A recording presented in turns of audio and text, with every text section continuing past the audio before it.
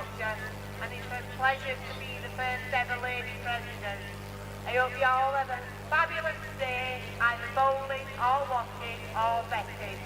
I will now hand you over to Phil, who'll get the show on the road.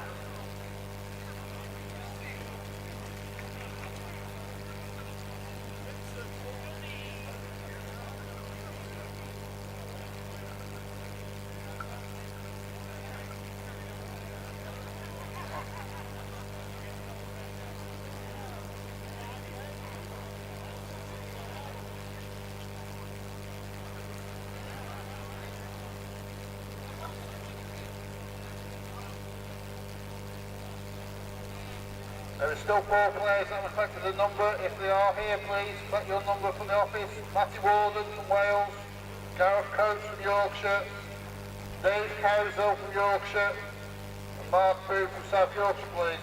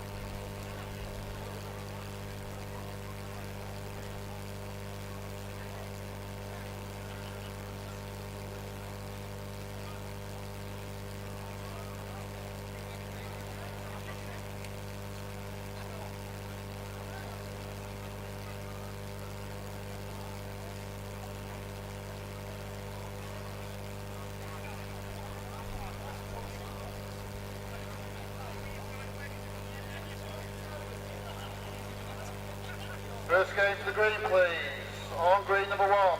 Number 1, Kevin Kearns from Merseyside. And number 2, Matt Horton from North Midlands, please.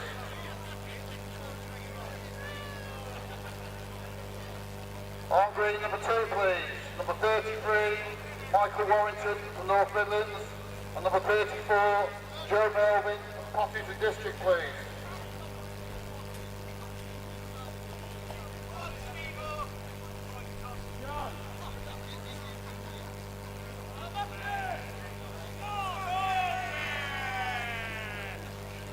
Please ensure there's a marker for each game, please.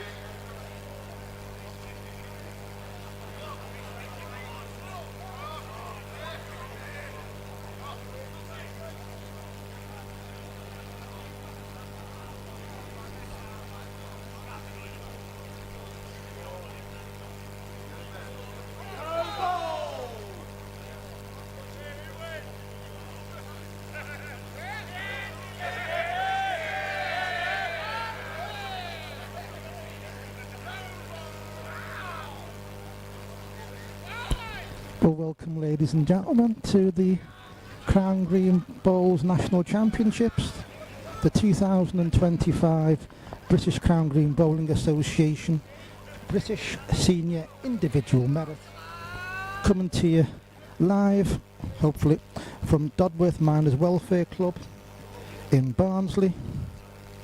Hopefully we're going to have a good day. Hopefully we're going to have a nice large crowd. And I would like to take particular thanks right away to John Moore, who are the sponsors of today's event. First game on the green.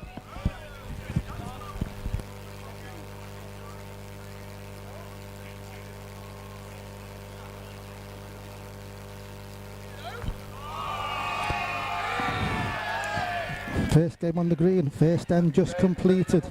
Kevin Kearns of Merseyside gets a double first end against Matt Horton from North Midlands.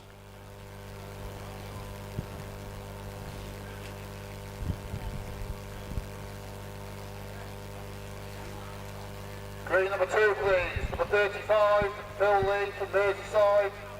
And number 36, Ben Gordon from Greater Manchester, please.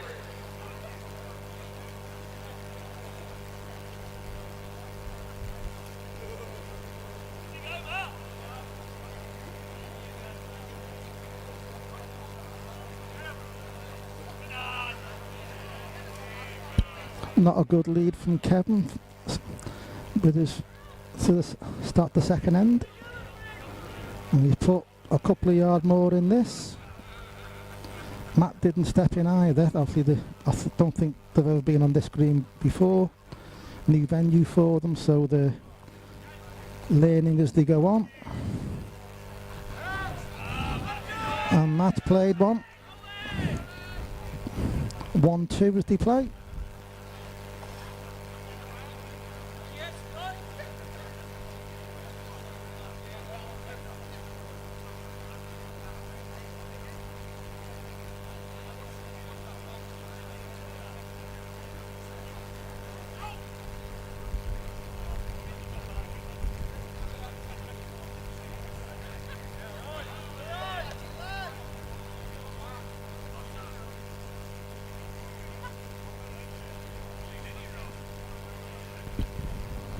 Decent lead from Matt.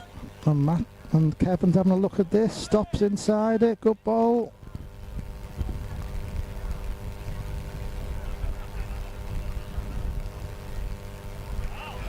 Well, Matt. Well, don't know. It's a great ball. Kevin's not waited. There may have been a shout from the side, because Kevin wasn't passing the jack with that one.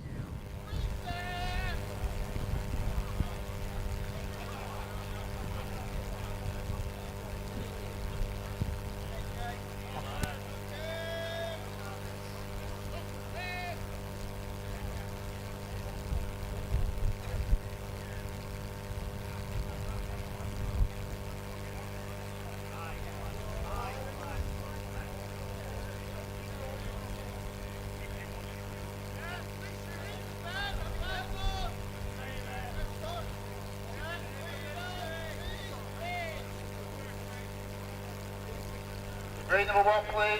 Number 5, Andy Salisbury from South Yorkshire. Number 6, Johnny Wood from Yorkshire, please.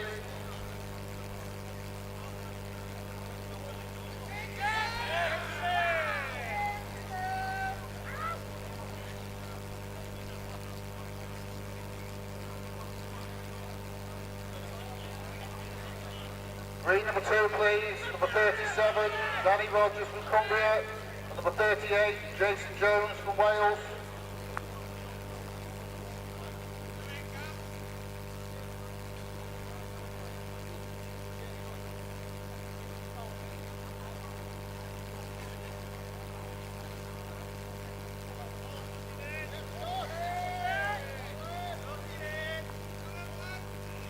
Again, reiterate, please ensure 2 markers for every game, please.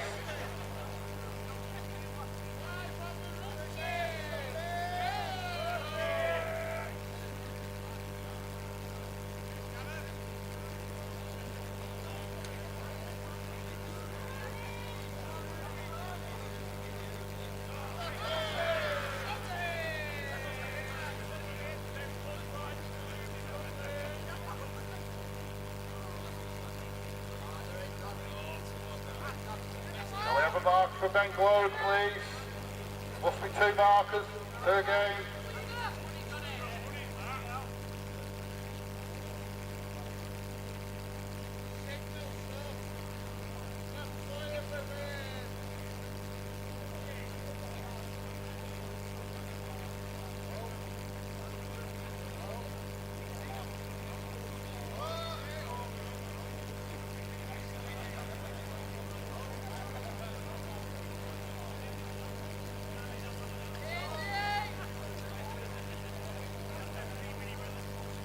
Green number 1, please. Number 8, Mike Hill from Warwick and Worcester. And number 9, Andy Gregory from Cheshire, please. Look, Tom Eccles from Greater Manchester, sorry. And Mike Hill from Warwick and Worcester.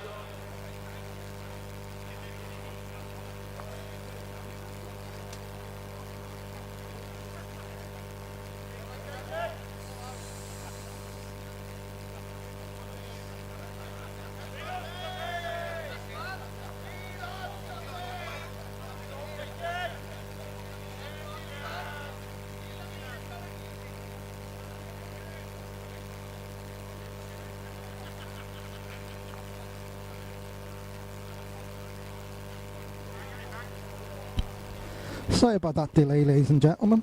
My co-commentator is at the venue, but he's just building himself up to climbing up the ladder to get to the commentary position. 39, Dave Cowsall from Yorkshire.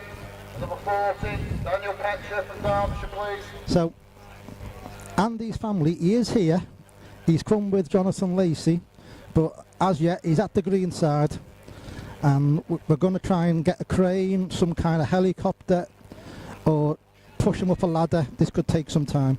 So until then, unfortunately, you've just got me.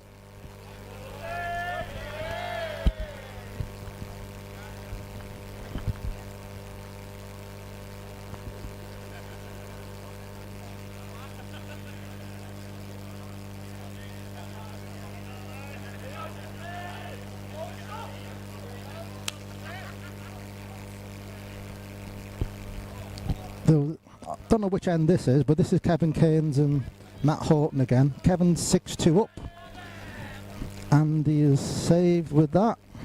Sorry, Matt is saved with that. Matt Horton and Kevin Keynes. So Kevin's now 7-2 up. I've got Andy on my brain because he's not getting up a ladder. Number 10, Kevin Hocknell from Staffordshire, please.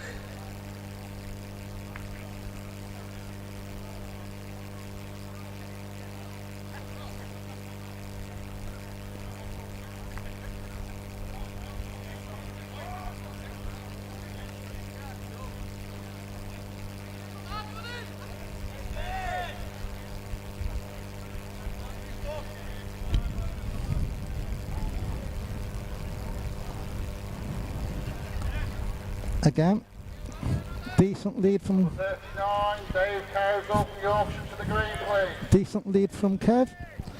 It's obviously a push away from this edge that we're on.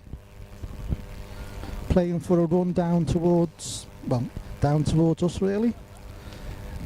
Kev made sure he reached with his first. Matt made sure he reached with his second.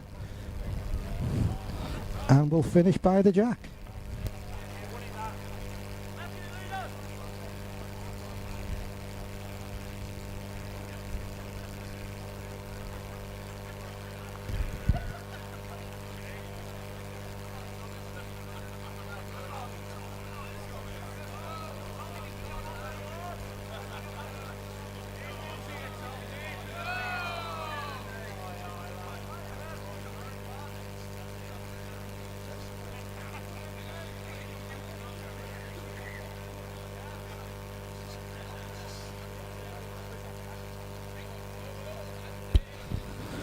Right, this will keep referee John Edmondson busy. Matt Horton's lead is closer to a completely different game's jack, and Kev Keynes has twanged the jack, twanged it past John Edmondson, and Matt's not reached again with his second. So Kev, same bowl, just make sure he's not into Matt's.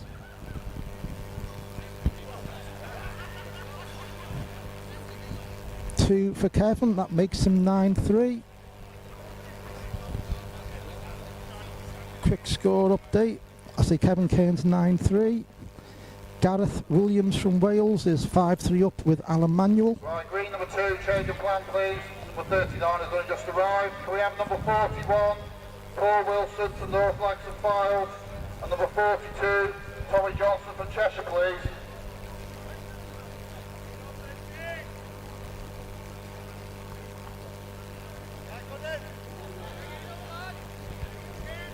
Another good lead from Kevin. Number 5 and number 6, Andrew Sorsby and Johnny Wood. Bit of a Yorkshire and South Yorkshire tussle. That one's 3 across. As Matt Horton's bowl, good effort, just pulled inside. Number 7 and number 8, Tom Eccles and Mike Hill. They are 1 across. And just completed as the first end of Andy Gregory, number 9, and Kevin Hocknell, number 10. And Andy Gregory got 2 first end.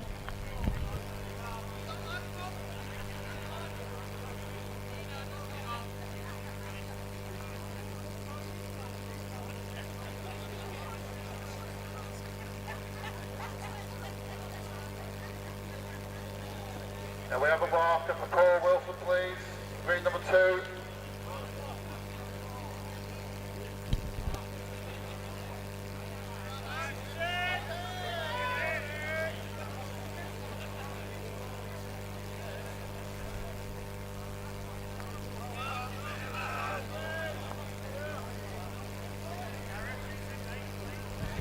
Kev's lead, can't be any better than what it is. And Matt's gone other wheel at it, made sure he's there, played for the contact.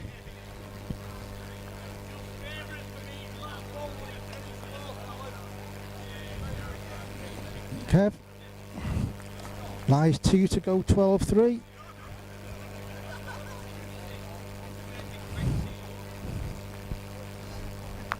Oh, I'm not sure Matt was there with his second. He took a load out to try and save, but it had an interrupted journey.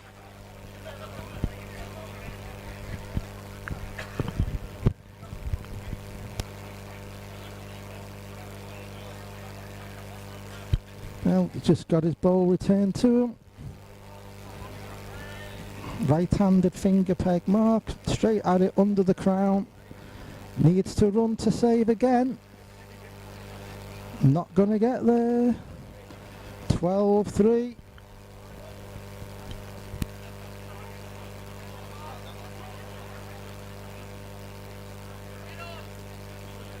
My co-commentator's having a lovely time. He's having a right chat with everybody. Saying hello. A bit of a flirt. And still not going anywhere near a ladder.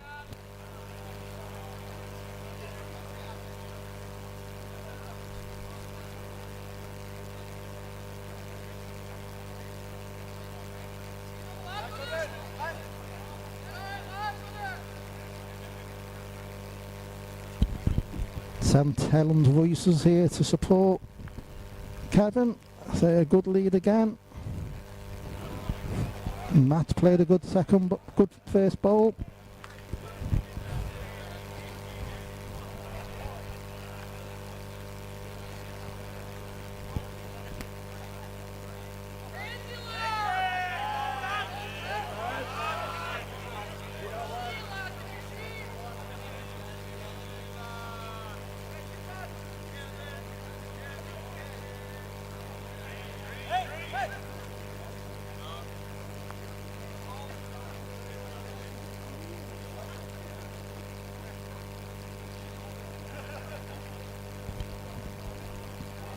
One to Matt.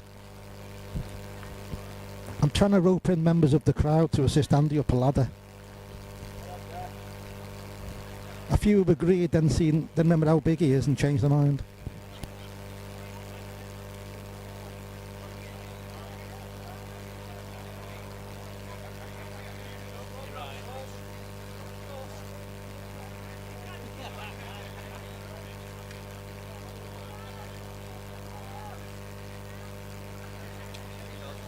Can we have a marker for number 39 and 40, please? Dave Crowsall, Daniel Fetcher.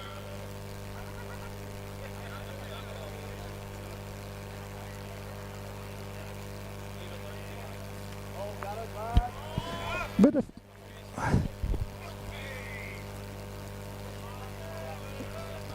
trust me to pick the wrong jack. Thought it was weird he was going back in the same place.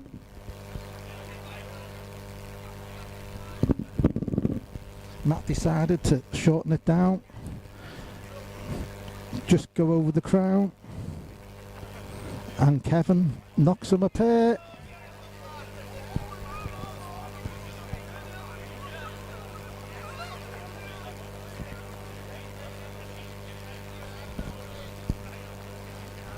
Change of tack again from Matt. Right-handed thumb peg mark.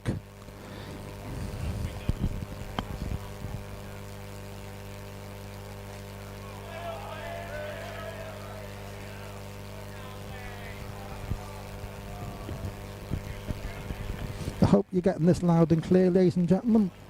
Bit of a change of approach here. We're actually using the data on my phone to broadcast this around the world. So hopefully hopefully it lasts all day, and hopefully my phone doesn't melt. Matt, yeah, gets 2. It may have, not certainly was going to stay in with a miss.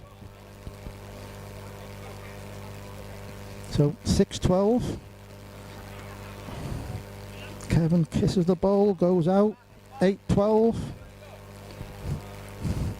3 important ends here for Matt.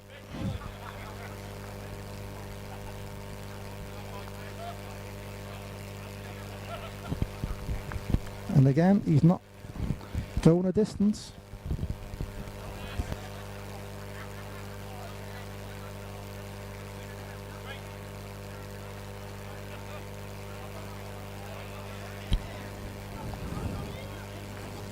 Just made sure he got to the jack, and it's kicked on. Small yard past.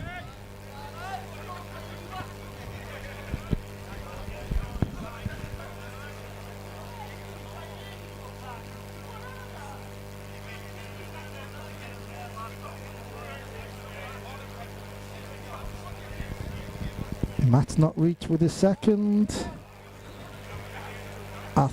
Yep, Kev's reached far enough with his second to get 2 to get to 14-8.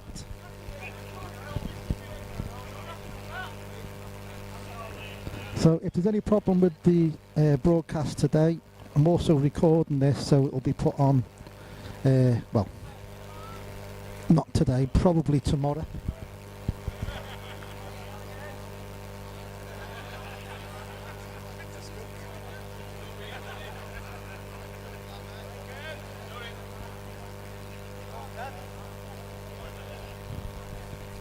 Lead ball from Kev, as you can see it.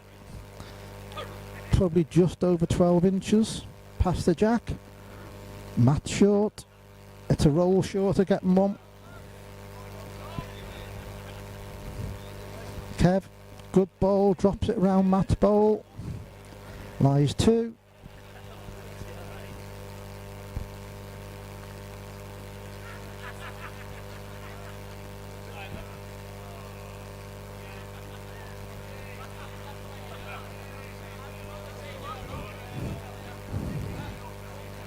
Yeah, Matt's having a strike at these.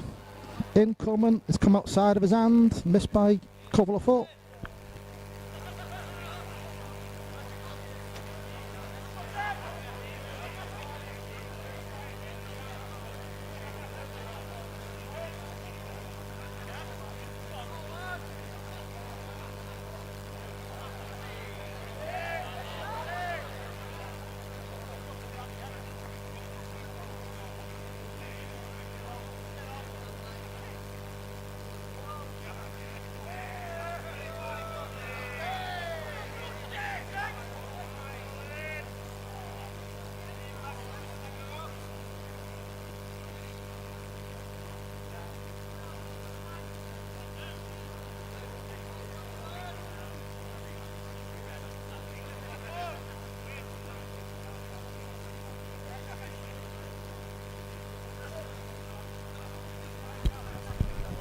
Good lead from Kev.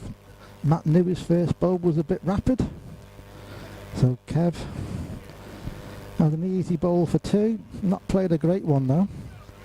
And Matt again is not short. Doesn't stop, I don't think.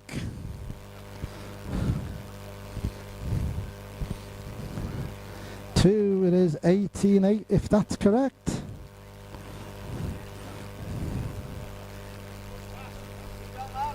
Yeah, 18-8.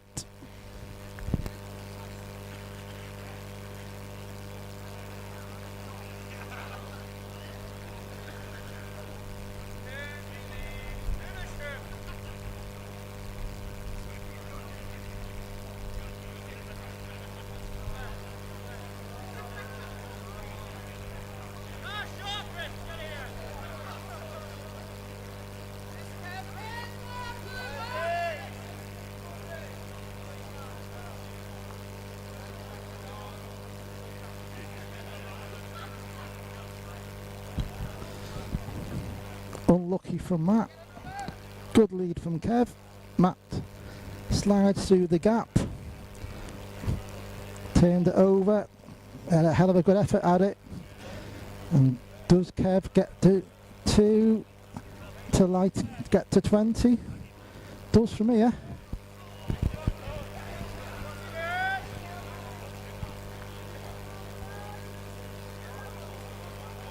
Well, it's obviously closer than it looks because John Edmondson's doing a survey. Well, favourite is the last bowl. I don't think he's actually changed the bowl that Matt's played here. He's played a runner. And what a great bowl that is. 2 for Matt. 10-18.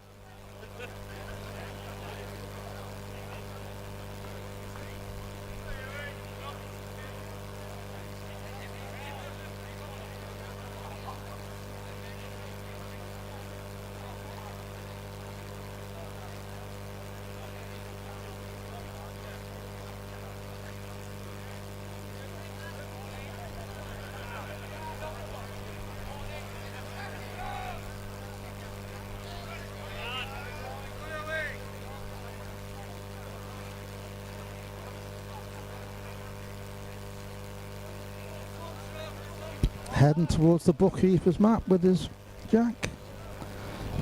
Looks to be a good 5 foot short with his lead. Kevin's passed it and he's a length. And this bowler Matt, does it miss his own? Well, he probably wasn't getting there anyway.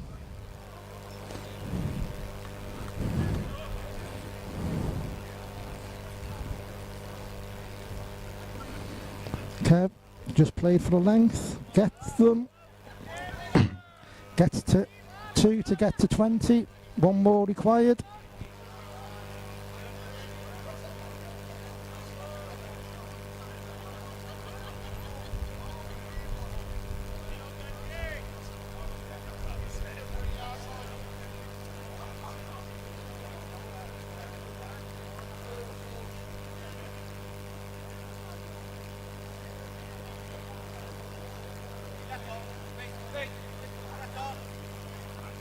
We have on standby, please, the green number 1, number 11, Connor Chamberlain from Derbyshire, number 12, Colin Kelly from Isle of Man, on standby, please. Kev's lead for game. Small yard short. Matt plays a good ball.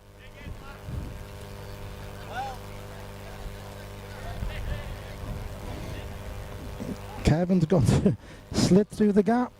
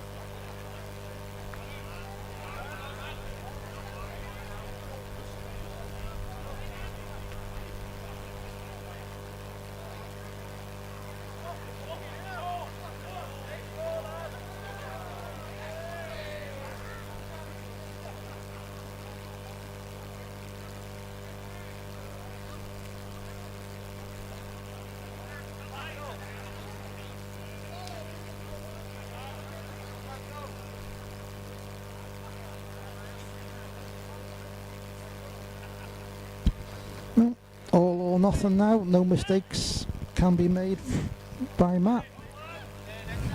He needs to win the next 9 points or anyway, going home early or he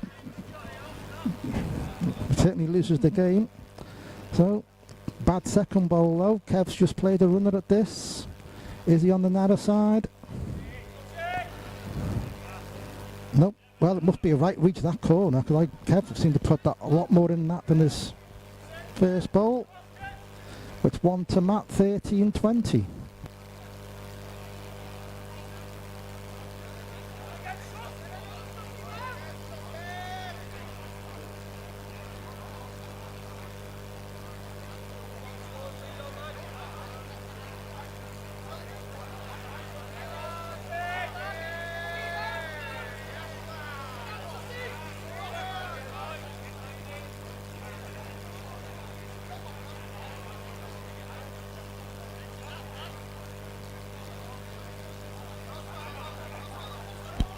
Matt's first bowl. It's not so bad, but it's almost a length and it's almost on the land, so it's a yard off.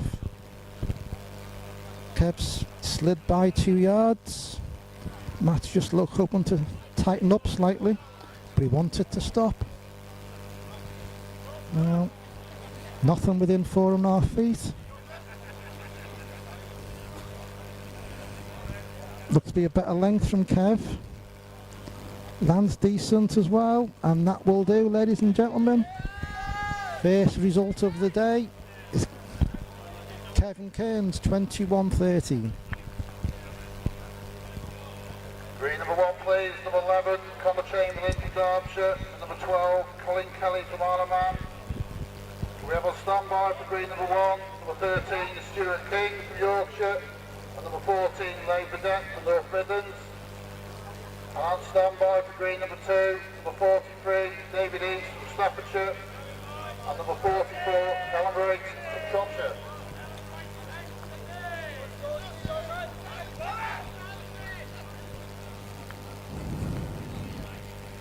Right. Since I'm working on my own, pick a game, and I think it'll be Mike Hill from Warwick and Worcester, number 8. He was 12-5 up with Tom Eccles.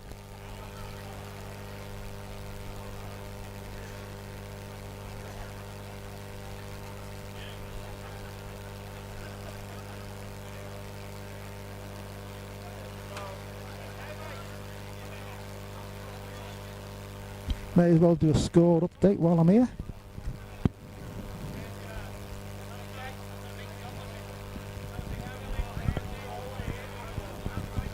They're just setting the board for the next game on the green. So it's number 3 and 4, Gareth Williams from Wales leads Lancashire's Alan Manuel 13-9. Andy Sorsby and Johnny Wood. Johnny Wood's 11-9 up. It's 12-5 for Mike Hill. And we've got player in the way. There should be Andy Gregory and Kevin Hocknell, and Kevin Hocknell's 13-5. Actually, we'll cover the game just starting on the green. Connor Chamberlain and Colin Kelly.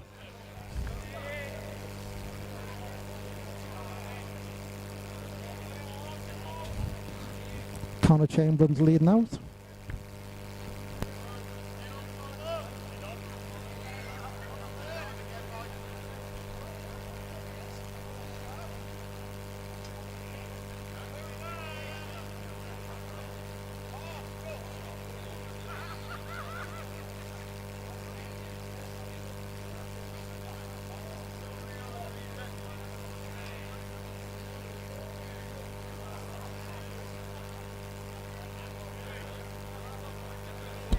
Connor using the green bowls and Colin's using the black bowls with a nice big yellow sticker. Both have been a bit too far with the first bowls. And Connor's running in his second. He had to take a couple of yards out, which he's done for a good one. So Colin Kelly also needs to take a couple of yards out. Actually more like 2.5 yards out of his first.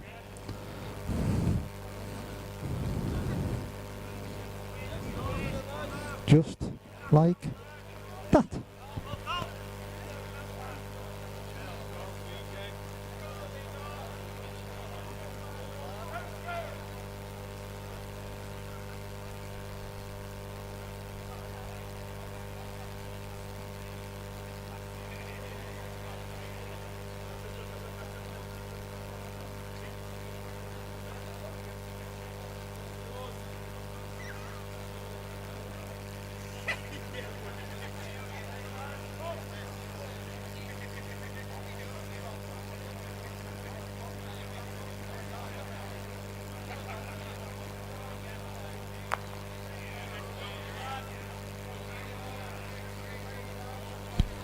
Not a shabby lead at all from Colin.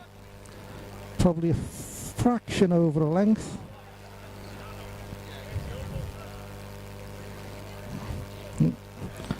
Colin tries to use the advantage of being sending with the wrong hand, the left-hander.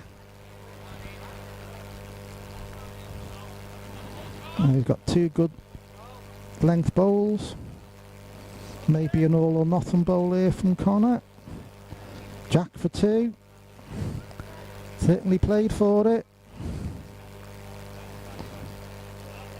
Well, yes, that little connection on his first bowl, acting as a break for his second.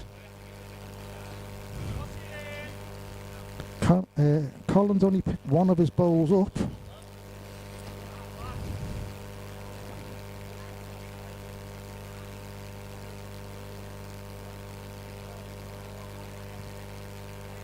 Yeah, 1 for Colin. Evens things up.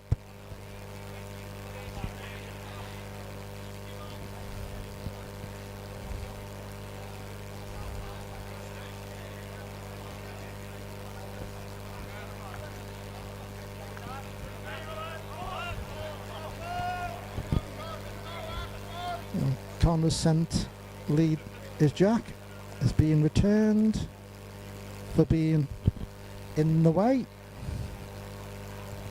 and he's certainly looking to play a smaller length than Colin was last end.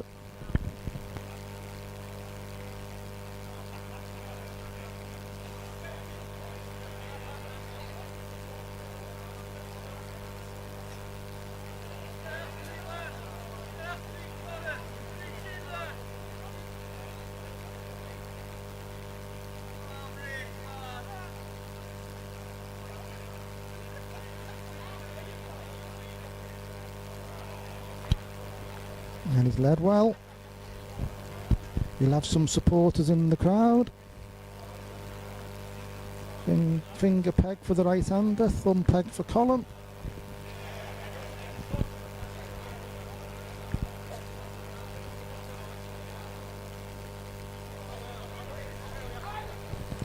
Second ball being hit, being returned.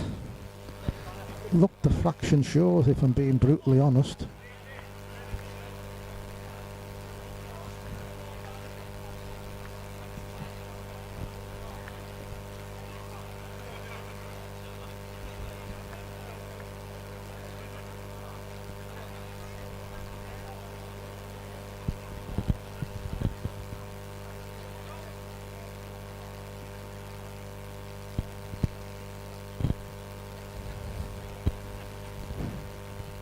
Connor seems to have put more in this one.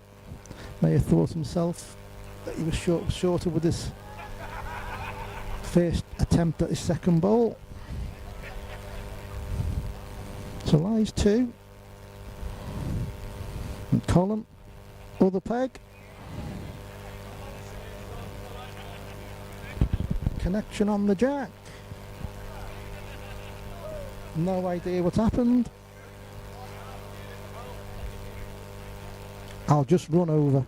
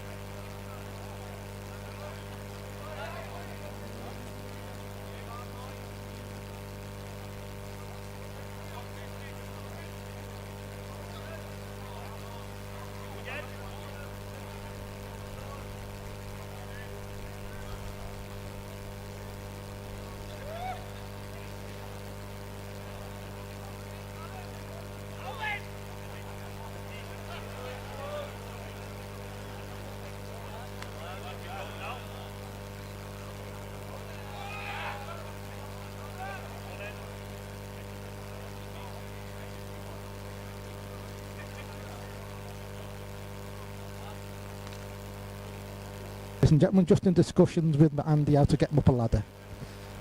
Things you have to do.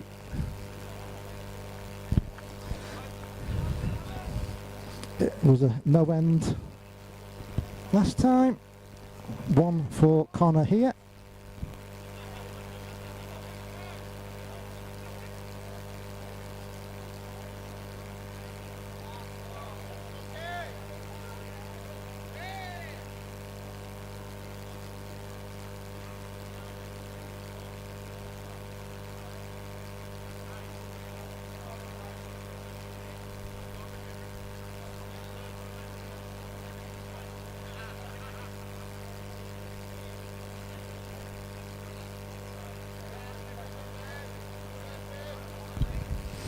Connor's lead bowl, as it normally is, in front of the jack. Collins, no.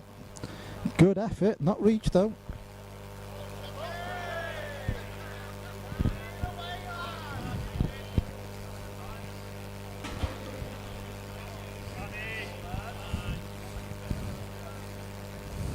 Connor must pass Collins' second bowl.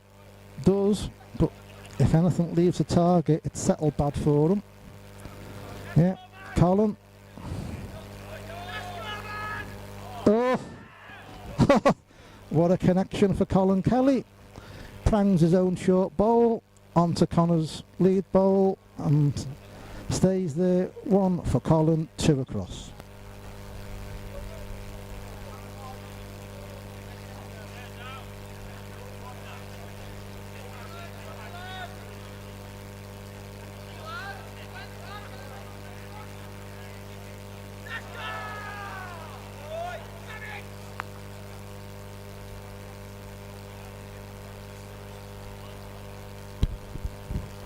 Colin, much longer length being played here, which you'll see in a minute.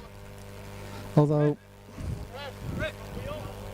there's a bowl in his way which has been, I'm not sure if it's been hit or there's something gone wrong with it, but Colin's been had to wait. He should really have his block back now.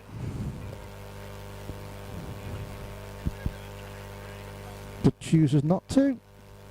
Looks to be left-handed. Finger peg.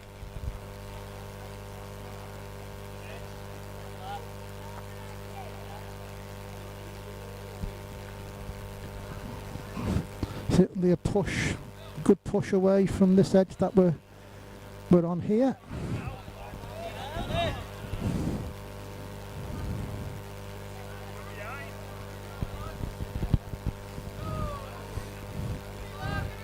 And Connor steps in with a good one.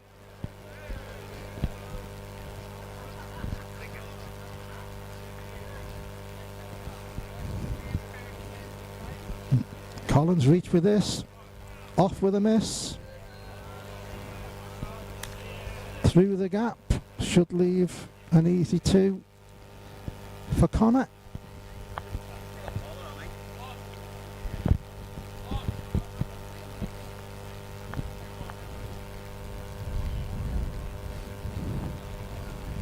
And does.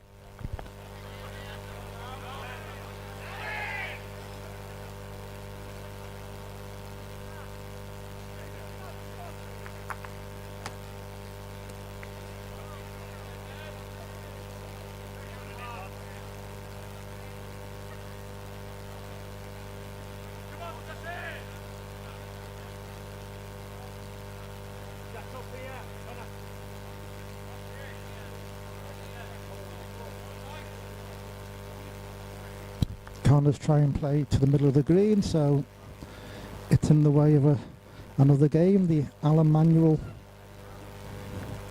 game where he's playing Gareth Williams, which is now 16-15 to Alan Manuel. Alan's stretching the game out into the corners.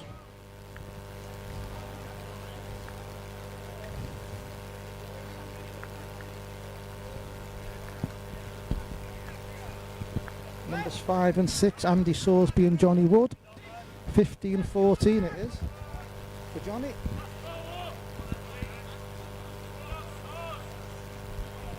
And Connor's lead bowl looks to be a couple of foot off.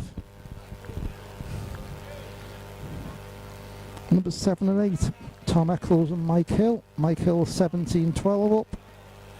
And numbers 9 and 10, Andy Gregory and Kevin Hocknell. Andy Gregory is 16-12 up. Collins not reached Connor's first bowl. Connor trots past it.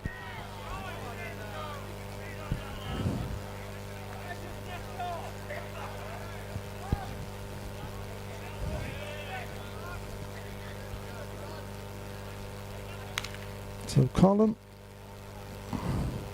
underneath though, does it stop? It does not. 2 for Connor. 6-2.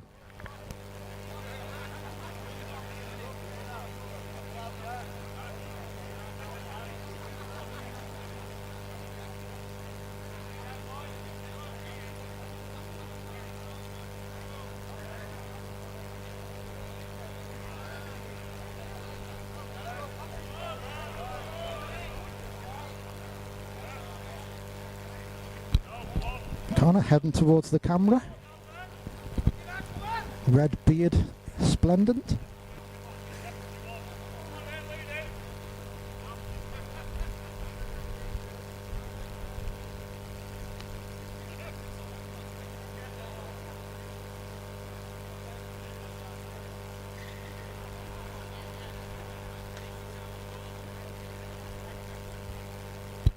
And there you can see as well as I do, Connor's green bowl, probably just under a foot away. Collins' bowl slid past. Almost playing, there's probably only a foot of peg in this jack that on the mark that they're playing. And Connor, good second. Thinks he's using, they look to be Drake's Harlequin. And Colin, he's took some out. This looks good. Looks very good. In the clubhouse by the office, there is sandwiches, cakes, sausage rolls, pork pies on sale. So if you prefer that than the burger van, please come down and help pay.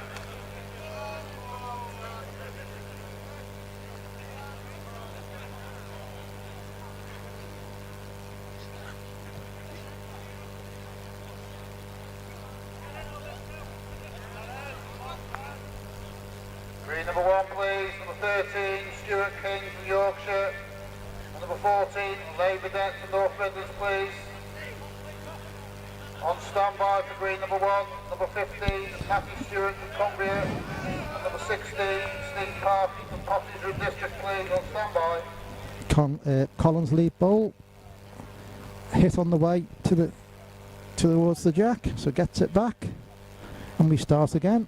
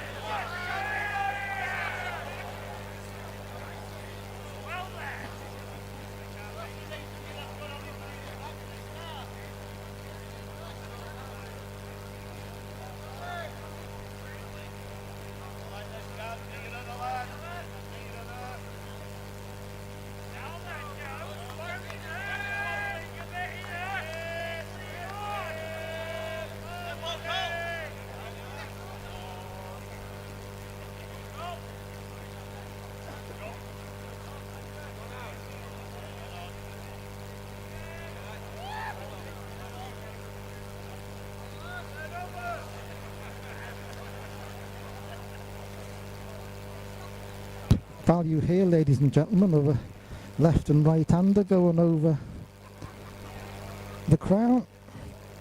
Colin can drag his bowls up. I think his bowl may be slightly keener than Connor's as well. And Connor pulled his own bowl somewhat wayward, and he's looking to be aggressive at this.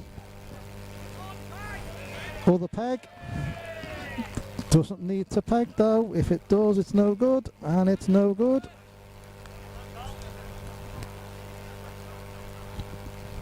Two for Colin Kelly. Number 43, David East from Staffordshire.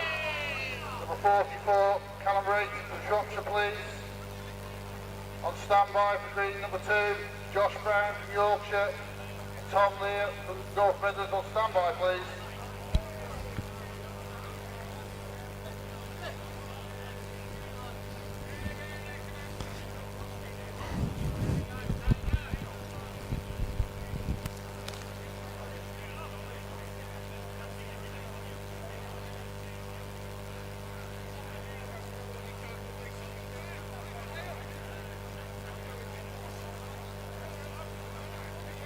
Green number 1, please. Number 15, Matthew Stewart from Cumbria. Number 16, Steve Parkin from Pottinger District, please. Green number 1. On standby for green number 1, Emmett McKinley from Shropshire. Number 17 and number 18, Jack Brooks from Derbyshire on standby, please. Well, wonderful lead from Colin. And Connor's still looking at this. Runs the jack, six inches. Stays in. Result from green number 2, number 36, Ben Globe, 21-14. That's number 36, Ben Globe, 21-14. Wonderful effort from Colin.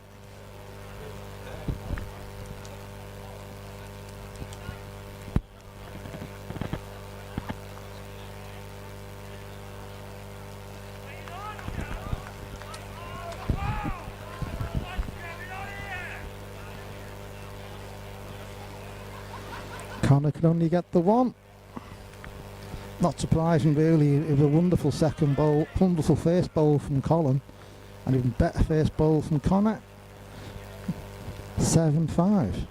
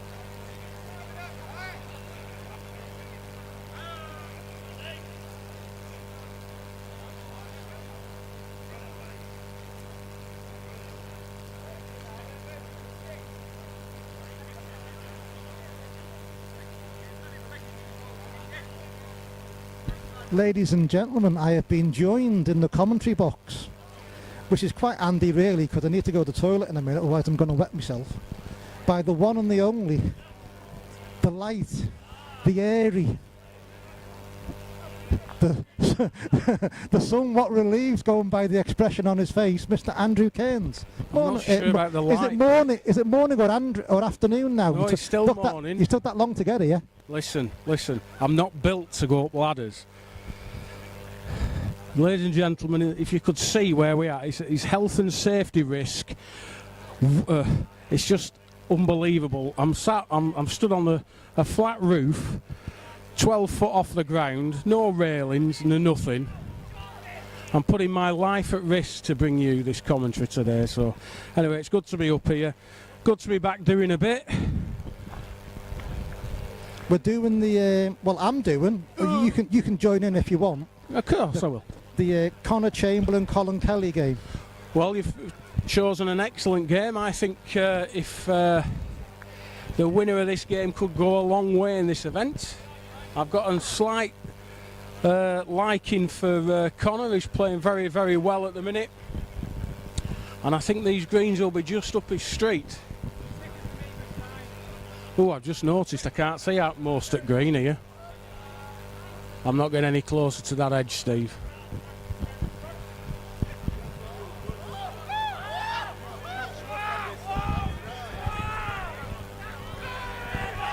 I even got you a chair. we've got a bench. I appreciate the chair. I even dried the chair this morning because they must have had a slight bit of precipitation overnight. That's very kind of you, Steve. That you're nothing but kind.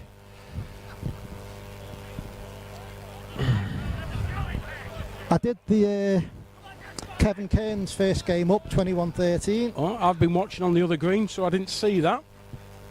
But it's nice to see a Cairns winning. It doesn't happen very often these days.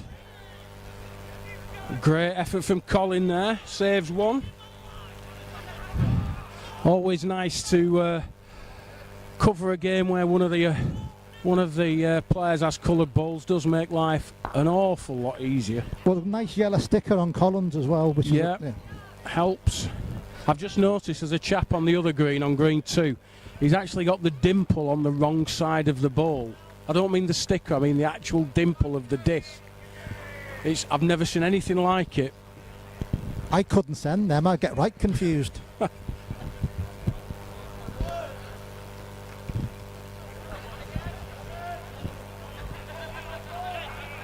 Connor leading out, finger peg. I would assume it's all downhill from where they are. From memory, I played here maybe 25 years ago. I seem to remember it was uphill to the club. And I can't remember which corner is the quickest. I'm sure I'll work it out. I believe it's this one. The one where we are. Well, it's only going to be one of these two. Well, absolutely, yeah. I've done a 50-50 then. Yeah. Number 18, Jack Brooks from Derbyshire, please. On standby, Nathan Dobson from Yorkshire. Ben Stapleton from Greater Manchester on standby, green number 1. It's getting raucous already. Another, just maybe one in, one out. Not 100% sure. Getting raucous already, Steve. Yeah, the effects mic should be picking everything up quite nicely. If it gets any louder, I might have to turn it down a notch. Was that a mistake, do you think, opening the bar at 9:30? Drinking on empty heads at that time of day is never good. Well, they appear to be doing a decent trade. I believe there might be an ice cream van coming later. Oh, what a ball that is, by the way. Colin Kelly is... I don't know if you've seen much of the game, but Colin Kelly's made some right good second bowls already. I think I've played Colin twice over the years, and I've found him an extremely good player. And as you say, he has this habit of playing very good, well thought out second bowls. I think it's a key to his game, really. On standby for green number 2, number 47, Tim Hodge from Lancashire. Number 48, Mark Boo from South Yorkshire on standby, please.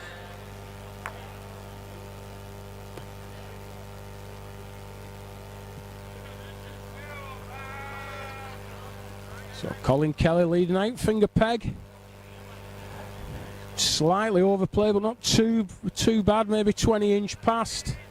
Looks like it swings a lot there. You can probably just give it an inch more than the jack line. Connor's tighter. Might just whip at the finish. Oh, just gone in. I've explained to everybody that I'm using my phone as the means of connecting to the outside world. You're a very wealthy man, Steve. Well, so. I'm not convinced I've picked the data plan wealthy enough. Right. Well, if yours does fail, I do have I think 50 gigabytes. Oh, we should be all right. So we should be all right. I'm also recording, so if something goes completely Pete-tongue, I can put it on tomorrow. Yeah. Let's hope that doesn't happen. So I've dialed the settings down a notch as well. So. You mean we're not in 4HD UK TV? No. We're in glorious Technicolor. Right. Panavision. But I don't think we're not in 4K. Right. I didn't want to risk that with my phone. No. We should be in technically HD. Right. But not 4K. I'm amazed what you can do with your Nokia 3310. It's fantastic.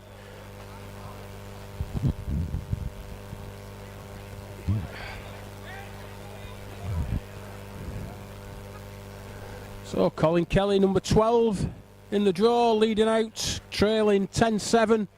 Connor Chamberlain, one of the well-fancied players in the field. 33, Michael Warrington, 21-18. That's number 33. Left his yeah. I'll put my teeth in. Left his lead. Oh, a good 2.5 yards short. I wanted you to come up the ladder for a couple of reasons. Yeah, so you could video me. Well, yeah. One, I do actually need a poo, which I'll have to disappear with in a minute. Secondly, I'm showing off new tripod. Oh yes, yeah, very nice. I've splashed out. My old favourite tripod got damaged.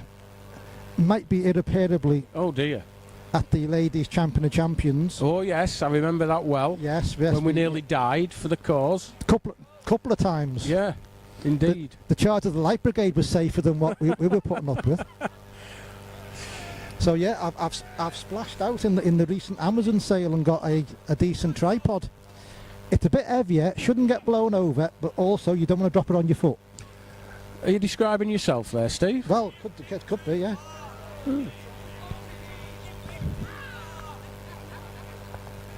You do realise that when you disappear, that camera's not going to move. My strength isn't my camera work. Well, I'll just kind of like... I'll do it so it's a long shot and you can do radio commentary. Yeah, I'll do that for you. I mean, you think I can multitask? I'm a man.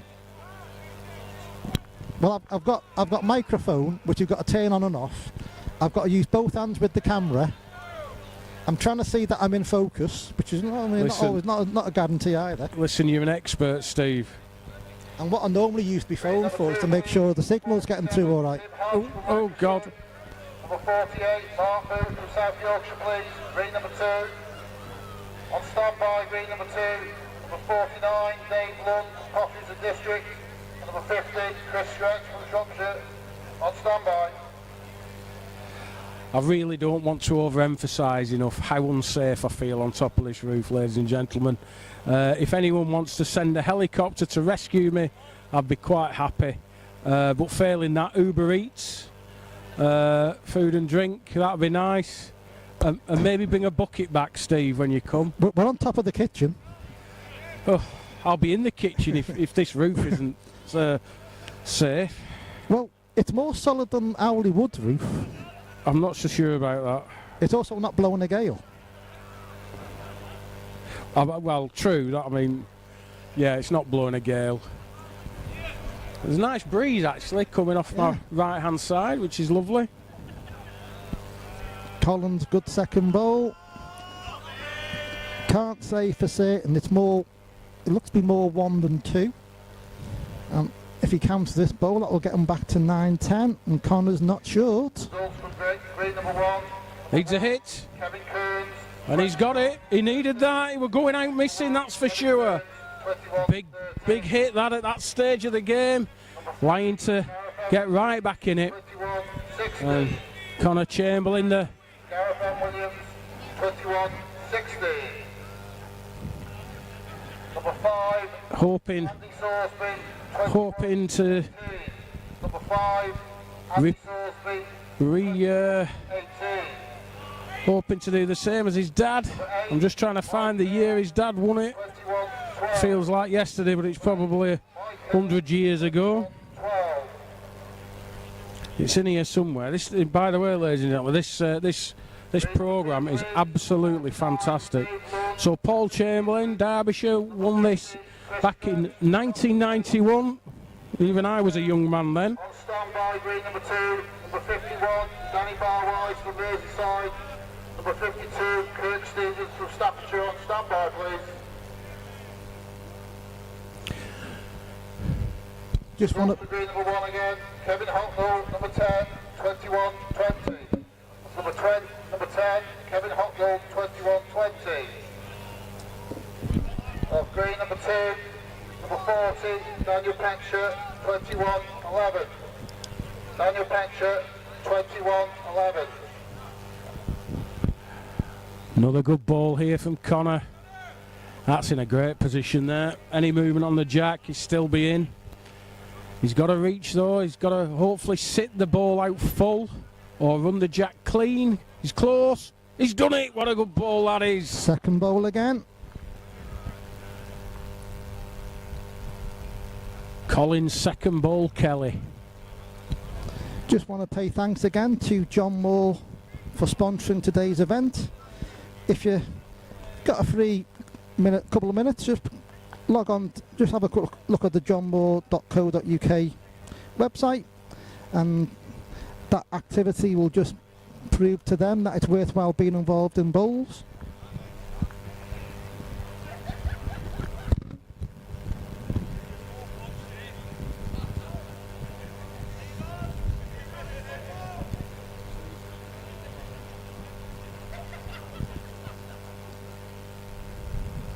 So Colin, 9-11 down, just one end behind. Back into the... We're going to have to come up with a name for that corner. Not too bad. 18-inch past the jack. Decent ball though from Connor in reply. Going to have to tighten up his Colin with his leads.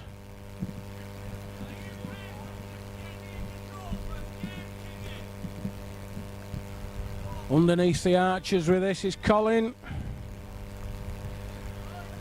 Big chance for Connor to get another. Number 49, Dave Hunt, copies of district, and number 50, Chris.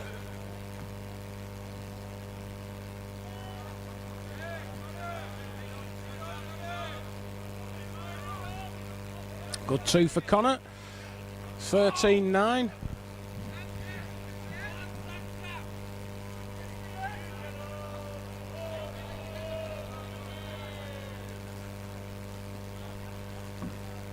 We have a marker, please, for number 47, Tim Hodge from Lancashire, please. Trying something a little bit different. Coming towards the Fred Tinkler stand, just in front of our commentary position. Round peg. Bias to the ditch. Needs it to run a little bit and straighten up. Just a couple of foot short.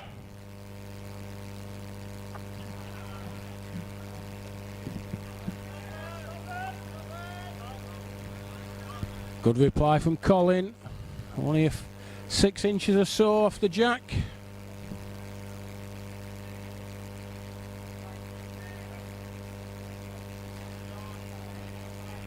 Turned over, needs to miss his own and run, can't do, short, got wrecked, big chance now. A left-handed Colin Kelly from the Isle of Man. Looks like he's got another, good balls Colin.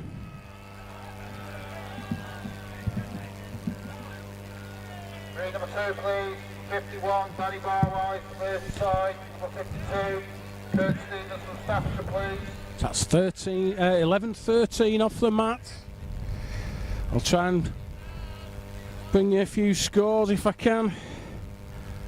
13-14 Stuart King versus Lee Burdett. 12-5 to Stuart King, 1 to his friends. 15-16 Matty Stewart from Cumbria. He's trailing 7-2 to Steve Parkin from the Potteries. 17-18 Emmett McKinley from Shropshire.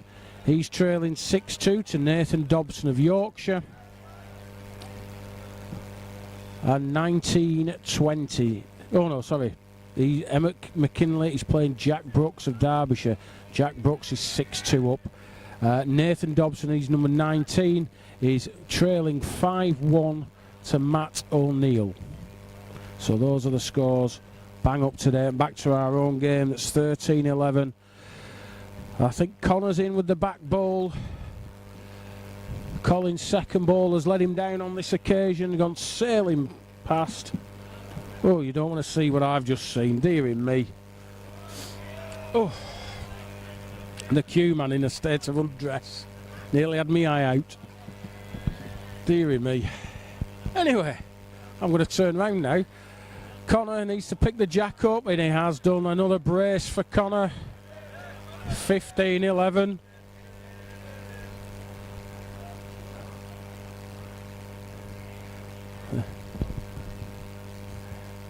Starting to fill up. It's not totally full yet. If you're anywhere in the area, fancy coming down to Dodworth mine as well. First, only just off the M1. Literally 2 minutes. Get yourself here, 10 quid in, full day's entertainment, cheap at half the price.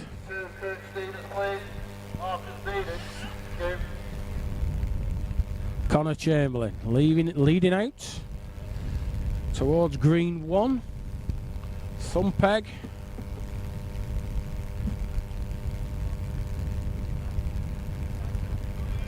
Pace just overplayed, but that jack might stop it. Not too bad, you'd rather have it than lick it, I know that. Number 42, Colin Johnson, 21-17. And number 37. Colin's giving this a chance, he's reached, he's on a bit of a road, might just be inside the line, and it is, just missed it tight. Good effort though.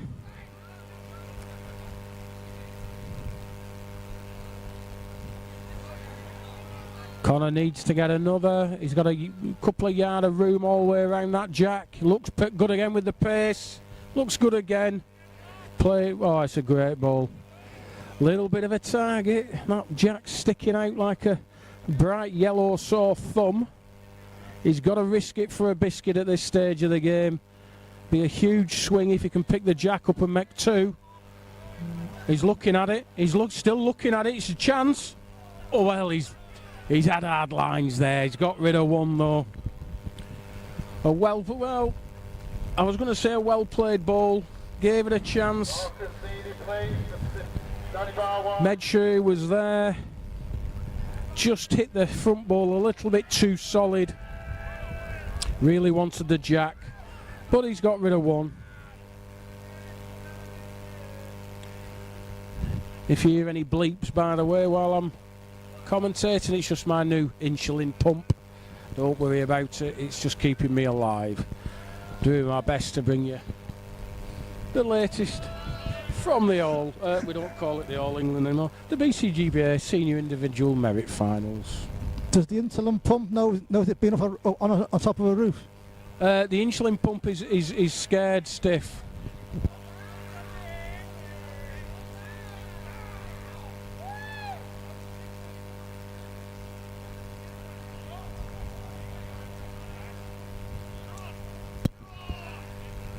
Very nice man in a high-vis jacket's just come up and offered us a brew and a bite to eat. Always pleasant.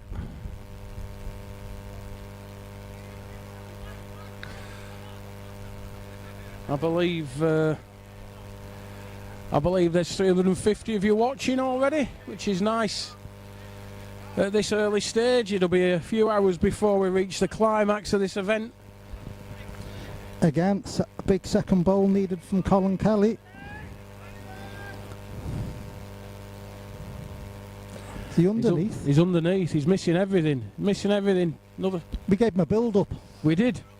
His second ball prowess has deserted him ever since we said about it. So he's 18-11. It's all right. Alan Manuel was down in this first game, and I said, Alan Manuel goes in front after in the corners. Didn't score again. I'll probably apologise later if I see it. The outside bar doesn't seem to be doing much business at the minute. It's probably for the best.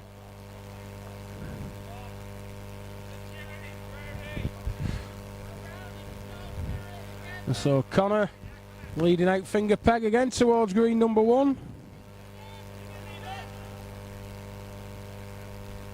Apparently somebody's complaining about a very, very strong background buzzing, Steve. Whatever that is. Really I know, I'm not buzzing. quite sure where that's come from. Right. I can only apologise for it. I'm making sure the connections are there, but... I wonder if they mean, yeah, it's buzzing, man. Sound. I suspect not. Oh. It's not that generator from Hot Dog Van, is it? Well, there is a Jenny going, but... I apologise for any sound. Bruiser here.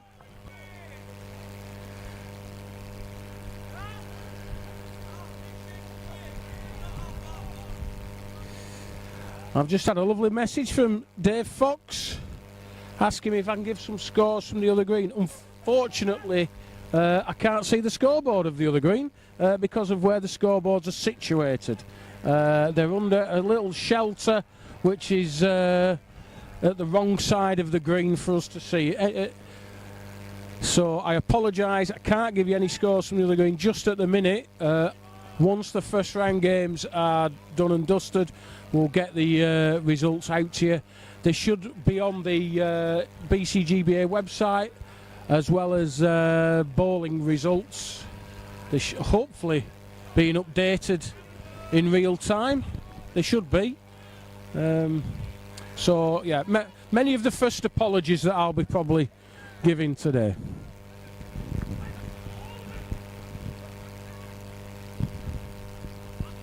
But also it's very nice to be interactive like that. So if you have got my number, or you want to leave a comment on the YouTube comments, please do, and we'll endeavour to do our very best to involve you all. It's always nice to get people involved. What I always find slightly annoying is that for a couple of evenings this week I've set everything up at home, making sure, one, everything works, two, I remember where to plug everything in, which is the main problem, and there was not a trace of any sound distortion. I plug everything in here, using everything set up, everything works, there's nothing I've done different. I've literally unplugged last night when it was working and plugged in this morning, and I get a hiss or a sound distortion.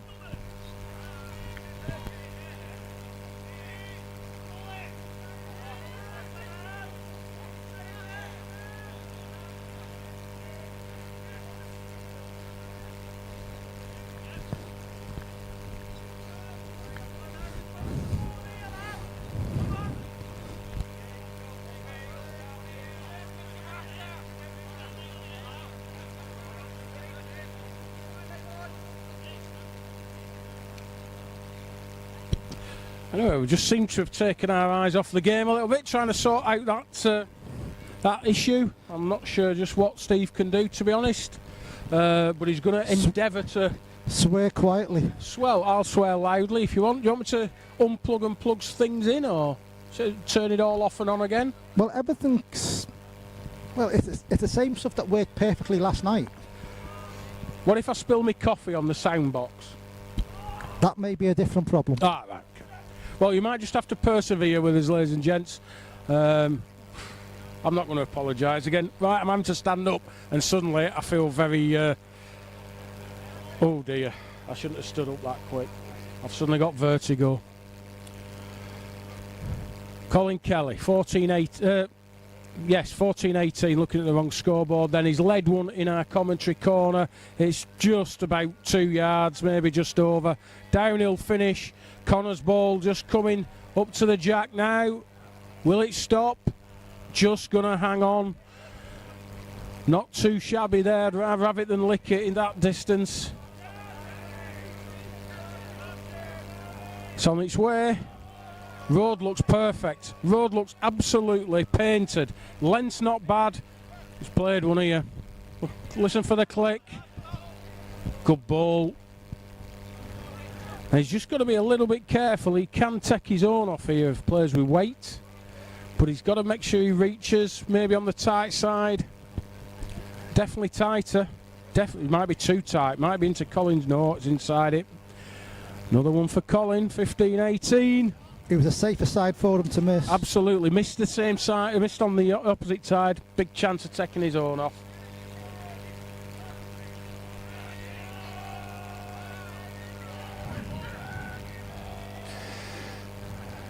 Oh dear.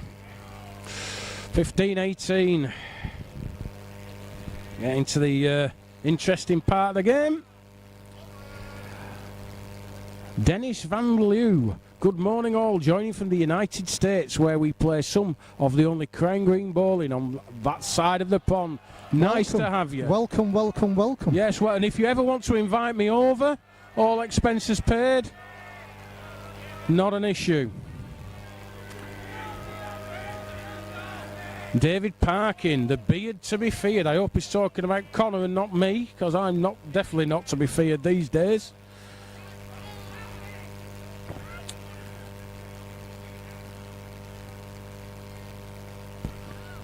Cairns bingo started. Interesting. I'd like to see the card. Colin's first bowl looks to be a yard, maybe touch more short, and Connor's trickled into the back of it. There's somebody else in the queue to play into this corner, so their block's returned.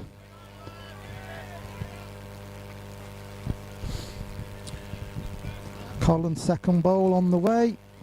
Looks to be left-handed finger peg. Needs to just run a little bit. All uphill, out of this corner. Seems to be a fair thrutch. That I think that, yes, I think it is. As I say, when I played here 25 years ago, there was no grass on the green, so it didn't matter which way you went, it was quick. And Connors, this is dragging it heels as well. Not getting there. He'll never pass the jack, that's for true.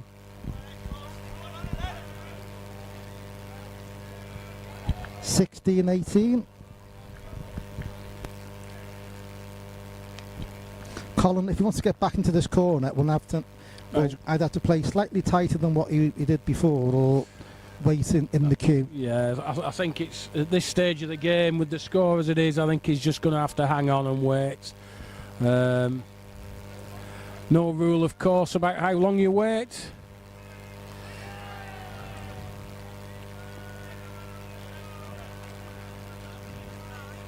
Just taking a moment.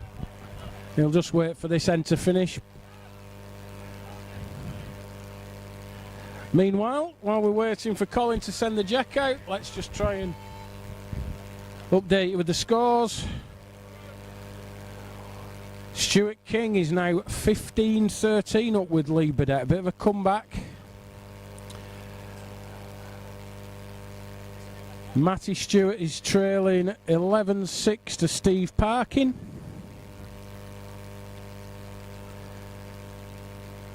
Emmett McKinley is 10-9 up with Jack Brooks. And Nathan Dobson is 6-8 down to Matt O'Neill. And Colin.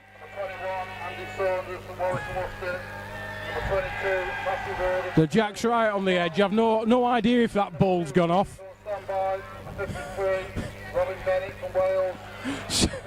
Still on. Is it? I'm not getting any nearer to this edge. I'm 2 metres from the edge. I'm keeping my distance. And I shall commentate from the precipice. Dearie me. Danger money.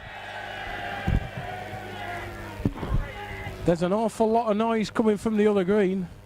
Colin's bowl's about 4 foot past the jack, with about another couple of foot to go, and Connor's played a reeling.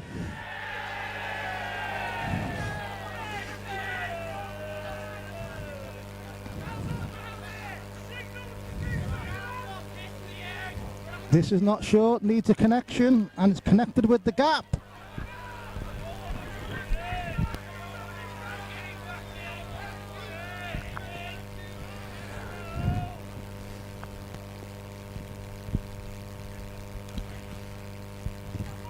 It was fun getting all the equipment up that ladder, you know.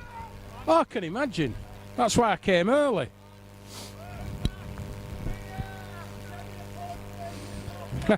This bowler Connor doesn't get another. Getting some lovely comments on the live chat. Well, I don't think the sound's changed, but so with the Greg Smith fan club's watching from Zante, which is always nice. I'd rather be watching from there than top of this roof. Matt Hargreaves, hello Matt, watching from sunny Cyprus, very nice. All you people on holiday and I'm in sunny Barnsley. Helen Harrigan, nothing buzzing on my sound. Well, that's brilliant, Helen. I wish everyone's was like yours, Helen, and thank you for your very kind words. As I say, keep them coming. We'll try and get you involved as best we can. Connor Chamberlain, 1916, he's played just up to the crown, trying to catch Colin out short. Not managed it. Good ball from Colin. I like Helen. I don't know if you complain about the buzzing, but I like Helen. No buzzing with Helen. I like everyone that's watching. Well, he's trusting that he can beat that ball. Is he gonna get inside it? Yes, he's one off it. Good ball. That to get to all but. Green number 2, please. Number 53, Robin Bennett from Wales. Number 54, Paul Moore. He looks tight. He might have to win off his own. Might have to use his own. Oh, he used it, but not. Nearly. He thinned it a bit too thick. Yeah. We say, well, all but now. All but 16. Do apologise, ladies and gentlemen, if you hear any bad language. It's not by me and Andy. Not yet anyway. There was someone had a good one on the way, or at least he thought it did. That got it. I've just been told of the source of the noise coming from Green 1. Josh Brown is all but 2 up against his opponent. I'm not sure who Josh Brown's playing. Tom Lee from the North Midlands. I'm assuming he must have maybe been a lot in front to 0, given the noise that was being generated. But very difficult trying to watch everything, but we'll try and concentrate on what you can see. That's probably for the best way, isn't it? So Connor Chamberlain, thumb peg right into the right hand corner. Certainly reached. He's tight as well. No apologies, he's gone finger peg. I've just seen the dots on the jack. And Colin's yellow stickers show that it's finger peg. This looks a better pace. Just going to be short, but it's not too bad. Just about 10 inches off. Result on screen number 2, number 45, Josh Brown, 21-2. That's number 45, Josh Brown, 21-2. Connor. He likes it. He's after it. Looks on a road. Can't see now. Can't see. He's going to win it. He's won it. Reeling. The only thing it's made it left the target, but he's got the back bowl. So Colin must do something. Must move that green ball. Yeah. Can't really afford to move the jack. Can't really see because Ben Stapleton's in my line of sight. He's watching it. He's watching it. Jack Killed off. it. Nullified end. And if you are watching, ladies and gentlemen, one of the things about the channel, I don't advertise what I'm doing, just in case I don't do it. Safer that way. So if you do like what you see, hit the like button, hit the subscribe button. So when I do post new content, be it either a recorded video or something live, no one will know before you. You are in the prime position to find out first.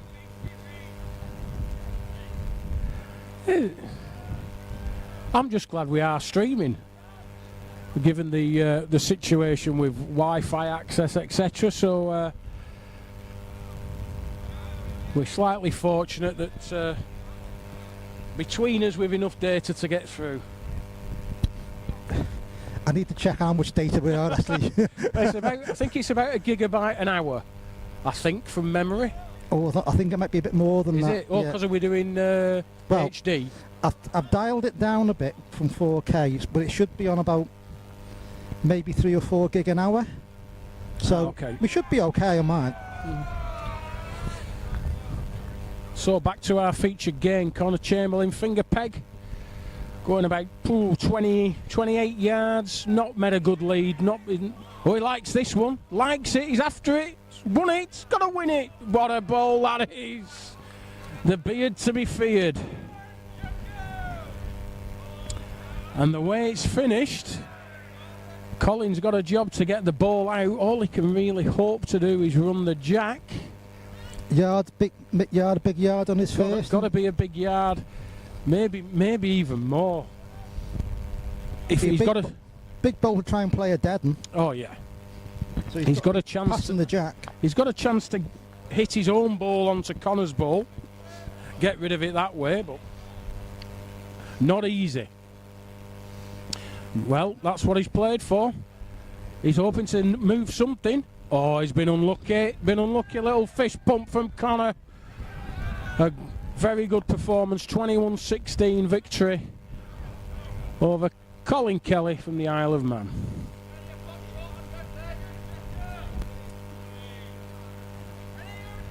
Which one do you fancy dialing into next? Let me just peruse the old programme. Who's going on next? Will it be Danny Barwise? No, sorry, wrong side. Yeah. Matty Warden. Well, Andy's working out what to do next. Big thanks to the sponsor, John Moore. Very kind of him. And also a massive thanks to everyone who's done individual player sponsorships, of which there are many.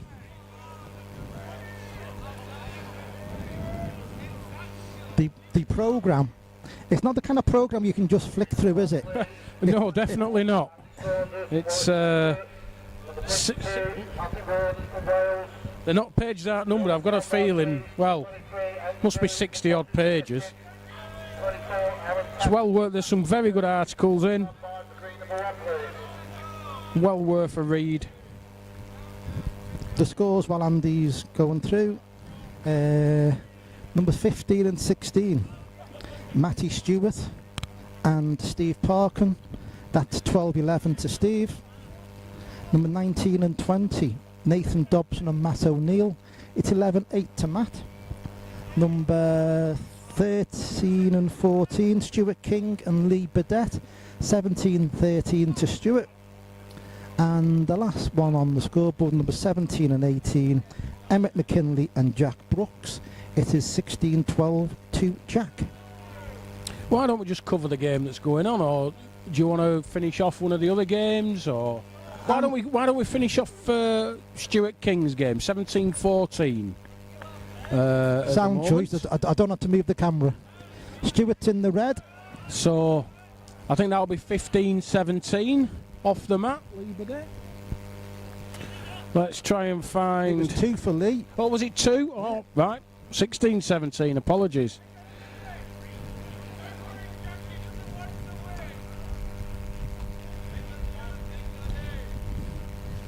Burdett's a name that carries a bit of weight. Yeah, there's one or two of them played this game over the years. I think I've played most of them. And of course, I've no idea where he fits into the family tree.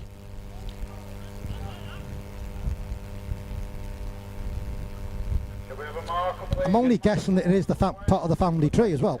Well, true. Steve, I'm not liking the fact that it's suddenly got windy up here and there are dark clouds looming overhead. I'm having flashbacks to Howley Wood. Well, the forecast is good.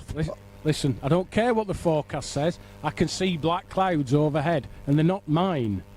Well, there's black clouds in ahead of other places. Overhead of us, it's kind of like broken cloud. Well, this is an interesting ball. He's striking at a ball that's probably a yard off. I'm surprised that's happened. I'm not sure that was the right ball, but I mean, if that's what you're confident in doing, then fair enough. You've got to do what you think.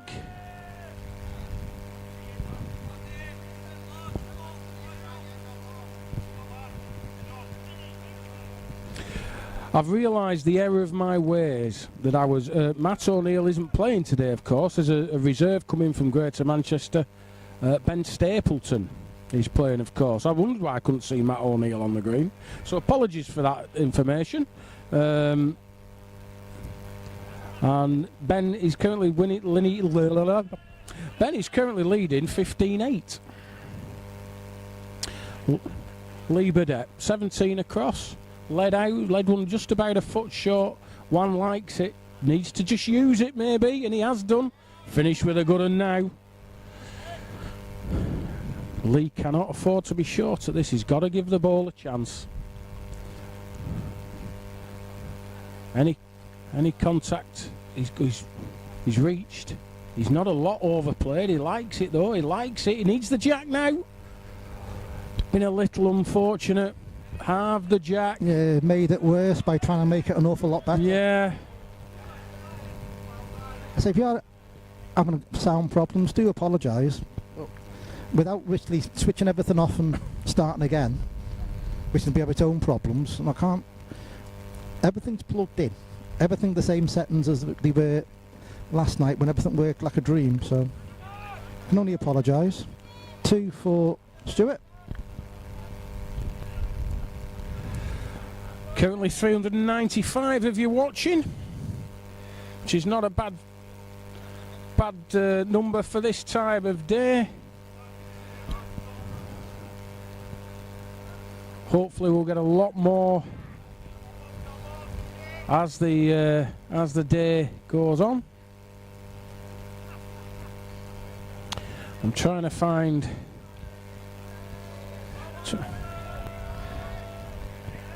Green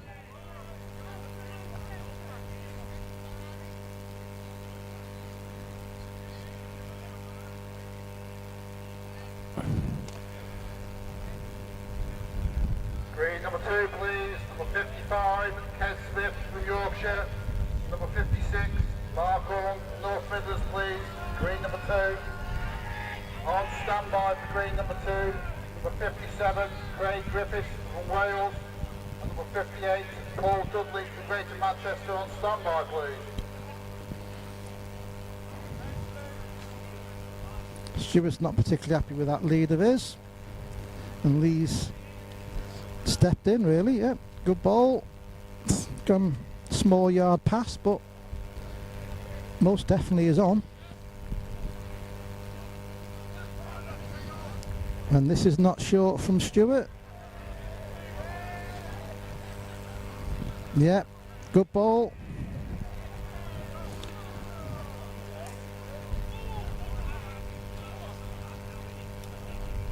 He's one of those players I love to watch, is Stuart. He's always entertaining on the green. Wears his heart on his sleeve. Lives the game. Oh, yeah. He's come on as well last few years. He's always been a good player, but I think he's just gone up a level now. And he loves the big stage. Not having his own way though with Lee. 18-19. Sent it out towards the scoreboards. I think it's finger peg. Quite a shallow one. Bias just being negated by the slope of the green. Doesn't like it. Just going to be a yard short, maybe 4 foot. Shouldn't be close enough.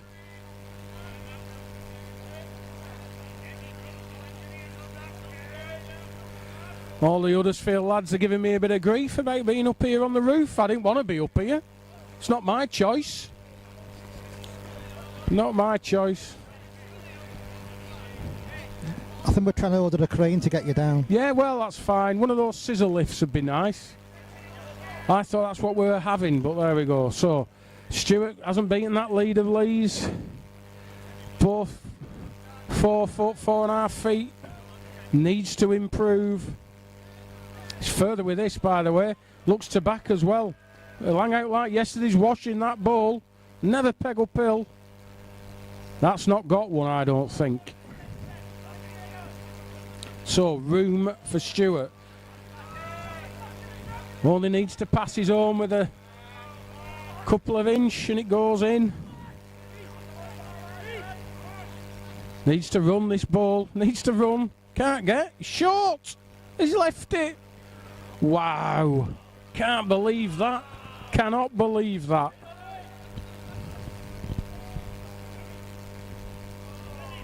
Well. 19 apiece. Was there a hint of jelly arm in that delivery, Steve? It was almost too easy to get in. And he didn't. That's sometimes the problem. A lot of room, you just don't concentrate the same. Very easy to leave balls short on here. Not that it's slow by any means, but there's parts of the green where you've just got to reach.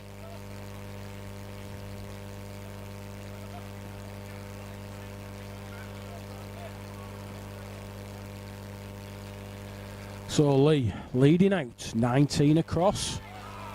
And it's fair to say one of the favourites really. A lot of people are fancying Stewart to go a long way today. Obviously Callum's the big favourite. I think Paul Dudley's in the reckoning. Connor Chamberlain will be now. Won't be surprised if Dan Petcher's there. Lee Burdett led out finger peg right towards our commentary position. He's only 15 inch past the jack. All downhill. All downhill. Needs to finish. Needs to run another inch. It goes in. Just gone in. Good ball. Ran well, that.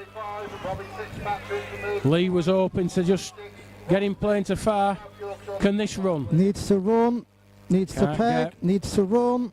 Can't get. Just Waddle short. It's not in a bad spot though, Steve. If he's going for another, he's got to be careful. Might change peg. I think the other peg's probably more or less straight at it. Got to be careful. In theory, it's a safer bowl, the other peg. Yeah, that's what he's done. He's come straight at the jack. Just falling underneath, is it? Will it just hold at the death? No, just a far more than anything. On a length, he might have been okay, but... So, all but 19. Stuart King of Yorkshire versus Lee Burdett, North Midlands. Glorious delivery. Thumb peg into the far corner.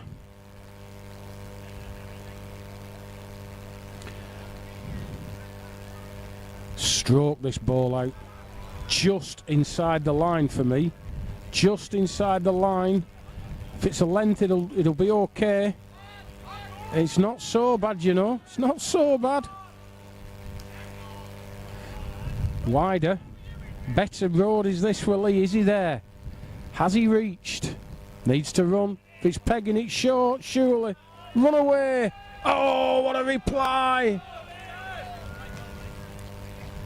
And that's finished really bad for Stewart, because all he can really see is his own bowl. If he plays weight at it and makes contact, there's not a lot on for with him. Lee's bowl, he's pushed it onto the jack. The danger, if he moves his own, he makes it that little bit easier for Lee to get game. He's really got to be careful. He's changed peg. He's changed peg. Needs to run for me. And if it runs, it wins. If it runs, it wins. What a road. What a road that was. So Lee has a chat. Oh, it's tight. It's tight. Tight, tight, tight. Short, there. short, short. Ross Mees from South Yorkshire, please. Green number 1. On standby for green number 1. Number 27, Darren Coates from Yorkshire. Number 28, Derek Bissell from Lancashire. On standby, please. That was a good chance there. It needed a good ball, but it was almost a free shot. There wasn't really any danger on the thumb peg. Couldn't knock Stewart in, couldn't knock the jack off, couldn't knock his ball out. Should have been giving that a chance. But all but a piece. Boiling over. Lee sent the jack out towards the Fred Tinkler stand. Finger peg. He's after it, walking after it. Looks on a good road. Looks a good length. There's not a lot wrong with this. Not a lot wrong with that ball at 20 apiece. If I'm being ultra critical, which I'm not going to be, it's just at the side, a bit of a target, but you'd rather have it than lick it at 20 apiece, that is for sure. Got to be here. Oh, he liked it. He sinks to the ground. That's about 3 or 4 times that's happened in this game. He's had balls hit that he liked. Good news for me. I think I got the collapse on screen. That's not like you, Steve. Well, he's just got to compose himself. He'll take that ball back. Just take a minute. Well, referee, dearie me. You need to reach, man.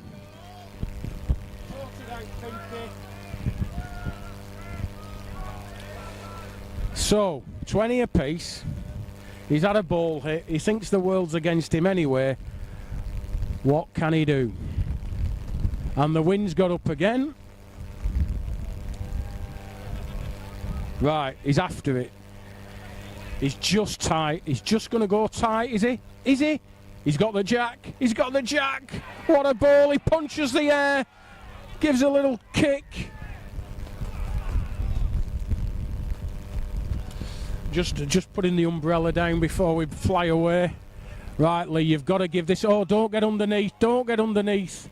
He doesn't like it. It's underneath the arches. It can't win. Can't win. Stuart King, little punch of the fist. Throws the mat in. Shakes Lee Burdett's hand. A very good end to the game. 21-20. Excellent game. Let's see. Why is it always windy when we're on a roof?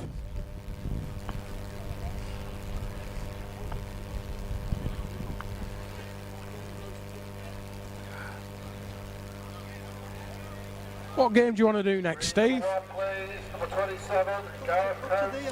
There's Robbie Fitzpatrick and Ross Meese have just gone on. That might be one. I think Gareth Coates is due to go on against Derek Bissell from Lancashire. What do you think? You're the boss. Oh, drop of rain then. Was it? Yeah. Unless it was a bit of spittle. I can do without rain.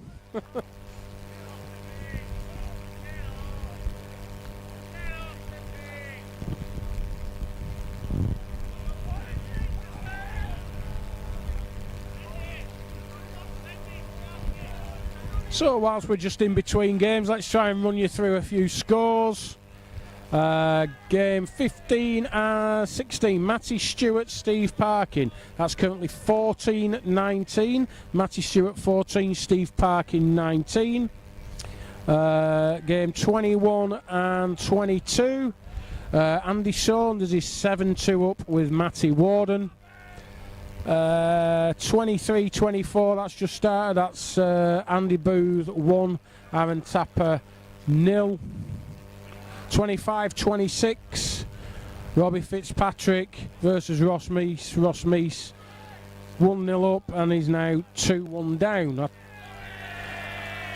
Is that the game we'll go for? Can do if you want. Yeah, we'll go for that game. Robbie Fitzpatrick versus Ross Meese. Ross Meese, local South Yorkshire lad. Well fancied in the field today. Stuart King, 21-20. Number 13, Stuart King, 21. And he's taking on Robbie Fitzpatrick, the Merseyside County Merit champion. Number 11, Not seen Robbie for a bit. I think like myself, he's not on the circuit just as much as we once were.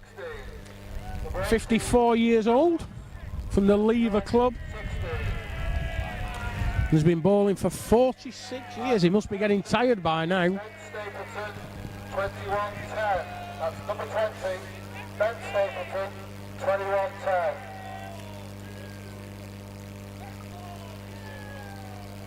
And of course, coming from Liverpool, he's a Chelsea fan. Good ball from Ross there. Playing with some Taylor Deluxe by the looks of it. It's a smaller ball than Robbie. Robbie's playing 212, the old coloured balls from the late 70s. Don't see many of the red ones around.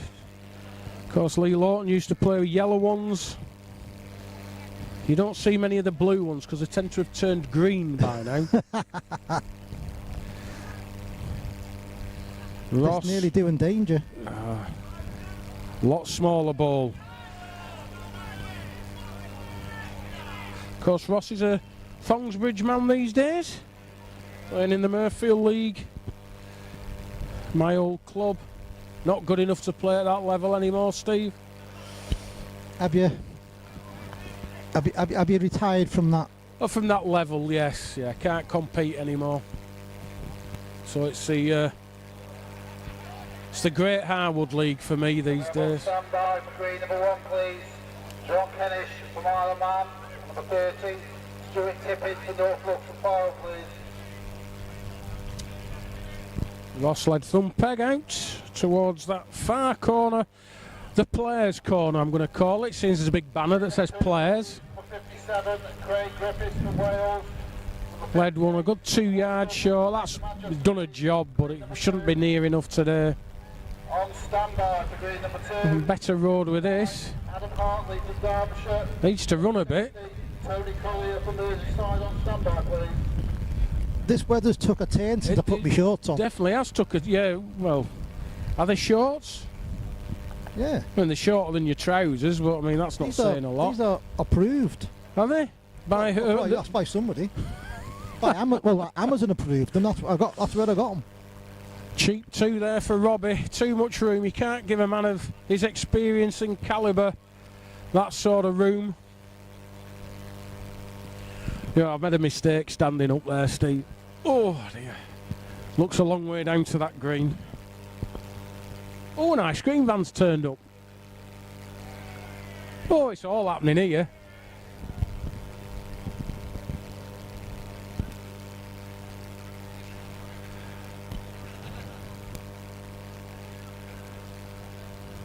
Robbie Fitz.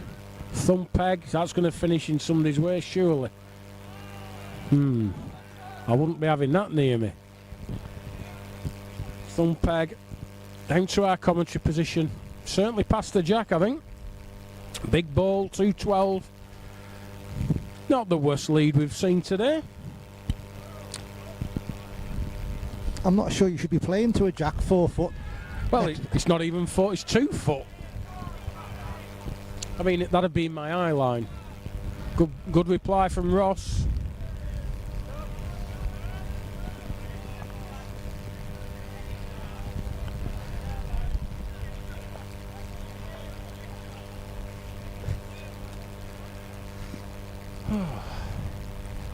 Well, Robbie. Big effort. This just outside the road. Good effort.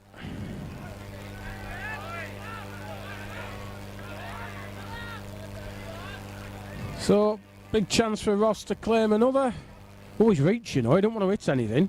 Don't hit that jack. Don't hit that jack. Oh, wow. That could have done a bit of damage. That was nearly 2 down. Never mind. 1 up. 1 to Ross.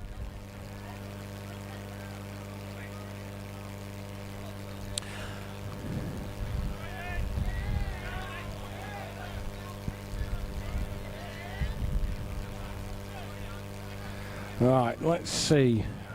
What was I trying to do then? Trying to multitask, not my strength.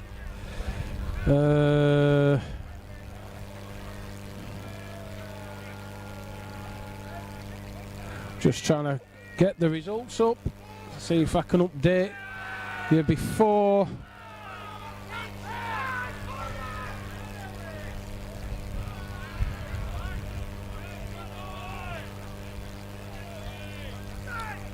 Reverse green number 2, number 48, Mark Boone, 21-14.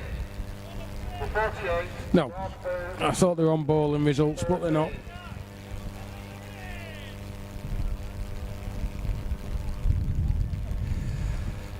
I think the way Ross is playing in these corners, I think he should forget about them. I'm not sure this tactic of his is going to be successful. No. If he can't get them within 4 yards. No. Not to worry. He's not going to be 2 down though. No. Well, that's a bonus, really. Yeah. I think you'd have made another there, Steve. To be honest. I mean. Well, yeah. I mean, well. I'd have hoped I wouldn't have been into the worst bowl of the end. Well, I've just tried to get the results. I can't see him on the British Crown Green website. I can't see him on bowling results. So what I told you earlier was obviously nonsense. So I hope Steve's been updating them, or we'll try and get hold of them. Not this Steve, another Steve. Another Steve, yes. So we'll try and get him to you as soon as we can. I'm usually quite good at taking results, and I've even brought a pen today. So, anyway. Oh, Robbie Fitz. Needed that. Needed that.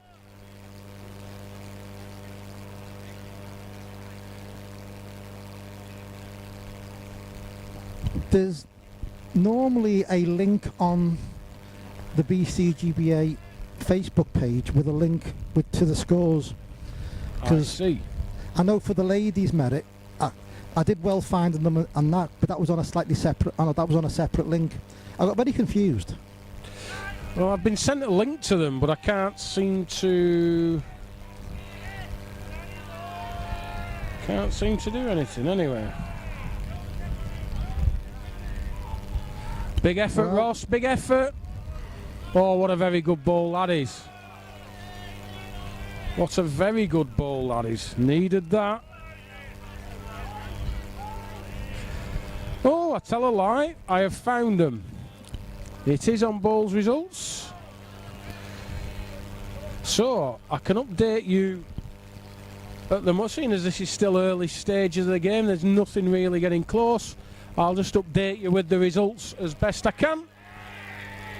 So, Kevin Cairns 21, Matt Horton 13, Gareth Williams 21, Alan Manuel 16, Andrew Sorsby 21, Johnny Wood 18, Mike Hill 21, Tom Eccles 12, Kevin Hocknell 21, Andy Gregory 20, Connor Chamberlain 21, Colin Kelly 16, Stuart King 21, Lee Burdett 20, Jack Brooks 21, Emmett McKinley 16, Ben Stapleton 21, Nathan Dobson 10. There is one result missing there, Matty Stewart versus Steve Parkin. Can't remember that one off the top of my head. Well, Robbie Fitz playing through here, trying to get that good bowl of... Oh, Robbie nearly did it. Then we move into the bottom half of the draw. Michael Warrington, 21, Joe Melvin 18, Ben Gloag 21, Phil Lee 14, Danny Rogers 21, Jason Jones 15, Daniel Petcher 21, Dave Cowsill 11, Tommy Johnson 21, Paul Wilson 17, Callum Raitt 21, David East 15, Josh Brown 21, Tom Lee 2, Mark Booth 21, Tim Hodge 14, and that's up to date at the moment. I'll update you going on, and let's see if there's anything else been sent to me. Nope. So up to date there. Going to be a slight delay for this game because Robbie Fitz has called 19-metre tape. Oh, good.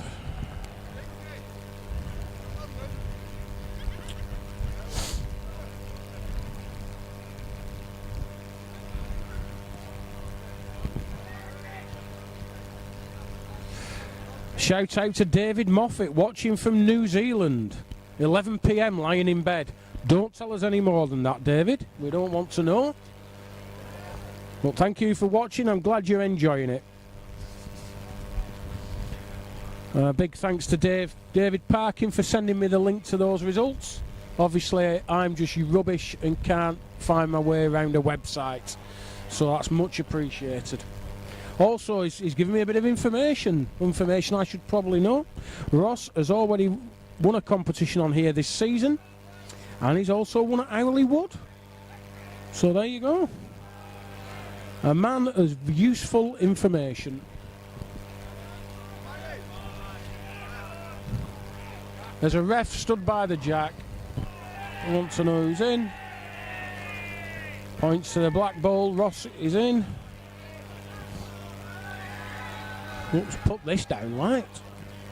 Oh, needs to run a bit. Ooh, not sure. I think it might have fallen out. It's only one. Robbie might be thinking of playing weight onto those two bowls. Turned over, playing on the round peg. Needs a contact full. Oh, needed it full. Just halved it.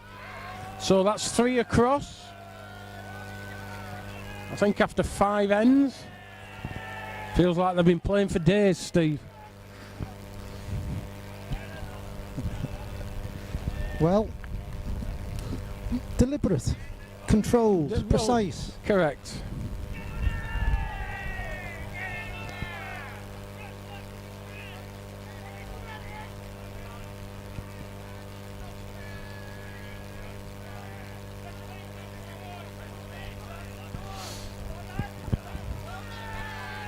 Nice, sticking to these little marks. They seem to like playing around other people's jacks, mats.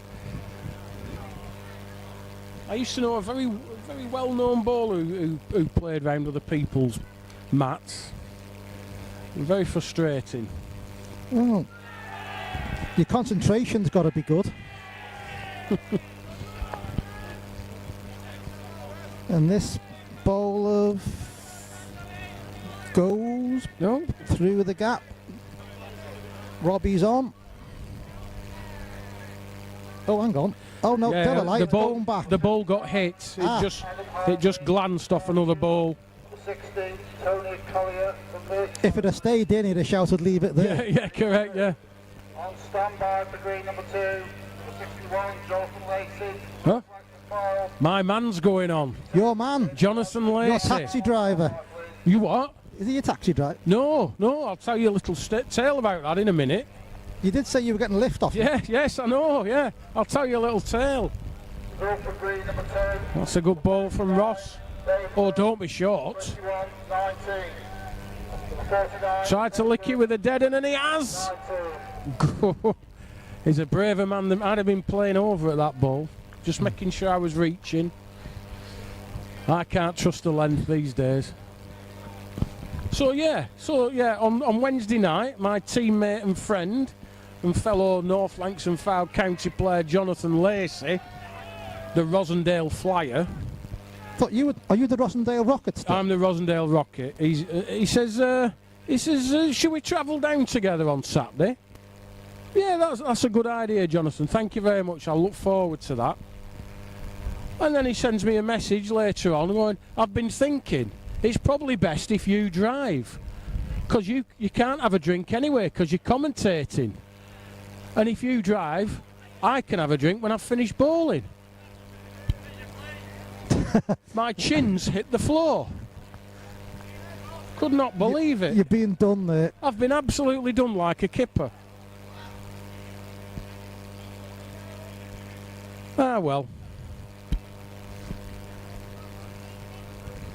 He's probably right. It'll do me good not to get drunk.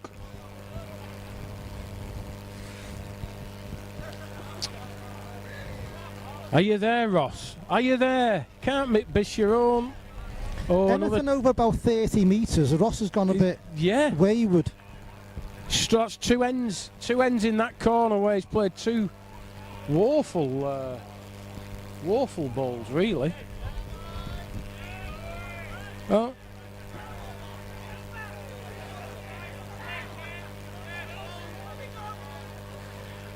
Is that Robbie's number? Robbie's number's up, or is it Ross's? Oh, it might be Ross's. One day they'll come up with a better answer for these sticky numbers. One day.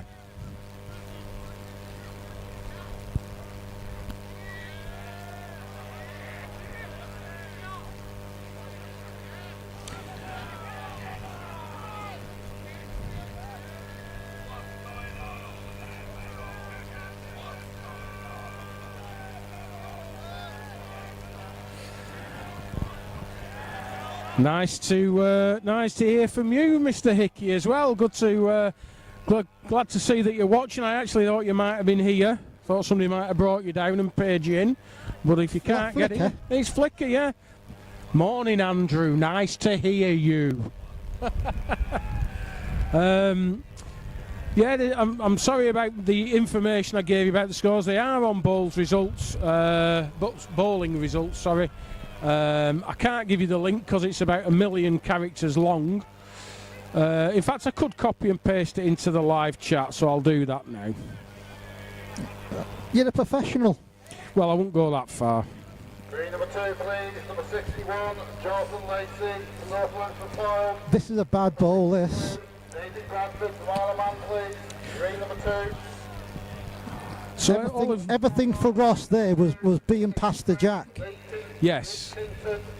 So hopefully everybody who's in on the chat can see the link. Hopefully that should take you to the results. Jack Hamilton, Greater Manchester, please.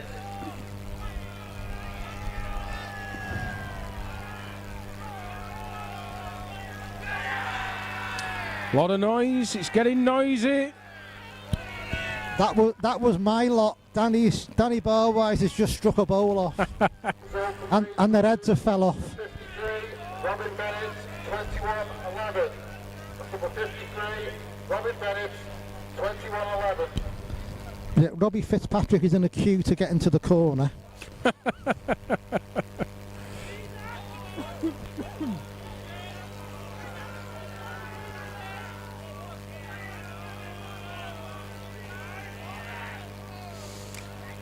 Well, it's very congested over there.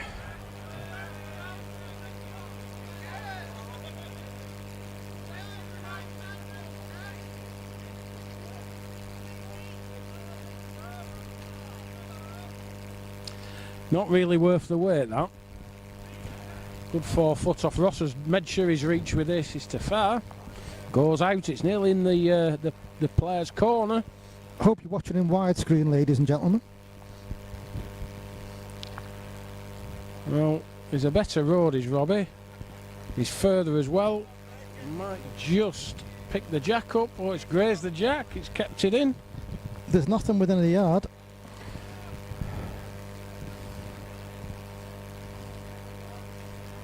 Needs to run a bit. Saves one.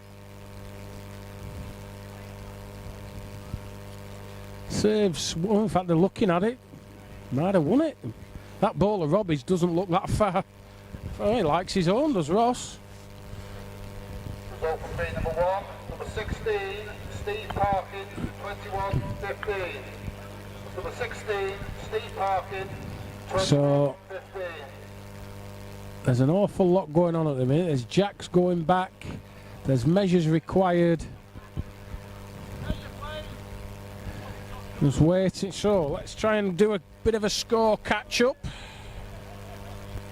Let me get my trusty programme out. 21-22. Andy Saunders is 13-8 up with Matty Warden. 23-24. Andy Booth is 6. Aaron Tapper 5. 25-26. That's the game we're concentrating on. Robbie Fitzpatrick 9-6 up. 29-30, John Kennish is currently 5-3 up with Stuart Tippin. And have I missed one out? Yeah, 27-28, Gareth Coates 7-5 up with Desi Bissell. And Ross was in, so my bad, couldn't see that far. So that's 7-9 off the map.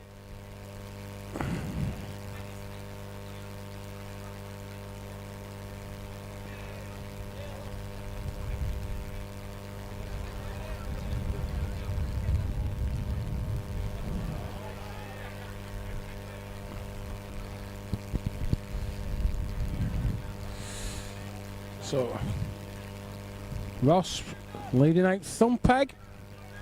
Down to quick part of the green. Looks okay, this. Just to the side of it, not so bad. Not so bad at all. What a fantastic view we've got from up here, Steve.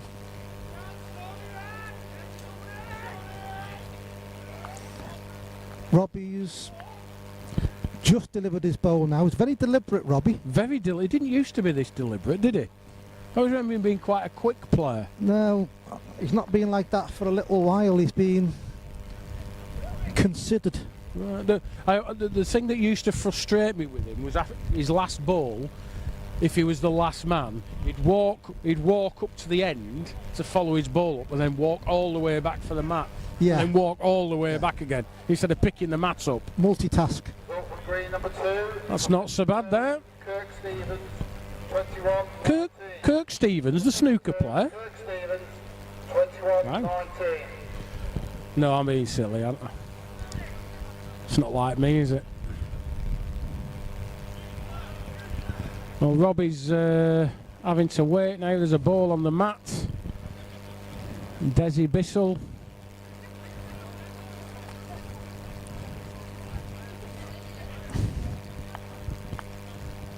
So it's tight again, tight and short. Steve Davis ball. That'll be on the bingo card. Short and tight. And they're also measuring in front of Robbie. It's almost like crazy bowls, this, playing around obstacles. And we have markers, please, so number 64. do you need a third referee? Okay, cannot start without markers, thank you. Has he Robbie left it? decided not to wait. He's not sent it, has he? Not sent it. Why bother was the shout. So, 9 across, parity again.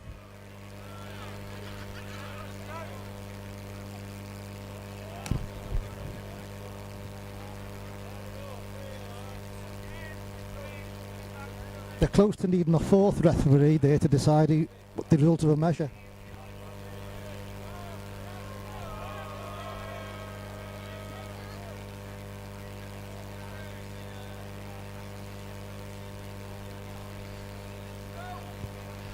Nice lead. This must be... oh, he's getting the long tapes out again. There seems to be about 15,000 players on this green. Everyone's in the way of everybody else. It is very, very congested. Everyone seems to be in the same area, and getting the 19-metre tape out isn't going to help. And this guy sent the jack off here. Oh, it's all going off. Everything's going off here.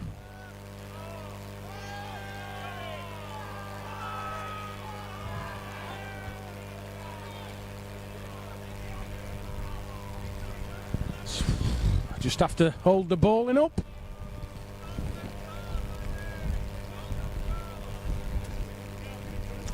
At least them clouds have disappeared. Well, yeah, it could do being slightly less windy. Right, let's see. If this isn't a mark, I'll eat your hat.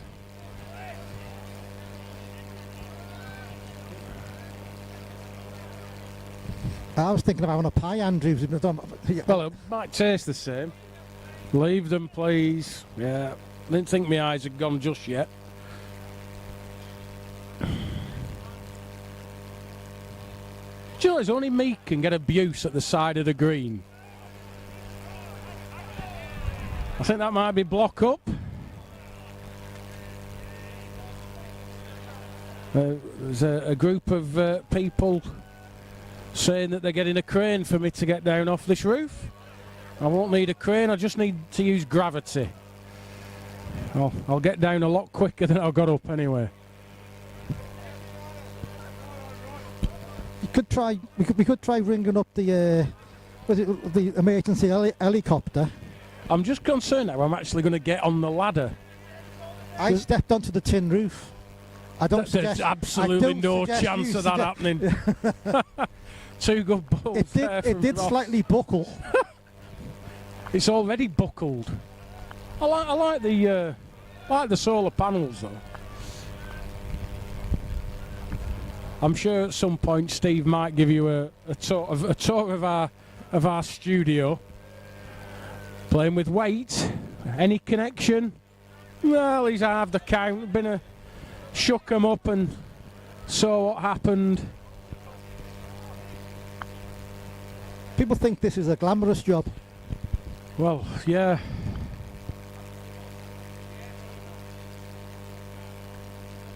So Walter Ross goes in front, 10-9.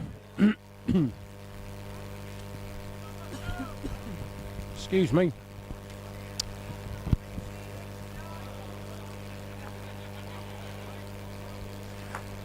He just dollies them out, Ross, doesn't he? There's not a lot of backswing, just sends them from foot, dollies them out. Look at that. No effort, no backswing at all.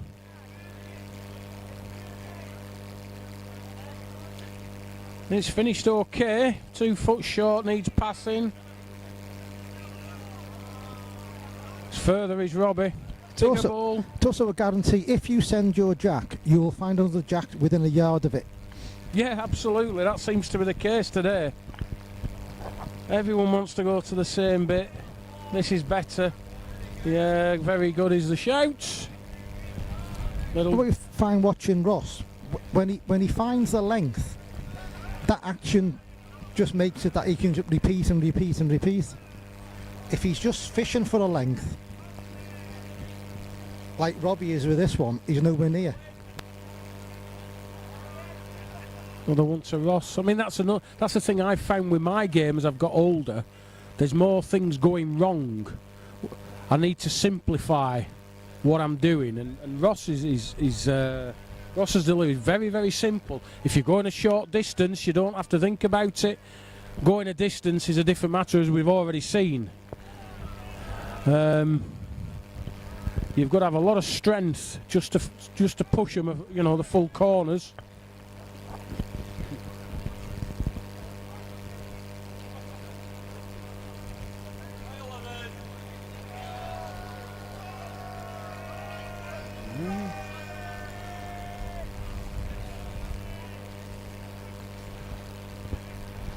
He's playing the type of game that Robbie is quite adept at playing himself. Yeah, I mean, this is the type of length I always associate with Robbie, just mauling about, putting them close, making you play up. It's a good tactic, nothing really difficult about them. But you don't get extra points for difficulty. It's not like gymnastics.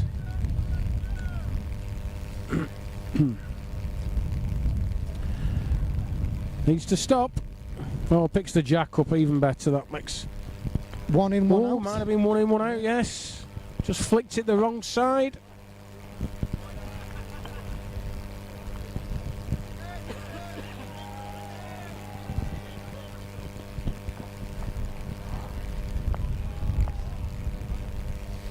Because Robbie's just going to look for this corner again.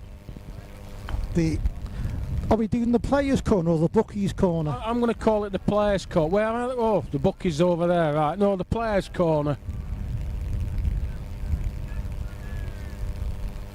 Is that where they want you to leave your bags if you're playing?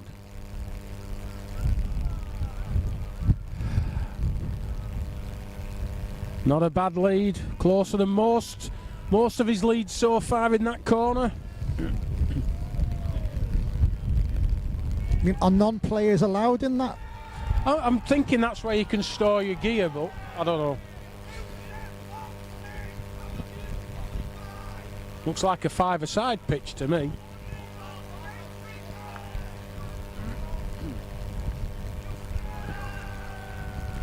Somebody from the side's just informed Ross it's just given up. Give him a bit of advice what to play. Just got to be reaching. Don't want to be a lot over. Might just be underneath, yeah. Can't peg. Another one. So we'll level again. One more to the Merseyside champion. Level again at 11 across.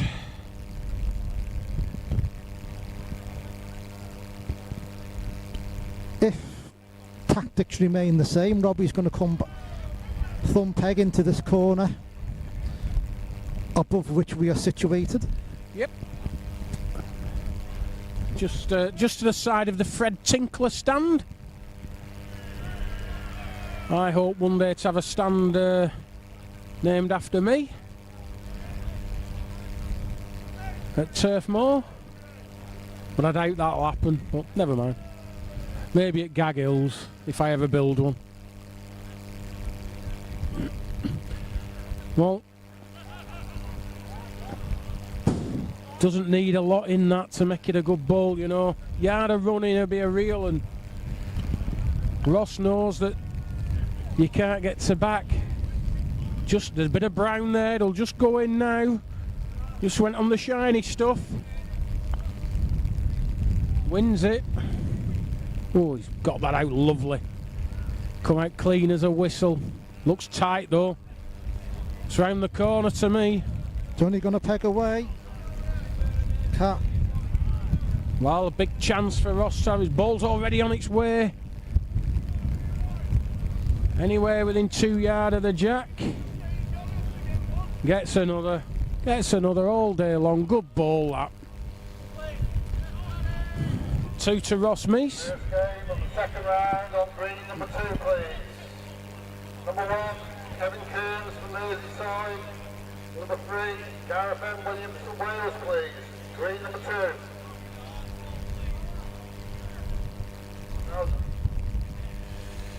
2. I'm just trying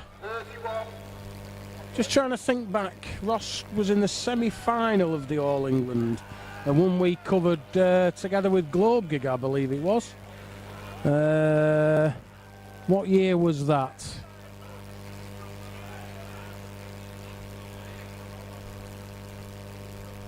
Might have been 2017. I think the year Darren Plenderleith was successful. Down in North Midlands? Yes. I'm sure that was the year. Well, he's caught Robbie out there. All uphill to that jack. Big change of tactics from Ross. Yeah, he's just gone that little bit further. Every inch uphill. It looks narrow to me, even if he's there. He's got to whip away at some point. Can't hold that line unless it hits that ball. 2 for Ross. Just naps him there with that first ball. Got him playing, 6 yards short. Up that hill there. Green knowledge. A little bit of green knowledge is key. You can't give greens, Steve. You can give starts, but you can't give greens.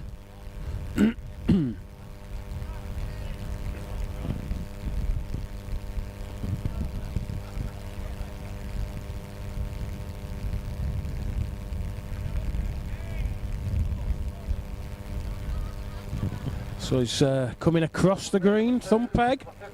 15-11 up, nice change of tactics there.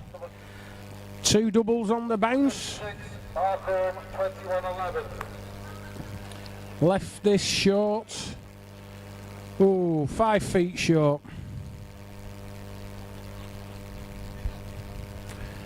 This will just get in. Bigger ball, of course. Almost a good ball.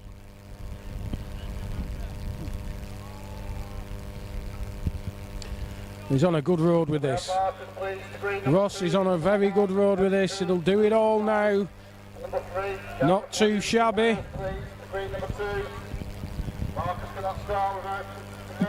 Robbie must play a couple of yards over.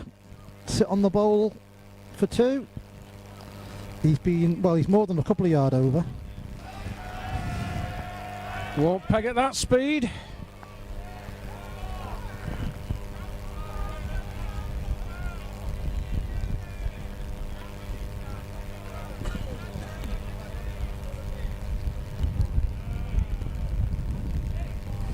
Number 21 is Andy Saunders from Warwick and Worcester.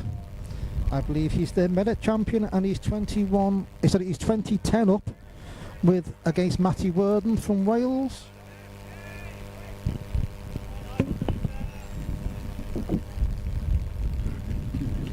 Another change of tactics from Ross. Little curly round peg up towards the scoreboards. Thumb peg.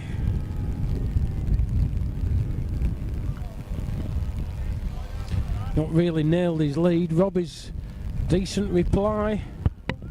Just 10 inch at the side. Ross will think there's still room for him. Well, he's on the road, you know. He needs a perfect length. Just too far. Same as his first, really.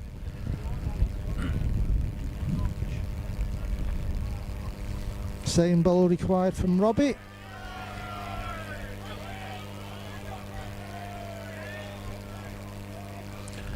Yeah. Needed those 2 just to keep him in the game. Just in danger of it getting away from him.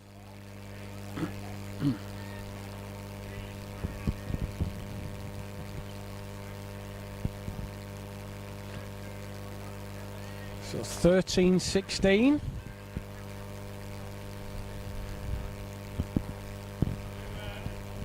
Merseyside's Robbie Fitzpatrick out to lead the jack out against Ross Meese, local South Yorkshire favourite.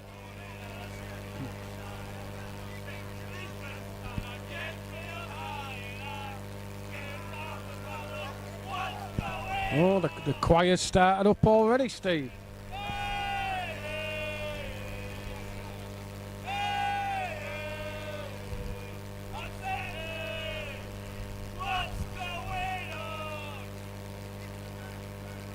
Not a bad lead from Robbie. Just like to thank the choir there for that interlude. I'm not sure what's worse, the buzzing or interference or the choir. They're only going to get worse.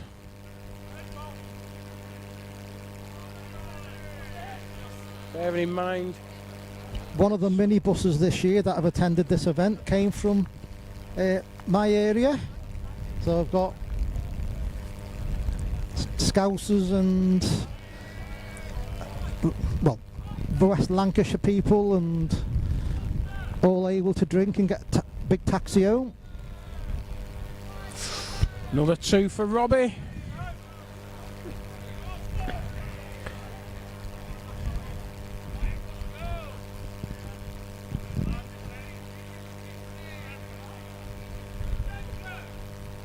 (15-16).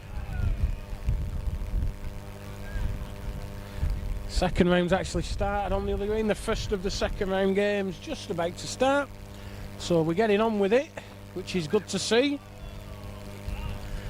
Always seems to take forever to get this first round done and dusted, but we're not doing so bad. Robbie's led back towards the scoreboards. Finger peg led one about a yard short.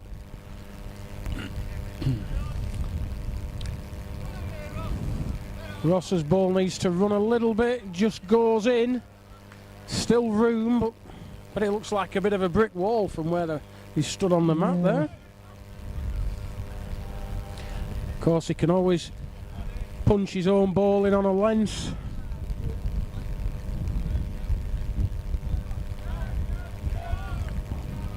Needs to run. On the tighter side, but short.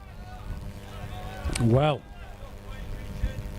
Yeah, why bother is the cry. As long as he's wide enough, he can win a yard to far with this ball, and he has done.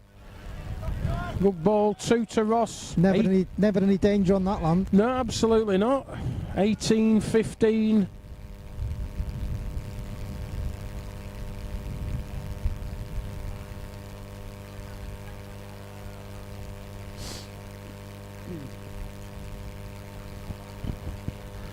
Ross, being the nice guy he is, coming thumb peg to our commentary position, so I don't have to strain my eyes or anything. He's bang on a road here, you know. Needs a perfect length now. Just showing a little bit weak, that ball. This is on a similar road, and that's not as far. But it'll win it. Good ball, all finished towards us. Now then, Ross. Now then, has he got it? He needs it full. Wants it full. Very good. What a ball that is. That's pleased the locals. I bet they've all had a pound on him. Possibly a pound note. Indeed, from round here. Now that's giving Robbie a little bit of something to think about. He's 2 foot, well, 20 inch to save. That ball's about 7 inch off, 6-7 inch. He's just sent one at it. He's sent one at it. He's wanting the ball full. He's done it. What a good ball that is. That is a well played ball. Perfect pace. Perfect connection. There's another jack in this. Why is there so many jacks in this car? Where's the sense in this? And is Gareth sending to that jack? I know you can't see this, I'm just waffling to myself. There's 2 jacks within 2 yards of each other in the corner, and they're playing to both of them. Not a lot of sense, in my humble opinion. It's a bit ridiculous, this. Well, if I were Desi Bissell, I'd be waiting to send this ball, because this is going to be carnage. Going to be carnage if he reaches. Yeah. Yeah.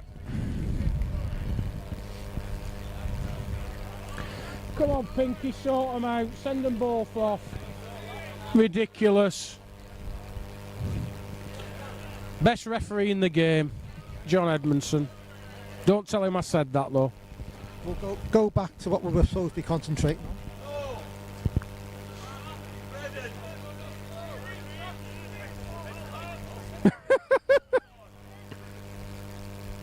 Oh, I don't want to get anywhere near that. Right, that's that sorted out. We're back to our game. 18-16. Robbie's led into the players' corner. Ooh, 2 yards short. Ross is a little bit overplayed. Absolute carnage. In fact, Ross is sent it off. It's a feat today, is that?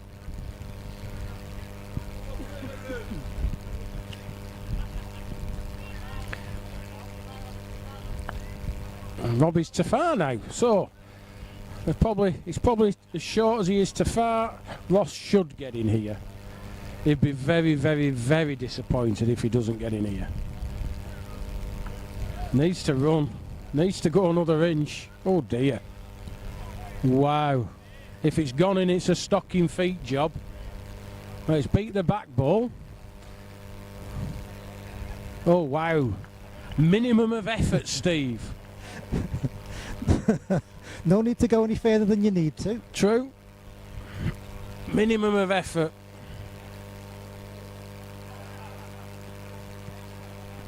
So that's 19. And now somebody sent a jack to Ross Meese's feet.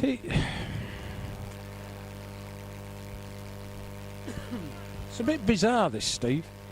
Well, can't just get Matty Worden's all but 14 down, so he thinks he's found a bit and he ain't getting off it no matter who's in the way.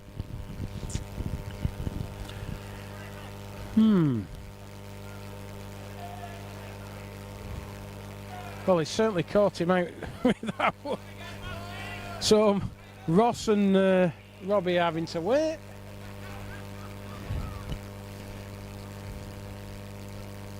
Let's try and catch up with the scores on the doors. See if I can do it. So as we said, Matty Warden's all but 14 down with Andy Saunders. Andy Booth is 11-14 down with Aaron Tapper. We know about Robbie Fitzpatrick. Gareth Coates is 15-11 up with Desi Bissell.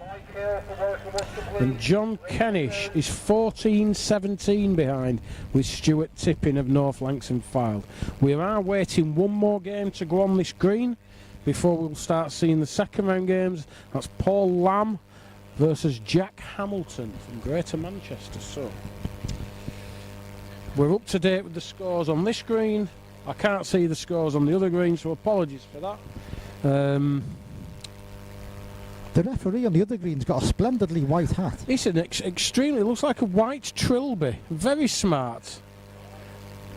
I used to watch some golf on Sky called the Trilby Tour, and all the golfers wore trilbies whilst they played. The golf wasn't very good, but they were very stylish, very dapper. The weight goes on as they're measuring. Some time will pass. Well, I mean, what else will we be doing on a Saturday in July in Dodworth, near Barnsley?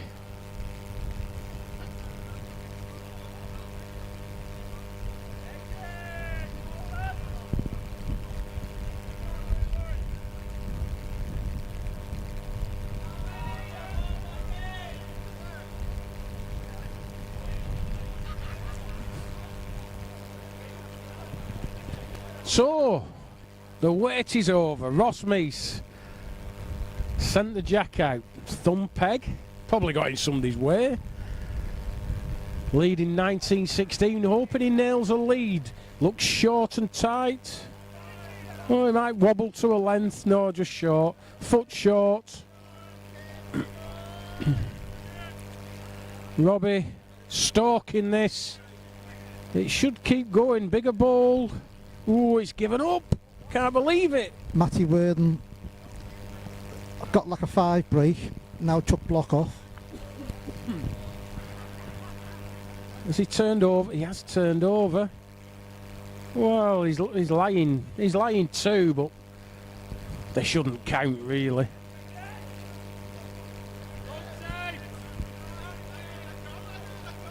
Now then, Robbie, you can't be short. You cannot be short. And he's short. I can't believe it. I cannot believe it. 21-13. 58. Hold lovely. 21-13. I think Ross likes a pair.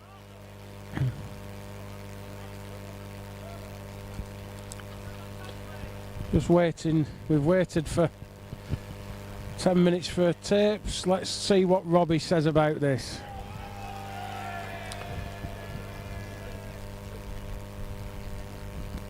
Yep, 2 to Ross. Weighed in 21-16. Can't believe that last ball of Robbie's. An absolute shocker.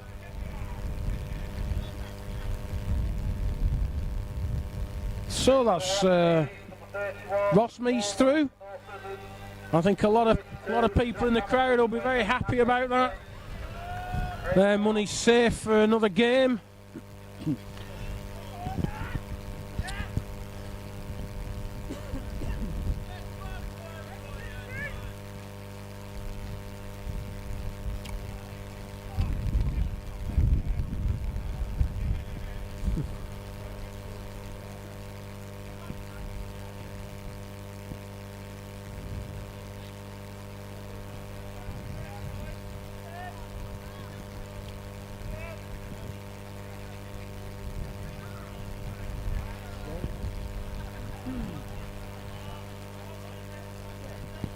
So I think we'll just catch the end, the remainder of Gareth Coates and Desi Bissell.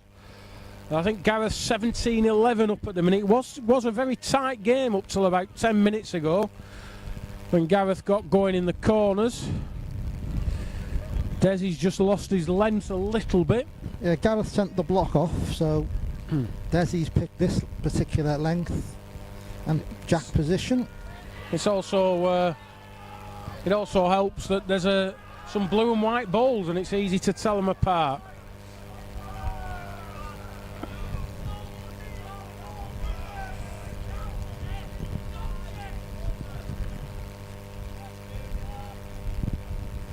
Well, has Desi turned over as well? I think he has. Looks too far to me. Got to go out. One more to Gareth, 18-11. And the last of the first round games has just gone on the green, 12:35.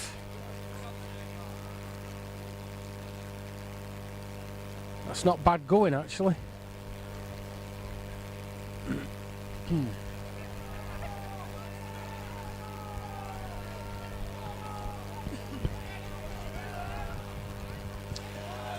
Played left-hander's thumb peg up into the player's corner.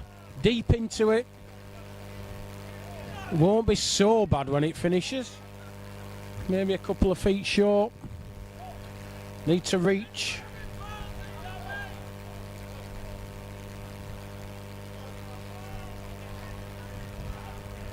And reach he has done. Might go off now. It will go off.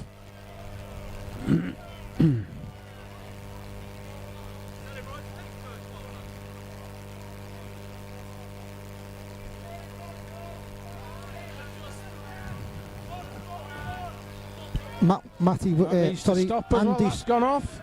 Andy Saunders has beat Matty Worden 21-15. Green number 1, please.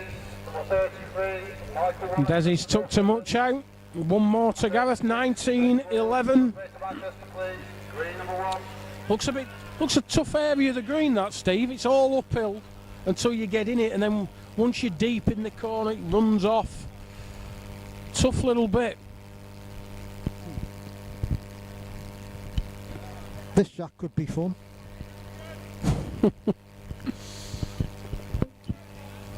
On standby, green number 1 please, number 37, Danny Rogers, and number 40, Daniel Petcher on standby please.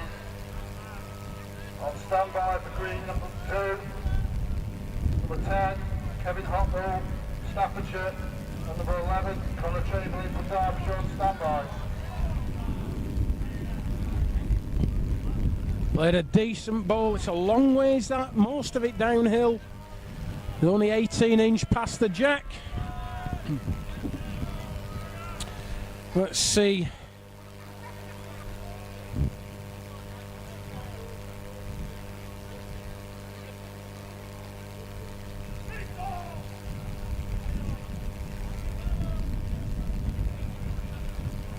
Well, we're still live. That's a good start. Of course, now I can't see the chat. Now I can.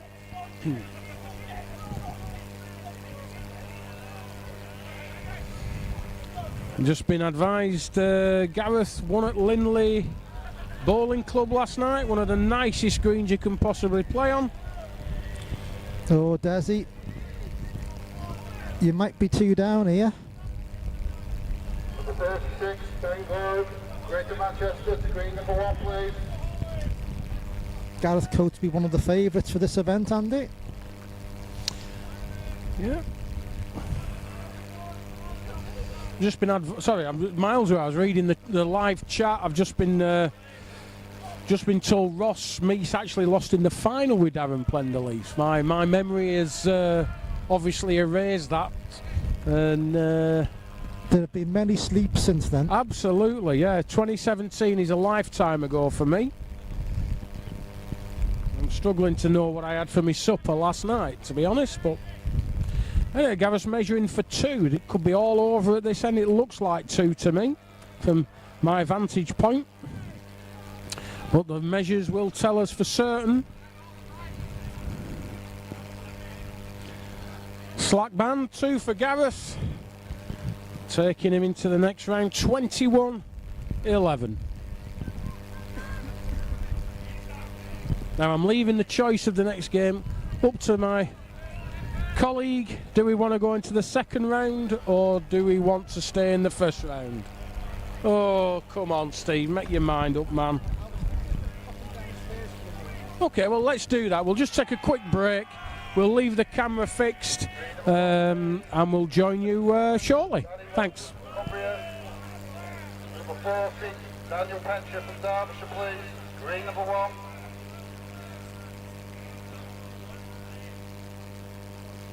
On standby for green number 1, please. Number 42, Tommy Johnson. Number 44, Callum Wright. Standby, please.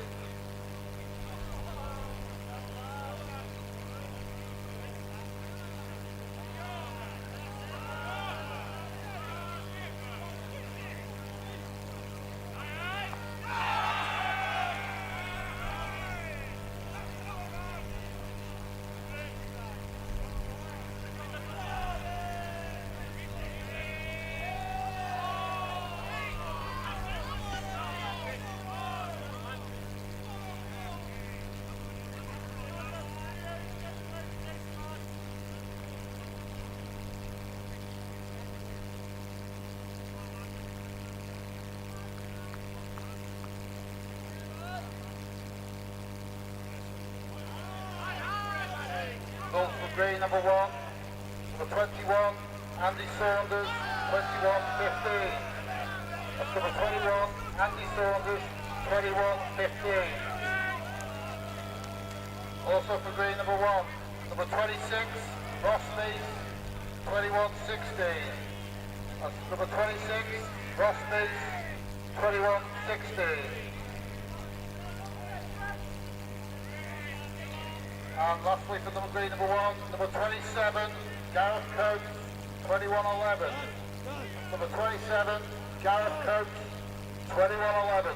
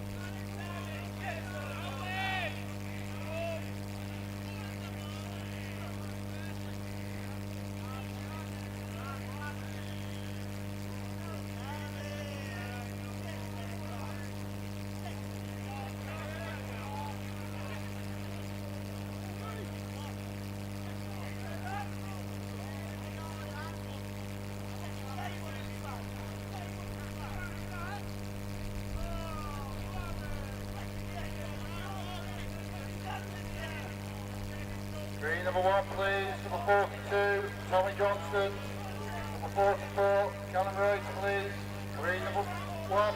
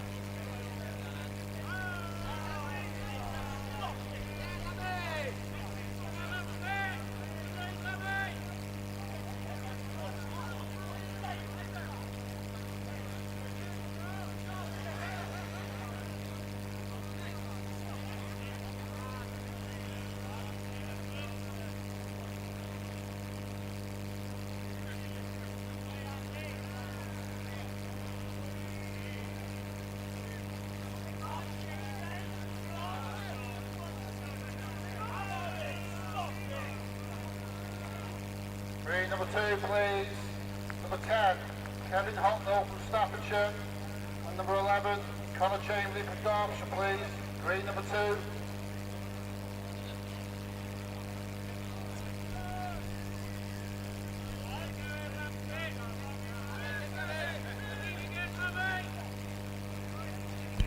2. Well, Andrew, the game so far, the second round. Well, yes. I mean, there's only been 2 second round games on so far, but I think it's one that we must cover, and that's Tommy Johnston, the legend that is Tommy Johnston, the evergreen Tommy Johnston, playing Callum Wright, the man that can't stop winning.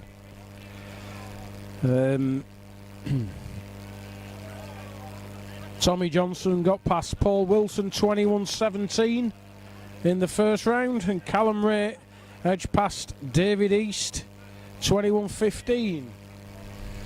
So not easy rides by any means for either of them. And again, we've got some nice yellow balls that makes life a lot easier.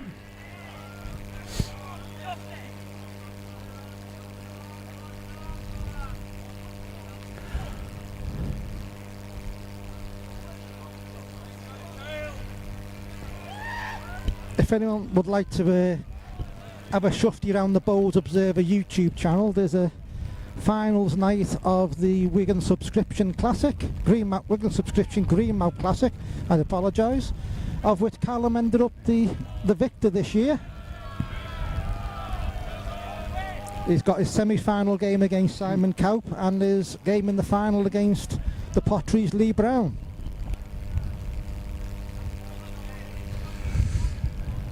Bit of a loose start to the game. Not a ball within 2 yards of the jack, but I think Tommy's just in. Be interesting to see the players who played both greens, which one do you think is the quicker or the more tricky to play? I mean, they're both similar. They're similar size. They look similar pace.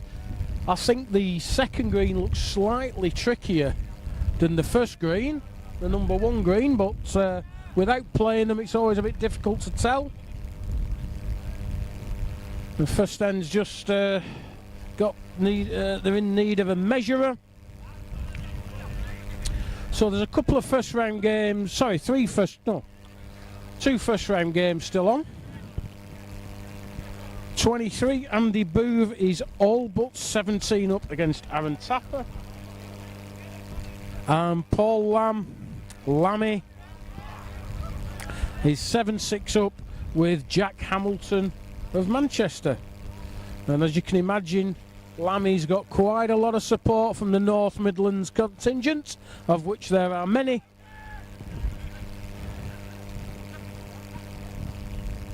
Everything's ground to a halt for reasons.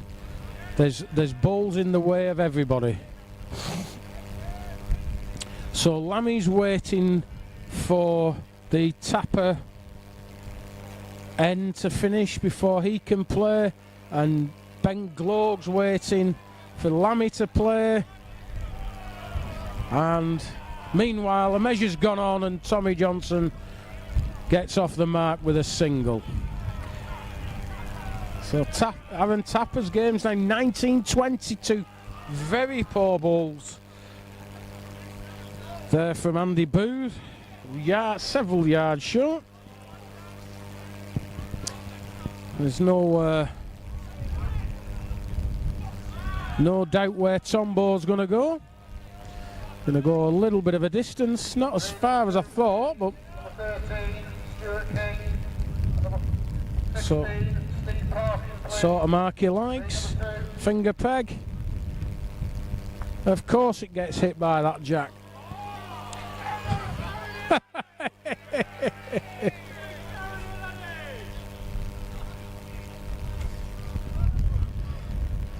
Temperature's dropped, wind's got up, clouds have come. Might have to go to car for me coat in a minute. Ooh. Jeepers.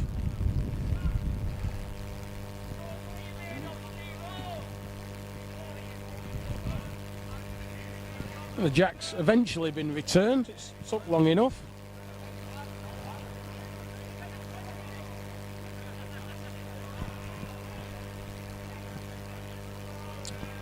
So we'll try again. Finger peg. 3/4 corners. He's gone a little bit further this time. Number 59, Adam Hartley, 21-15. Ball's on its way. Number 59. Looks okay. Just maybe outside the road. It won't just peg to it. Live and let live sort of ball. 2 foot off. Ball's already 3/4 of the way across. Callum's bang on the road. Stuck in, I think. Tombo just shoves that ball out in his own inimitable fashion. Delivery not changed for 40 years. And he's outside it again. On standby for green number 1, please. Callum's down, sent it, doesn't like it. Body language says it's no chance.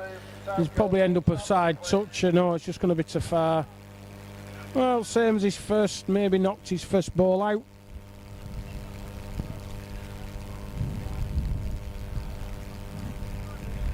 One in, one out. And you'd have thought, Green number 2, number 18, Jack Brooks. you'd have thought he'd lost a fiver there. Stapleton on standby for green number 2, please.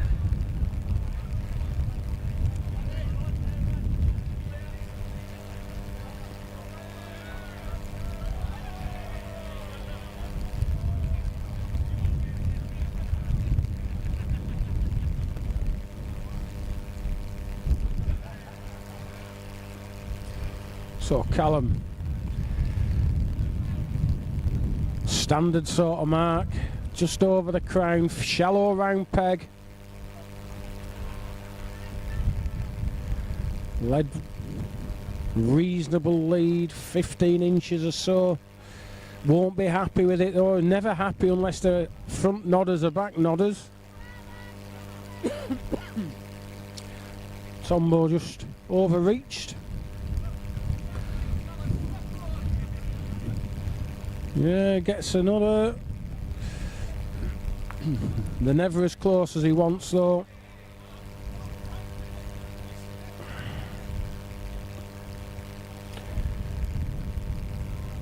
Now, Tombo, I can just imagine he'll ramble through and pick that jack up because he's built his career on bowls like this. Built his career on bowls like this, by the way. Us me immortals would have been striking and missing, playing a dead and Tombo a couple of yards over, well, 5-6 yards over. It's perfect, counts the end.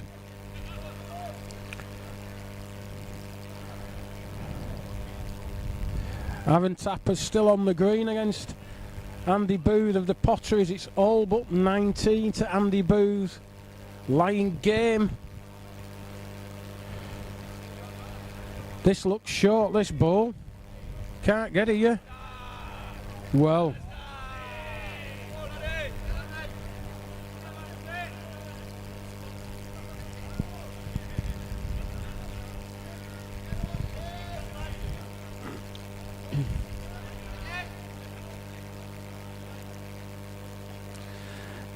Quite cheap too there for Aaron to win the game, 21-20. Meanwhile, Tommy's led out, finger peg towards the player's corner, just to the right hand side of it. Overreached with his first. It looks like it falls off sharply past the jack from here, and oh, he's short with that one.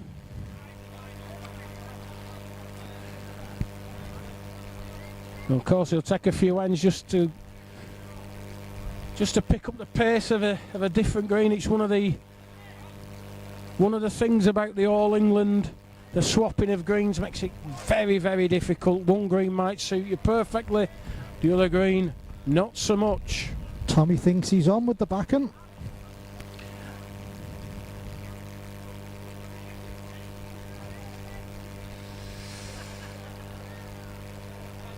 Yeah, one to Tommy.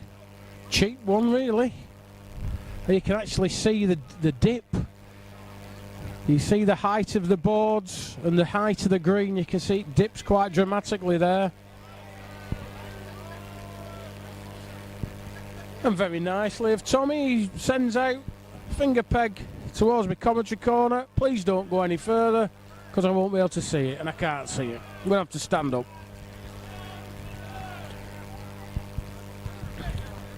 He's on a painted road here, by the way. He wants to stop, though. It's only hanging out because it's too far. Just that little bit overplayed. Not a disastrous ball by any means. Has he caught Callum out? Has he got Callum playing too far? He has. Callum using the set of, I think, the 211 Harlequin. Yeah. Which have done well to survive, knowing how Callum plays. I think he goes through several pairs a season, you know.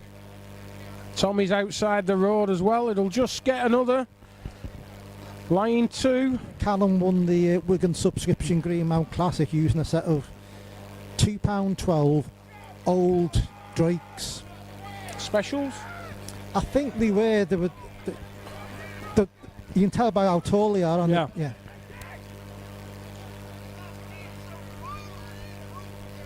Well, 2 to Tommy. Callum was stepping out and playing round that front leg, knowing the gully at Wigan Subs. We even gully on Wigan Subs. He was just stepping round his front leg.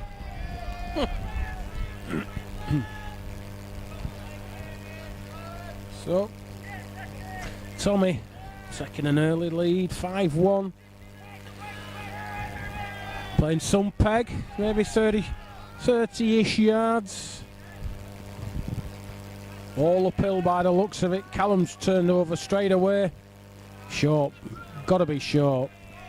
Surely. What do I know? What do I know?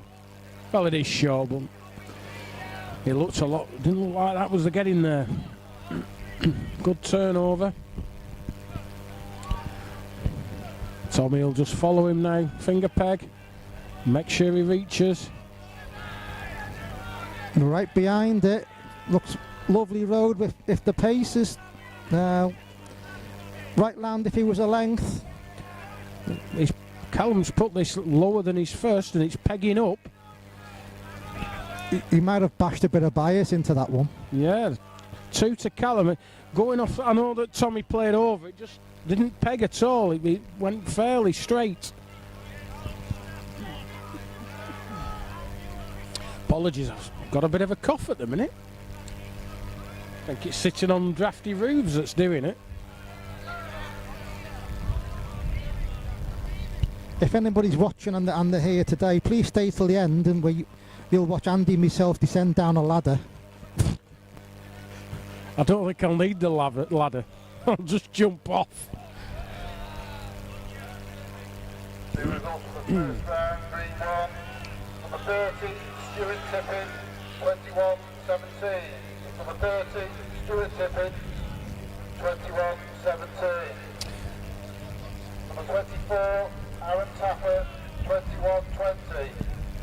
Number 24, Aaron Tapper, 21-20.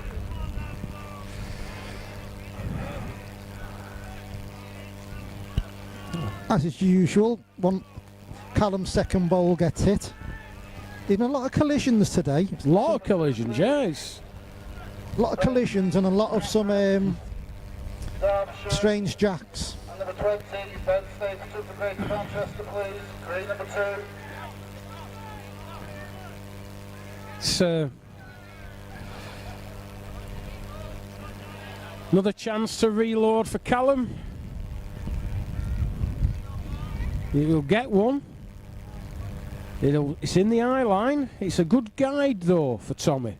If he plays a yard over, runs the jack, that's one of the things you'll never see Tommy short. When he's down, he's just mulling over just how he's going to play this.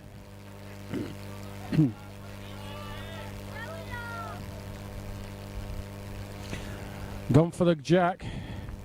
Will it peg at pace? I don't think so.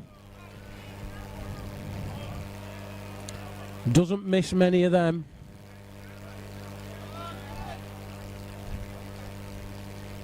Another 2 to Callum. 5 apiece. Quick games when the 2s every end.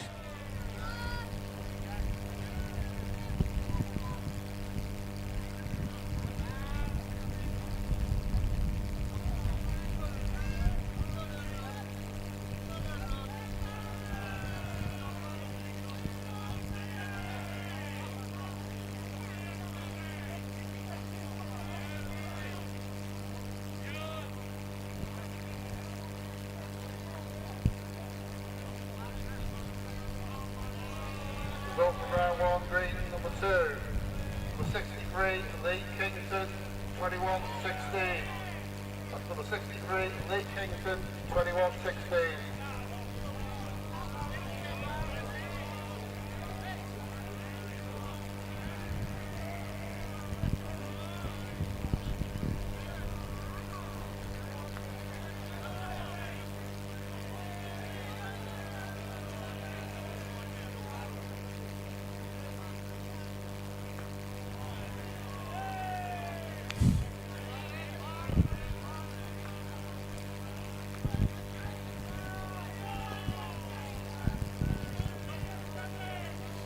He don't miss many, doesn't Tombo?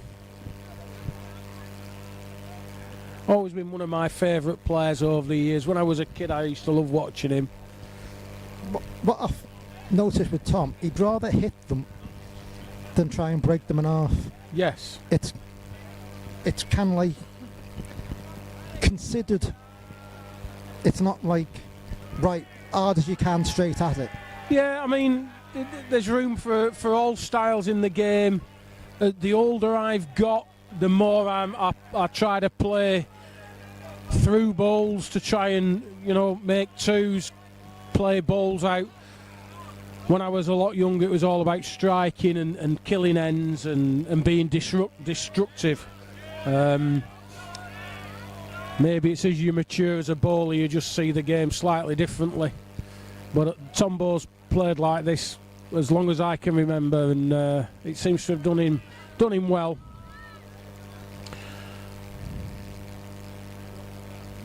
Player who's after this is Callum. He likes it. He likes it. Misses his own, touches his own. Not a problem. Giving Tommy a bit of a headache though, but it looks like a brick wall, a yellow brick wall.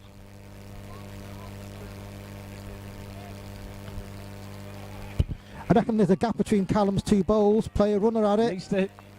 Oh, he's used them both. Didn't get it out though. Don't think he's got it out.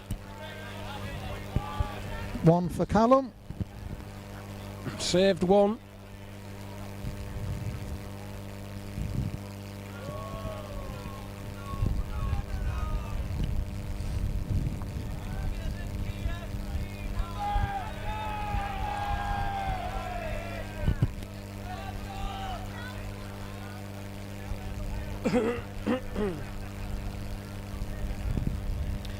Still a first round game on the green, by the way. Paul Lamb 12-10 up with Jack Hamilton. It's turning into a bit of a thriller. Meanwhile, Callum, finger peg down to that Strange part of the green. You've got to get it there, but it's all downhill past the jack. You just see him trickling on. Good reply. Callum very quick, away with it, wanting to pick that jack up. Can't go out anyway. Great ball. Imagine Tommy will be at it again. Yep. Always forcing Tommy to play through. Watching it. Ooh, just missed it. Callum just chipping away, 7-5 up.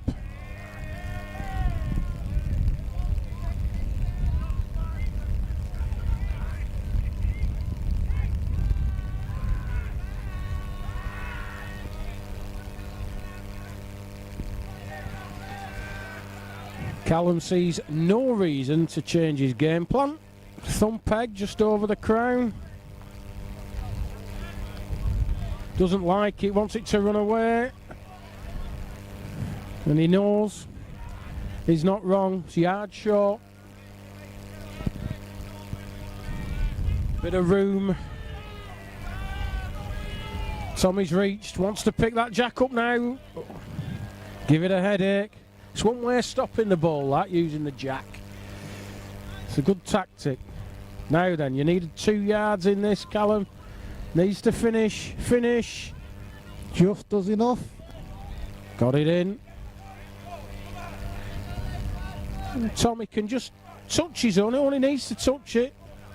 Well, no, he's playing his bit more pace. Missed everything.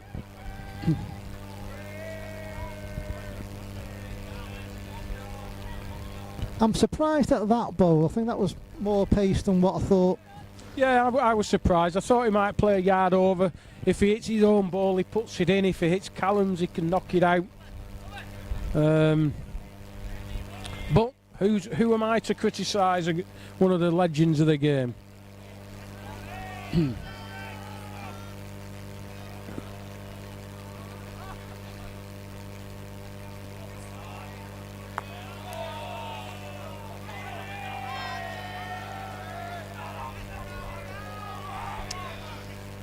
Put the jack very near the edge here. Anything past that jack is probably off. It's probably off. Going. Nothing over really, but really needed a ball short of the jack. Get Tommy to play up at it, to pass it. That's what Tommy's done. Given Callum the task of trying to take, I don't know, a footer running out. And there you go. Even the best in the game can overcorrect. Not just us mere mortals, we all do it. Not a lot of danger for Tommy. That ball of Callum's is right up against his own. Even if he hits it, he can't put it in. Just give it a little bit more land, a little bit more running. Callum kicks the jack in. 7-8.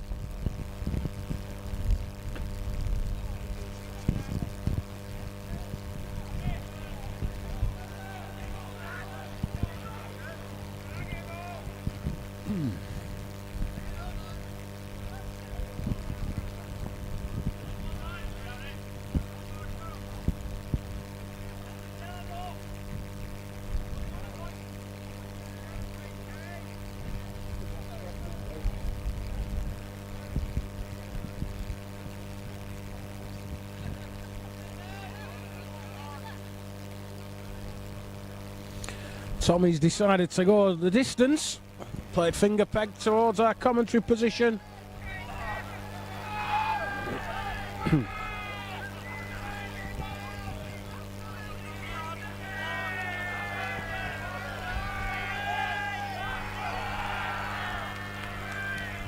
Left that one short. Tommy's just a couple of foot past. Can't take an awful lot out.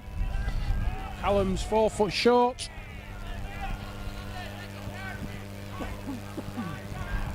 Apologies.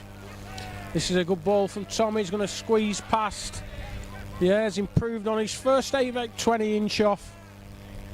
Green number 2, please. Number 21, Andy Saunders, Warwick and Worcester. And number 24, Aaron Tapper, Staffordshire, please. Green number 2.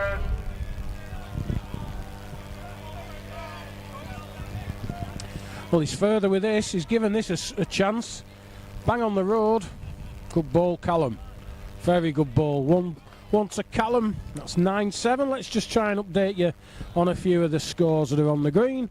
So the last of the first round games, Paul Lamb is 14-12 up against Jack Hamilton. And now this is where it gets difficult for me because I have to multitask. 33. Michael Warrington, 9.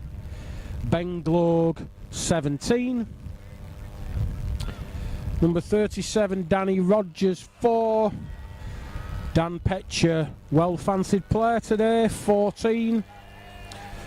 42, Tommy Johnson, 7-9 against Callum Ray. That's the game we are currently watching. And 45 versus 48, the noisiest game so far. Josh Brown is taking on another local player, Mark Booth. And the score is 5 across. And there's a little bit of history behind that game that I might fill you in on at some point if it becomes relevant. Anyway, back to the game. Callum not happy with the second bowl. He's a bit loose with it. Goes too far. Oh, Tommy. One at least for Callum, I think. He saved one. I don't think that's won it. Yep.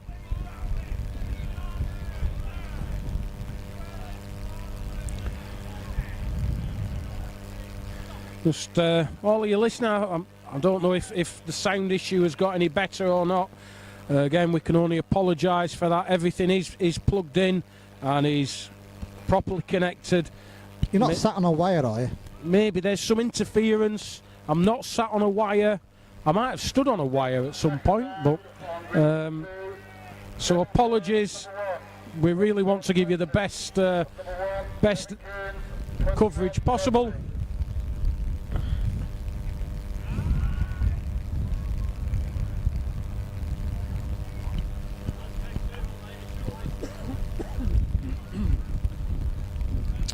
Uh, 660 of you watching. Fantastic already. Welcome one and all. Oh, and food's been delivered for Steve. Some of us being athletes, we don't want to fill up with sandwiches and pop and crisps and pies and all the rest of it. But them pork pies do look good now. Well, maybe I might have one later on. Great ball from Callum. Black coffee for me. I need to keep awake. Gareth Coates, please. On standby.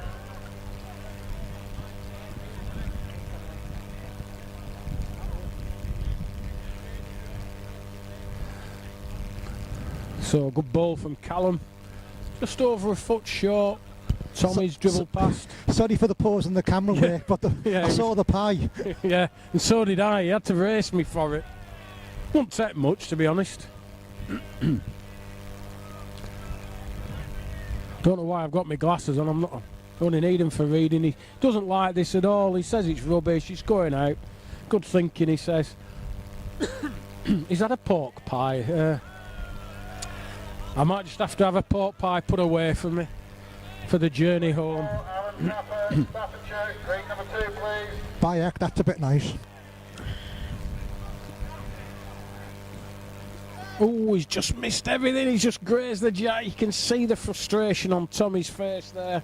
Another one to Callum, 11-7.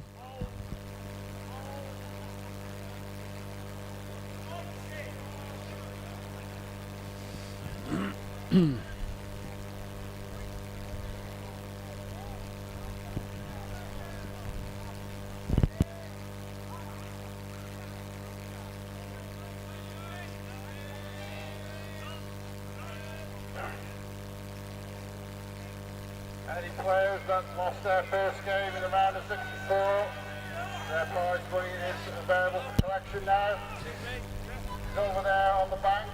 Paul Ashmore, not at the table, but between the black and the red. Block-up's been called. Referees aren't just aware of anything, so Callum's having to get Josh Brown to boot the jack back. Better that referees getting involved there.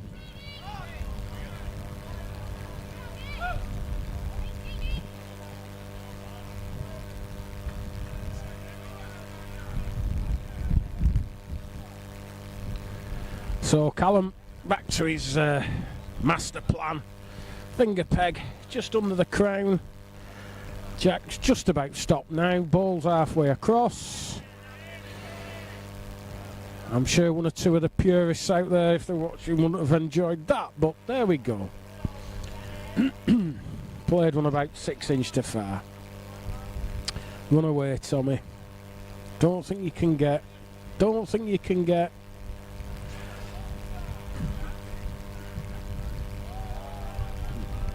Finished a yard short, banging the way.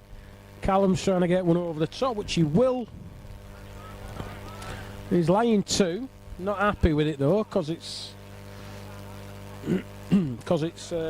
not a front toucher.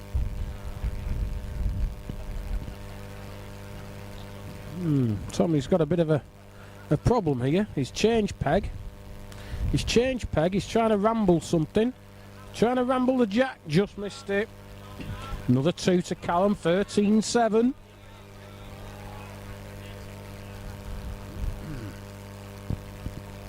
Ooh, blue sky. I've made a mistake. Go on. I've only ordered 1 pie. Well, next time he comes up, get him to save me a pie and a sandwich. Corned beef if they have it. The meat of kings.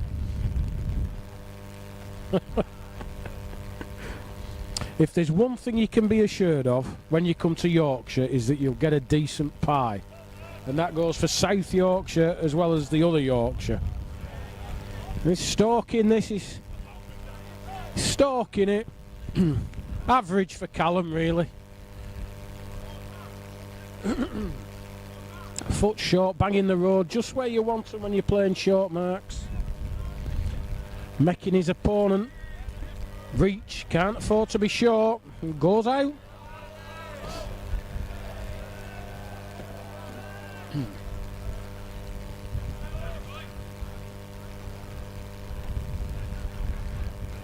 Ball's gone a yard and he's after it. Gets another. That's in a good spot.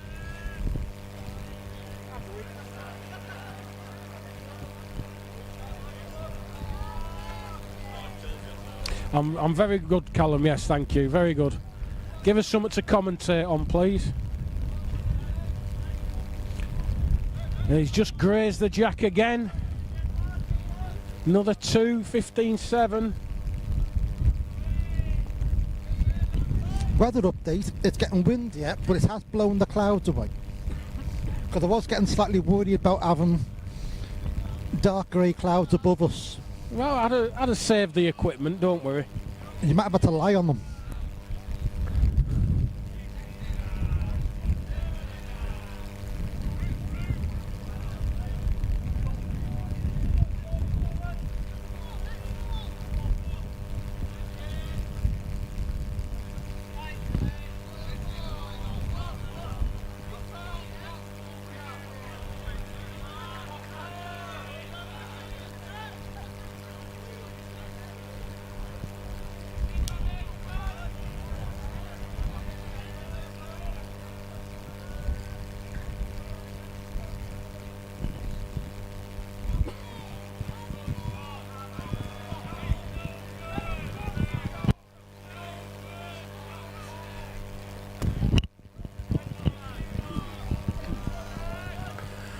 Rambler from Tombo, needs to get up. Got rid of one of them. It's the only time he didn't want to hit it full.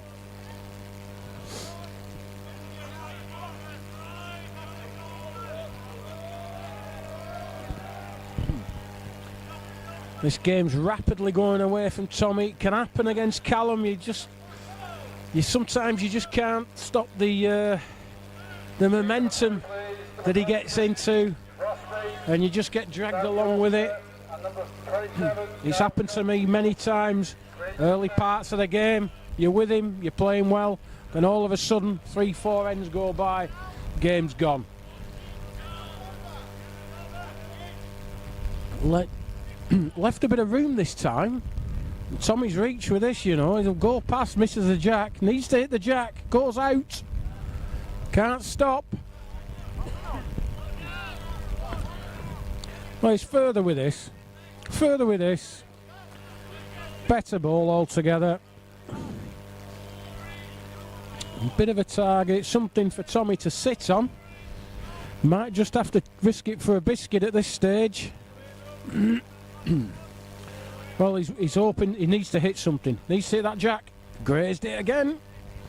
Two more. 18-7. On standby for green number 1, please. Number 49, Dave Lund, Portuguese District. Number 52, Kurt Stevens. And that first round game is still on, by the way. It's 17-16 to Paul Lamb. Dan Petcher is all but 6 up. What other games? 18-7. Ben Glog, I think that is. Oh no, sorry, that's a game we're watching. 19-13. Ben Glog, 19-13 up. In fact, he's weighed in now. Ben Glog's weighed in.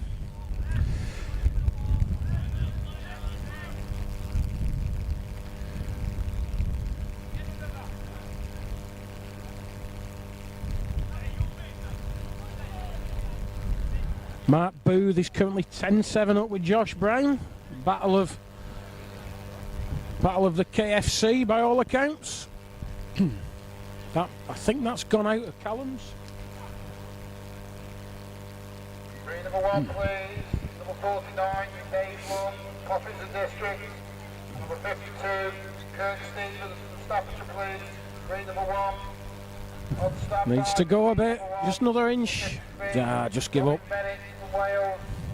Number 56, Marthorne for North Midlands. On standby. One to Tombo.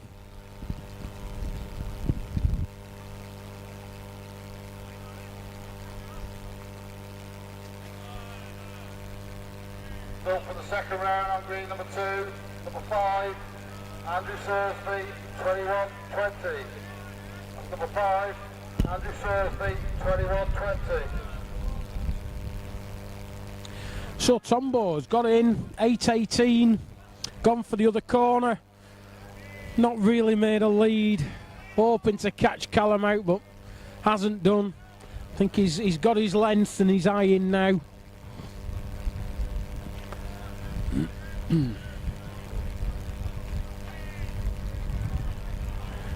Tommy's further, misses that, wins it, does it?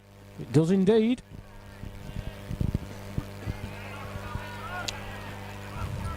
Tombo won't give this up, of course, long way back, but he'll have come back from bigger deficits than this in his long illustrious career.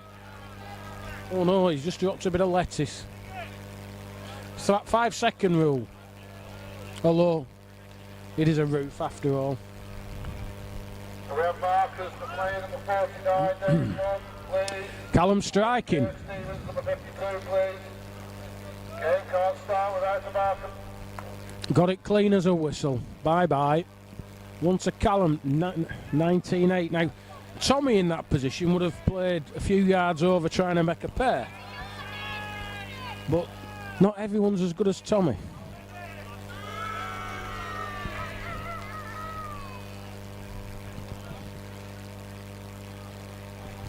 Right then, Jack Hamilton, last first round game of the day. He's now 19-17 up with Paul Lamb of the North Midlands. It's been a great game. In fact, I remember saying it was 12:25 when it went on. It's just been an hour.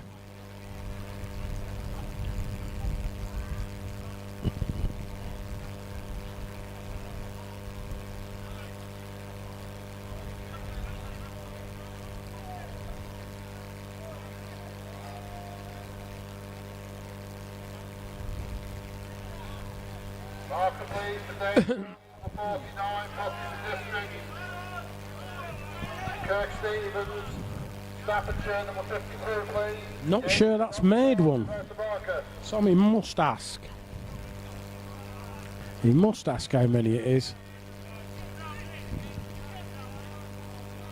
Only one. I didn't think it had made one. So Tommy, trademark shot, jack a ball, caught the ball, made a pair, built a career on that ball as Tommy.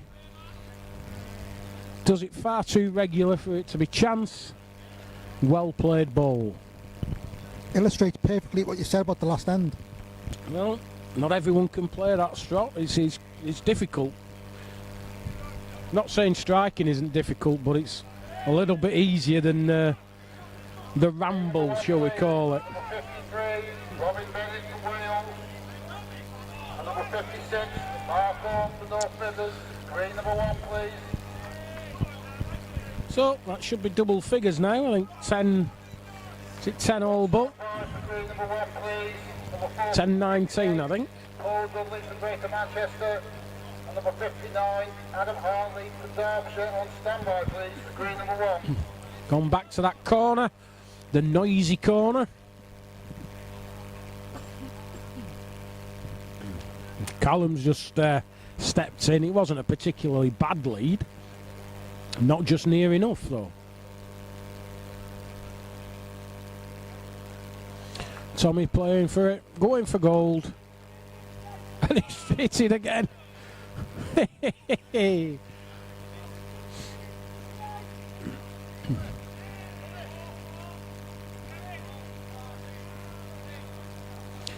Well, have you replaced it? I think he has. Yeah. That takes Callum, the tournament favourite to all but. Somebody's just turned a heater on. It's got about 10 degrees warmer in a split second. Wow. Might have to go and get my cap. I've got a feeling, when I'd have to check, that Callum was something like 6-4 to win this event. Something very silly, very short. Which, for a 64 field, is absolutely staggering. Even if it were 2-1.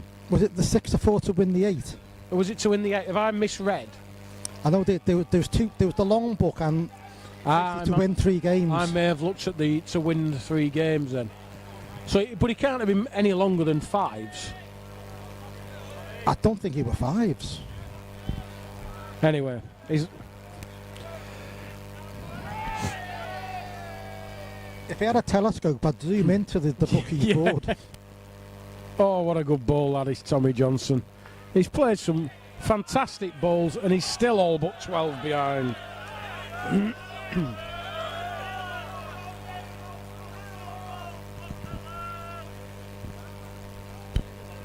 Literally, as soon as the sun came out, or almost it was. You've gone from having your pants and your long coat, big coat on, to wearing a string vest and some skimpy Speedos, which is a thought I don't really want in my head.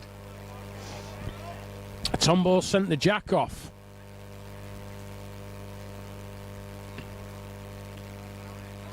I don't think Callum will change where he's going, though.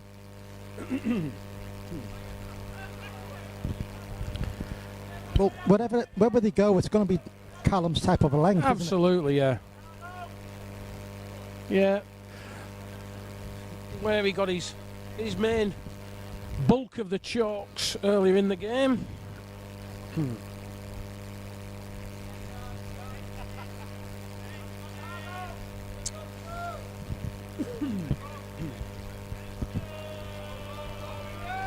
Tombo's played one. Led a front nod in here. Oh, it's gone at the side. Needed to fall back.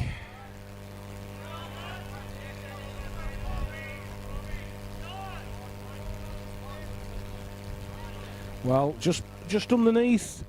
It's in a good spot though. Any movement on the jack, that'll come into play. Now then, Tombo. And the last result of the first round, Jack Hamilton 21, Paul Lamb 18. Now then, will Callum do a Tommy and try and run that jack? No, that's not his game. All out strike.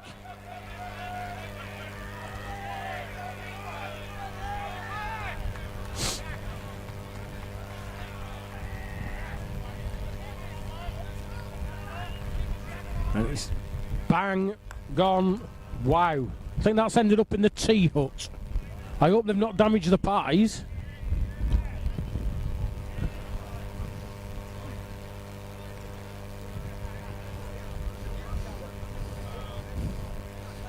What if we jump up and down on this roof, and they might send somebody up to see what's going on? Green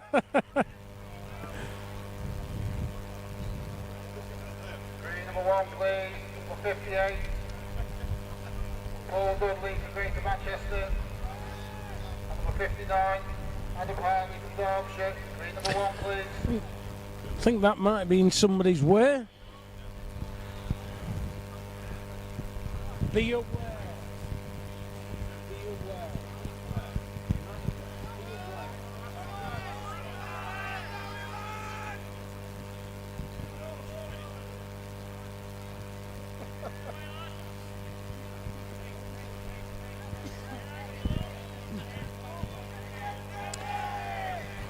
Little aside with Callum there, just complaining that there's 5 games on the green and asking if we're in a rush to get through it. Well, I must admit, we have got through these fairly quick.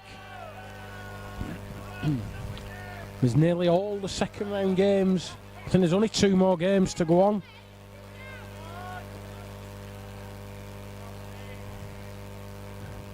Sooner the better for me. I'm going to a 21st birthday party tonight, and that will top off the end of a very long day.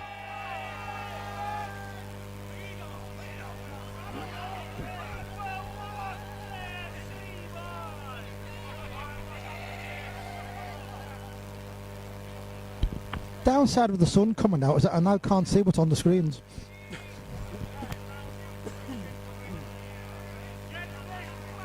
Now then, winning of the game is here. He needs a footer running. That's all. Can't see Tommy's banging the way. Must have won it. Yep. On to Callum, 21-12. Good win for the tournament favourite. Bit of a banana skin. Tommy Johnson, more than good enough to put a player like Callum away. But not today. We got a great performance from Callum. Lots of twos, lots of good bowling, lots of good striking. Just going to take a minute, I think, and then we'll come back.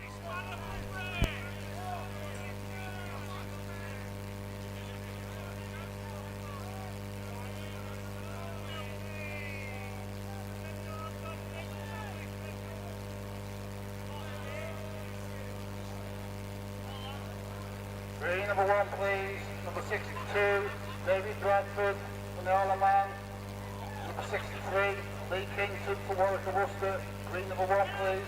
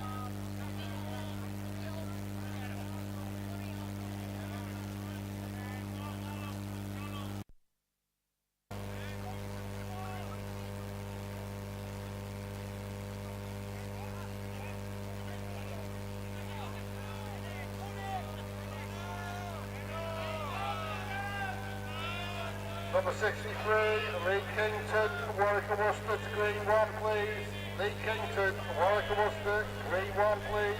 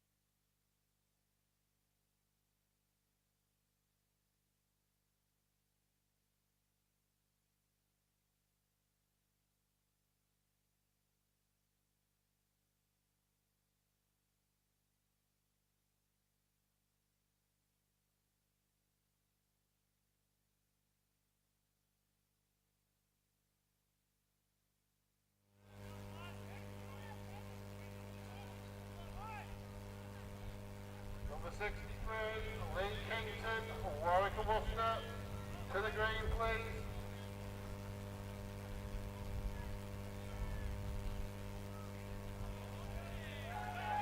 Final result from round number 1, number 32, Jack Hamilton, 21-18. Number 32, Jack Hamilton, 21-18.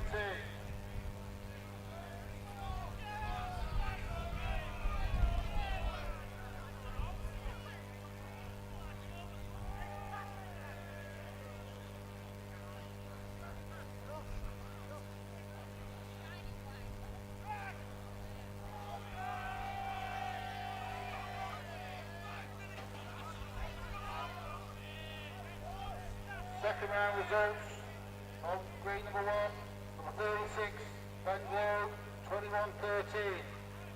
Number 36, Bangor, 21-13. Second round again. Right, we've used the process of elimination, 21-6. unplugged things and plugged them back in again, and got back to where we were before. And number 44, So, if you find the distortion disturbing, I do apologise, but Callum Wright, 21-12. the cables are new, the microphones are new. Did they get a bit wet at Howley Wood? And one of the other microphones has packed in now, but the ones we're using here are alright.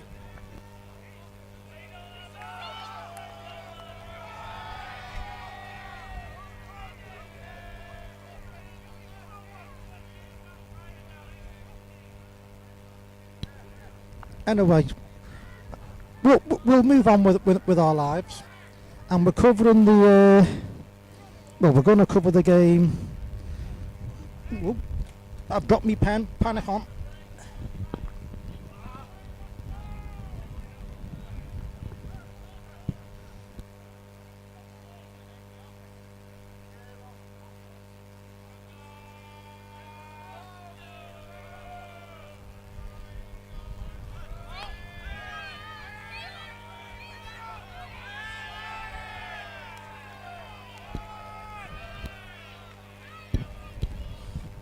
Right, we're covering the game.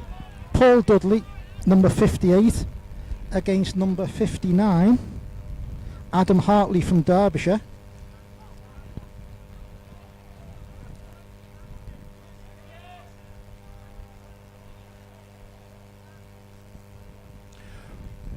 So I'll just catch up with the scores whilst we've been away trying to fix the audio issue.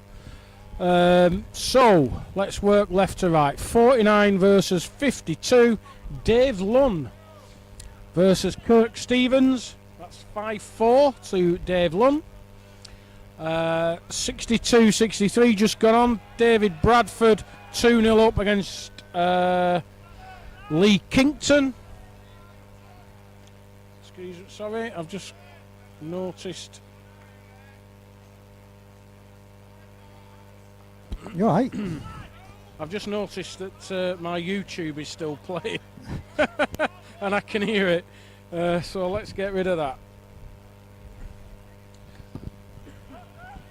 58-59, that's the game we'll be watching. 6-1 to Paul Dudley. 53-56, Robin Bennett 4:56, Mark Orme 9.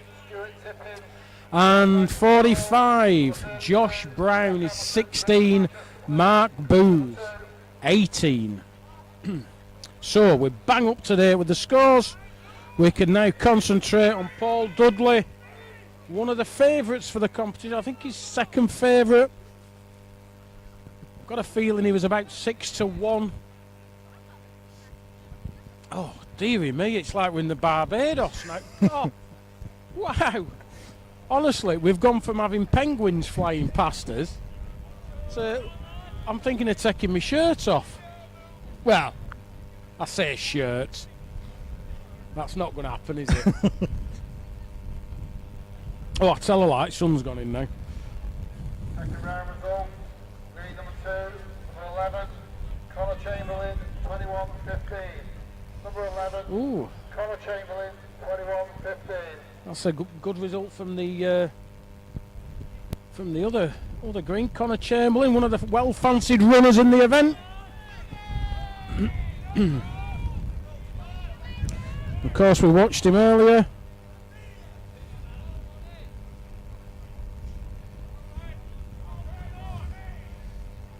I think he beat Kevin Hocknell, 21-15.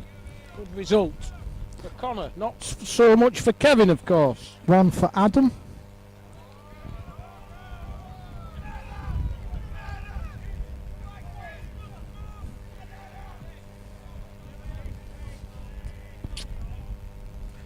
My fan club's arrived at last.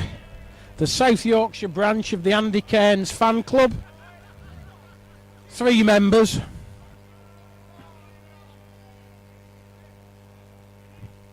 Always nice to see Kerry and Katrina and the rest of them, Beverly, Melanie.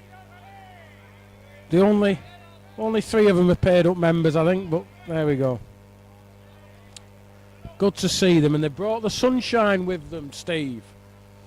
Which is always They pleasant. smiled and the sun came out. I know. I bet they're drinking. I bet they're drinking heavily.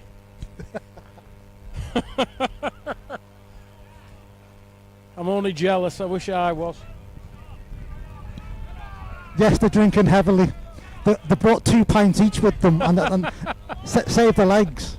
It's fortunate they've got handles on the pint glasses here. Oh, yeah, I'm well impressed with Yeah, them. they're fantastic. Almost like a small Steiner. Yeah.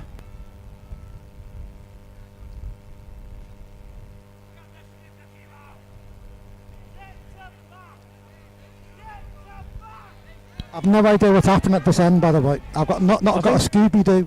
Paul's. I can't see the ball. The sun's shining on the balls. I can't see the colours of the discs at all. I know. They need to start using different colour bowls. Right. Paul Dudley was 1 down. 3-6. I don't actually know Adam. I'm not sure. I've got a feeling I've watched him before. I think he's not. He's had a prior run in this. Yeah, I've got the name rings a bell. The delivery doesn't. The delivery doesn't. And I do remember the players' deliveries. They do stand out for me.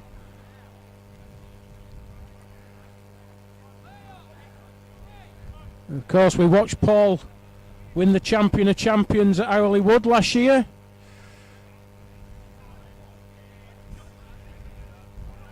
It really did cap a return to form for Paul. I mean, he's had a new knee and it's been like a new lease of life for him. Lord Mayor of Fleetwood. Indeed. And Radcliffe. Adam's not happy with his bowls there at all, and I can understand why. Should be a... That's Paul's. Taken 1 out, looking for 2. You've got a referee in the way, but it looks back bowl. I can't see. Yeah, 2. Dudley 2. That seems to get said a lot this year. Sorbs isn't waving at me. Oh well. So Duds going for the player's corner, thumb peg. Beautiful delivery. Somebody was talking about him on Monday night. I was at a local event in the Bury League, and somebody said he had a Rolls Royce delivery, and I can't disagree with it. Can't disagree with it.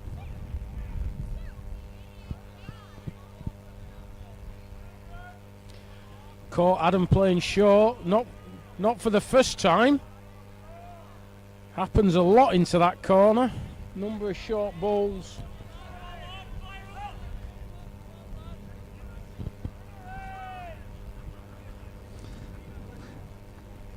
Definitely a napping mark that the locals must use.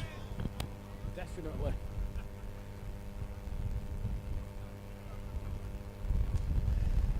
That game, Josh Brown and Mark Booth. It's currently 18-19. Josh Brown off the mat. We have Marcus Lee for 30, Stuart Tippin, Will Maxwell Farm for 32, Jack Hamilton, Manchester please. Now then, he's turned over with this, has he? Short anyway, can't win it.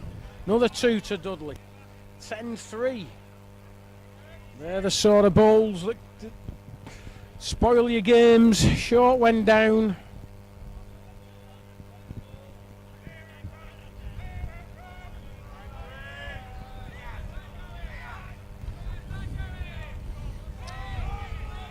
Now I think Josh is 2, he's all but 19 in front now. Much to the delight of the travelling Huddersfield fans. I think they've all come down in a minibus to support him.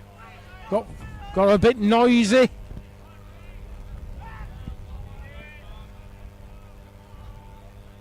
Duds 10-3 up though. Playing finger peg to our commentary position.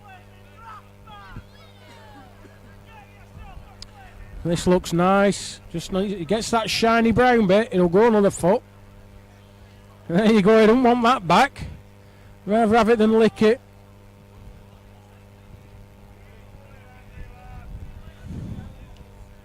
Doesn't look on the road to me. It's trying its best to peg. Can't get there. Probably a couple of foot short as well.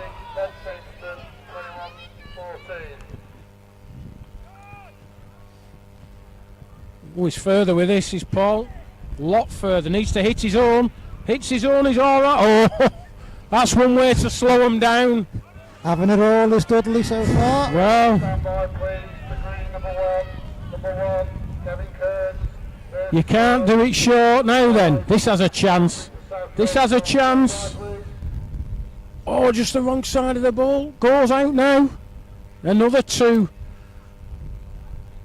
Another 2 surely, yes. 12-3. Bit of a masterclass this from Duds. Either Mark Booth has got one touch in the jack. He's got a yard each side to get another, to get game. The ball's on its way. Needs to stop. It needs to stop. It's gone out. 1 to Mark Booth, all but a piece against Josh Brown. Right, Paul Dudley, thumb peg up towards the player's corner, all uphill. All uphill, and he's not played a bad one there. Not so bad at all. Couple of feet off, if that. They'll look a lot closer from the mat. This hasn't come out clean at all. Last 16 side, please. The green number 2, number 36, Ben Glow from Greater Manchester. Did its best for him. Sorry? It did its best It for has. him. It's done better than I thought. The way it came out, I'm amazed it went 10 yards. But Well, Paul only uses a smallish set of elite. yeah, I think the 2.8s from memory.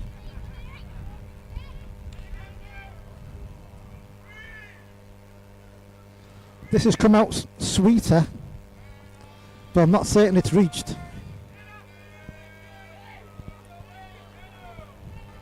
This has a hell of a chance. Goes in. Good ball, Adam. Mark Booth lies game. 1 6-inch off, 1 a foot at the other side. Josh Brown is 5 feet past. Last ball being sent now. Josh Brown on its way. He likes it. He's watching it. He's stalking it. He needs the jack. He's underneath. 1 to Mark Booth. 21-20 to the KFC kid. Another favourite through. The local favourite, Mark Booth. 21-20.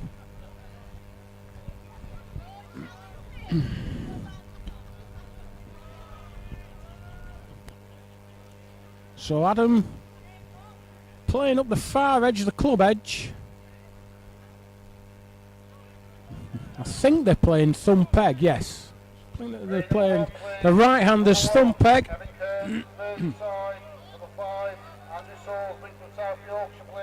Paul's reach with this, you know.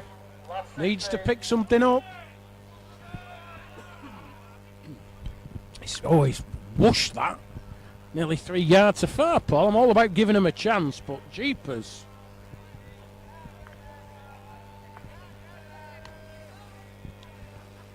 Still time to come down if any of you were in the area. You might have to pay to get in now, actually.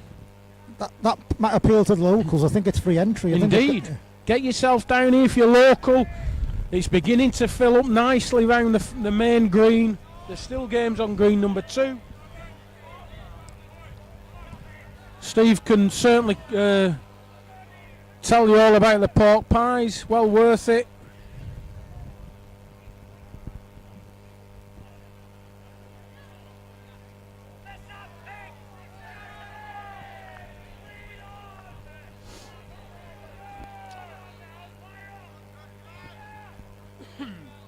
And of course, if you do come down, please wave to us up on this very dangerous roof they're on.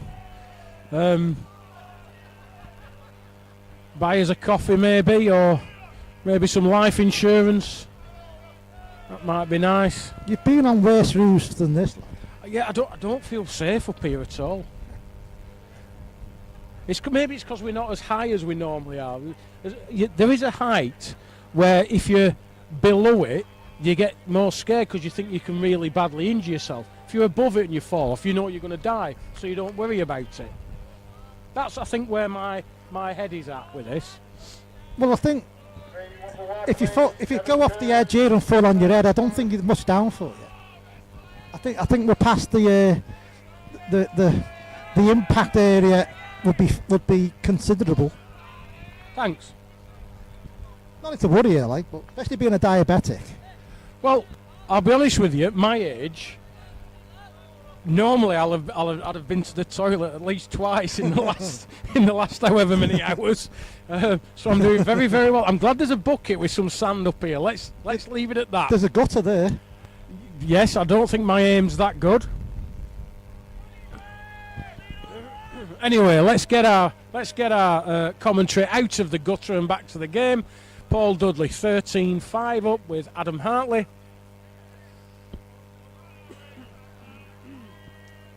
And I have got such a sore throat you would not believe.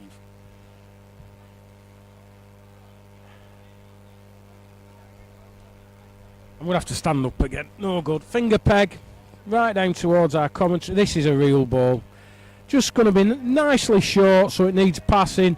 That's where you want them with a downhill finish. You don't want them past the jack. You don't want them at the side of the jack. You want them bang in front, making them pass them. And this is to far and to back, and it's going to bam for long. Stayed on though. Probably just looking to try and play the same again. Maybe put one slightly wider. Or put one on on ball back, that is. Yeah. Paul Dudley. Other Maestro. Peg. Other peg. Must be now. Got to come at it the other peg. Give it a chance. Reach at it. Cannot play short. And he hasn't done. Watching it. He's watching it. Just underneath. 2 more. 15-5. Been a lot of 2s in this game. Markers like 2s. Gets the game over quicker. Let's have a look. What have we got? What have we got? Okay. Okay, let's try and do some. We're being asked for score checks, and as ever, we'll like to keep you fully updated. So let's 49 and 52. 49, Dave Lunn is 11. Number 52, Kirk Stevens, 10. 62 and 63, David Bradford, 13. Lee Kington, 2. 53 and 56, Robin Bennett is 10. Mark Orme, 15. And the last game is Kevin Cairns versus Andy Sorsby. They've played one end.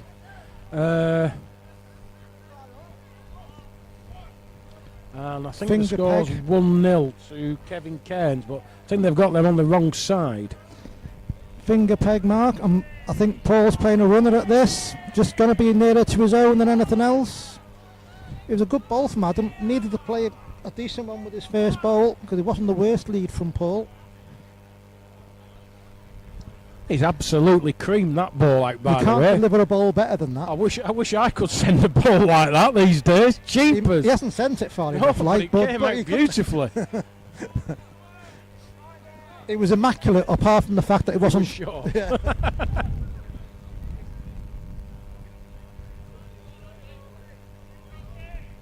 Well, seeing as my man's actually crashed out, I must have got the score wrong. I hope he's not having too many drinks, because he's got a long day ahead of him. And he's not a drinker, isn't our Jonathan? Have you started a beer snake? You seen them? No. You get all the empty glasses. All right. And you do a... Oh, I have seen that actually. Yeah. One or two started a couple of... Right, okay. I know you Liverpudlians do that when there's when you get a return for them. Get your deposit back and all that. Decent lead from Adam there. Going a fair distance here, probably 30 plus yards. Led 1 6 inches side of the jack. Paul's just about 18 inch short. This needs to run a little bit. Might limp one. Might just limp one now, yes. Gets one.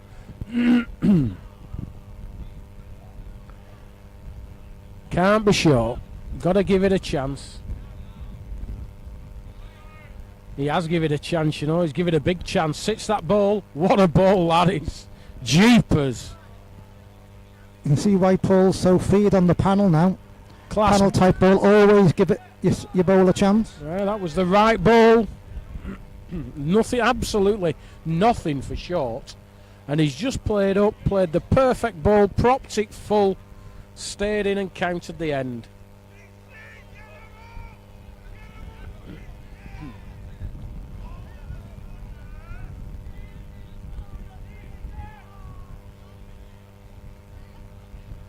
So Paul's going back into that play. It's going a finger peg. Not just not deep into it, but towards it.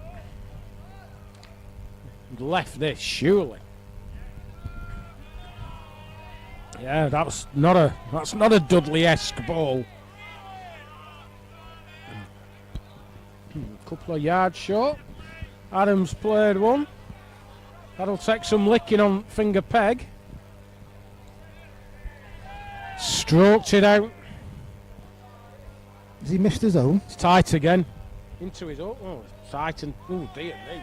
Don't go there again, Paul.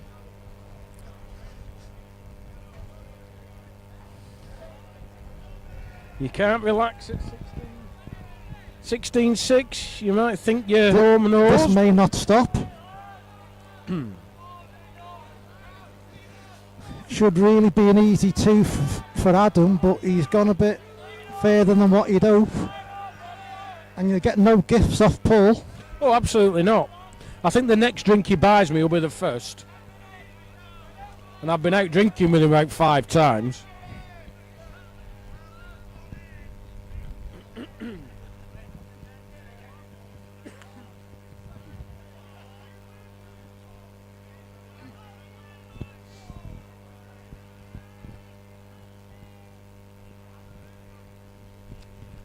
$7.16. Adam trying something a bit different. Straight peg, thumb peg. Just cutting under the crown. Actually pegs up a little bit at the finish, but he's got to be here. It's all downhill. Is it running? Further it goes, the better. It's not too shabby now. Jeepers. That's done well. Now will he catch Paul out being overplayed? This is certainly reaching. Got to hit something. He'll definitely goes.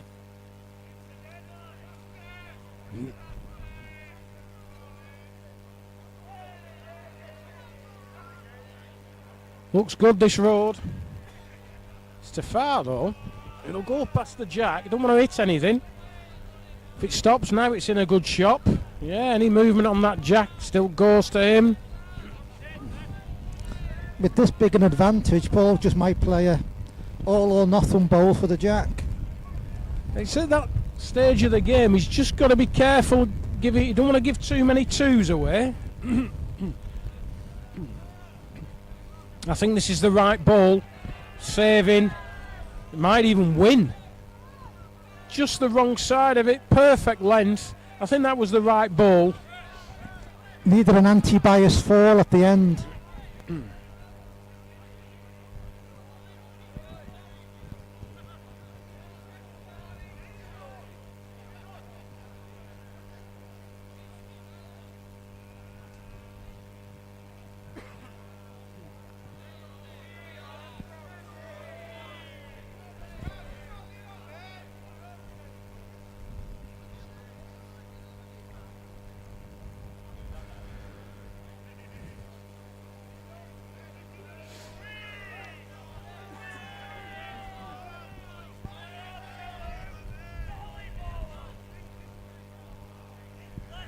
Been asked what score the Dave Lund game is. He's 15-11 up versus Kirk Stevens. Sorry, 16-11 up now.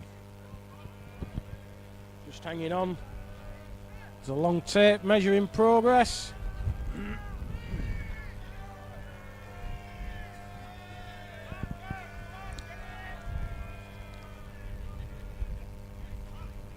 Right, Adam sent the jack out.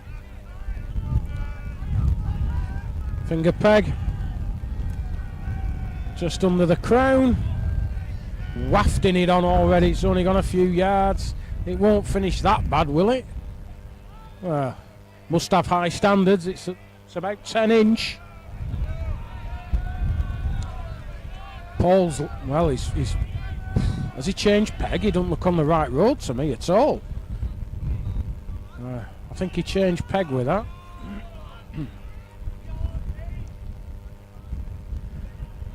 Adam on the finger peg. Straightens up a little bit now. Two good uns. I think he'll play he'll ramble through at these. He won't be short, I'll tell you that for nothing. Takes his time.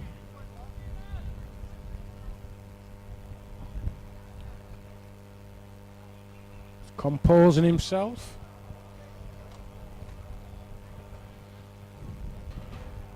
There's a lot of things happening in front of him at the minute. There's Kevin Cairns working across, Kirk Stevens working across.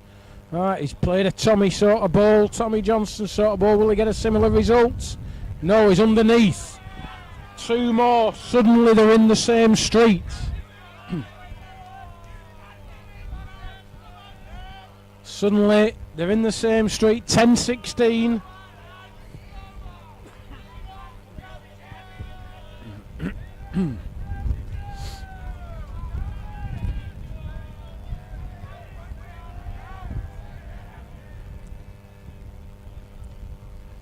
So Adam has just found a little type of mark that seems to be suiting him. It's just playing under the crown, not that far, just pegging up at the death. Oh, and his left one short, left it short just when he got himself back in the game. Number 21, Andy Saunders, 21-13. Now then. Andy Saunders, 21-13. Well, that's won it. Has it? Oh, it's nearly gone out. It's gone out, that ball. Surely not. Not too sure. I'd just have Adam's ball, actually, if I was a betting man. All 3 balls have sank. Just collapsed, haven't they? All 3 balls have sunk like a stone.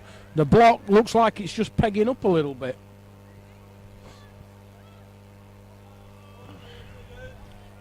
This is on different roads for the other 3, but does it make it?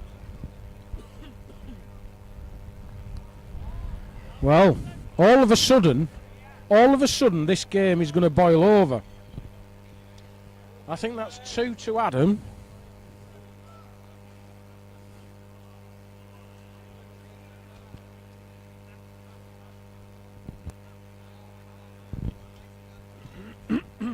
And that's 12-16. Now I'm just going to run you through a couple of the second round scores. You might know some of them. Kevin Cairns 21, Gareth Williams 20, Andrew Sorsby 21, Mike Hill 20, Connor Chamberlain 21, Kevin Hocknell 15, Stuart King 21, Steve Parkin 18, Ben Stapleton 21, Jack Brooks 14, Ben Gloag 21, Michael Warrington 13, Dan Petcher 21, Danny Rogers 6, Callum Raitt 21, Tommy Johnson 12, Mark Booth 21, Josh Brown 20. And I think you're more or less up to date with all the scores so far.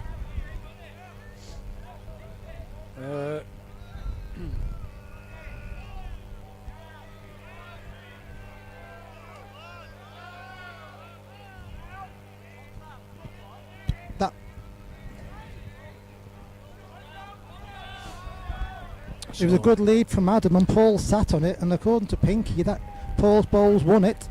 And you can take Pinky's word to the bank. Don't be short. Not short. Adam, don't be short. Be there and it wins it. Oh, that's an unlucky ball. That's just about the only connection on the bowl that he didn't want. Correct. Half an inch the other way makes 2. Charitable Mr. Dudley decides not to risk anything. Well, you know, not a bad idea.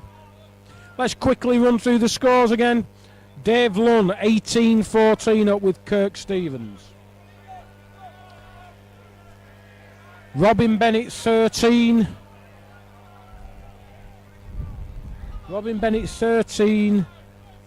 Mark Orme 19. Andy Sorsby, Kevin Cairns 5 apiece. David Bradford 16, Lee Kinkton 9, and of course, as we know, Paul Dudley 17-12 up. Duds has just gone over the crown. Well, he's probably just on the crown, looking at that. Played one a foot short. Oh, sorry, I'm looking at the wrong one. I'm looking at the wrong one. I'm sorry. When you said a foot short, whose feet are you on about? I've just literally been looking at the results, and here we are. He's gone for the corner. Nothing's within about 4 yards. 3 yards short, yeah. Thank you. Yeah, dock me wages. If I get any. This is not passing Jack, I don't think, either. Finish now. Win it. Kicks on now, down. Not so bad now. Bit bare, Better than kicks on. Preston. Certainly beatable though. I think he's short. But not by this. I think he's short. Yeah, what is that? Adams just said to himself. Well, if he didn't say it to himself, because I heard it.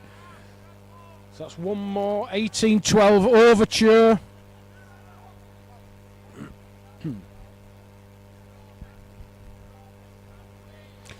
Currently 613 of you watching. Welcome to every single one of us. Yeah, if you want to interact with us, please leave something in the live chat. We'll get round to it eventually. Well, possibly. RS Awakens. Big shout out to the greenkeeper. The green looks in perfect condition. To be fair, it is. It's not bad at all. There are a couple of, well, there's a few brown hairs, but given the weather recently, it's not surprising. So they are in really, really good condition. I must admit, last time I was here, which I think I said earlier was about 25 years ago, there wasn't a blade of grass on it. So this is really good condition.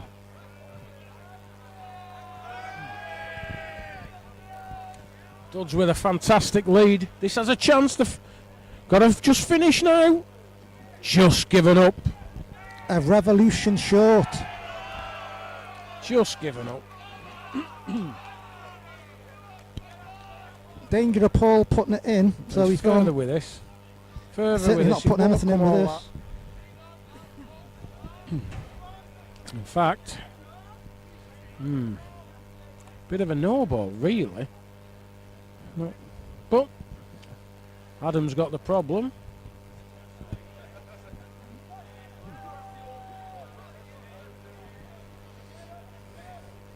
Adam just got to pass his own. Second round, Barnsley, number 48, 21-20.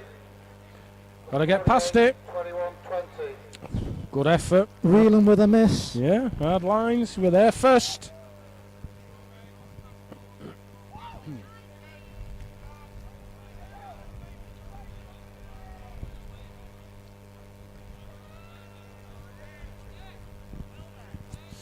So, 19-12, chance of winning this end.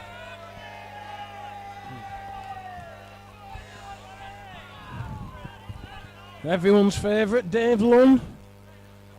All but 16, found a reel in there. He must be about 107 now, must Dave. Good lead from Duds. Just about a foot off. Got to trust the bias. Trust the bias, be a lens. Just gonna dribble out.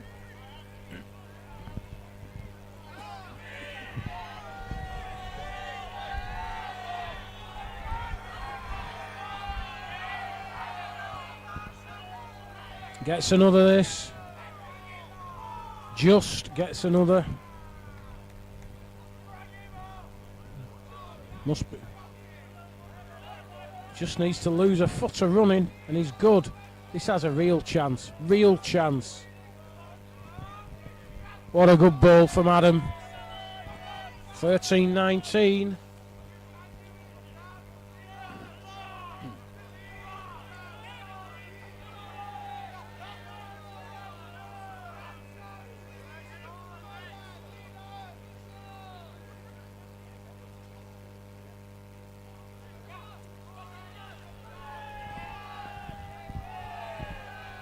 Dave Lunn has won 21-16 against Kirk Stevens.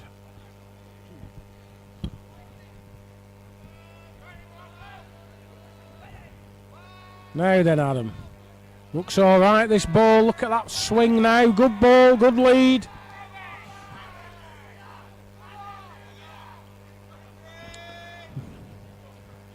Threw his hands up to the heavens there. I'm not sure why. It's a good lead. Well, Dodge, you need a contact. Not got it. I'm going to go a long way now. Number 11, Connor Chamberlain, Derbyshire. Number 13, Stuart King, Yorkshire. Green number 1, please. He should be waving at that one. I'm not sure that's it. Got another. Dubs needs to know. Changes it.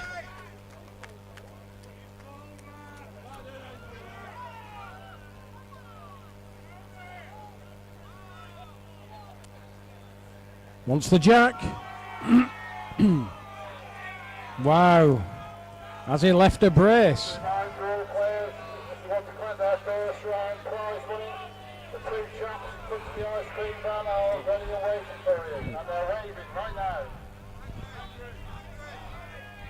I think 56 Mark Orme has just won 21-16 against Robin Bennett. It was a 2 for Adam. So that's 15-19. David Bradford in 1912 up with Lee Kinkton.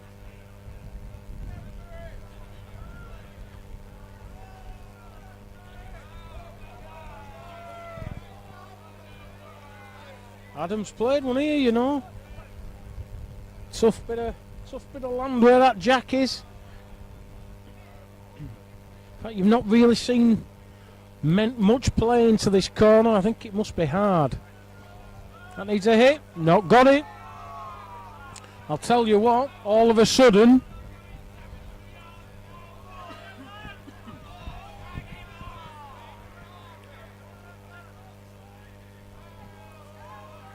gets another.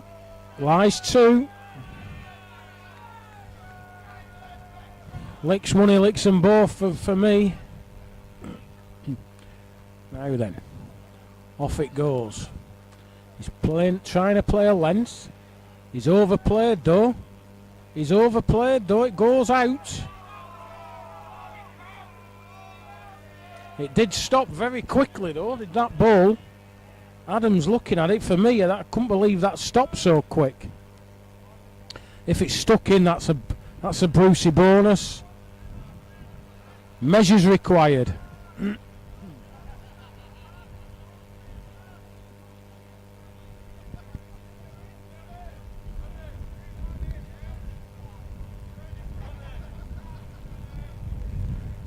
So, measures required for this. Can't believe that ball pulled up like it did. Callum Roy from Shropshire. Number 48, Barnsley from South Yorkshire, please. Green number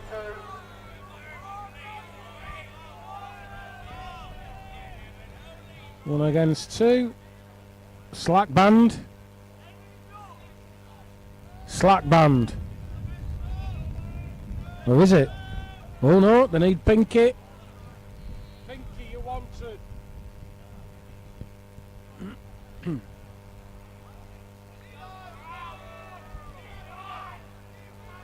No, just one it was. 16-19. This is a very, very, very important end. Needs to lead one.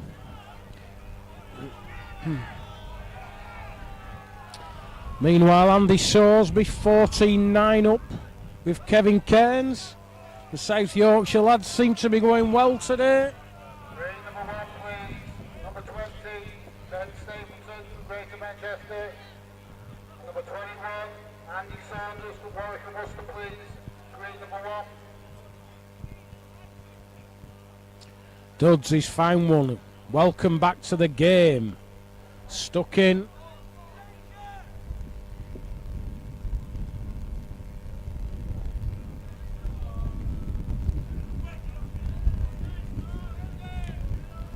Doesn't need much in it, just needs to pass his own front ball with an inch or so. Is he further? Is he further? Oh, has he been unlucky there? He didn't need to hit his balls. Oh, I think he's been unlucky there. Just hit it too full.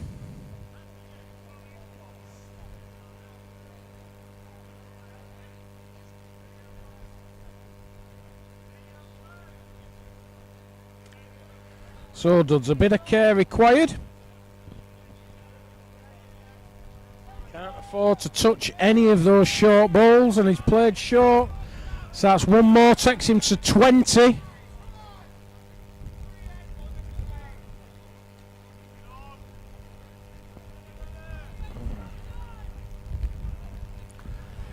...620 viewers, 62 likes.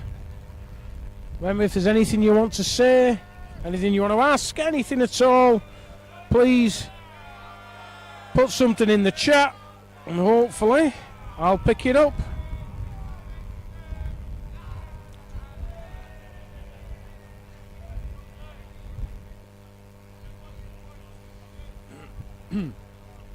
Alfie Cattrall, who is in it for Lancashire? I got knocked out of the qualifying for the senior, but I'm in the junior merit final on the 16th of August. Junior Merit final at Hesfield Royal British Legion. Oh, is that right? Nice place. Who was in it for Lancashire? Alan Manuel, Desi Bissell, There must be another one somewhere, maybe. Tim Hodge. And that's it, those three.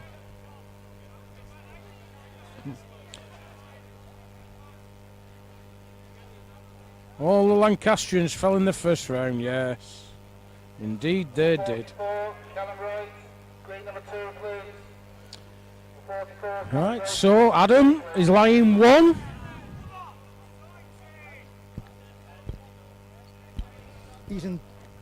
Dudley's in danger of not falling over the line here. Gets another here. 18-20.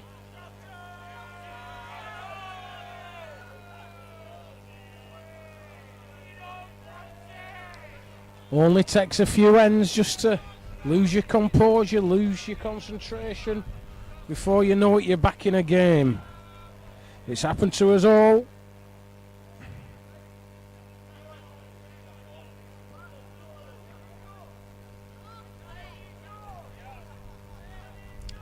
So, finger peg.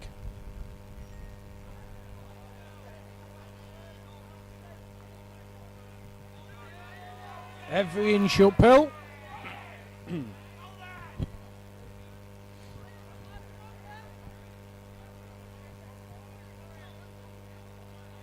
Short.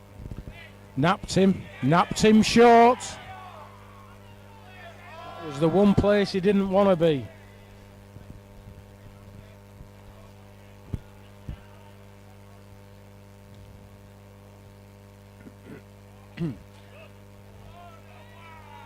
Well, he's line 2, and that'll look like a brick wall.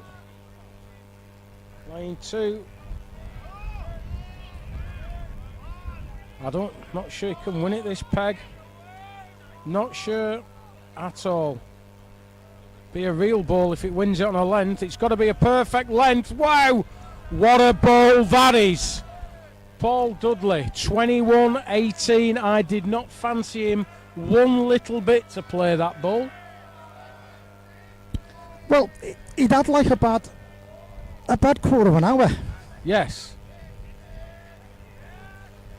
Didn't fancy that ball one little bit, but that's why he's there on the green and I'm set up here talking nonsense, keeping you good folk entertained at home.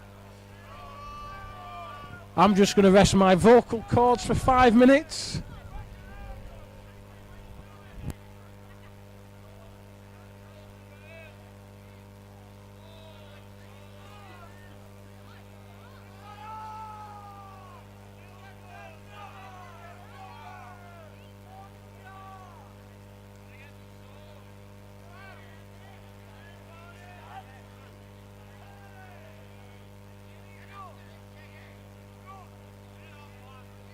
Second round results for green number 1, number 56, Markhorn, 21-16. And number 56, Markhorn, 21-16. And number 62, David Bradford, This is 21-12. the first end of the game between Andy Saunders of Warwick and Worcester and taking Matt O'Neill's place on the programme, Ben Stapleton.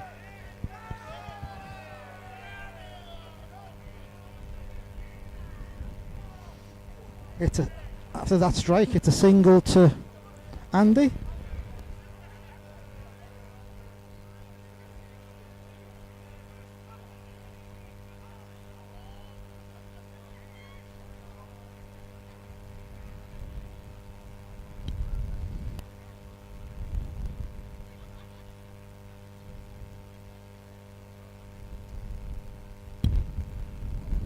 A few more comments on YouTube. Somebody's asking, is Callum on again? He is. He's playing Mark Booth, but he's on the other green, unfortunately. We're just focusing on green 1 at the moment. Seems strange with no Greg Smith. Yes, it does. It does seem strange. I'm not sure what happened with Greg, whether he entered, whether he didn't. I think he got beat in the first round of the finals day up on Warwick and Worcester Merit. Right, okay, so even the greats can be beaten. Lee Dobson, are you covering the champs again at Howley this year? I believe so. I'd hope that our commentary position might be a tad more safe this year, but we'll see. It wasn't so bad on the Saturday. Sorry? It wasn't so bad on the Saturday. Yeah, the Saturday wasn't too bad. I was just the Sunday when I feared for my life. We nearly got blown into next door's garden. Yes, yes.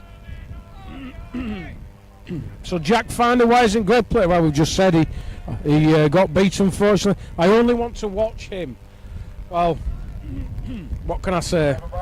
You'll have to watch somebody else instead today. Test tube accident.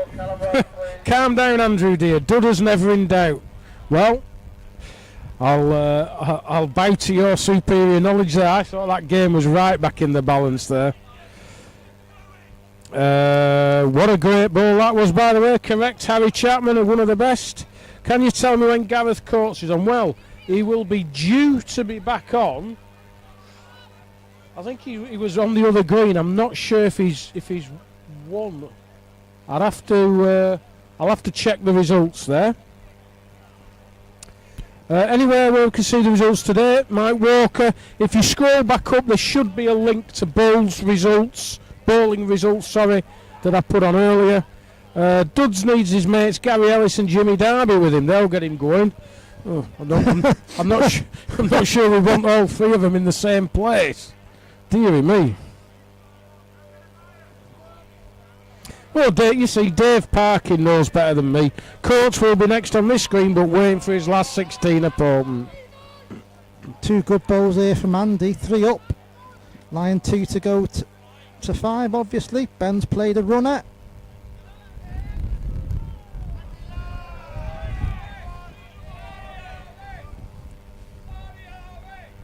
That was a bit kind of not hard enough or far too hard, depending on what you were trying to play. Graham Hickey has asked, who was you or Steve's favourite player to watch? With occasionally getting away like a pyramid. I like the plays with the smoothest silk action. So GI. So me. Oh. So Steve's favourite player to watch is GI. I'm a massive Callum fan. I love watching Callum. He entertains me. So the current clutcher players, it's got to be Callum. The old players, of course, Duncan was my all-time hero. He was just different grade. Well, BD, Nort Fletcher, Len Higginbottom. There's a list. There's a long list. Roy Armson. Duncan was my man. Roy Armson was probably one of the best thinkers about the game. I only saw him bowl when he started with the yips, and so. What else can I talk about? Coates has beat Meese 18. Dave Mann selects Dodworth player, sat on a cruise ship with cold beer waiting to set sail. Oh, I wish I could swap places with you. Saunders, you beautiful man, lead on it. I wonder, does he ever get called a beautiful man? If so, that's lovely. Mike Walker, how did Emmanuel get on? He lost first game. Gary Smith from Leeds. I hope it's from Leeds. He says his favourite players Greg Smith, Dave Parkin, but Brian Duncan never won this. That's correct, David, but he won absolutely everything else in the game multiple times when it was harder to win competitions than it is now. Phil Davis, how did you rate Tony Poole? I thought Tony Poole was an extremely good player, and I think if he'd have lived in a different part of the country, I think he would have done even better. I think being in Shropshire isn't always an advantage, really, but because you've a long way to go to get anywhere. Well, a prime example from the other end of the country is Martin Gilpin and Ian Nicholson. Correct. When you've got to travel for half an hour to get anywhere near a main road, it's always a bit of a. I don't know how Callum does it. I think that's another reason I enjoy watching him so much. Zamo, great coverage as normal. Would love to have come today, but I've been left dog sitting due to tram lines at Hillsborough Park. What a very poor excuse that is. You should have gone to tram lines with the dog. What's Andy's thoughts on Yorkshire versus South Yorkshire County Semi? Well, I'm hoping to go to the game at Elland. I'll be honest with you, I can't see past Yorkshire. I think it'll be a comfortable win for Yorkshire, which hurts me to say because I have an awful lot of South Yorkshire players who I count as friends, but I think Yorkshire will just be too strong. They could arguably replace 4 or 5 of their players with 5 others and still be as strong, and I don't think many counties are in that state at the minute.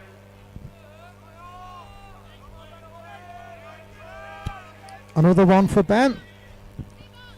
2-5. Needed to play 2 good bowls to win that end though.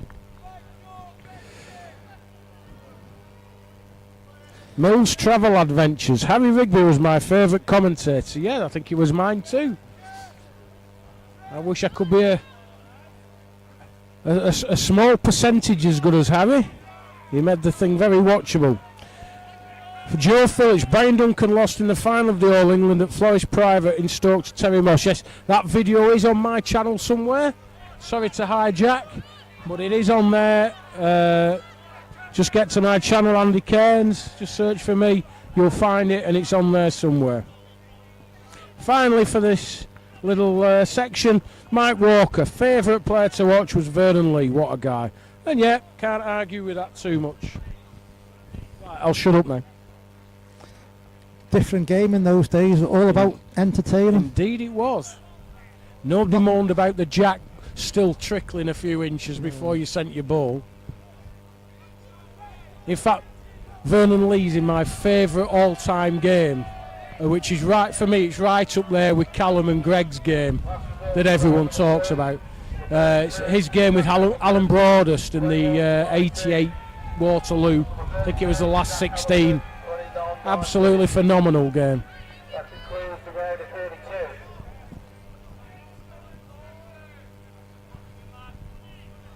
Well, it's in honour of the broadcasts in the past that we try and keep things going.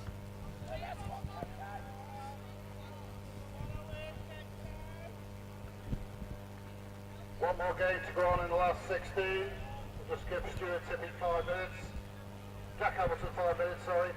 That's 27, Gareth Coates, Yorkshire. Jack Hamilton, Greater Manchester, 32. 5-minute call. So there you go, everyone asking where Gareth Coates was. He's about to go on in 5 minutes' time for his last 16 game with Jack Hamilton. Your fan club's getting louder. I wonder why.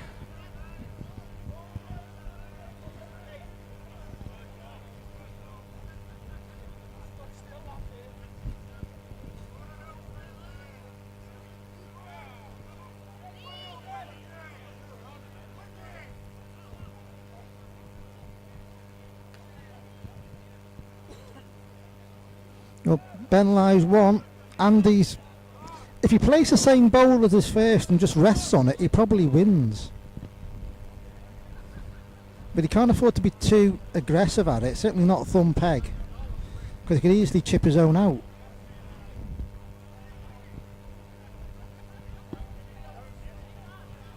And he's come finger peg. Weight required, just sunk underneath. Someone's turned the ether up again. Tell me about it. I'm here with no hat, shorts on, and a hoodie, because I thought it would be cold. Since you had to drive, do you not have emergency provisions in the back of your car? I do have a coat in the car, yeah. That's not really going to be helpful. No. And I have a cap in the car. But it's a long way away. I'll have to go back down ladders, and that's seriously not happening anytime soon.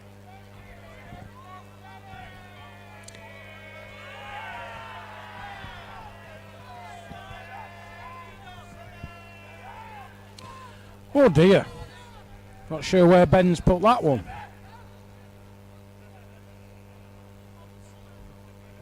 There'll be a Greater Manchester WhatsApp chat group who'll be asking the same.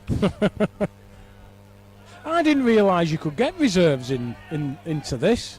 I always thought if you couldn't play, you couldn't play. Well, no, your counties nominate a number of players. Right. And however number it is, and if one doesn't turn up, you just send somebody else. Is that right? You can't do it for the champions. Right. Have you got to have qualified? You can't just say some random your next first round loss, right? Yeah. So if you get only 3 entries, you put the other semi-final. Yeah. Well, another one to Ben. That's another very good one as well. 6-5 in front.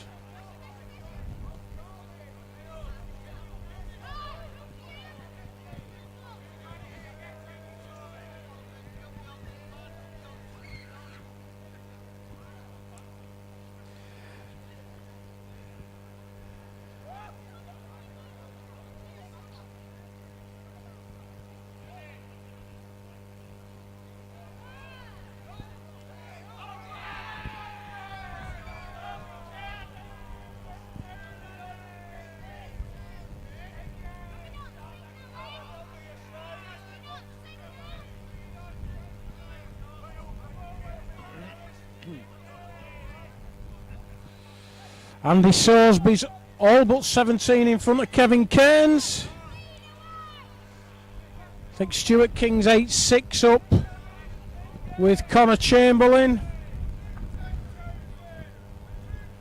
Ben Stapleton's 8-6 up currently, but 1 down here.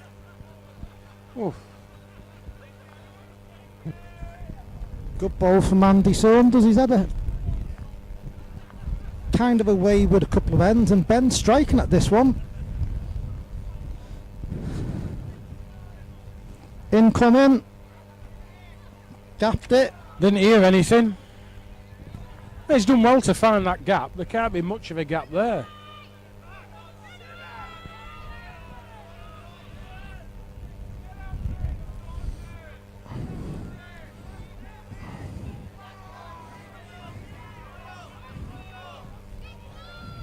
Gets another.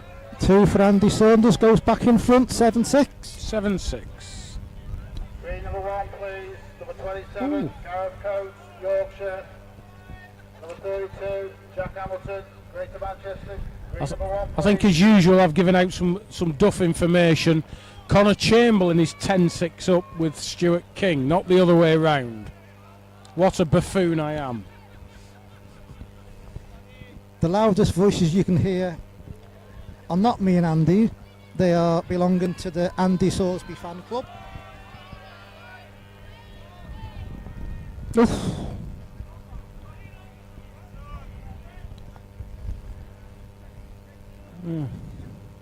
Interesting choice of mat throw by Kevin Cairns, that. A bit close to that jack of Ben's.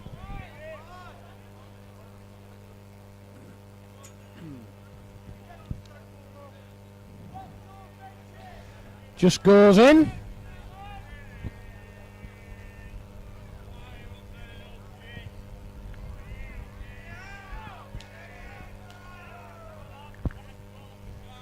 This needs to peg more than anything. Best length of the lot, and it's fell away from the jack. So Might have fell out. this is miles tighter from Ben. It's not going to stop now. It's going to go down that hill. It's just depend on who's on here.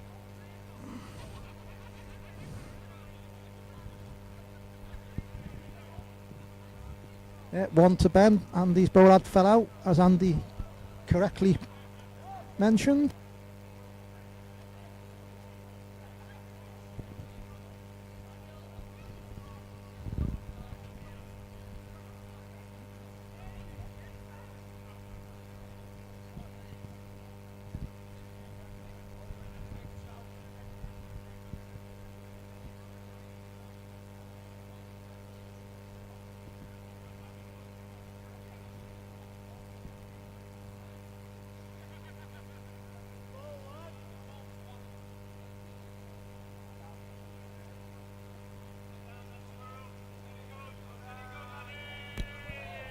Once again, thanks to John Moore for the kind sponsorship of this event, and also to all the individual player sponsors.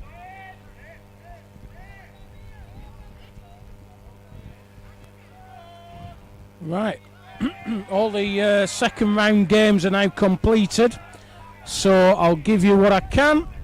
Andy Saunders 21, Aaron Tapper 14, Gareth Coates 21, Ross Meese 18, Jack Hamilton 21, Stuart Tipping 19, Dave Lund 21, Kirk Stevens 16, Mark Orme 21, Robin Bennett. Paul Dudley and Dave Bradford, and Dave Lund versus Mark Orme.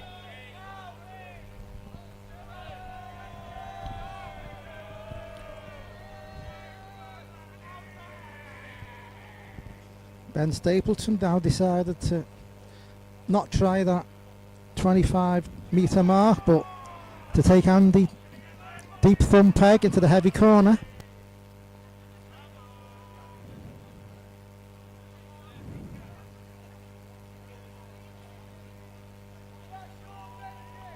Won't finish so bad, you know.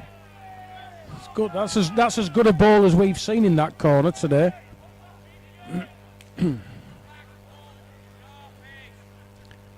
Where's our man in the high vis? I thought he might have been up offering us some more refreshments. It's getting towards tea time. This is a different bowl, Ben. Yeah, it's not as far as his first by any means. I think I may have been asking if that I got another and then played at it.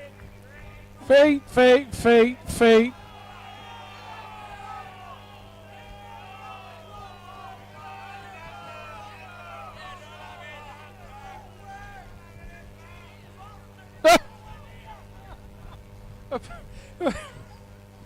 Apologies if you heard that on our effects mic.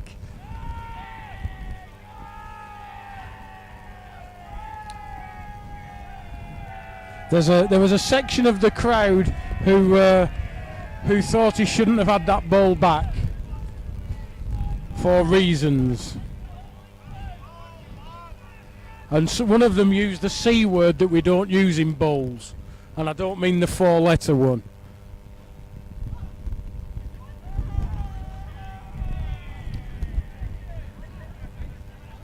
Connor Chamberlain 13-8 up in his game with Stuart King. Ben Stapleton leading the jack out. He's going to be fighting with Gareth Coates, I think, for rights to this corner.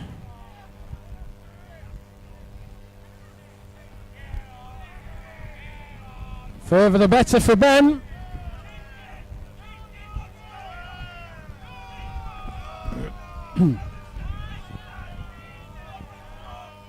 It's not often you see two bowlers with such magnificent ginger beards on the green at the same time.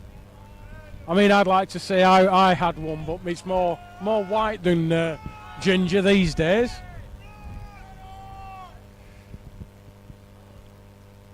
Watch this ball. Watch this ball. Watch this ball. Well left. Gareth Coates 5-0 up in his game with Jack Hamilton.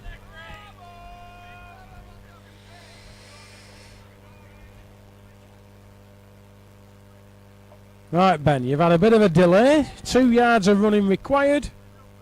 Can you do it? Big chance. Big chance.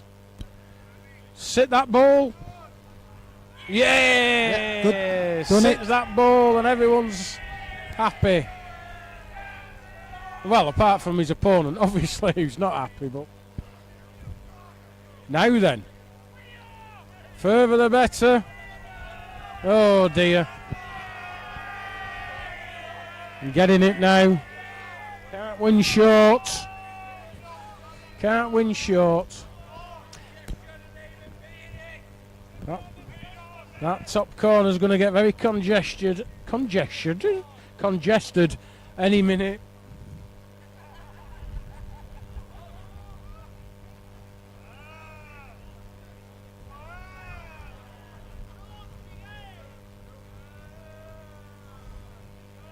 Thumb peg. Jack's just stopped now. Ball's gone at least 15 yard before it stopped, but that's for other people to be concerned about, not me. Wow. Another ball just caught my eye then.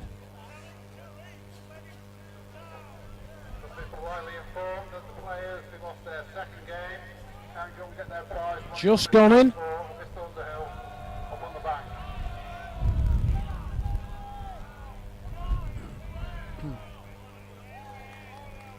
Needs to run away, Ben. Can't win short. Well, Andy's in. Do we think Andy's using something that could even be woodish? No, I think the Hensel light. Oh, right. I read something in the programme, Oh, right. because I do a little bit of research. I know you think I just wing this. Well, I do, to be fair. They are looking abroad. They're similar to John Bailey's right. white-eyed Enselites, but those are 212, and I think Andy's are 210. And I'll find it somewhere, because he did a little interview. We don't normally have this many pages to flick through. No, we don't. And normally it's literally 2. But here we are. This is a novel. It'd take you all day to read this. Just in a day. Oh. Oh, there's only 60-odd pages.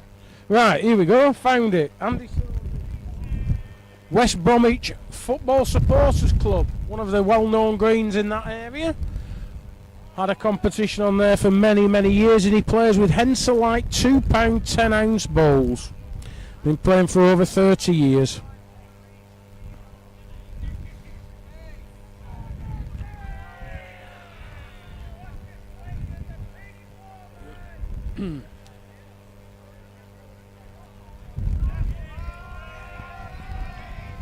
Not a good lead there. Those Enselites didn't do him any favours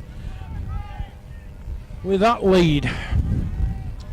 Ben stepped in, stuck one all over it. Now then, Andy. Better with this. Still to far though. Won't stop, will it? Still goes out.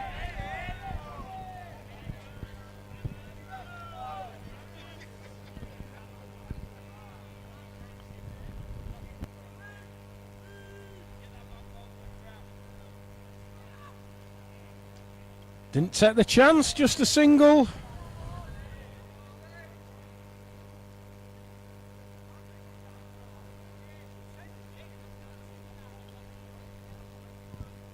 One more, 12-8. 12-8 to the substitute, who is, for all intents and purposes, Matt O'Neill's. Correct. I wonder if they're chopping. Yeah, can they share in the prize money?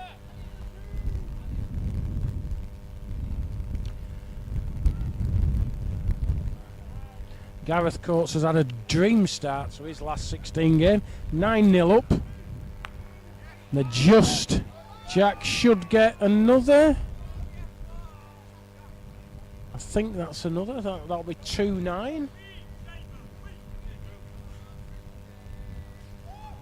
Meanwhile, Ben Stapleton gone up into that top corner. And he's just sat on that yard ball. Not the best of leads.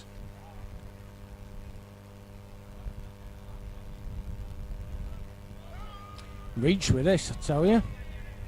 Needs to hit someone, needs to dust that Jack. Oh dear, should be an easy 2.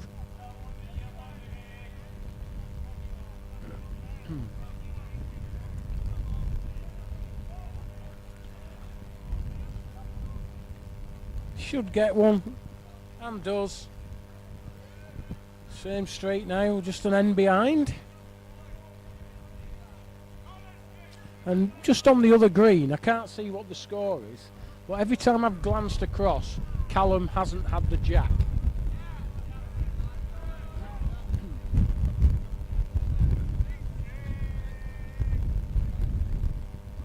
It's the only downside about this particular plot. You can't see the scoreboard on the pitch. If we'd have thought ahead, we'd have set a camera up just on the scoreboard so we could see it. Over that a runner. Or well, go on, off you go. It'd take me too long to get up and down that ladder.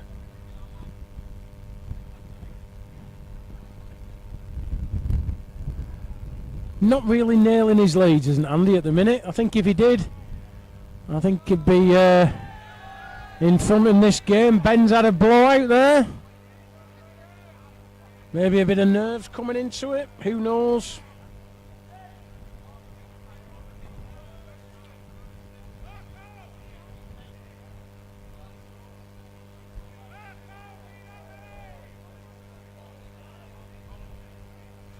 Turned over, whooshed it. Might not even make one. Not sure. I don't think it'll be relevant in about 10 seconds. Well, I think Ben's turned over as well. Yeah. Canter's in for me. Canter's in. You can't give Ben Stapleton that sort of room. Another end I've glanced over there, and Mark Booth's just planted one on the jack.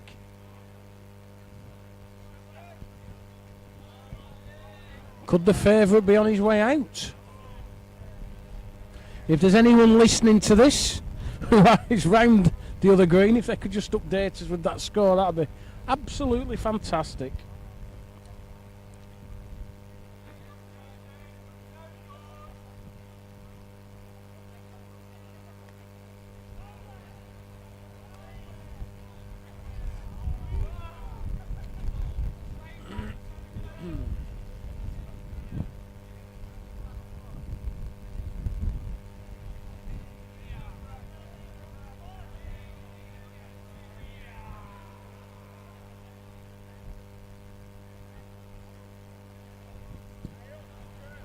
Ben Stapleton's bowl has decided to take a rest. I really don't like And getting that close. This is following it.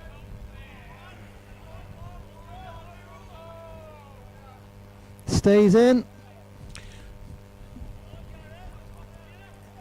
Only needed to go a couple of foot more, and it was following Ben's off the green.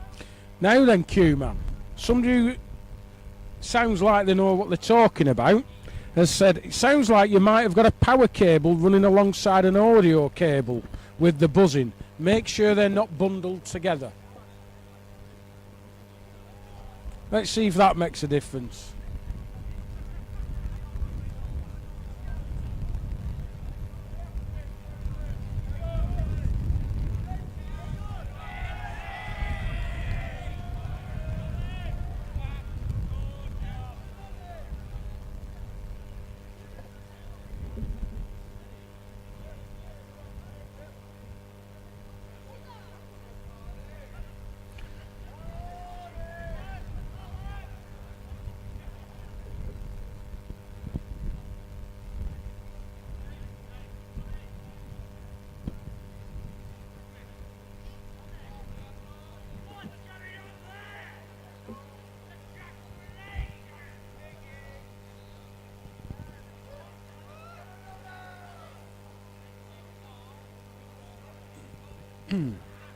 You're not missing anything. Ben's just sent the jack off.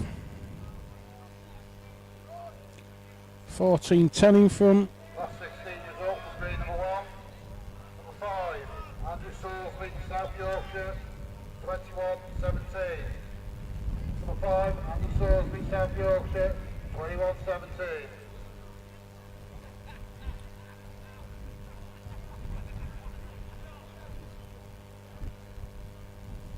I think he's tried to sort out that cabling issue, but it doesn't seem to have made much difference. I don't think. You'll be able to tell us better than I can. Anyway, Andy sent the jack out. Thumb peg. Not very far, 25-ish yards. Caught Ben short. A little bit nearer, a couple of feet off. Shouldn't be good enough at this stage of the game, I would have thought. Looking better with this. Needs a clear though, needs a clear. He's ran in the back of it. That's a Brucey bonus.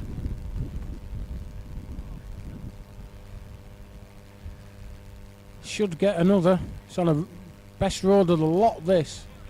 Yeah, 2-2 Andy, 12-14. Gareth Coates is now 10-5 ahead. I don't want to get these the wrong way around. I keep doing it.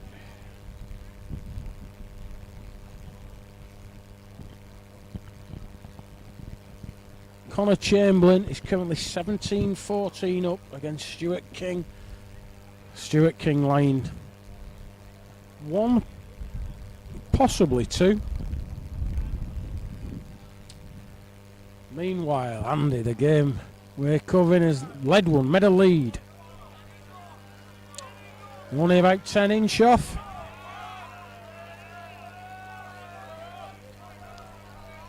Just tight is Ben, just to near us. Got to go out as well. 4 foot to far.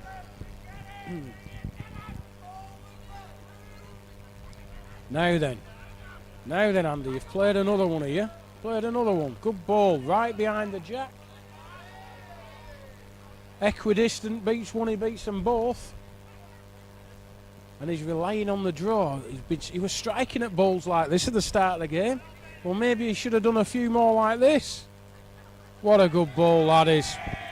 What a good ball that is. Excellent ball from Pullen level. He goes 3 behind, 15-12.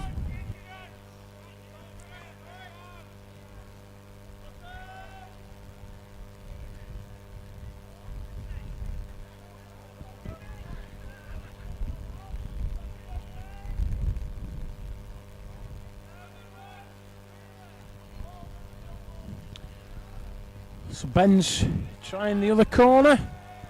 Thumb peg. It's all downhill to me from there. He's not sent it, has he? I mean, it's still going. Not going to get to the jack though. Shouldn't be good enough. Andy's definitely further. It's got to stop. It's got to stop. I don't think it... Oh, that's one way of stopping it. Get a jack in the way. That'll slow him down a bit. Now then, Ben. Miss your own. You've given it a chance. You need to use this jack again. And he has done. That jack's going to be knocked out of shape at this rate.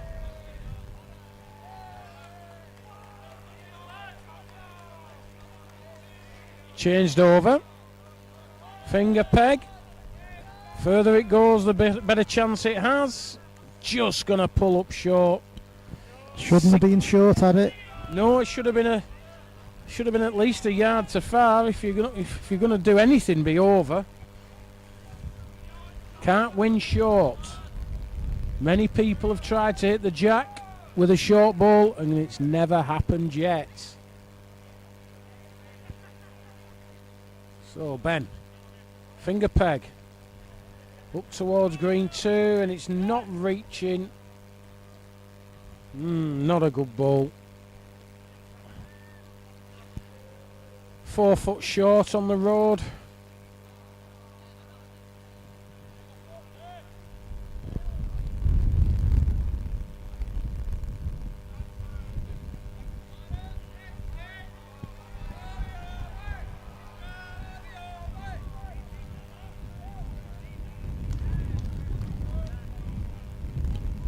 Well, Ben, can you beat that ball of Andy's? Nope. You would think it's a good chance for Andy to get another. Needs to trickle on, and it gets there. So those of you with good hearing might have heard that Dan Petcher's got through to the last 8. I'm not sure who he's playing there.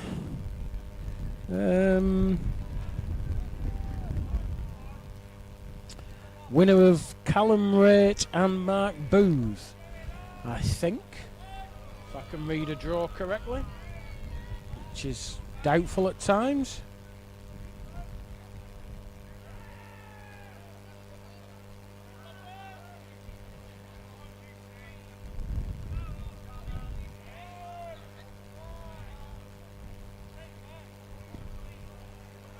Well, That ball seems to have pegged an awful lot just in the last couple of yards. It didn't look that far narrow going across, but obviously it is. Stuart King was game down with Connor Chamberlain at 19:15 and just played a front toucher to save game. So that's 16-19 off the mat. Stuart King versus Connor Chamberlain. And Gareth Coates is 11-8 up. Remember, he made that fantastic start, 9-0.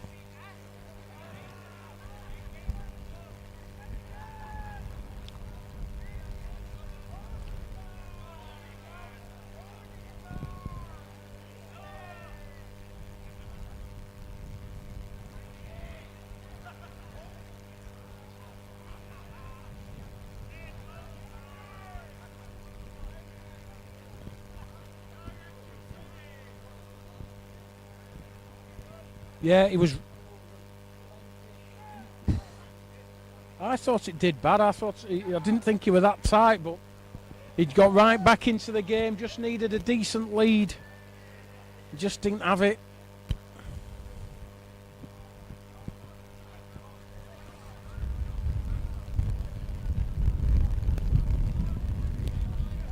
So 18-14, the reserve, Ben Stapleton. That'll become his nickname.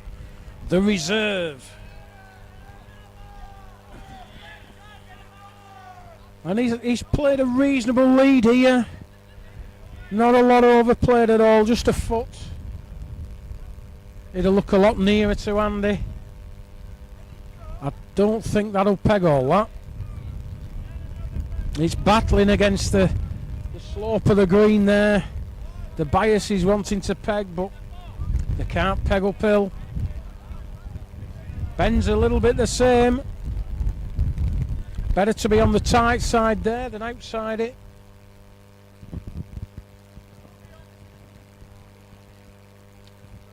Don't be short, Andy. Not when you're down.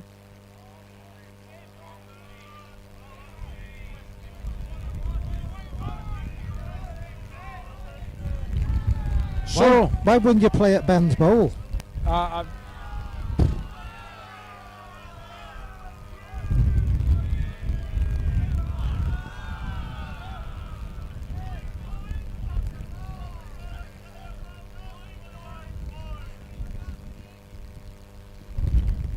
19-14, Ben Stapleton. One good end away from the last 8 of the BCGBA Men's Senior Individual Merit. He wouldn't have thought that a few weeks ago when he wasn't even in the event.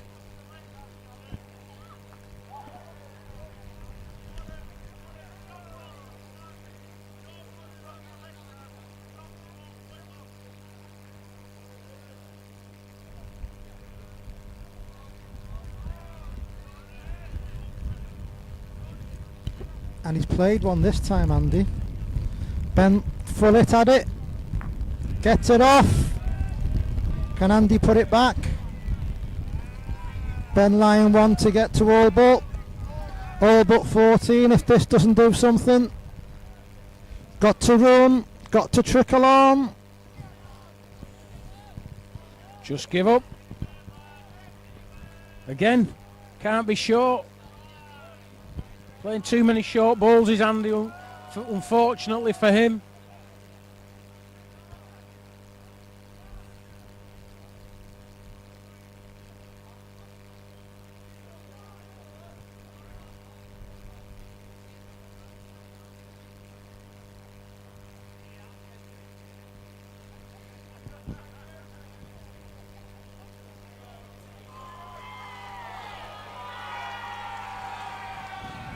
Meanwhile, 2 more for Stuart King. Long way off as well, 19 apiece. Oh, there we go. We've had an update on Callum, 18-12 down.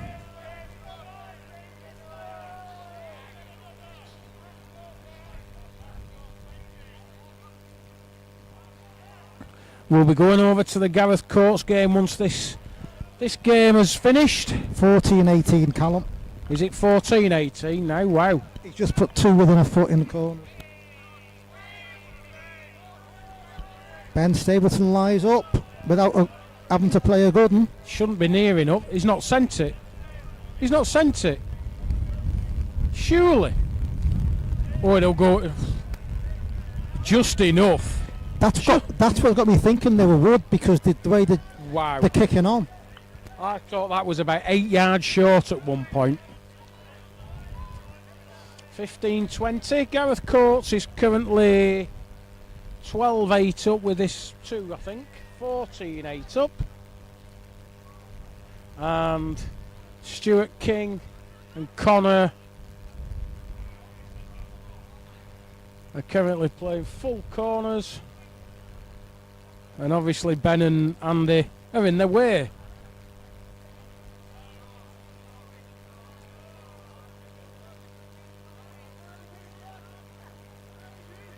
Mark Booth just played a reeling.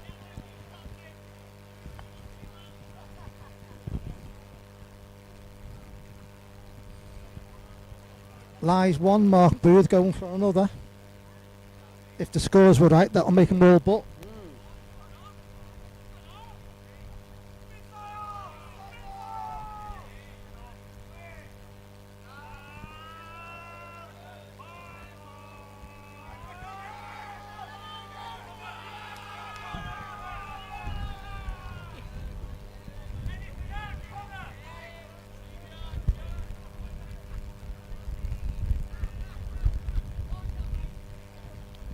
Ben's given this one up. He's underneath, he's short. And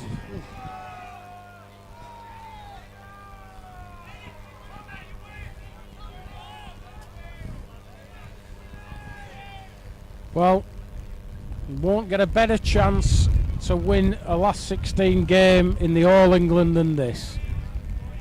There it is. There's the winning ball. Ben Phillips, 21-15 winner.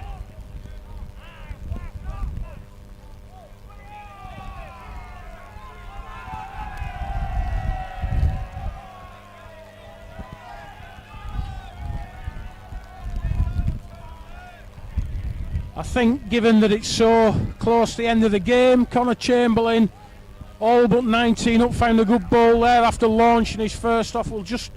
It can only be a maximum of 2 ends, so we'll just go to this one first.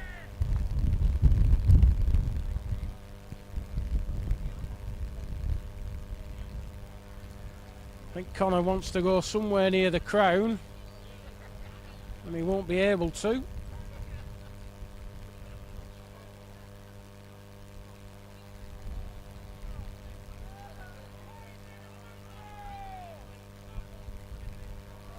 That's it. Mark Booth, seen off the tournament favourite Callum Raitt. Body language didn't seem right in that game. Anyway, let's concentrate on this. Connor Chamberlain led one about a yard short. I think he's turned over as Stewart needs to miss that ball, and it has. He's done a job, but that's all. Shouldn't be good enough to win the end, not at this stage. Of course, nerves are jangling.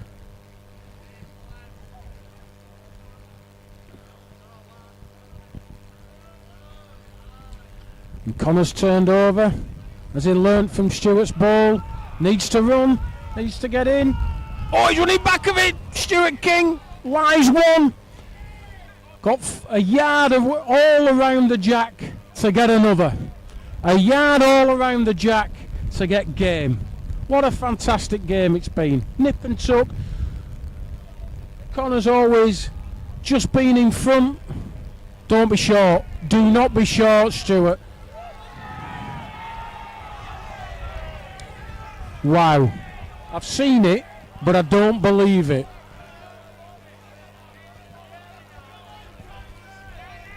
Well, dare I use the phrase jelly arm?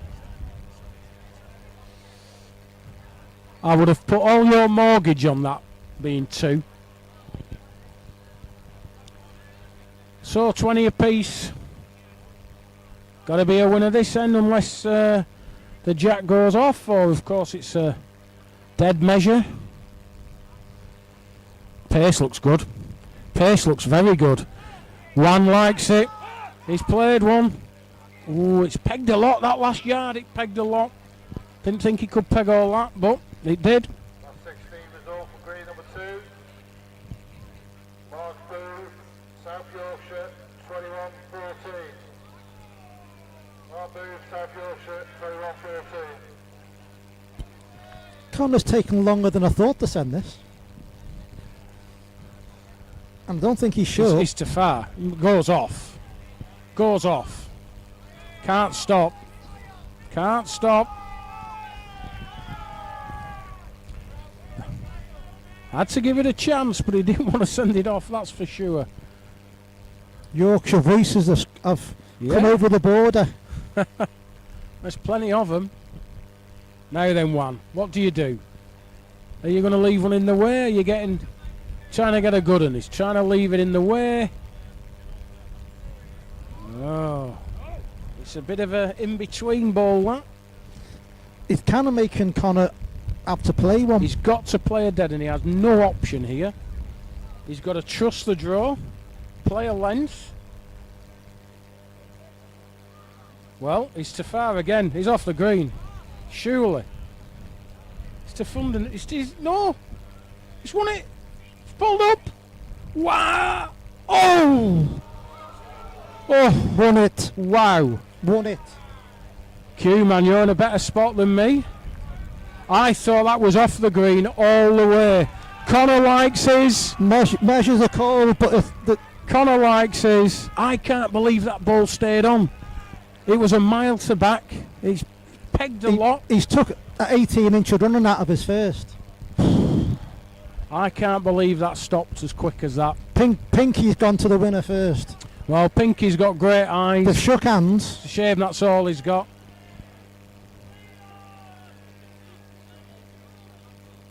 There is no danger who's on here.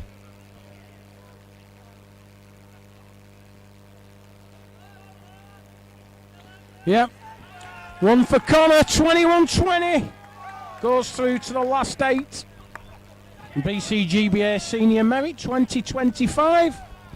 And without any further ado, we're going to what is seemingly the crowd's favourite on YouTube, Gareth Coates, who's currently 16-9 up with Jack Hamilton.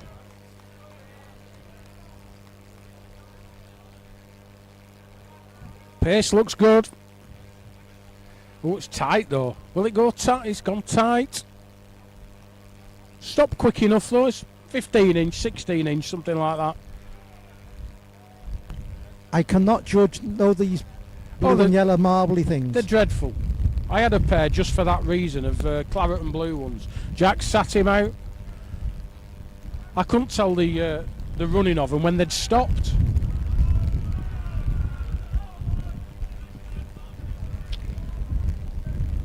Looks on a better road.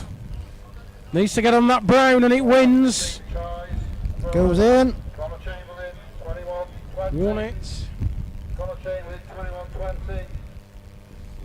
I like the way Gareth Handley got stickers on them as well. Is it another sit? Ooh. May have still trickled out that. Nope, gone in.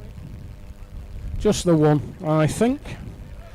So, who have we got? We've got Andy Sorsby playing Connor Chamberlain. We've got Ben Stapleton playing the winner of this game that we're currently watching. Dan Petcher is now playing Mark Booth. And the other two games are still on. So it's either Dave Lunn, Mark Orme playing Paul Dudley or David Bradford. So that's how the last 8 is lining up at the minute. They're measuring this. I can't see past the blue and white ball, but Pinky like the black one.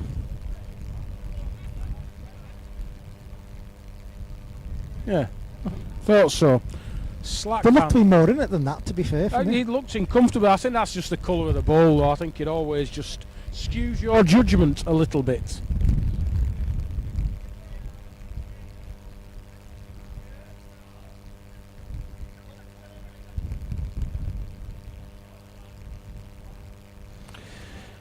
Apparently Paul Dudley's behind as well.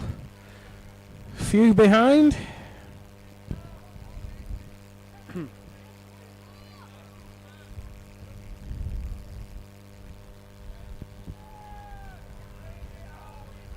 Not a bad lead from Jack.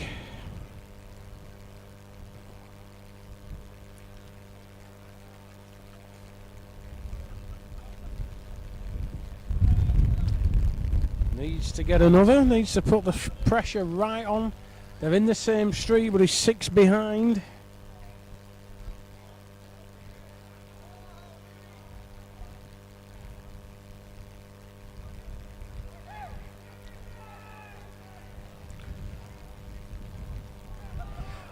Well, that's a poor ball from Gareth. Short and shorter.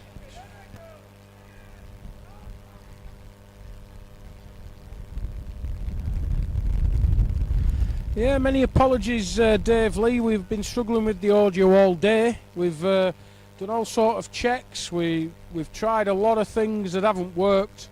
So unfortunately, I just have to live with it. I'm not sure why it's cutting out.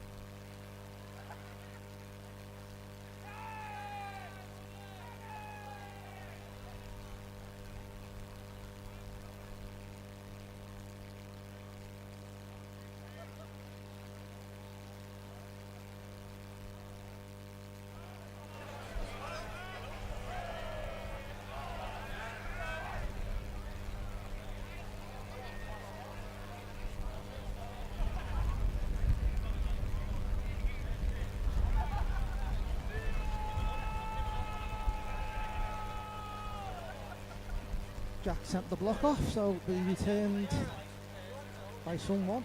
Pinky it is.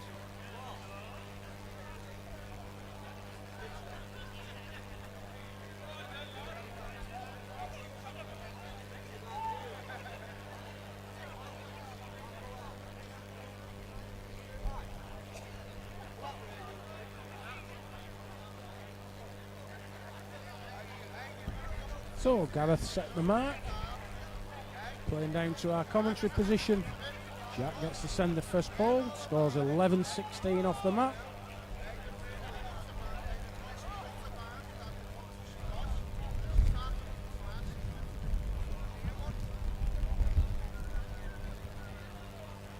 Left it. Oh, bad ball from Gareth. Shouldn't have been into the back of that ball. Should have made sure he was underneath. He's knocked it a good one now. And Jack's improved. It'd be difficult for Gareth to get at that Jack now. It'd be a really good ball to beat it.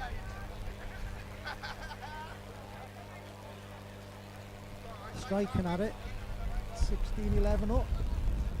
Line to go 13-16. And 13-16 it is.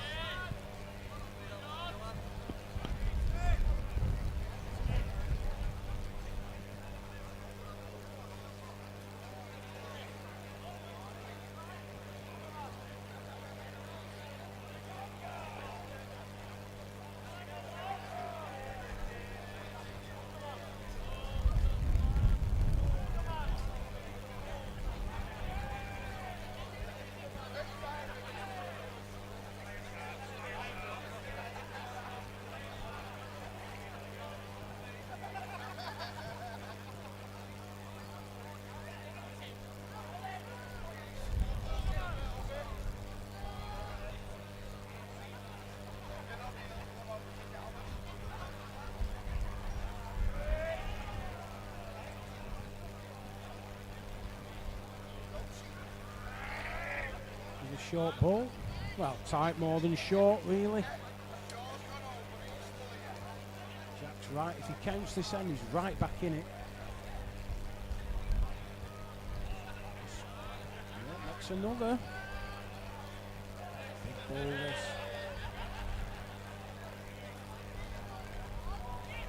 He's on a good road. He's on a very good road. Needs a length. And it's too far, goes out.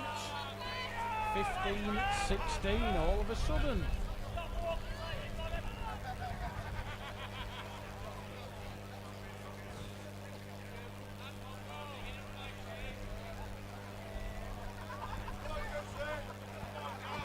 Let's try the other corner. Left-handers thumb peg. There's two left-handers playing one another.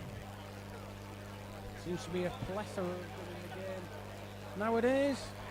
Seems to be quite a rare sight.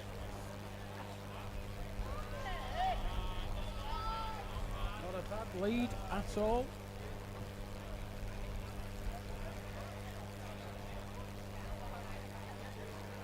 Looks on a good road, does this. Looks on a very good road. Leads the contact. Oh, he's been unlucky. Been unlucky. He got the jack full, didn't really want it full.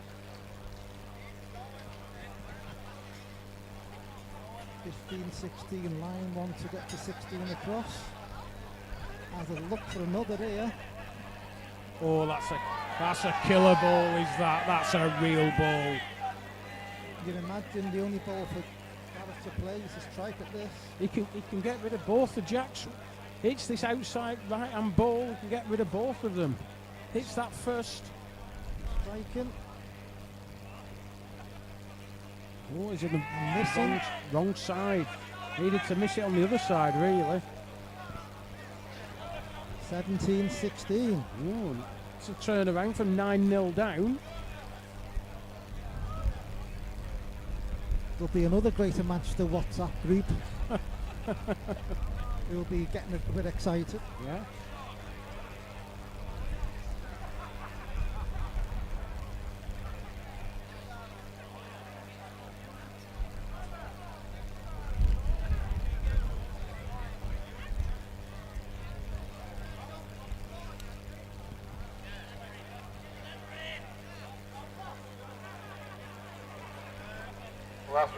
Last 16 result for green number 2. Markham, number 56, 21-15. Markham, number 56, 21-15.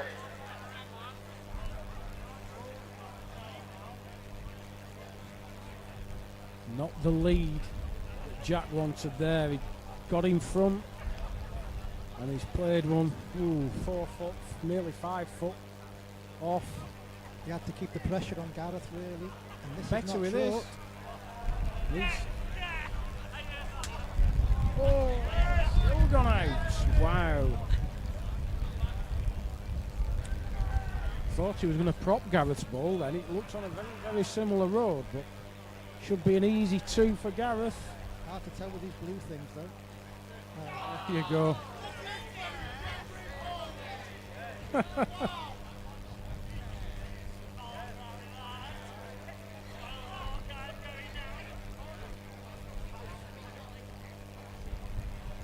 Gareth just taking a little drink spray, replacing some of the fluids he will have lost during the course of the game. Score is now 18-17.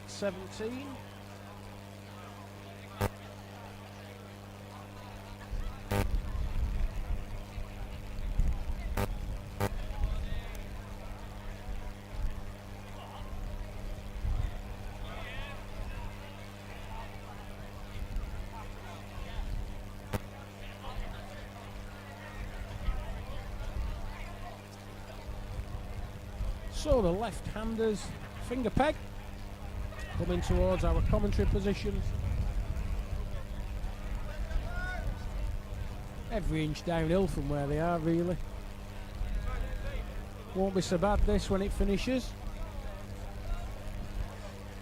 Got a tremendous view of this end here. Don't be short, Jack. Give him a chance.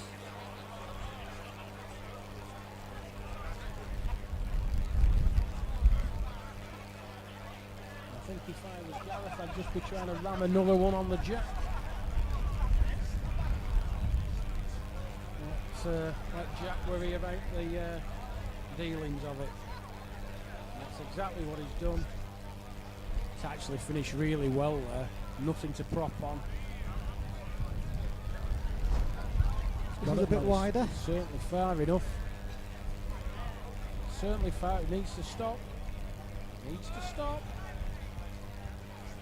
Right, the final result for green number 2, in last 16, number 62, David Bradford, 21-14. Number 62, David Bradford, 21-14.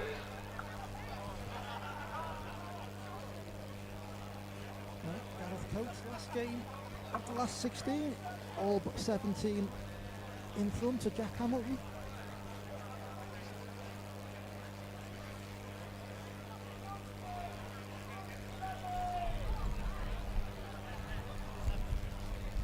Long way into that corner, every inch uphill. So you get past the Jack and then it runs off. It looks tight to me.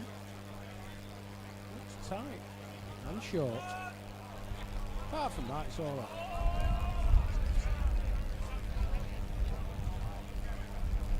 This is a better road altogether. All on your length now, though. Looks an inch too far to me. He'll stop. Just got to get him to the Jack, and then it's all run after that.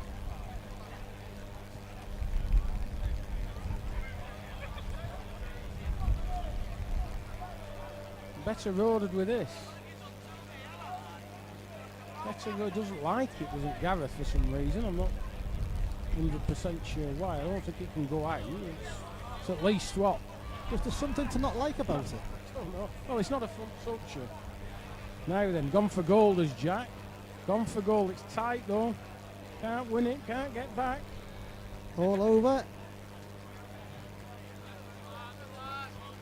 So on to Gareth Coates. That's 21-17. Takes him into the last 8 of the BCGBA Senior Merit 2025. Now I've heard some of the results off the other green, so hopefully I'm right in what I'm saying. Andrew Sorsby is playing Connor Chamberlain. Ben Stapleton is playing Gareth Coates. Let's have a look. Dan Petcher is playing Mark Booth. And then I'm not sure who won the game between Dave Lunn and Mark Hall. Last 16 result, number 27, Gareth Coates, Whoever that is will play 21-17. David Bradford. Number 27, Gareth Coates, 21-17. So I'm just going to have to We check. have had a mobile phone handed in, so if anyone has lost their mobile phone, please come to the Just going to desk. have to check that And result we'll see if it's yours. Thank you. to see who won that game. Let's see.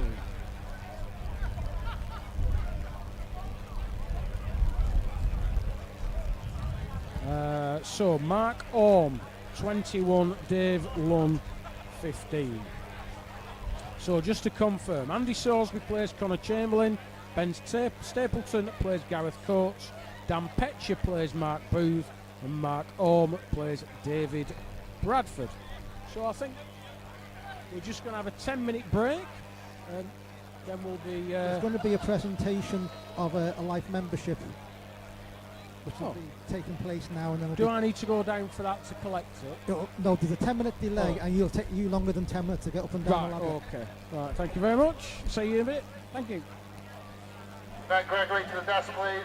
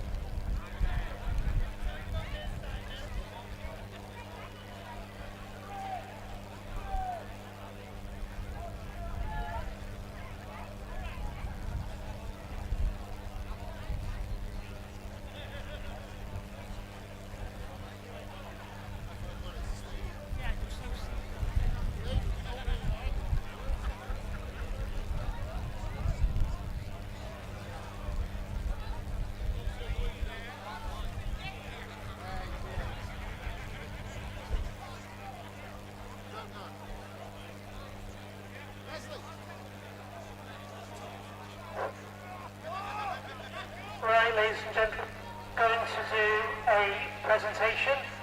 I'm just going to ask the BCGBA President, Leslie Allen, to do the presentation for me.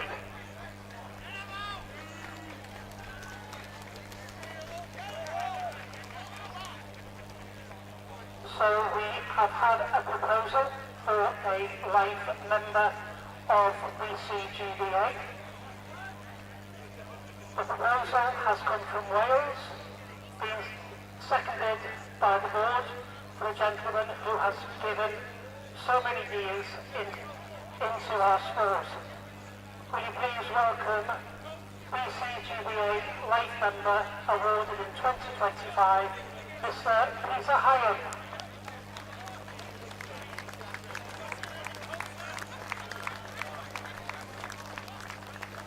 As I say, Peter has done so much for the game of Crown Green Bowls.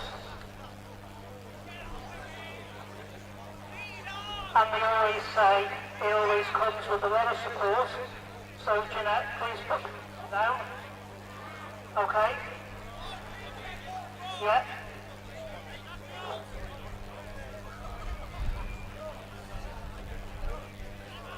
And again, our appreciation to Jeanette Hyam, Peter's wife, for all the love and support that she's given Peter. Everywhere Peter goes, Jeanette is behind him. So, BCGBA Life Member awarded in 2025, Peter Hyam.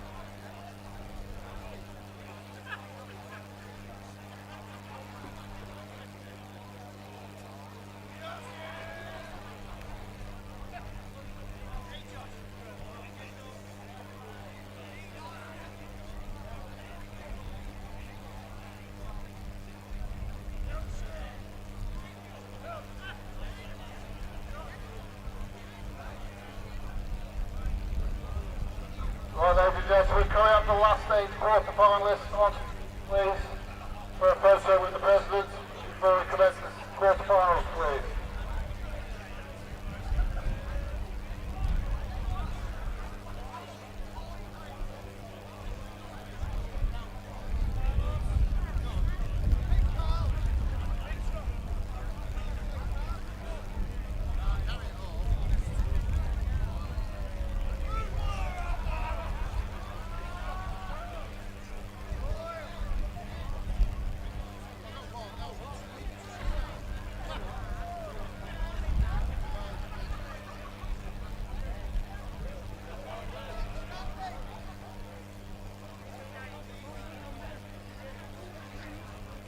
Last 8, split to the green, please.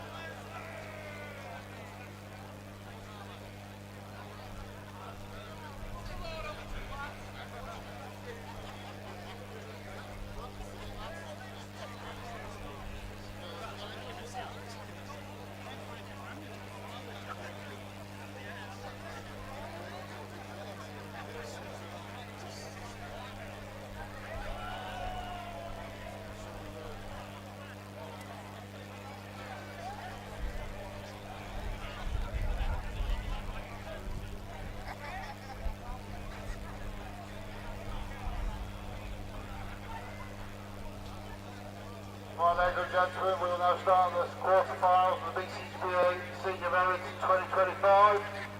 So, number 4, welcome to the green, please. Number 5, Andy Salisbury from South Yorkshire. And number 11, Connor Chamberlain from Derbyshire, please.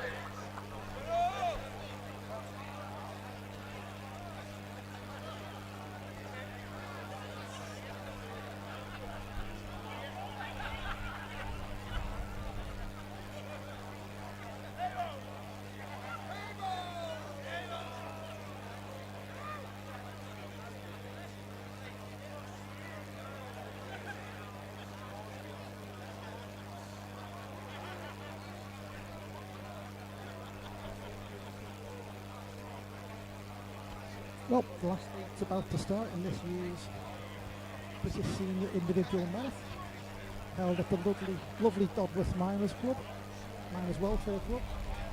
I think I'm supposed to call it Dodworth. It's spelled Dodworth. I'll get into trouble otherwise.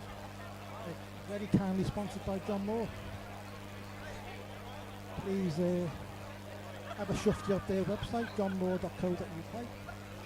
It will tell them that, and any other sponsor, that if you are kind enough to support Ground Green Bowls, then the traffic to your web page will increase.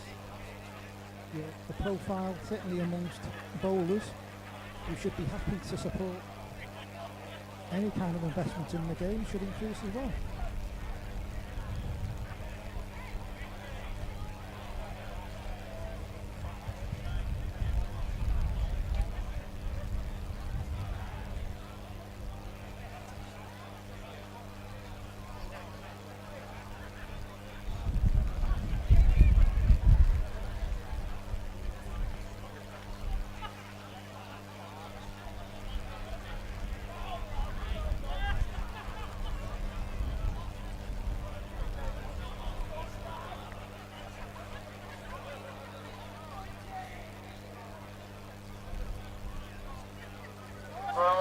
Connor Chamberlain, Derbyshire to the green, please.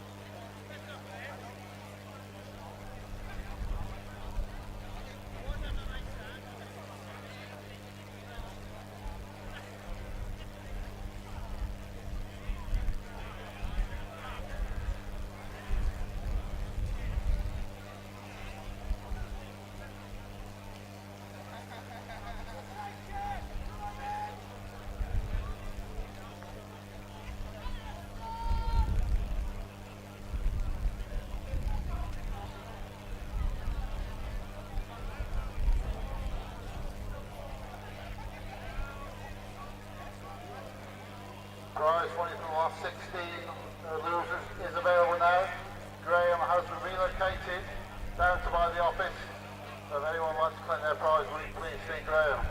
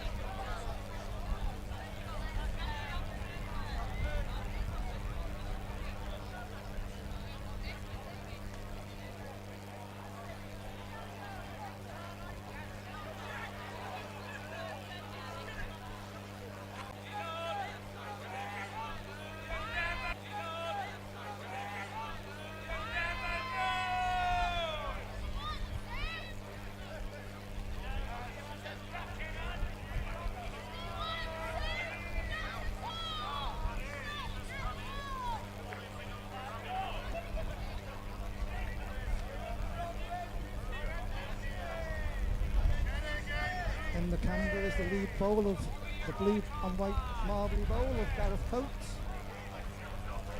playing against Ben Stapleton.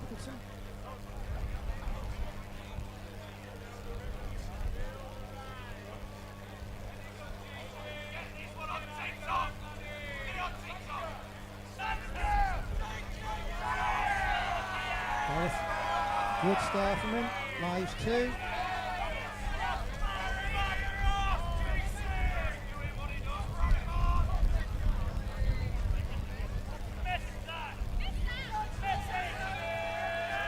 Needs a connection, does Ben.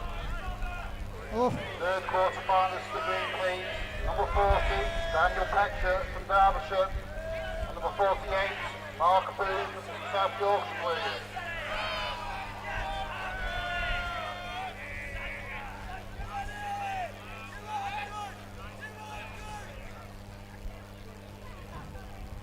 Andy Salisbury playing through, lies 2 down against Connor Chamberlain. Shays what he was after, and we're mainly going to be following the game that's starting now, which is the Mark Booth Daniel Petcher game. Daniel has won the jack, for the right to send the jack on the first end.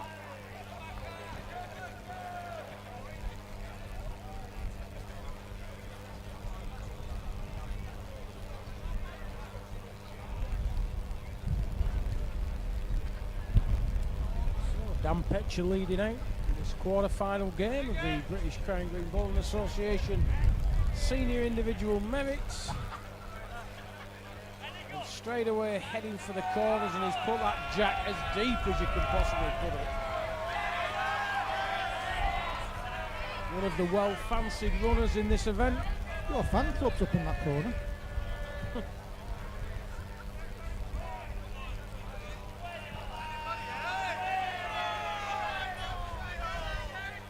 Mark Booth,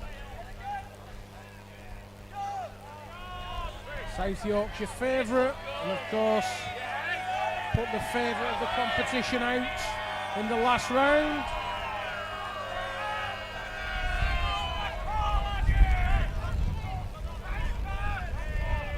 They'll do well to stop this. Yeah, We'll stop in a minute. They don't stop there.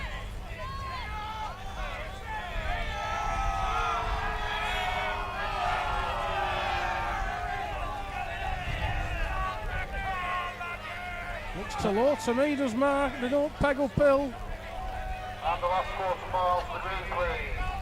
Number 56, Mark Orr from North Midlands. And number 62, David Bradford from the Isle of Man, please. 5-1 it is to Connor Chamberlain. 2 across, Coates and Stapleton. Dan Petcher leading out from peg to the far corner. There's the Little Over Bowling Club. And remarkably, he's only 38 years old. He feels like he's been around forever. Playing for 31 years.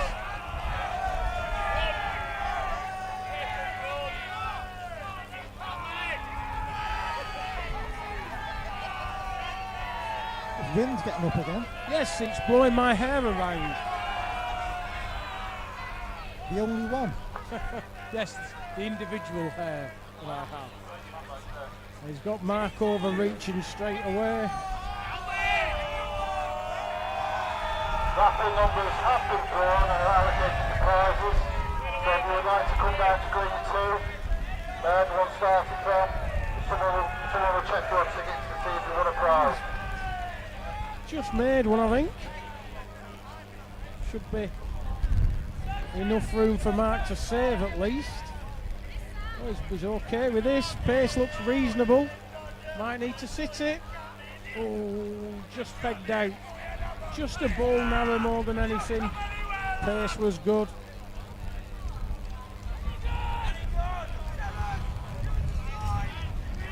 Just think your laptop's going to go in a minute with this wind. I'm glad I'm so fat.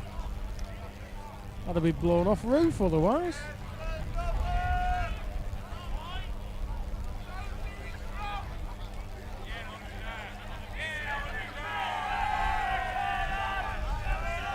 There's a lot going on at the moment, so we'll try and keep you updated with all the games. It's very difficult, as I'm sure you understand. There's 4 games on at once, but we'll keep you updated with the score as much as we can.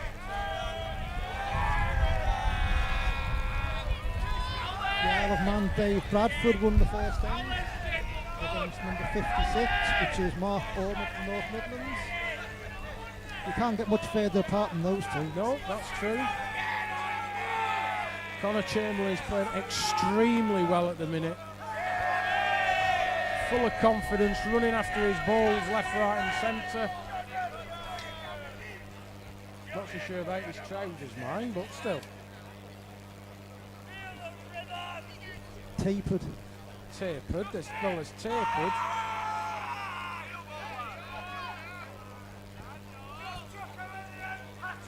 Obviously wasn't sure and may have struggled to stay on with a miss.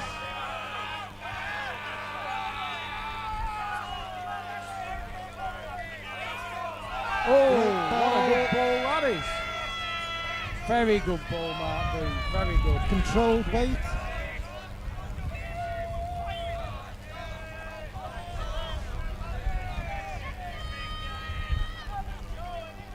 Levels the game up, 2 across.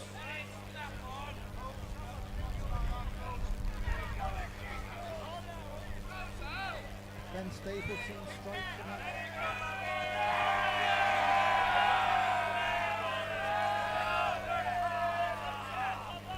That blue and white ball of Gareth Coates is the target.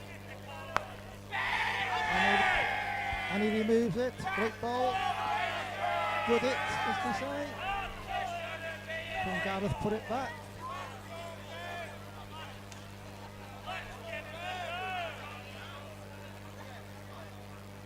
Yes, is the word.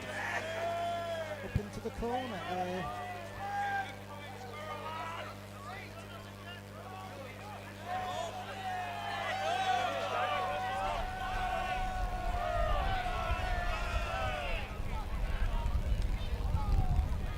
Mark Booth length ball up the top edge. They won't peg to it until the very last knockings of its travel. Slope of the greens just negating any of the bias along its travel. Very shallow round peg mark. Andy Salisbury used the same mark earlier on in the game. Now for this. No. Doesn't stay on. And again, I'm a bit surprised Danny Petcher hasn't played at it. Just trying to play one. And there's something wrong with this as well. He's followed Mark's ball. I'm not sure he was there anyway if he was on the land. So he should really have played at it. I'm surprised he didn't play it. I thought he might have had a do, but it's how you see it, I guess. And then Connor Chamberlain's 2 balls stood round the jack. Andy Salisbury don't know what he's done wrong here. But back to our main game. Mark Booth from peg. The top edge. You can hear that the volume level has just gone up that notch. All the crowd around this main green now. Hopefully the pictures will show you just how busy it is around the green.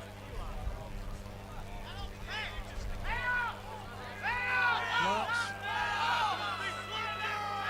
not played a good ball, but he hasn't been punished. Petcher's just overplayed that.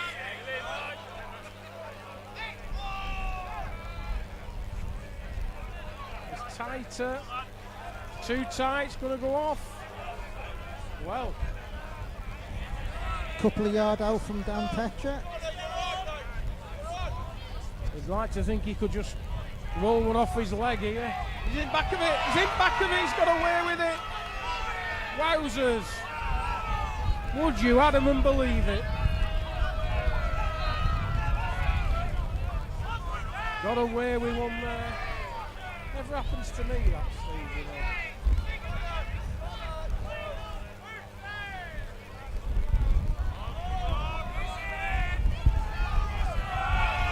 not going back along the edge. Something new. Connor Chamberlain, the great entertainer, 11-1 up.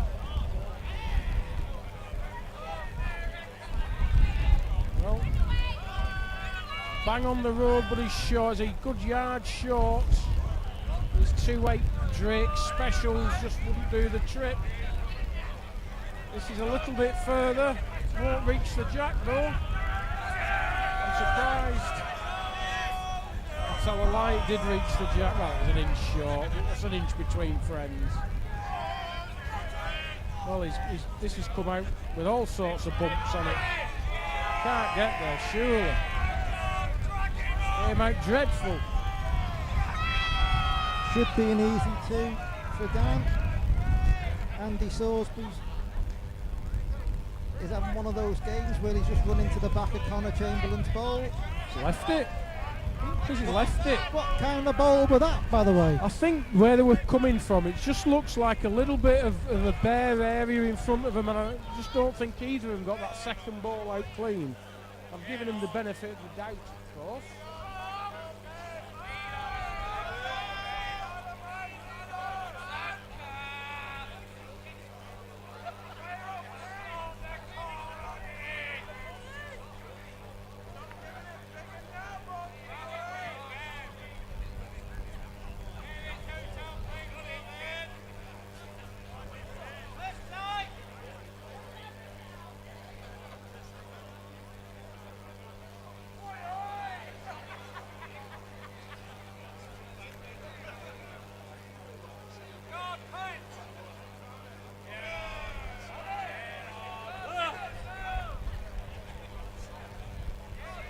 Well, Dan looks... Well, there was a shout from the side saying Dan needs a yard on it.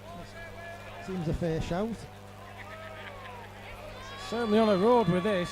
Needs a perfect length and he'll peg all the way to it. Not bad. Mark's wanting to know how many it is. I fear that he may not get an answer.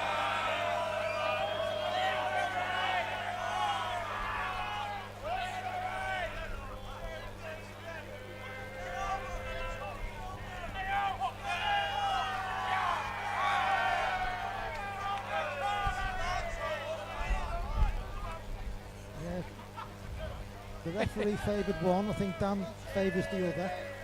So Mark's gone up to have a look. Meanwhile, Connor Chamberlain marches towards the semi-final. 14-1 up with Andy Sorsby. Andy's not done an awful lot wrong, but Connor is monotonous in his drawing to the jack.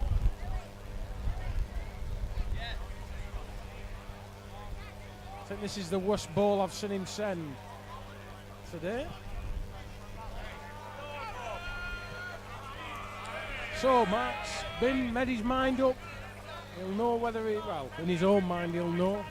That's all that matters.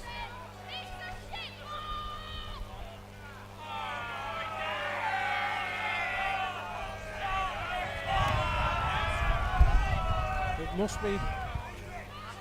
must be two if he's playing this ball. Is a chance, you know. Needs to bend its back.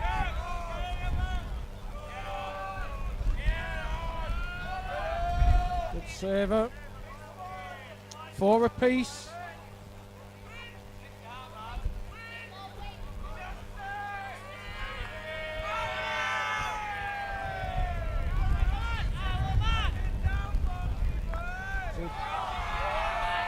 Another 2 to Connor Chamberlain. Dave Bradford, I think he's 3-6. And the Gareth Courts game is currently 6-5. Dan Petcher sent the jack off. Ben Stapleton's striking at that end on the camera. Nope, doesn't like it, turned his back. So Gareth Coates goes in front in that game, 7-6. So they're all fairly tight, apart from the Connor Chamberlain game, who is just playing Well, he's played one a yard off now, and he's not happy with it, as you can imagine. And that's the worst ball he's sent. Mark Booth getting to set the mark. Dan Petcher plays the lead ball, of course.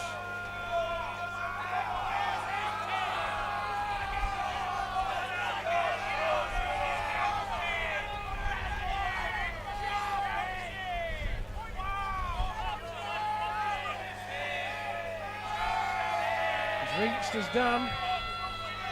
It's to back and to far. Don't know if it's gone off or not. I don't want to get that close. Still on. Handily fell over.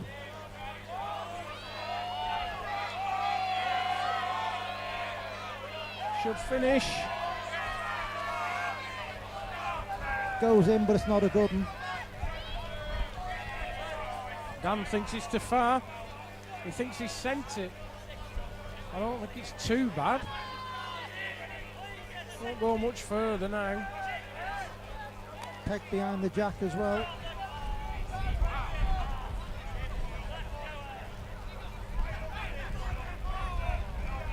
This is wider from Mark. Does it stop?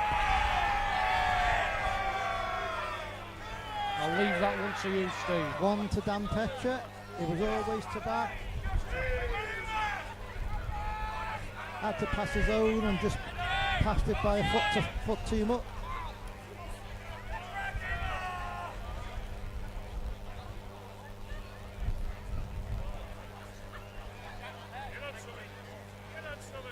Jack up, coming back. Only shot on! Get back to catch your last point now!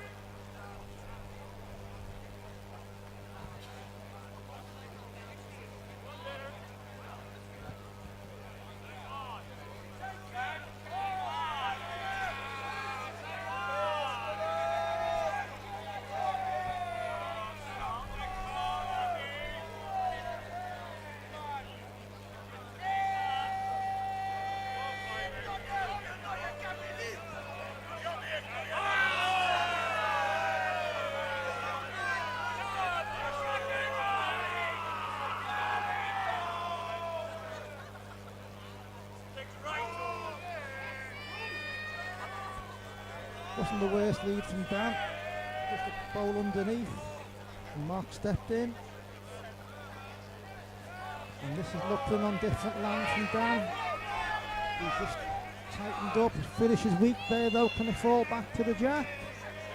Perfect length, falls the right way.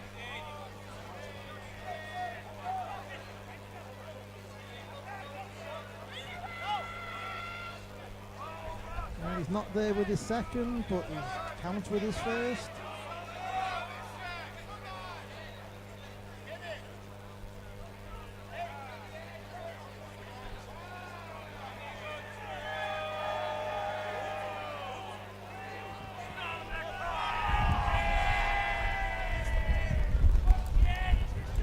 So that game, 5 across. 18-2 Connor Chamberlain.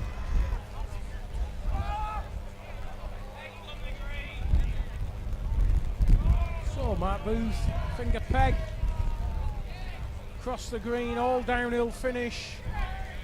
Wants it to peg a little bit more. Length's pretty good, not a lot over.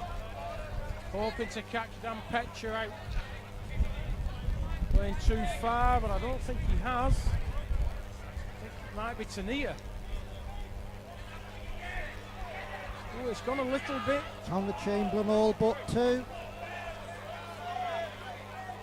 Been a real demolition job. He's played exceptionally well.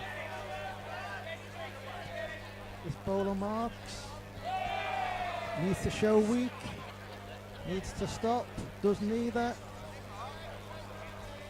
Dan's asking who's in. I think Mark's first ball might be in. That bowler, second bowler, first bowler Dan's just run an awful long way. Didn't look anywhere near that far, but he likes it. Needs to finish now. He'll get in. Yeah, it's a good ball. Well played. So 6-5 in front. Connor Chamberlain at all but 2 has led one about 2 foot the side of the jack. I think Andy's turned over and not reached.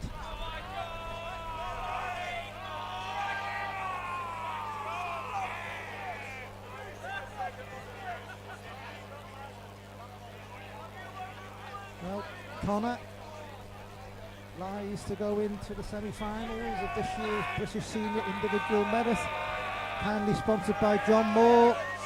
And there's only one bowl Andy can play, must play weight at that. Here it comes. Game. That was a remarkably good performance from Connor Chamberlain. Played full of confidence, didn't really give Andy a chance. Andy didn't do an awful lot wrong. Connor was just unstoppable in that game.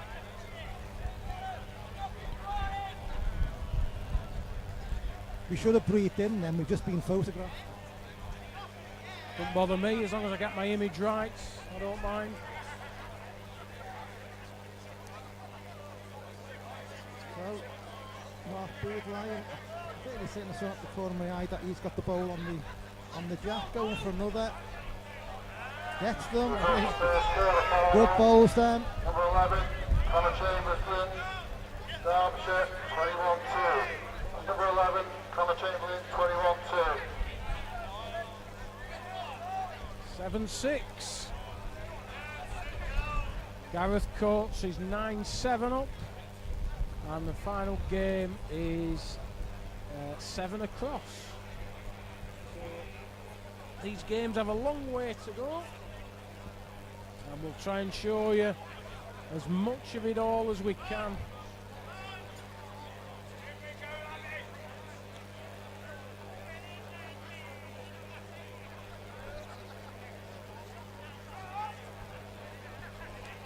He's finished 4 foot short, but it doesn't need much to get to the jack past that ball. Down into the back of it again, knocks it another foot closer.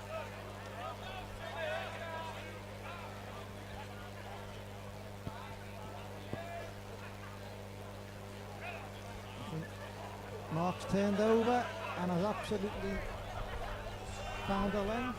Nice to lie with those two.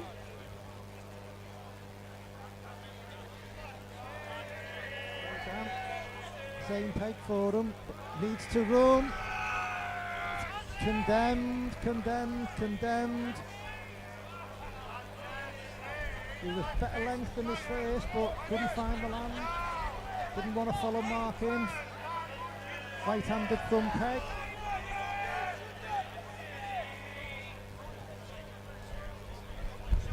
(9-6) for the South Yorkshireman.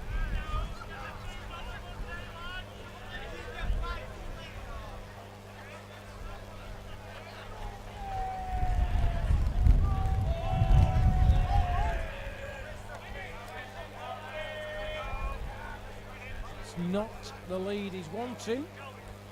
2 yard over. I think it's natural to want to push it to that part of the green. It's uphill, but he's not going that far. Once you're over the crown, it just runs a little. I think it's a little bit bare in places there. Just catches you out. Just needs to run a little bit. And look at it fight against the bias. Doesn't want to peg to that jack.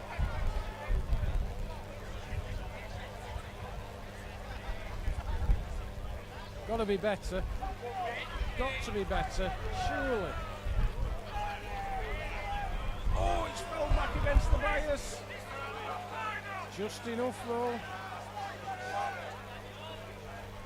7-9.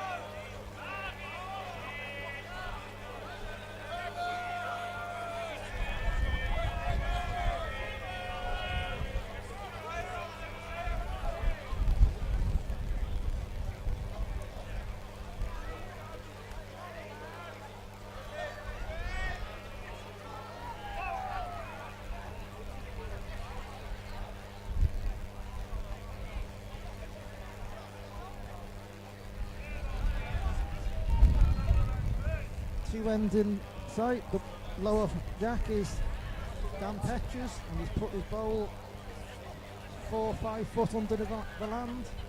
Top bowl, or the top jack, and the bowl next to it, and this other bowl next to it belongs to Mark Hall.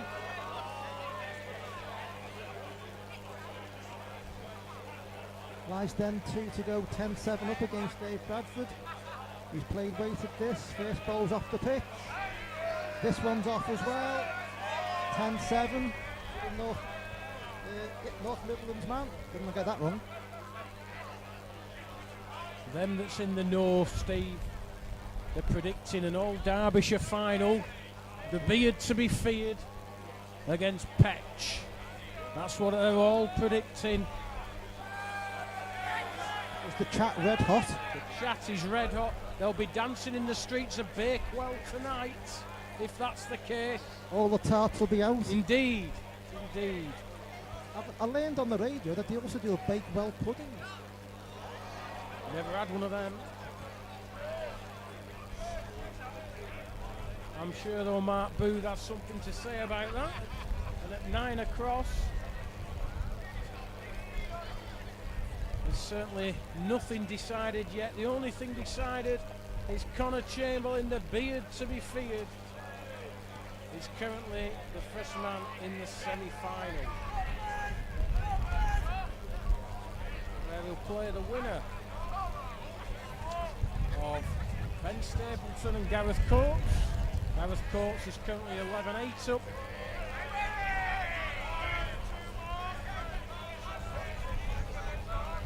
And in the other half of the draw, the games are tight. Good ball from Mark Booth. Pound the length, just a couple of foot underneath. Mark Holmes just got a slight advantage in his game. David Bradford. Well, Mr. Petcher. 2. Well, Mr. Petcher. Proper ball that. You'd think there'd be some weight played at this. Nice ball sitting out for 2. It's a possibility. Close, close. Oh, has he done it? 2 for Dan, he has. He's Cursed. been unlucky. Absolutely cursed.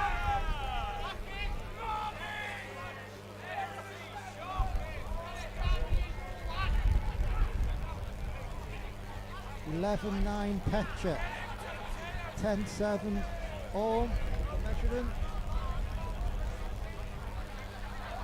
Gareth Coates. 1 bowl off the green. And Ben Stapleton just 1 off the one that stayed on the green to get, he'll lead out next end 9-11.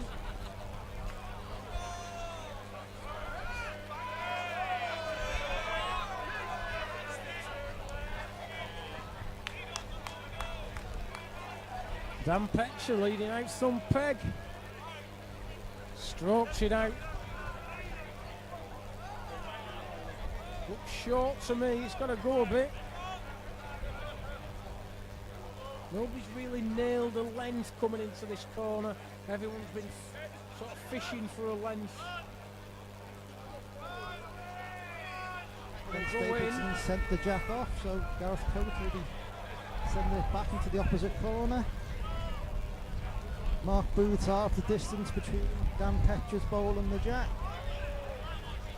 And Mark Holmes, 12-7 up, has put a lead bowl a couple of foot off. Well, Mr. Petcher again, second bowl to within a foot.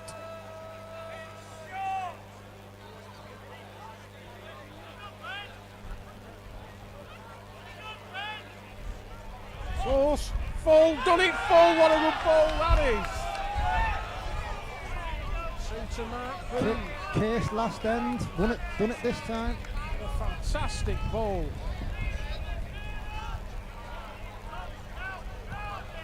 Eleven across.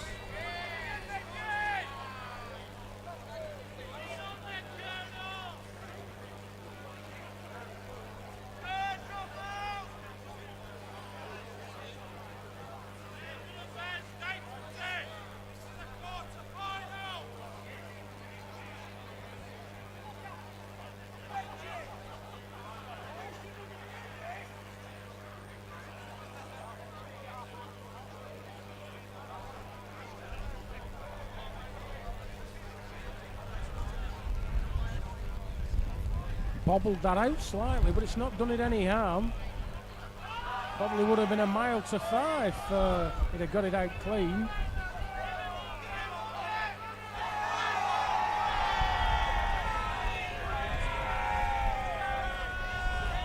Ben Stapleton sent the jack off. Gareth sent it into the opposite corner. Ben's nailed one to within 6 inches. Gareth's 2 yards short. Ben Stapleton's next bowl is about 5 yards short and is almost on the way home. So Gareth played at it and knocked his own off. So the worst bowl of the day counts another for Ben. Fantastic. Meanwhile, Mark Beasley had 2 good uns. Dan Petcher Weight required. playing weight at this. Watching it. Got the gap. Would you, Adam, believe it? Didn't hear anything.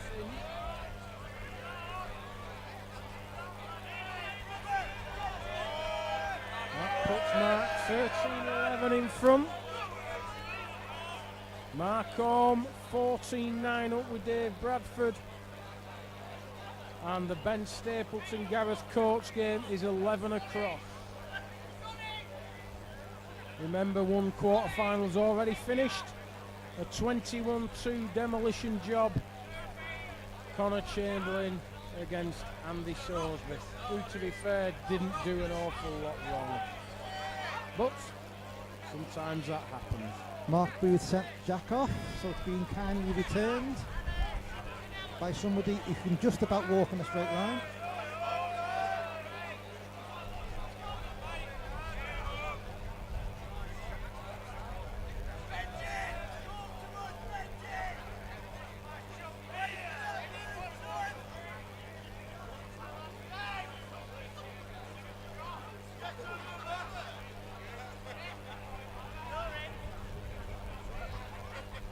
Dan set the mark, thumb peg going towards the scoreboard.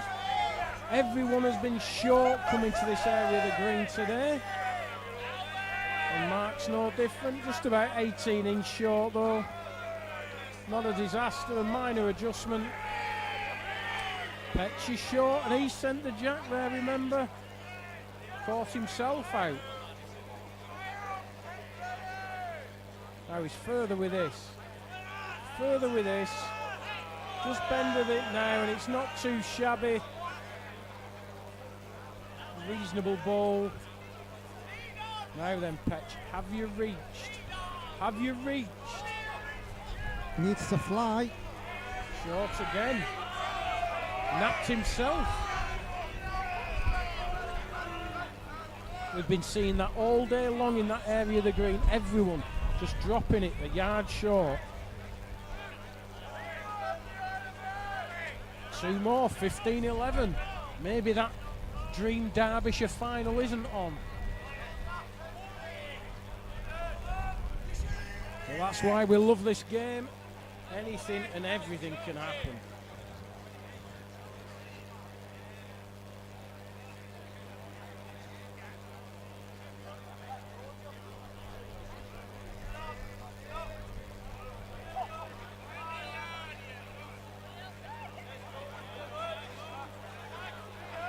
Not a bad lead.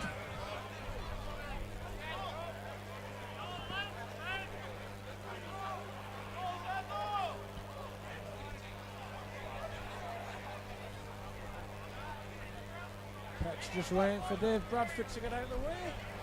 I'm glad that sun's gone in. I've had to put my hood up. He's going to sit the ball. Set the ball.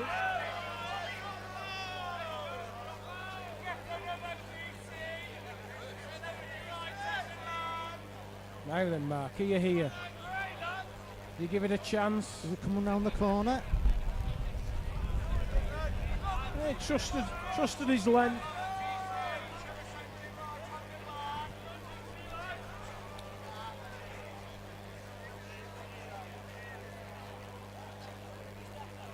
So Petch, can you get another? You need him. You're right back in the game with a brace. And a brace is what he's got. 13-15.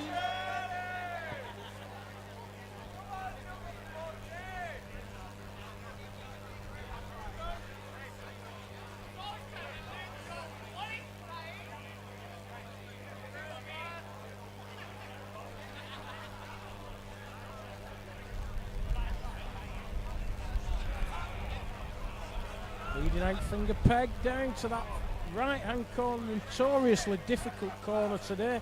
No one's really mastered it. No one's got, well, not many's gone in it. Pace looks good. Pace looks very good. He'll be happy with that there.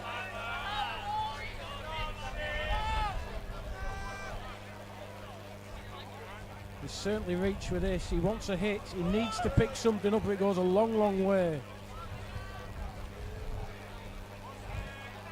End of the top of the screen. There's a blue and white bowl from Gareth Coates, about a foot away from the jack.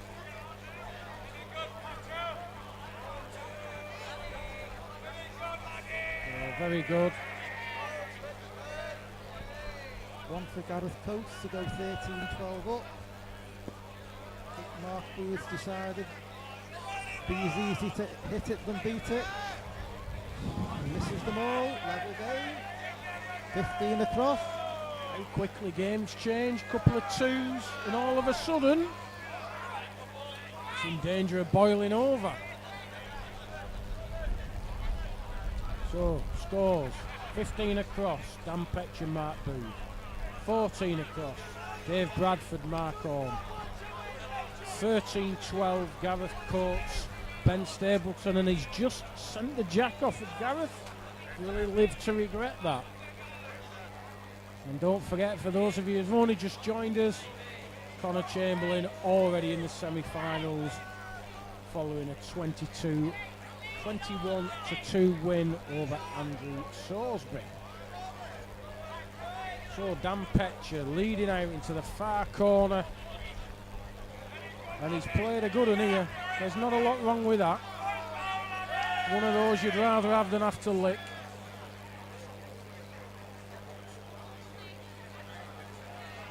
Certainly reached. Needs a hit, needs to pick something up, needs to pick that jack up. Oh, and he has done. Oh, and I don't know. Our referee will let them know. Needed it full.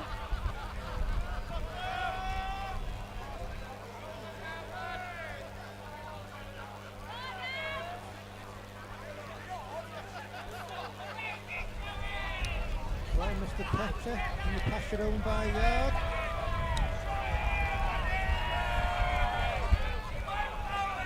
Nice two with that, according to those in the know in the corner. Mark was advised to take a yard out of his ball. He's changed peg. He's gone finger peg here as Mark. It'll peg tight. Can't give it enough land there. How the game has swung in three ends. 6 chalks in 3 ends. The Dream Derbyshire final is back on.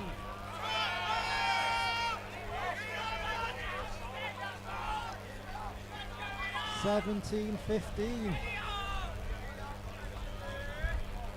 Coates and Stapleton, 13 across. The man who was not Matt O'Neill. Yeah.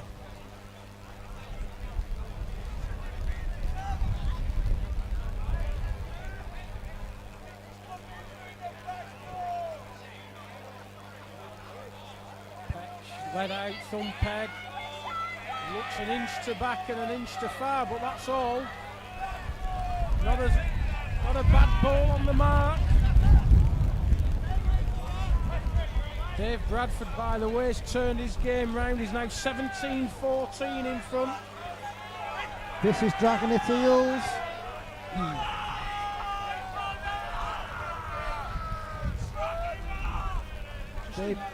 Just a yard short, really, that ball. Give it all with a yard of pacing. Dave Bradford trying to play another good one to get to 19.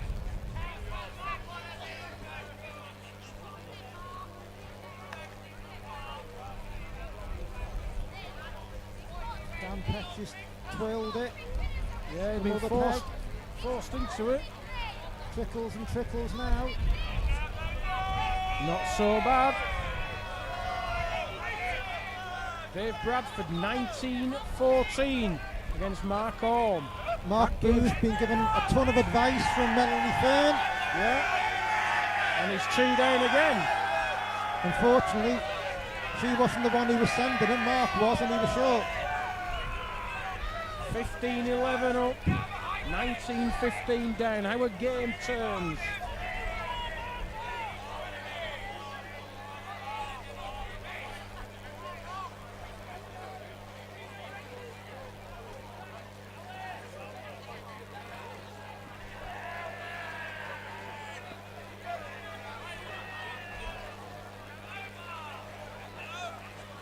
Well, Petch hasn't gone as far with the jack this time. Hoping to get Mark overreaching.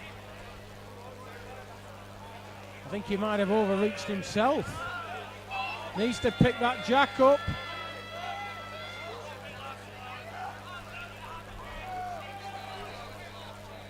Oh, that's come out dreadful. That ball has bounced out of Mark's hand. It's not doing so bad, maybe it's a good job it did. But it came out like a loaf tin.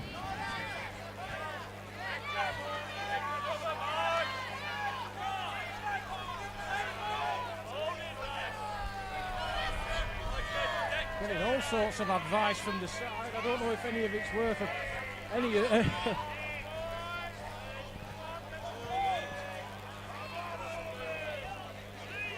all kinds of waving going on. Waving and all sorts. Yeah. Screaming. He's twirled it. He's twirled it, and I think it's too far. It's too far. Some very excited individuals in that corner. And I'm wondering if alcohol. They're your fan club. They're not my fan club at all.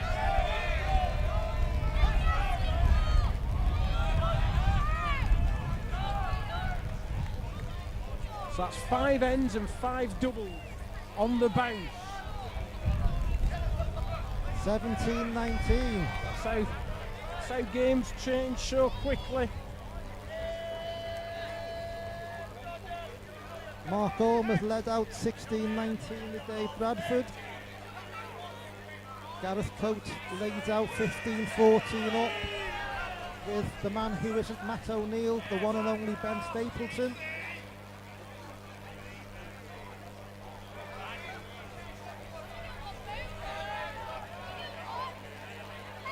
What's Mark done? He's stuck it outside and he's a bit too far. Oh, it's a yard off. Shouldn't be good enough. Who knows? Nerves might be just playing a part now. Nerves are playing a part now. Dan Petch's last few balls in that direction being not getting there at all. Now then, massive ball this. Needs to exert some pressure, get one close. It's not going to be a good one. It's not going to be a good one. Licks one, he licks them both. I suppose the only good thing is he can't lose at this end. He's thin is the cry. Melanie says he's thin. Wrecked? He's thin enough to win it. He's thin enough to win it. And Dan acknowledges the rubbish shout from the crowd. All but 17. Does thin mean it's a good move? I think it's supposed to mean it's tight, but it obviously wasn't.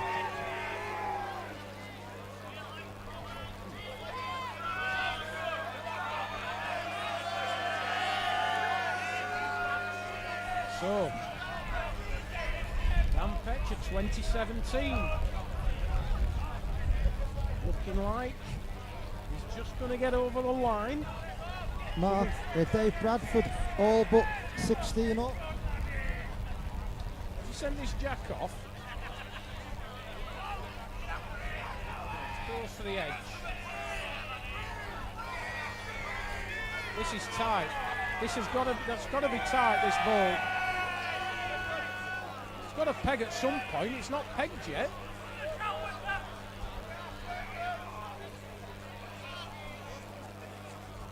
Well, I'll take your word for that. He's turned over. Not sure. Goes out this. Petcher on. Yeah. Dave Bradford's just won that game, by the way, 21-16 against Marcombe. All you can see on the screen is one jack, and you may not be seeing much of this one either. So there's room. There's 5 foot of room all round it. Just needs a length ball to save game. Underneath. He's underneath. Is he underneath? And not short. Got to go, surely. Underneath and not short. Falls away. It's gone. It's Winner. gone. Dan Petcher. 21-17.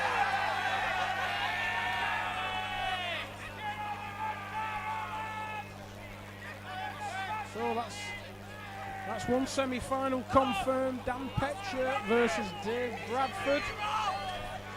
And Connor Chamberlain, the beard to be feared, is waiting for the winner of this game, which is looking like Gareth Coates, who's 19-14 up against Ben Stapleton, the late reserve.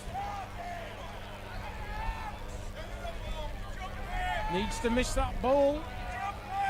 He has done. Lies game. Ben needs to find one. Needs a yard of running in. He's tight. He's round the corner. Can't do anything. Wade in. Gareth Coates 21.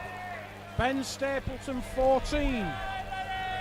So the semi-final lineup of the 2025 BCGBA Men's Senior Individual Merit is Connor Chamberlain, who play Gareth Coates, and Dan Petcher will take on David Bradford. We'll just, I'm sure there'll be a 5-minute break or so. So we'll refresh your glasses, ladies and gentlemen. Indeed. You get yourself ready for what's going to be an amazing semi-final. Number 27, Gareth Coates, 21-14. Number 27, Gareth Coates, 21-14. Number 40, Daniel Petcher, 21-17. Number 40, Daniel Petcher, 21-17. And number 62, David Bradford, 21-16. David Bradford, 21-16. There'll be a now 10-minute break. Semi-finals will start at 10 to 5.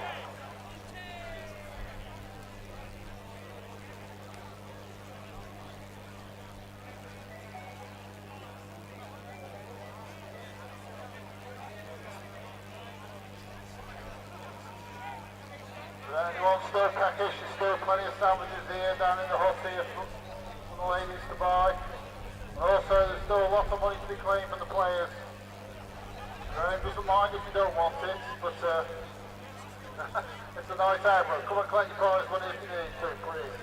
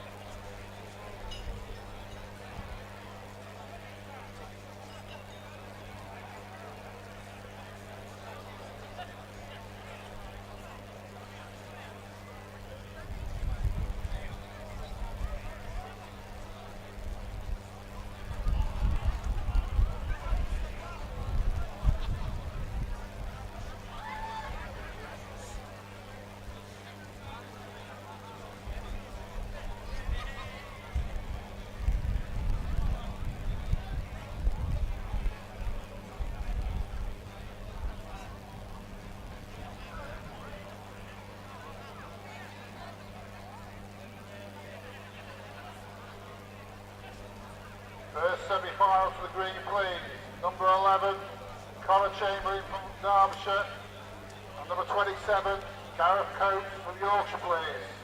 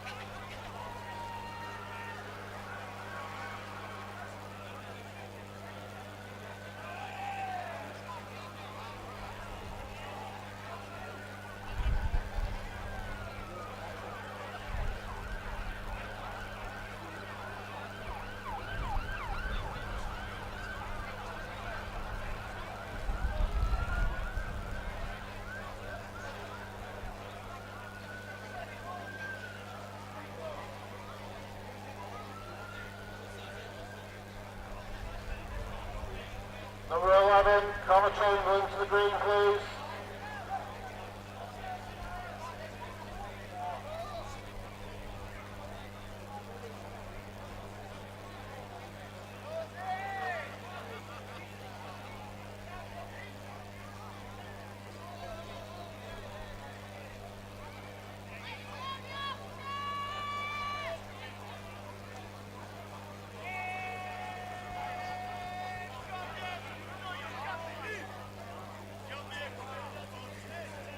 Well, ladies and gentlemen, the first my colleague is now sheltering from the elements in a way you wouldn't think.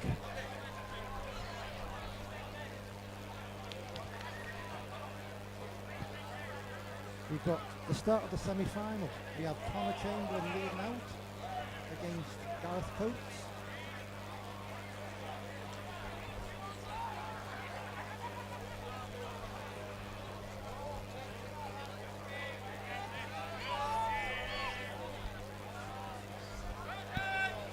The semi-finals of the British Crown Green Bowling Association Senior Individual Merit, held at Dodworth Miners Welfare in Barnsley, just a few minutes off the M1.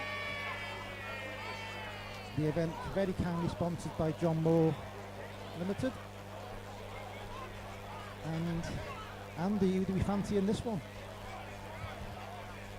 You always ask me the hard questions, don't you? Well, if we're going off the betting,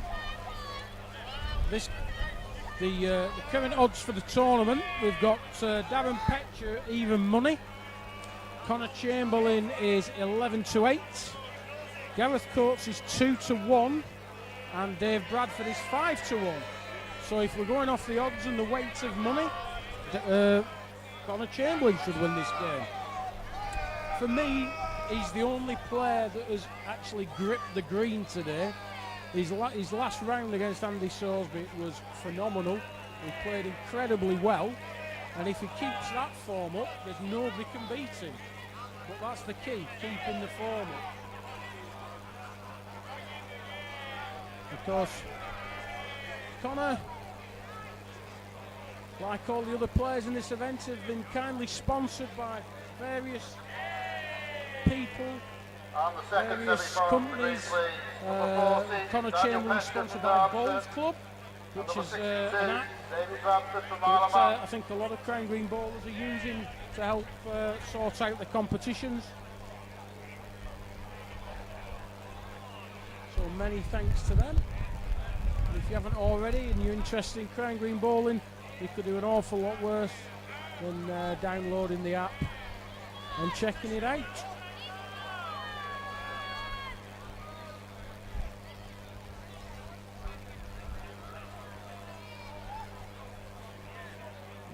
Of course, one of the problems of having such a one-sided game is you don't get out of the traps in the next game. You've been hanging around a little bit too long. You might have just seized up a little bit. Maybe it takes a few ends just to get back in the swing of it. Whereas Gareth has only been off the green 10 minutes. Connor's been off the best part of 40 minutes.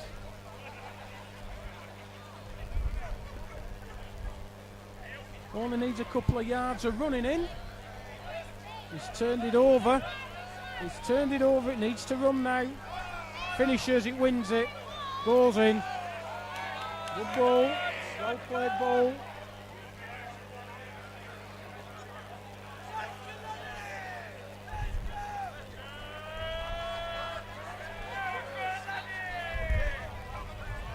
Connor trying to replicate the sort of marks he played the last game, where he absolutely nailed his leads.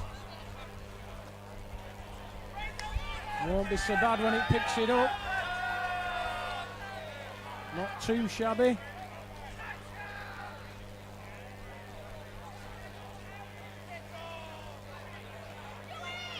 Just missed the jack, just grazed it as it passed.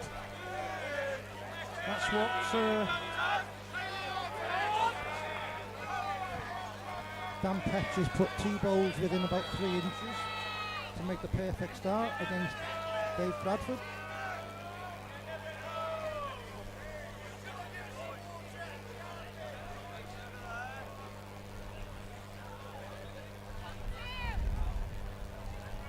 Gareth wants to know how many it is. I'll leave it up to the referee. That's what I'd be saying. Well, you have a look, Pinky. Not my job. Currently got 803 of you watching online. Many thanks for you joining us today. It's much appreciated. And I hope we've kept you entertained. There's another maybe a couple of hours of coverage to come. It just depends how these games go. Well, he likes it. He's watching it. Ooh, he's slightly unlucky. Just the wrong side of the jack.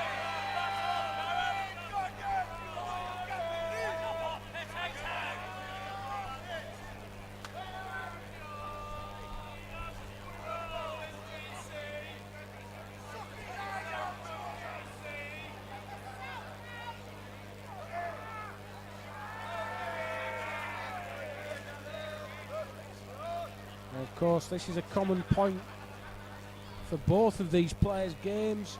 Gareth's been playing in and out of this corner but going the full distance. Connor's just been playing these short marks. Needs to run his finger peg and he gets that shine, it'll go a little bit. 2 feet. 2 feet doesn't need that amount of running in it. Right, gentlemen, final call for prize money, first round, second round, Won't third get there. round losers. Can't get If there. you can come and see Graham immediately, please. This is the final call Not sure. for prize money to be paid out. Not sure. Prefer the green ball from here, but now then he's put this on a different road. Put this on a different road. It's got a peg sometime.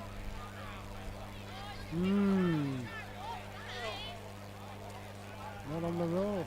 Pretty sitting that last bowl's closest. This is a lot further. This is a lot further. It's in back of that. It's in back of that. Wow, he's having everything. Not sitting, it's 2. Just a single.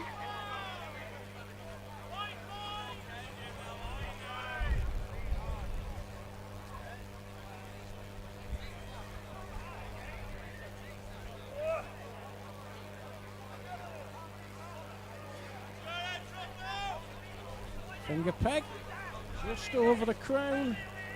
He looks roaded to death, by the way. Roaded to death. What a good lead. That's the key to this game.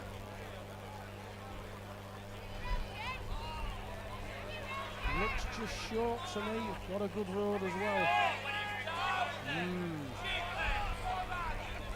It's a good bowl from Gareth, but in the context of the end, it's a bad bowl. Yeah, it's one of those, you can argue that he maybe should have been 18 inch over, but you don't mean to be short like that. This is a good ball. That is a very good ball where that is. He can't afford to overreach now. If he hits, he's got to play it. Well, he might as well have carried. The end was played.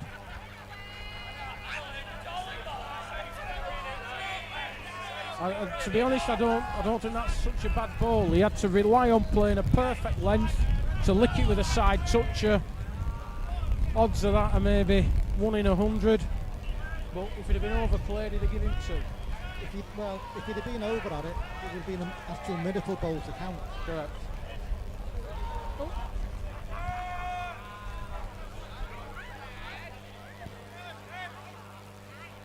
Just sat here with your coat on, Steve, trying to stop the sunburn that I've got. Connor just waggling his finger. Not so bad. Would you believe I used to run balls up and down like that? Huh?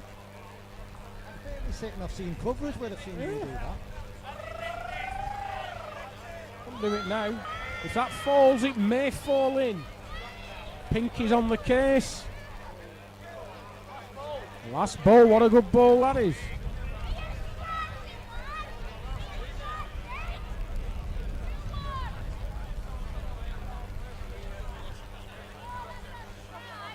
Well, he's bang on a road, you know. He's bang on a road. He's nearly played a front nodder. He's played a front nodder to lick it. Well, 2 inch short. I love it. I love it. He's getting them riled up now.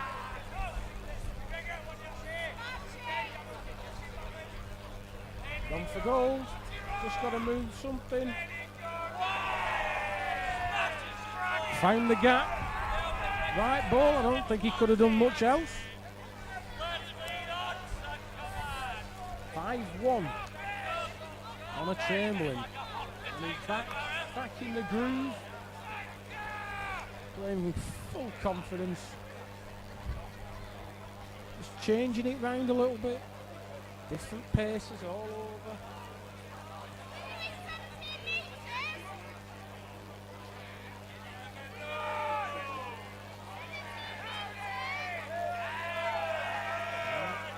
Won't get there.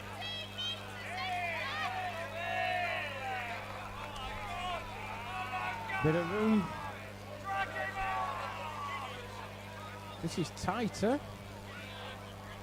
Better pace altogether though. Wins it comfy. And then 2 foot in.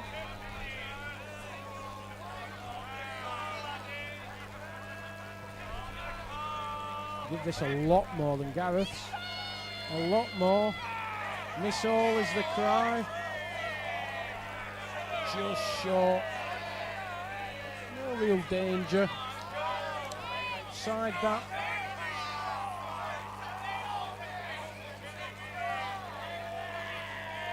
I'm not sure he sent this ball. Happy we won in the jack. 2-5. Meanwhile in the other game, Dan Petcher has a 7-2 lead over Dave Bradford. And Dave Bradford, just to let you know, he's been sponsored by the Isle of Man Bowls Festival, which is nice. I'm sure a lot of you have been over for that. For those. There's 2 of them, of course. Been a few years. Since I've been generally a lovely time is had by all.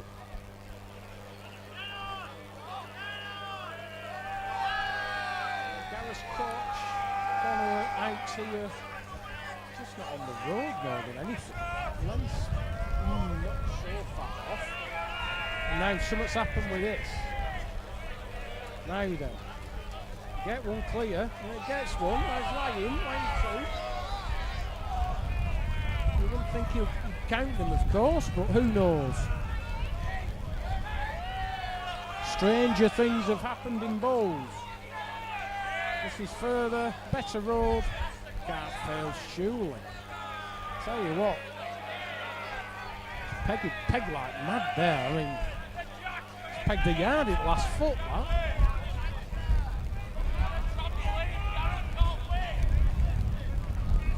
6-2.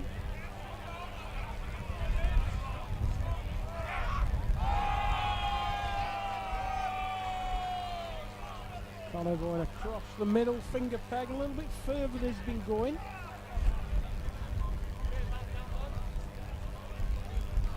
Looks just outside the line and it's a little bit to 5. Not going to come back. Not good enough, I wouldn't have thought. Calibre of his opponent, Gareth Coates, multiple competition winner, including the Lindley Bowling Club event last night.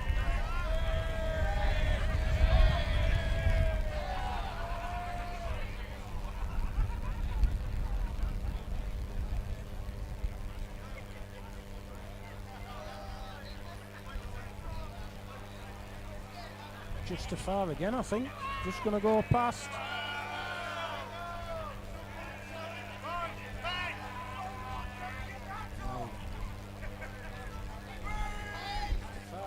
Needs to hit Connor's ball. Goes out. Just for one. He knew it when he sent it, 3-6.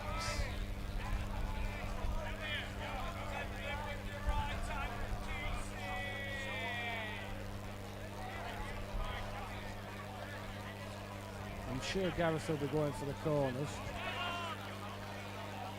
Served him well today. No reason for him to change.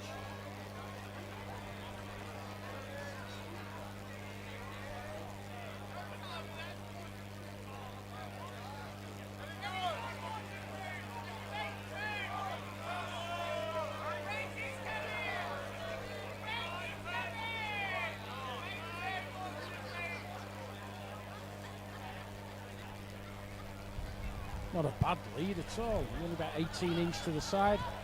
A lot of people have got tight going into this corner finger peg. Connor's no exception.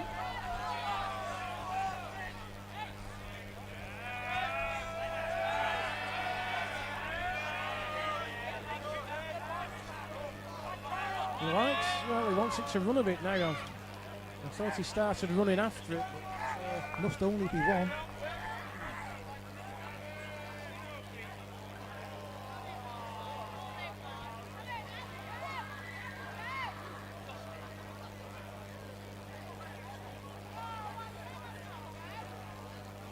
attacking Well, it. Connor. He's watching it. He's watching it. He wants the jack.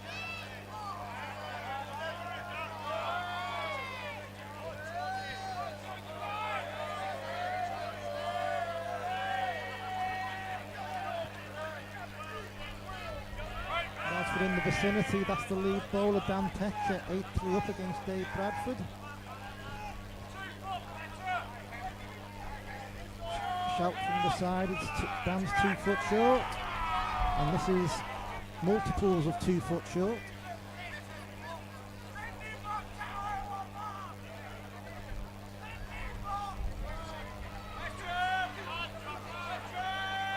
Good ball that now. Goes to go 10-3 and forcing Dave to play at these. He's on the tight side, his own bowl's in the way. 10-3 Tetcher.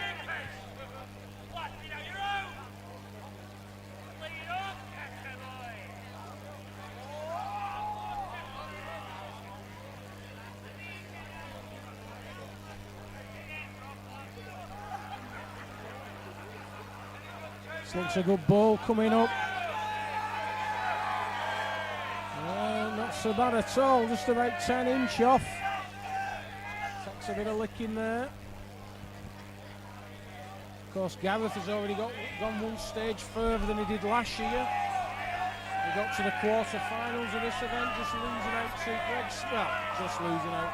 It was a Greg Smith exhibition. 121.5, I remember it well. He was absolutely unbeatable that day. So Gareth's gone at least one stage further, hoping to go at least 2, if not 3. But he'll just have to tighten up a little bit. 2 more for Connor.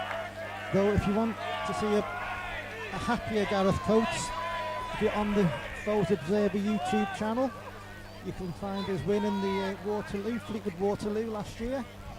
Which was another successful live stream. Is winning the finals at the end of it for obvious reasons.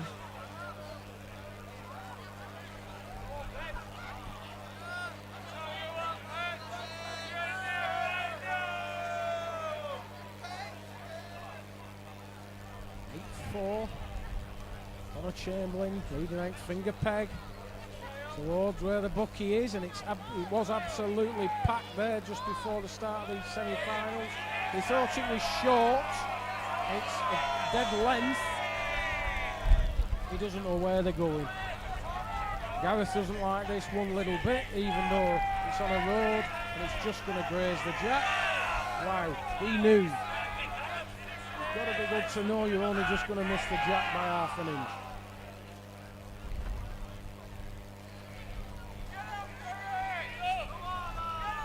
Chasing this one in.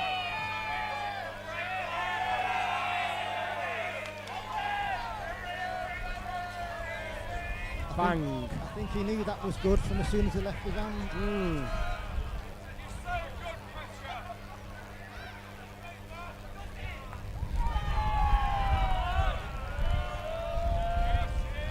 Gareth got one of them out.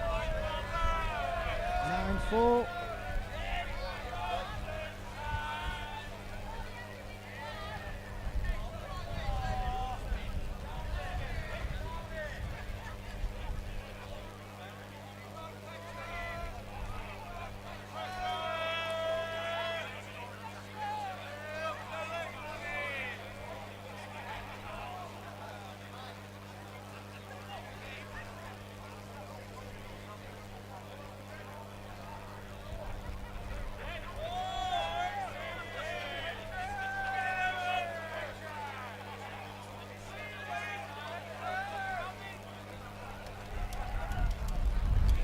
Finger peg down to a very quick part of the green. He likes it. He likes it. He keeps waving his fingers at somebody in the crowd. I don't know who it is.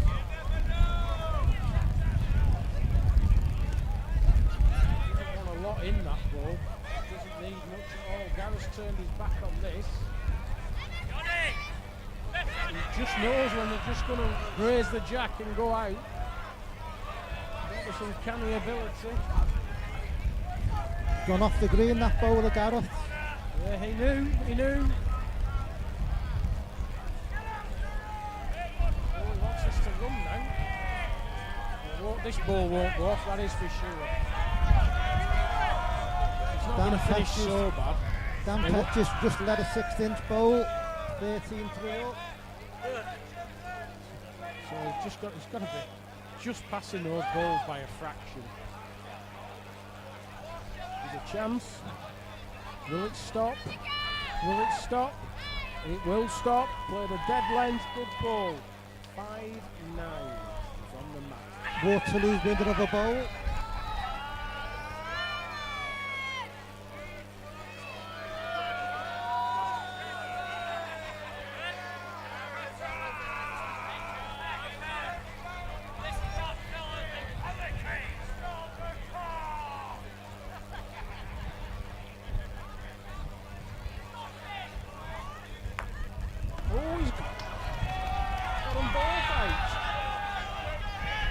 Both out. What a strike that is from Dave Bradford.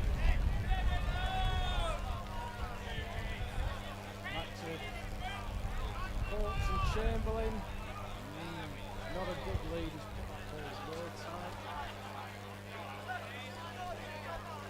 Change over straight away. Fairly straight. And then it just dives off after the jack. He's picked the jack up full. By the way. Dearie me, you know when it's going for you. That's one way of stopping your ball. Pick the jack up. Broke it in half. Gareth's turned over as well. Can't afford to be short, and he isn't. Not short. Can he do the same? Can he do the same? Oh, he just missed it. Well, obviously wanted to be too far, but obviously needed to reach but didn't want to be too far. Should be a cheap 2. He's off the green. He's not, no. He's off the green. Criminal ball. Slight exaggeration, obviously. Just shows how far his first one would have been over. That would have been off as well.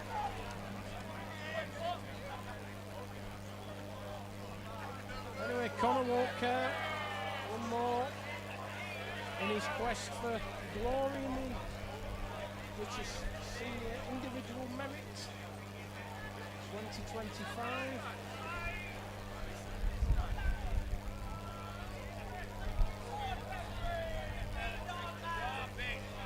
Trying up the edge now. A little bit of shade over there. It's the only bit of the green that's in shade. Everyone else is in glorious sunshine. And I bet there's a few like me who's burned the napper. I'm going to look like a Belisha beacon tonight.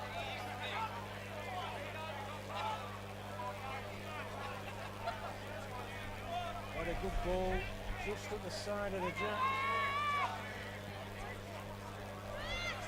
Just given up. Good effort, just not enough.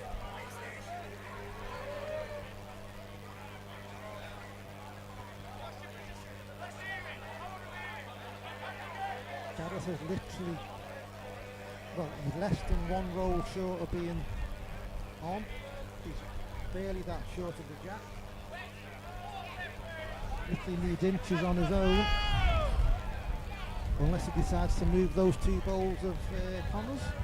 It's got to play through at least, or not to.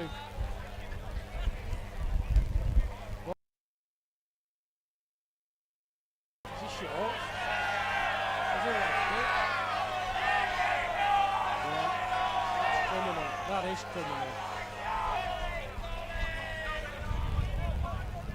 Somebody call the police.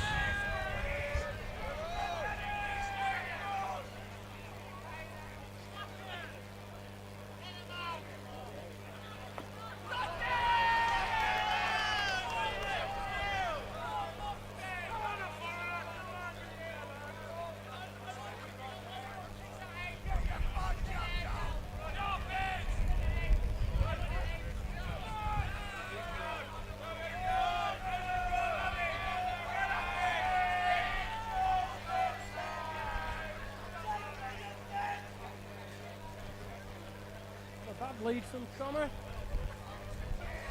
hoping to become yet another Derbyshire winner.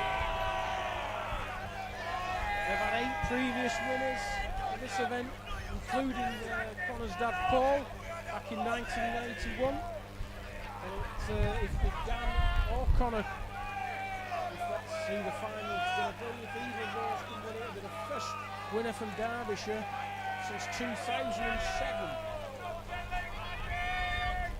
I'm assuming that was Spraggy. Is that Northern? Could have been.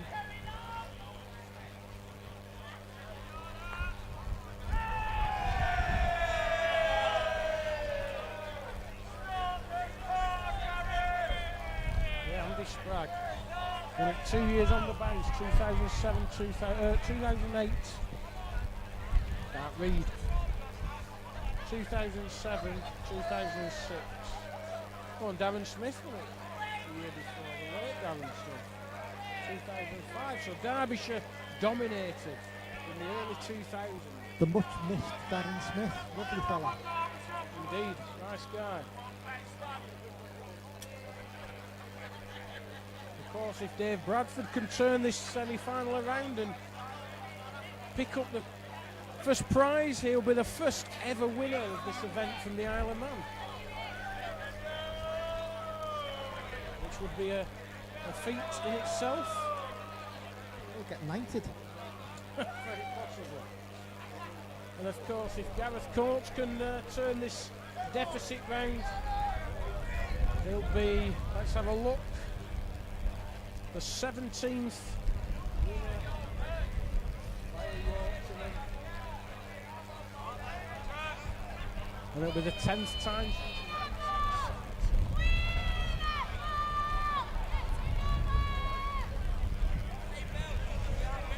Should get 2 here. Needs to get them. If he's got any chance of winning this, he needs to count these 2s. Looks alright. He's going to get leading. Body language looks a little bit off to me, but I know Gareth's that kind of player. All it'll take is a couple of ends, just leading good balls, and he'll be back to it. Just gone over to the other game. Can Dan Catcher miss that ball? He can. Dave Bradford lay 2 to get to within 4. Now he's 14-7 behind.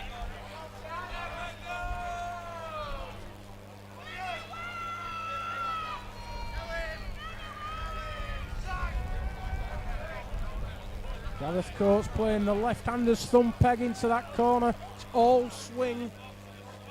Swings like mad. Did you not think he just turn it over straight ball, first ball?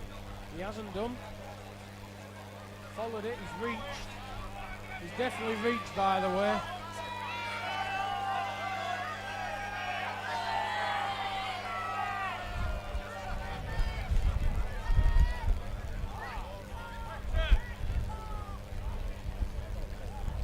I'm not quite sure who the South Yorkshire lot would prefer to win here, because they're neighbours to both. I think the clue's in the name, Yorkshire. I think that'd be the big difference.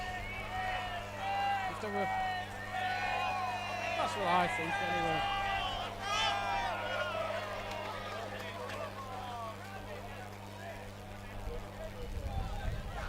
He's took it all out, by the way. He's took it all out. Is it roaded? Didn't matter, it were too short.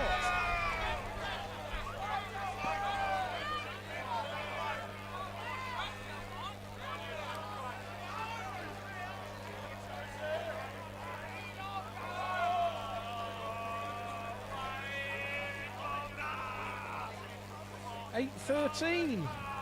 Game's not over. Not even close to being over. Lot of balls to be sent yet.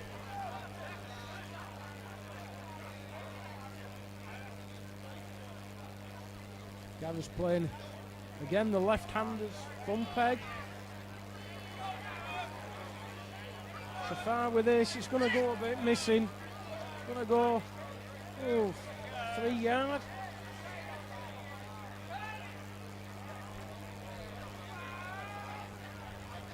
Connor will be conscious of not pushing it, and he hasn't pushed his short. Not going to get there. Now then, is there a little chink in the armour? A little bit of hope for Gareth. If he nails one here.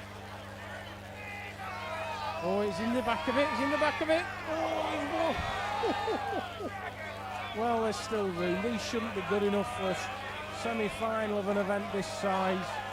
If you'd have knocked that in, he might have come off. Yeah.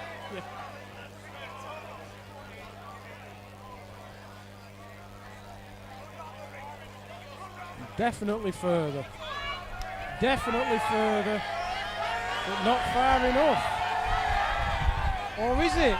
It is far enough. Now. Wow.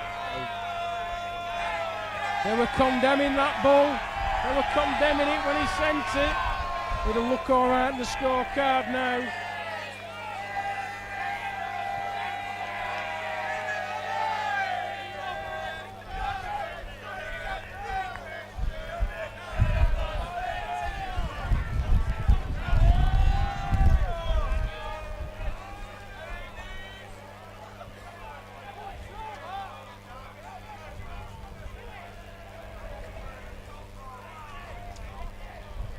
To his happy hunting ground, middle of that side. That's the highest point of the green. He's played a good in there. Just at the side, don't they? Always go at the side, don't they? Watching it. He's watching it. He's not giving up on this yet. Oh, what a ball! What a ball! Side toucher. Proper ball from Mr. Coates. Mulling it over. Does he strike? Just playing over. He's watching it. He's watching it. He likes it. He wants the jack of the ball, and he's got the jack. I think he'd have preferred the ball, but he won't be choosy. He's counting at the minute. Now then, where's this going? Needs a peg. Where's that going? Is it going to peg? It's got to peg out. It's got to peg out. Can't win it. Well, it's playing in two.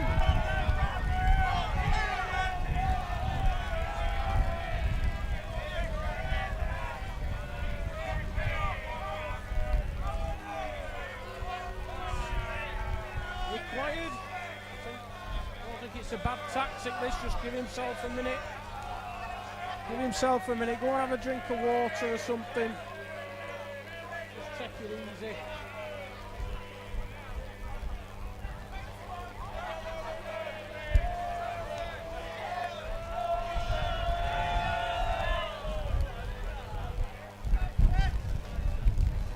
Well, the semi-final, Dan Petcher's now 17-8 up.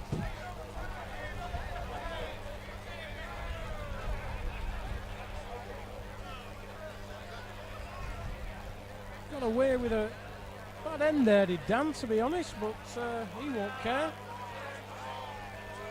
Oh, just the one. Connor was a bit previous, claiming the brace, but these things happen. No malice in it, I don't think.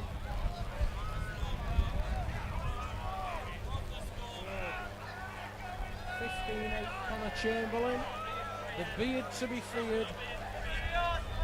Well, preparing to take his place in the final. 6 chalks required. Gareth Coates trailing by 7, but he'll still be battling to get through to this final.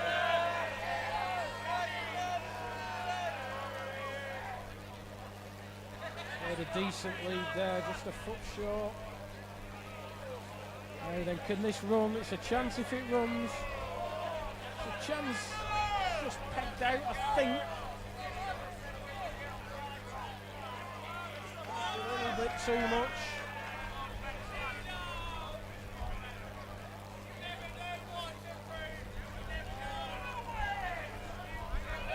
Looks like he's put this down right to me, but what do I know? It's all right. He's liking it. He wants to hit something. Oh, playing at this is Gareth. Incoming. Knocked his block off. Nullified end.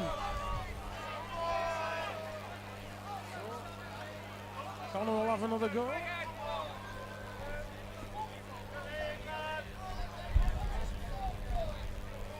But you don't send the jack too far. In the other game, Dave Bradford won the single the last end. But Dan Petcher's not letting them get away with leads, 2.5 foot off. 17-9, big bowl, this from Dave Bradford.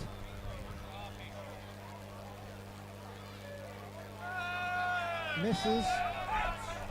And Dan Petcher get another to go to 19.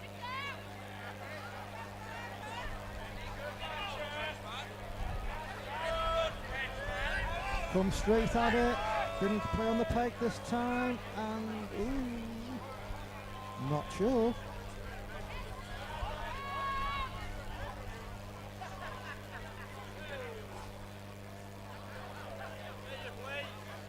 One on the measure, we'll leave them to that one.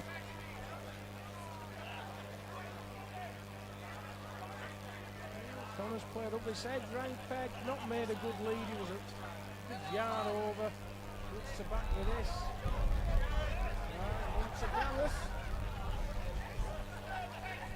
Looks like the strike paid off.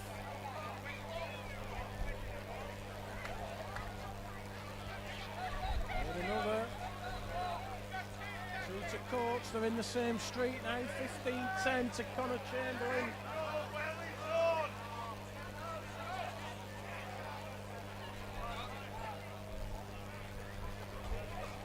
Very tight measured in the other game.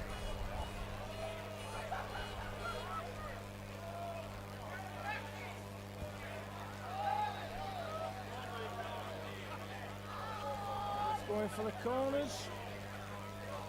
Left-handers have to think about it. Finger peg.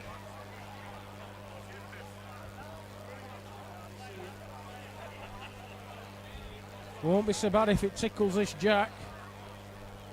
Yeah, just got 18-inch, not so bad.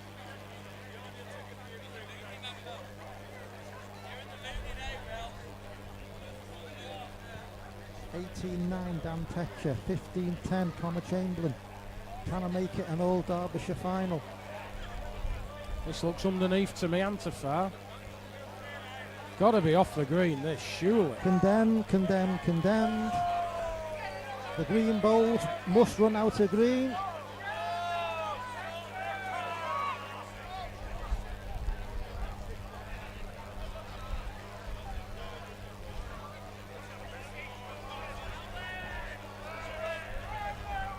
He's after this one, is Gareth. Likes it. Looks it. too far to me. This has got to go off. Green He's as well. wafting it on. Oh, interesting. Interesting.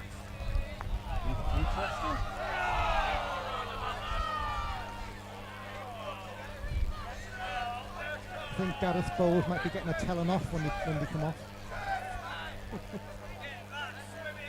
Looks underneath again to me. Same This ball as his cannot first, win. this. This cannot win.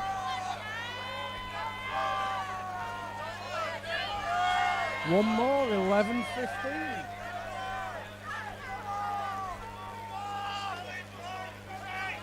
This game's not over yet. Little shake of the head from Connor. Needs to concentrate.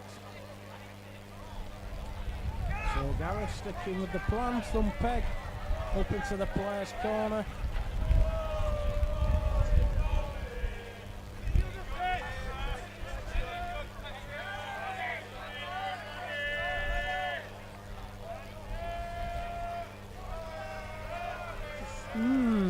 Looks an inch tight from hand.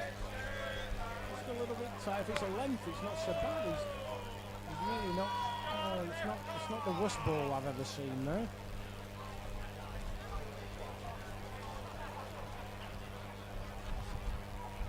I'd rather have it than lick it personally, but that's me. Connor's tight. Connor's tight from hand.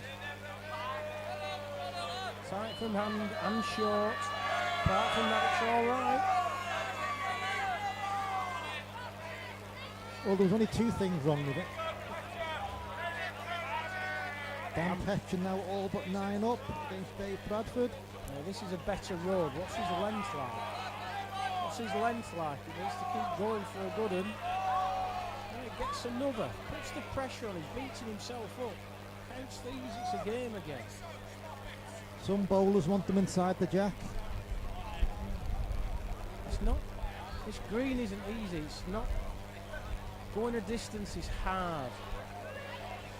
This came out sweet Needs from Connor, but I'm not certain Needs to he's miss there. that ball. Not there. Them two balls he's just beat himself up about are as good as touches now. There's no pictures on the scorecard. You just need to get him closer than your opponent. That's the key to the game.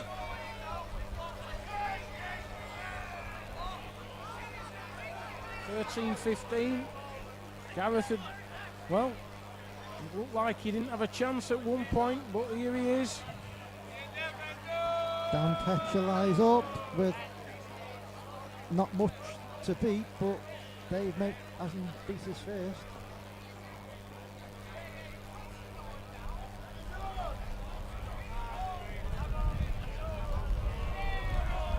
I think he's played one here, you know. He's played one here. Doesn't want this back. He beats himself up about that ball. He needs to have a word. Very good ball, that. Oh, thank goodness somebody's turned the sun off. Only briefly. Does that electric car of yours come with aftersun? It comes with air conditioning and seat coolers. I might have some after sun in my balls bag actually. I'll need it. Roaded to death this ball, but it's short. Nearly 5 foot short.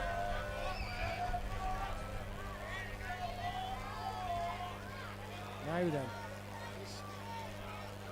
This is an important ball. It looks. Can it miss that ball? Can it miss the green ball? It can't. He's knocked him in. He's nearly knocked him in. Oh, just given up. It's a roll short. Wow. The dead might have fell off if that had gone in. Of course, he's got a book. Well, there's a few options here as Connor. His ideal option is sitting Gareth's ball out for 2. If he's turning his own, he'll be okay. Now then. He likes this. Chance He this. likes it. Into Chance his this. own. Oh, He's Jack. found in the gap. What a ball Whoa, that no, is. he's got the A ball. well played ball that was. He was pegging inside and straightened in the last 5 foot. Gave himself 3 chances with that ball. Fantastic. Meanwhile, the other game, Dan Petcher lies game all but 10. Dave Bradford striking, and he's got the gap. He's got a gap that isn't there. Dan Petcher into the final. 21-10 against David Bradford from the Isle of Man.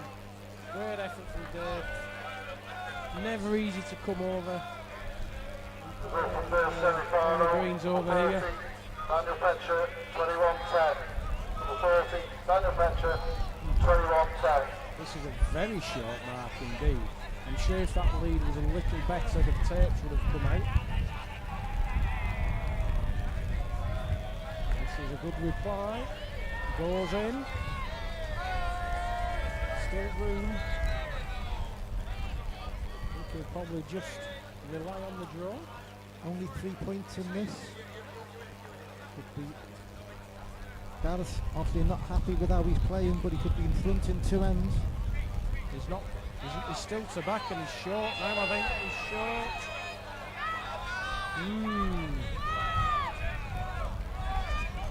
Now then.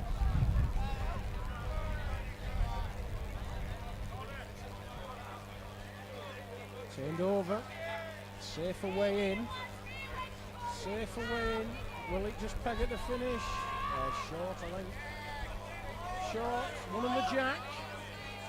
One on behind. 14,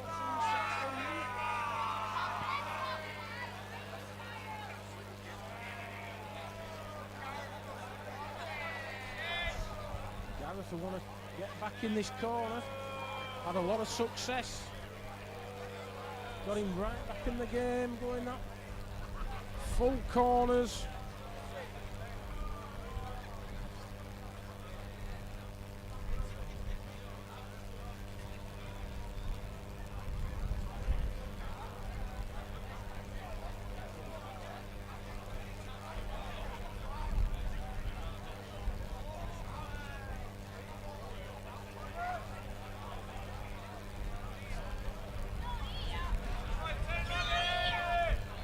Not the worst ball in the world. Just over a foot off. All downhill.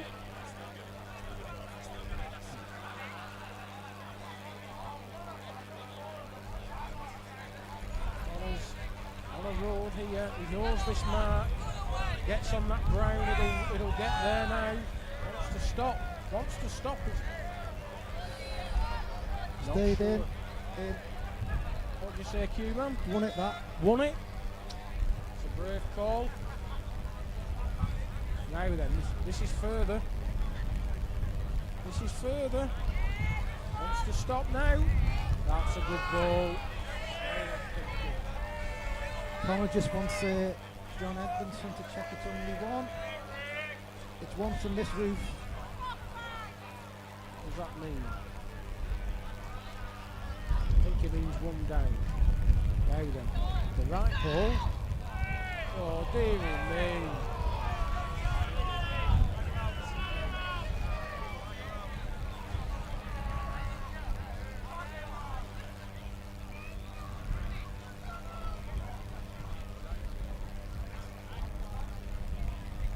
Good out to order that. Shouting on his backswing. He's on the He's tight tight side, with he's it. playing his own. He's got his own. It's 2 down Two. now. 2 down now, and evil's being given. Not right, that.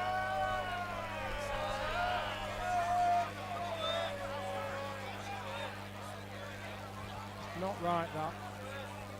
Be shouting when somebody's trying to deliver a ball. There's always noise, but not like that. That's not on. That's really not on. Anyway, back to the ball, 16 apiece. Front peg into the far corner. Long way this. Now he's roaded with this power. He's roaded, he's bang on the road. This has never been off it. He's going to pick the jack up. He's got to pick the jack up. Can't miss it. He apologising, there wasn't a lot wrong with that. Now, turned over. Looks to be a decent land. Needs to run, can't get there.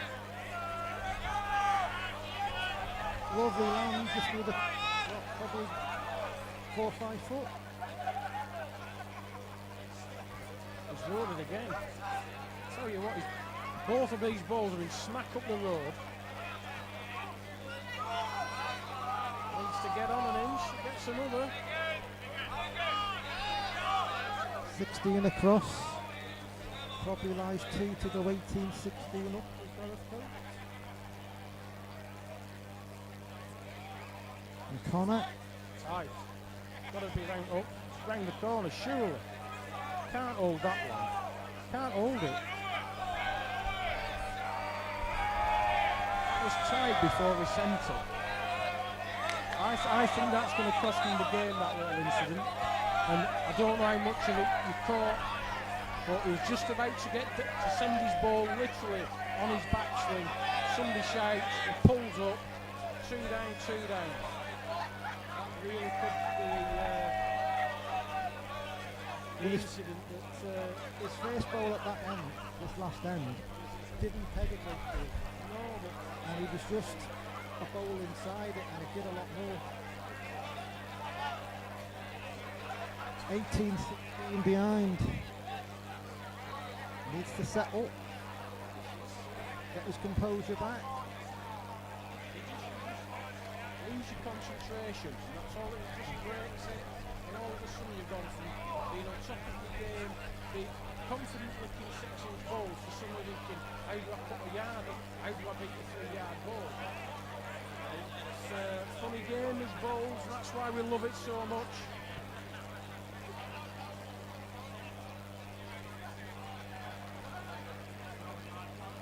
I hope we're all enjoying the coverage. There's 1,200 or so of you watching this game. And Gareth, another good ball in this corner. That'll look about an inch off.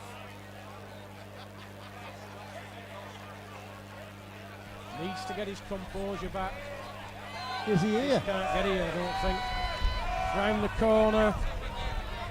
Short. I just feel that's got to him. I really do. I really hope it hasn't, but it obviously has.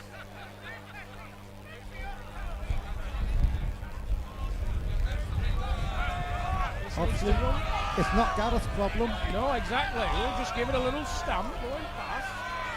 There we go. Well, we don't mind seeing that. Well, I don't mind seeing that. Some of you probably do. Well, I think if he beats one, he beats them both. Beating one of them is going to be difficult. Now, he needs a perfect length on this road. He hasn't got it. He's too far. He's too far. He needs to sit that ball. He can't. It's underneath. Another 2 for Gareth. All but 16. What a turnaround. Whiten's on the wall. What a turnaround. The beard to be feared.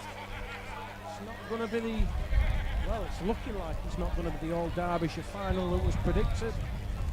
But saying that 20 minutes ago, I wouldn't have thought anything else. The beard to be feared, it looks like it's being sheared. That's quite good for you, that cue, man, yeah. I should have wrote that down and used it again.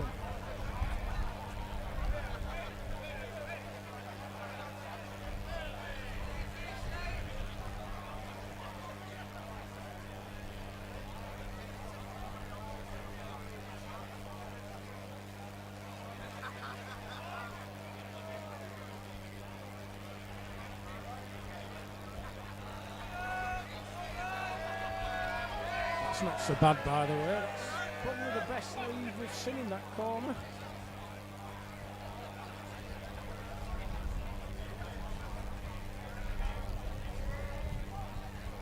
I'm liking this road.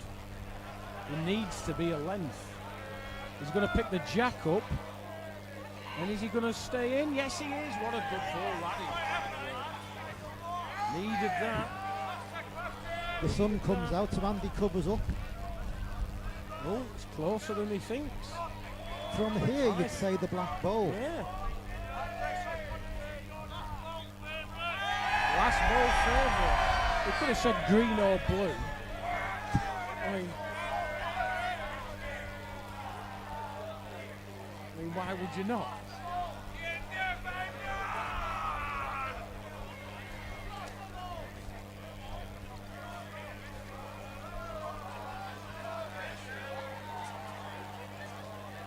I'm not sure he's reached it.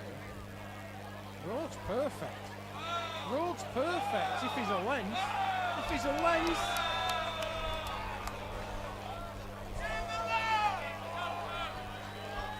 The crowd think it's give up. Oh, the crowd's wrong. Green or blue.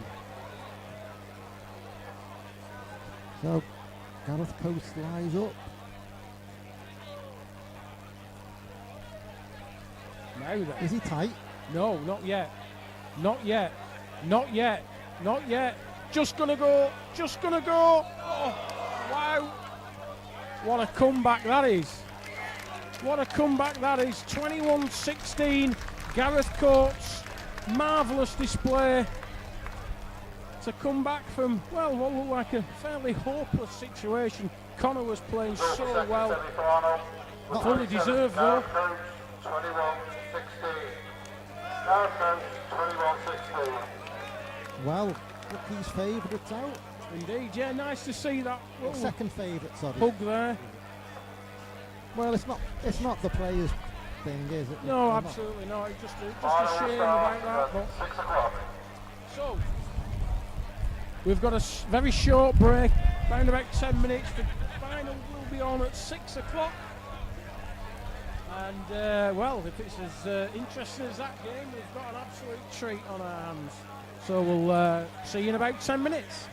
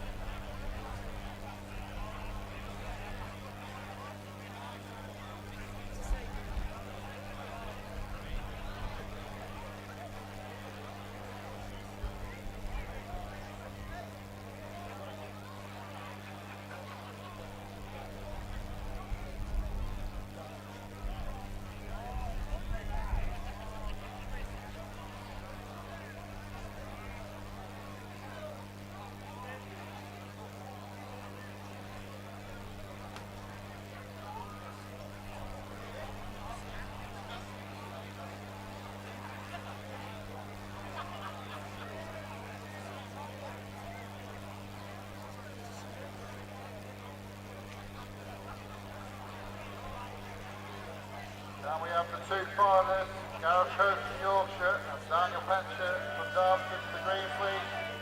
For a picture with the President, please.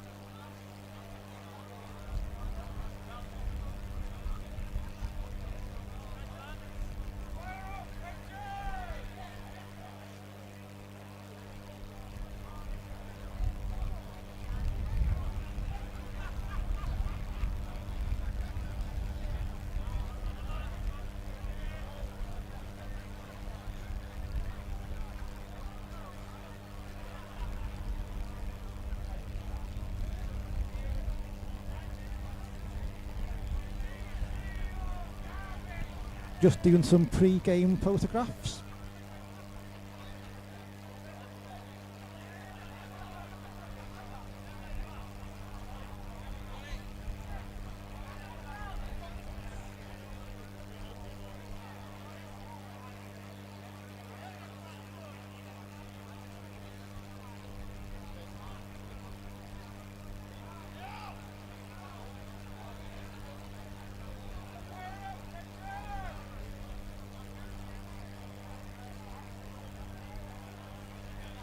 Welcome, ladies and gentlemen, to the final of the 2025 British Senior Individual Merit, held at Dodworth Miners Welfare Club in sunny Barnsley. Right, ladies and gentlemen, we'll move on to the final of the BCGBA Senior Individual Merit 2025. So can we welcome to the green, I think there's an please, echo. your two finalists. Number 40, Mr. Dan Petcher from Derbyshire, and number 27, Mr. Gareth Coates from Yorkshire, please. I just said most of that. Mustn't forget our very generous sponsor, John Moore Limited. If you just get a few minutes, can you just have a flick through their website? They will log the increase in traffic and will think, you know what, getting involved with bowls drives up usage or views of the website, and they might even want to do it again.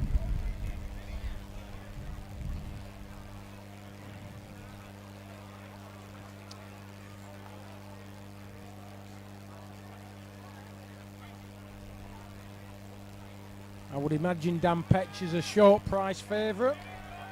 Obviously been well backed throughout the day. I think there's a lot of punters on him at 20-1. And if he keeps putting them like that, they'll be going home very happy with pockets full of money. But Gareth's shown tenacity today. Well, that's a great effort. Got to be You want to be careful. asking who's on here. Oh, nobody's asked. Nobody's asked the question.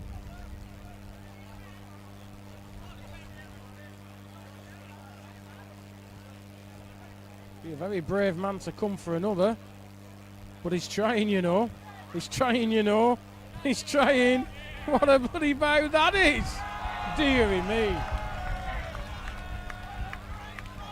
Just checking I've got that in shot. That would have been embarrassing. Wow. Yeah. That's a bit of a start to the final. If it's like this every end, well, don't look now. Don't look now. Not so bad putting a bowl 6 inch off and it doesn't count.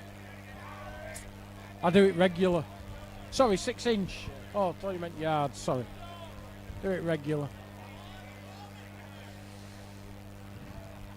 And hello to everybody watching, no matter where you are, whether it's in the club, whether you're at home, on holiday, in exotic climes. Welcome. Please like and subscribe, and you'll be the first to know when there's more content.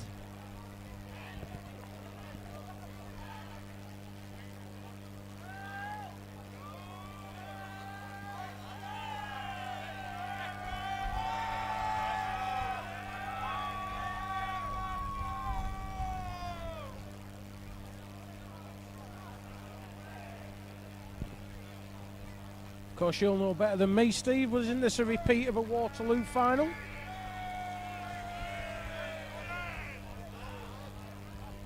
Or am I mistaken? I slept. I can't remember when, but was it last year maybe? Yeah. I don't know. Thing is, not a long day on your feet doing all this. I've got actually, I won't remember this tomorrow. You're preaching to the converted. I can barely remember. I remember the start. Yeah, you were down there, looking at the ladder, going no. No, well, I got up here, didn't I? Well, it'll be a quick game if it's 2s every end. Impressive start by these two gentlemen.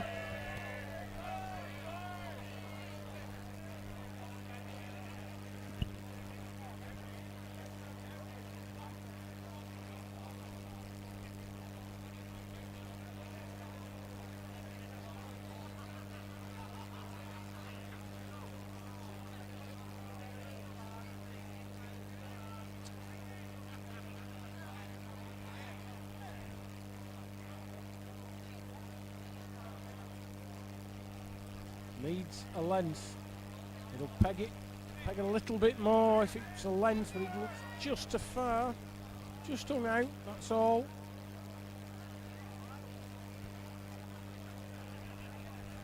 Petch isn't entertaining that.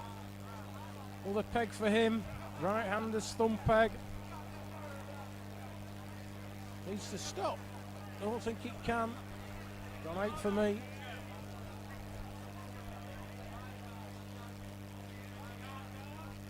So he just needs to drag it in a touch, few inch, that's all. Should be okay now. Won't go that far, will it?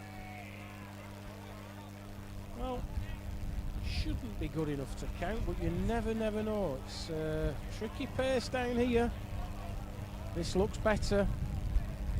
Gets on that little brown bit there.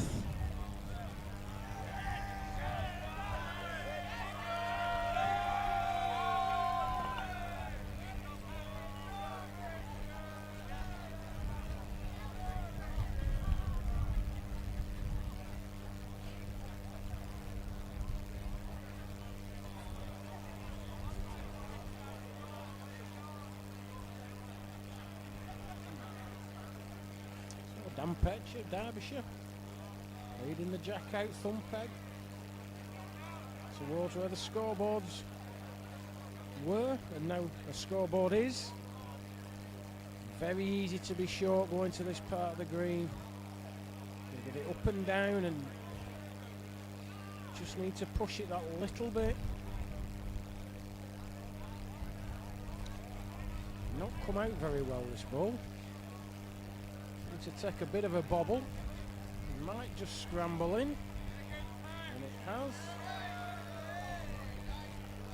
Now that I remember, a feature of that Waterloo final was that it looked like it was Dan's type thing. But after Gareth just got on. No, the Fleetwood Bowling Club. Yes. That the edge where Burrows won. Yes. Just played up and down there, almost across a ridge, left-handed. Literally no one could get on the same land. And when they did get on the same land, they didn't get a length. Yes. So it was kind of like, he just looked like he was like a world beater on this edge, and just like no one was going to beat him. And Dan was the same. Needs to run again. Got to take these chances of 2s in a final, and he has done. Slack end, really. They've got further away since that first end. Yeah, correct. Gareth won't care though. Oh, somebody's making a curry. And you haven't eaten all day.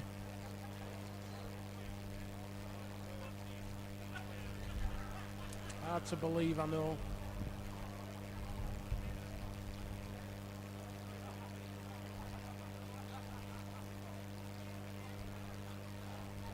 So I think at the minute we've got... What have we got watching? About 1100.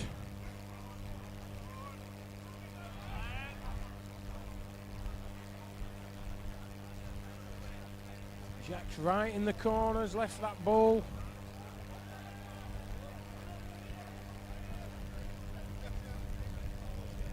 It's either a good one or it's off, and it's a good one.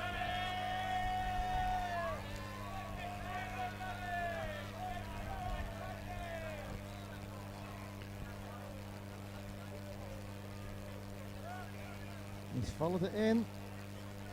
Off with a miss. And he's took the jack with him.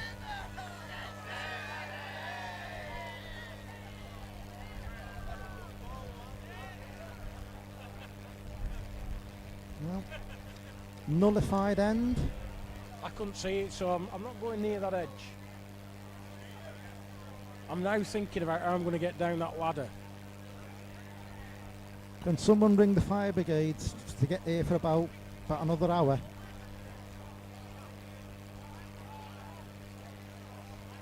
Apparently know this bench that we've been using, Oh yes. which looks substantial and rather heavy. Yes. Some fella carried up on his back yesterday. Really? Jeepers. It's a picnic table. I don't think I could pick it up.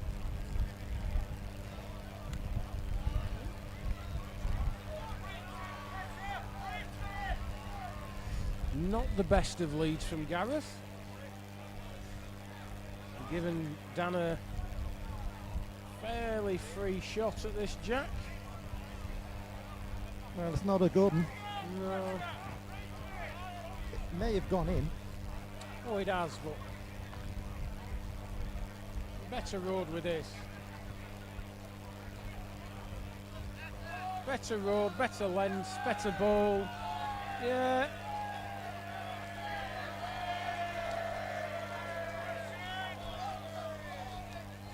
Asking if it's two. Moving the jack as well away from his own bowl.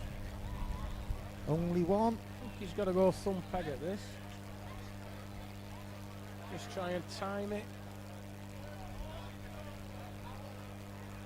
Didn't come out clean as you'd like it. Well, he's not. Can't reach. Road looked good. It didn't get the smoothest of journeys. A lot of bowls from this corner have just, well, scabbed out.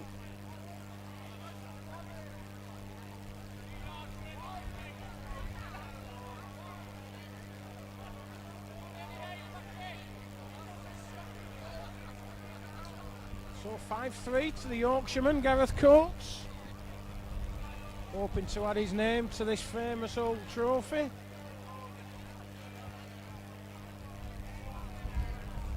Even the great Brian Duncan hasn't got his name on this. Not many trophies in this game without his name on. Started back all the way back in 1910. Enoch Powell, Piers even. I should put my glasses on when I'm trying to read. From Staffordshire, first ever winner. And there's been some famous names on the trophy since. And if Gareth keeps leading like that in these corners, his name will be the next.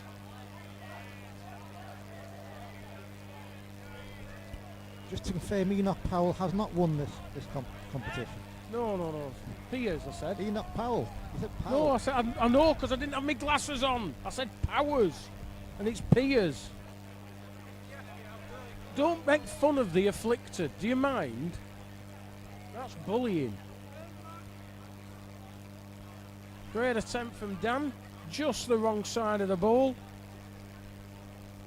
Got to show a little bit of care.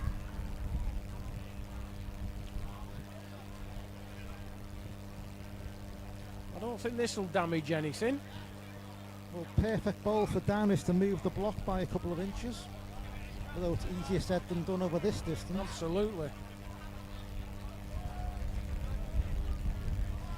If he's overplayed, it won't look at it. That's the problem. Needs to peg a lot, and it can't. Just too much pace. They tend to straighten more in this corner. They do. Especially thumb peg.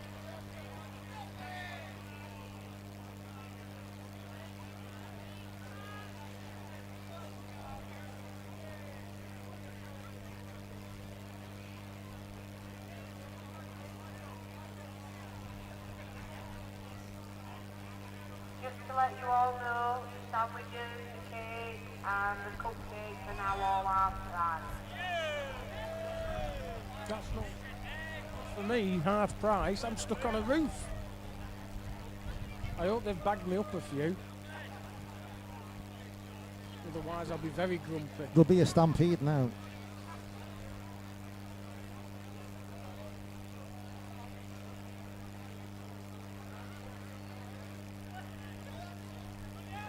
Don't think there's a lot wrong with this. It might just be overplayed, but not by an awful lot.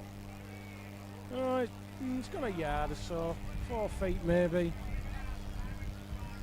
We're bang on the road. This is tighter. All on length now. If it's a length, it's okay. Yeah, length ball.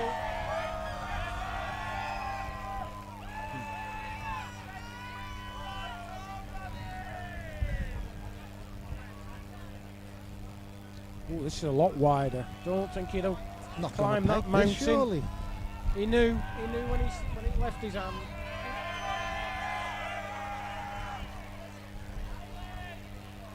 Wind's getting up again now. Hat's flying off. Don't be short, Petch. Need to make twos. Bad ball. Take your chances when they're given to you. Indeed.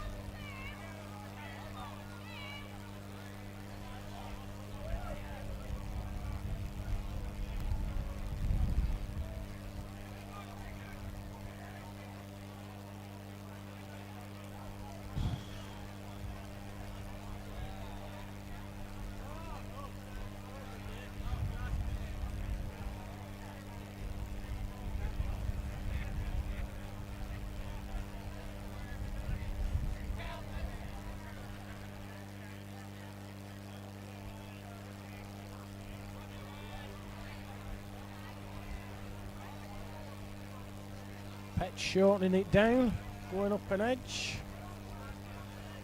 Gledman maybe 2 feet short, just tight of the road.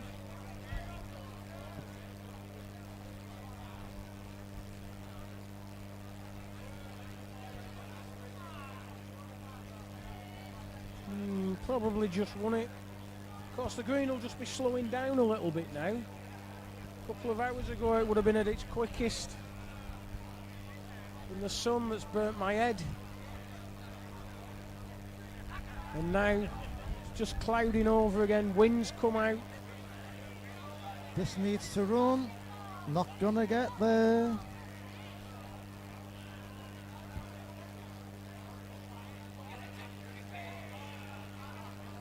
Gareth doesn't want to know. He just knows if he beats his own, he's definitely in. Oh, he's whooshed this a little bit. Whooshed it.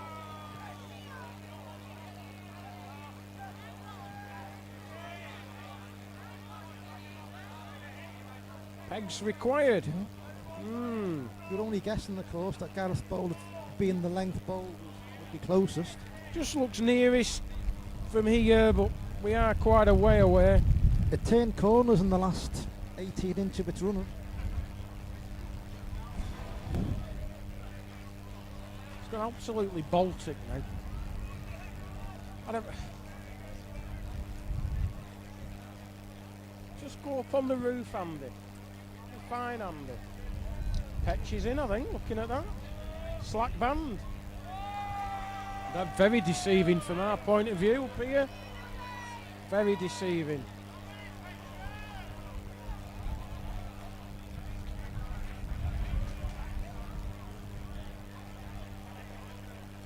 Five, six as they play.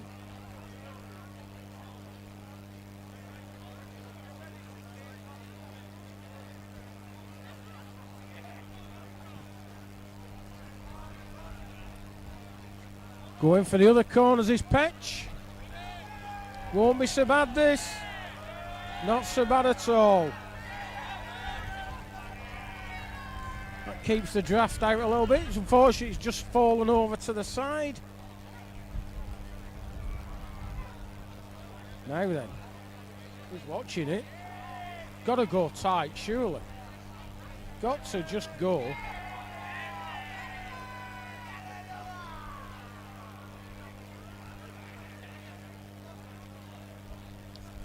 Pace looks good again to me.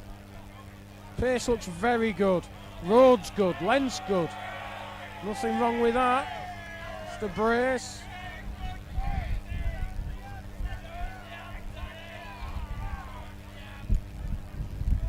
Ooh, not easy for Gareth, this. Striking. Not the worst option on the table. Watching it, still watching it. He's got rid of one of them. Oh, that's half a loaf. Takes the score to 6 apiece. Good hit, really, over the distance.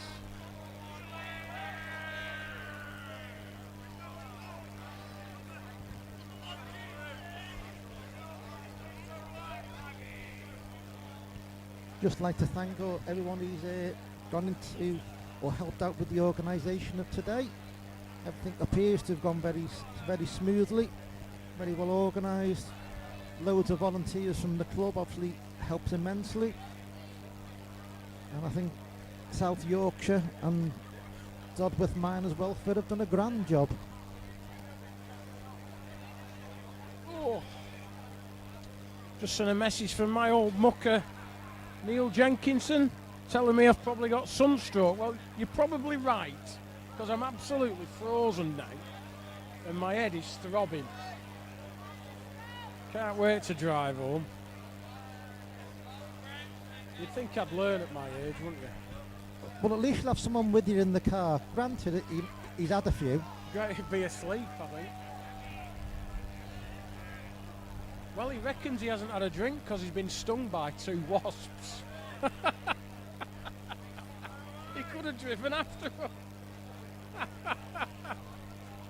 Oh, has he gone into anaphylactic shock or something? Well, I don't know. I think you're supposed to put vinegar on wasp stings, I think. Something wrong with this, by the way. Second ball from Dan Petch and never going to reach.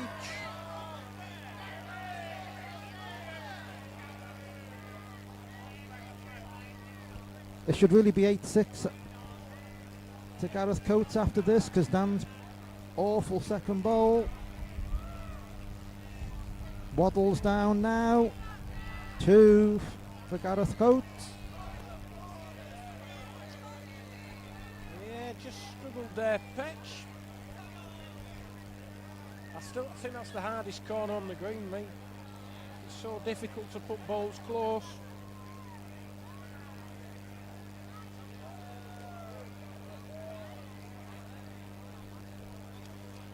Gareth's turn to try something slightly different. Played the left-hander's thumb peg over towards the second green. This looks okay to me. Looks dream pace. Road's good. Yeah, not bad at all.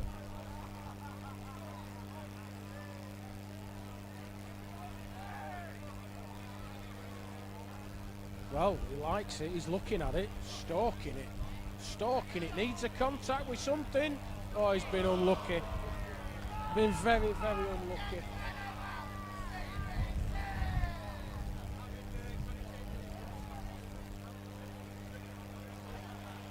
Gareth. He's there again. He's there again. Oh, just Only give one. up. To bowl short of getting another.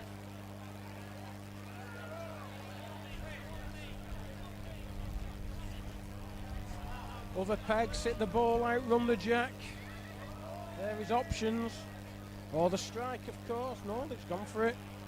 Turned over. Turned over. Gareth Looking at it. Still looking at it. Oh, it's been Two. ever so unlucky. He's been unlucky. There's two now. I'm not sure he could even see his own ball. How he's hit it, I'm not sure.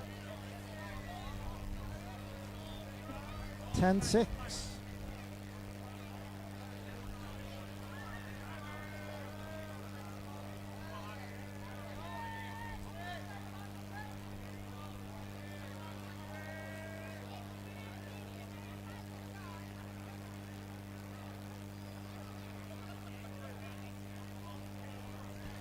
A host of Yorkshiremen have descended on the kitchen. As soon as they heard half price, they ran. Chance of me getting a sign at the end of this has gone then. Finger peg into the, well, left-hander's thumb peg into the player's corner. Just gone a big yard.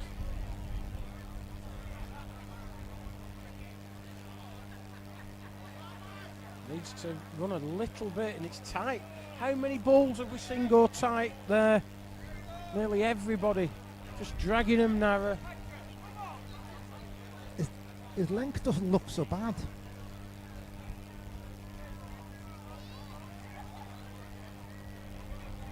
Now he's short. Well, Oh, that's come out dreadful. That ball has come out dreadful. Don't think he can get there.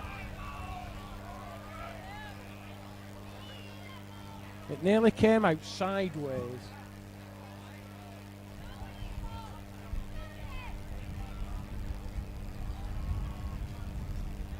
measures are required. He's obviously a lot more than 4 foot through then.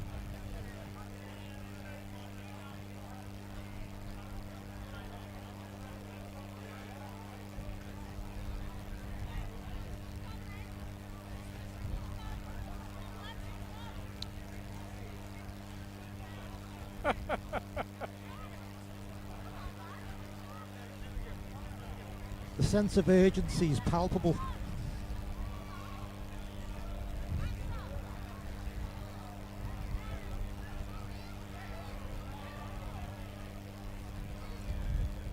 Peter and Mary Fishwick doing the measuring in the final.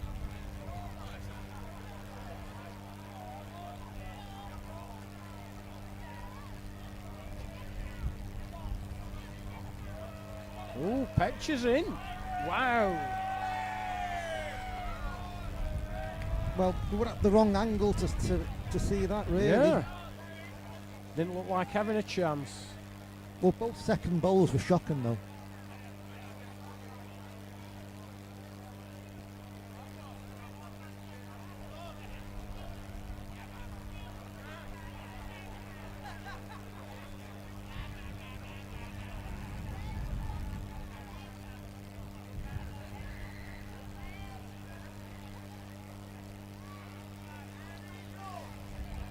Needs to find some bias.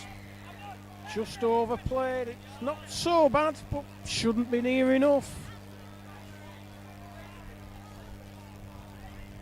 But you never know. This is on a tighter track. Definitely. It's shuttering back now. Further it goes, the better for Gareth. Just given up, I think. Can't afford to touch that.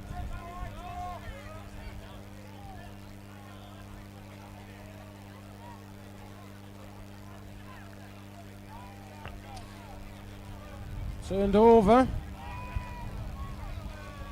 Needs to run. Run away is the shout. And they're not wrong. What a road. What a good road that was.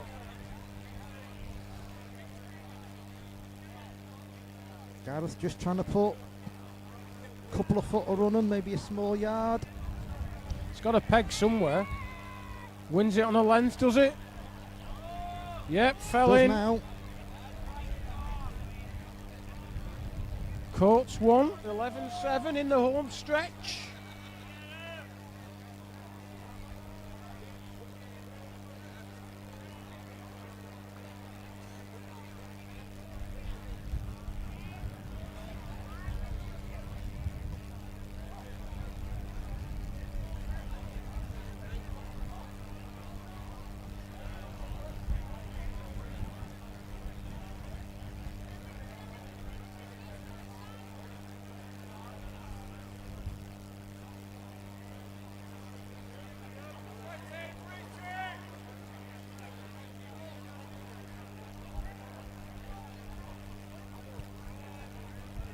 Right-handed finger peg mark back towards, well, the corner that no one can reach into.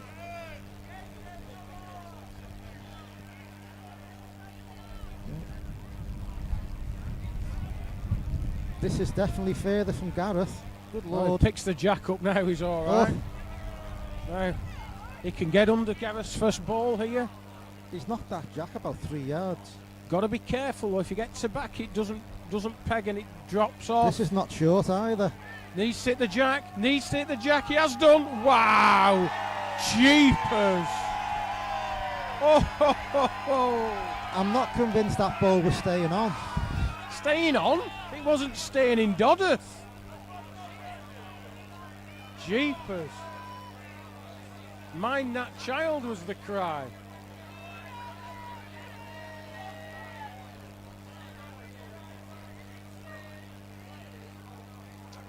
Well, 13-7 with a miss. balls like that change games, you know. 8-11. Because it didn't miss. Change the whole course of the game. That should fill Dan full of hope. We'll see. Needs to run a bit. Just needs to run a bit. We'll go another foot maybe. It's not the worst ball ever, but 2 foot.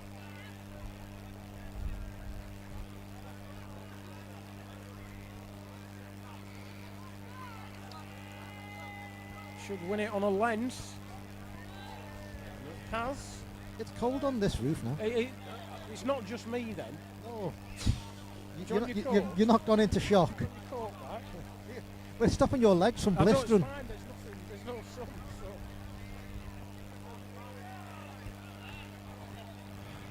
That sun comes out. Don't know. Might have pegged out. Might need the referee just to. No. Gareth's turned over, I think. Turned over. Needs to misses that short ball. It wins it. Well, that's That closest. That must be closest.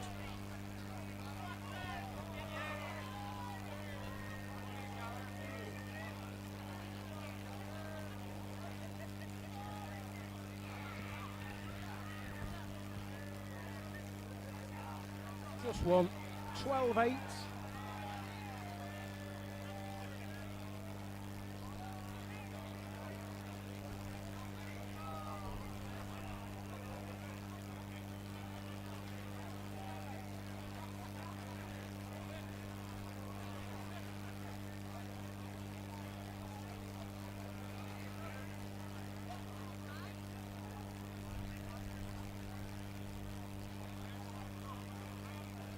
So Gareth leads out. Left-hander's thumb peg. Everybody, and I mean everybody, has been short going into this part of the green. First ball. Every single one of them. And that's a lot of balls today, and it's just catching people out left, right and centre. I think they're conscious that it's all downhill past the jack. It really does slope off. He's not a lot further. Oh, I tell a lie. I can't judge them balls. Can't judge them balls at all.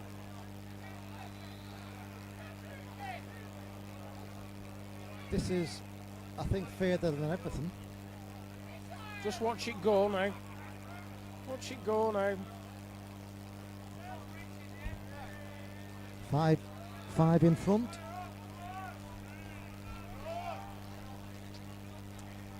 13-8, decisive sort of a lead. Gareth can afford to trade chalks. Petch really can't. Petch has got to start scoring a few, make a little break. Otherwise the final's gone from him. Oh dear. Just noticed how red my legs have got.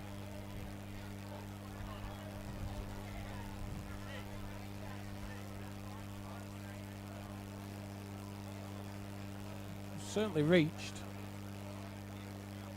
Can't see. I'll hand over to my erstwhile cameraman. Has it stayed on? Stayed on apparently. No, you can see it, I can't. This is better. This is better. It's bang on the road. Bang on the road. It's a good one now. Yeah, got a little cheer of appreciation from his fellow Derbyshire contingent.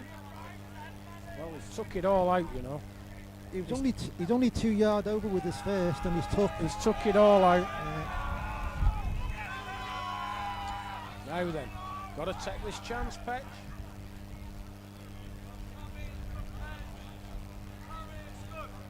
Yeah, pace looks good. Pace looks very good.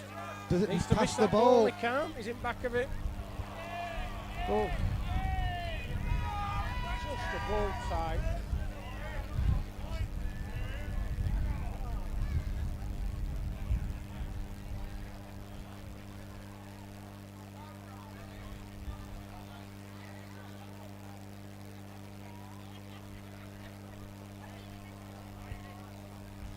I think it's safe to say uphill wherever they go. Indeed. Open to catch Gareth out short. Shouldn't really do by the time the finals, well, halfway through the final. You should know that it's all uphill now. Get on that bit of bear and it'll be fine. It'll be fine now. Not a lot short. Not the worst lead ever. This hasn't come out well. Yeah, he knows as well.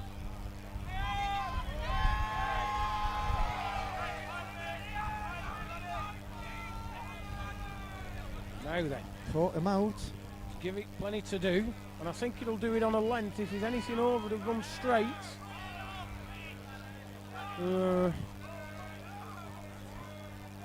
Little bit overplayed.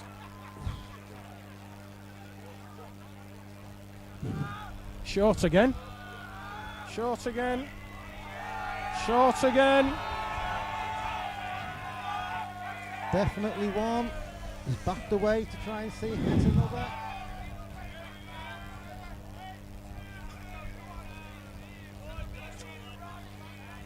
Desperate for the, Pegs. Desperate for this too. That'll be at same street then. Gareth Coates had no interest at all in looking at it. And with the kind of, you're not thinking this is two, is it? Oh. Dear me.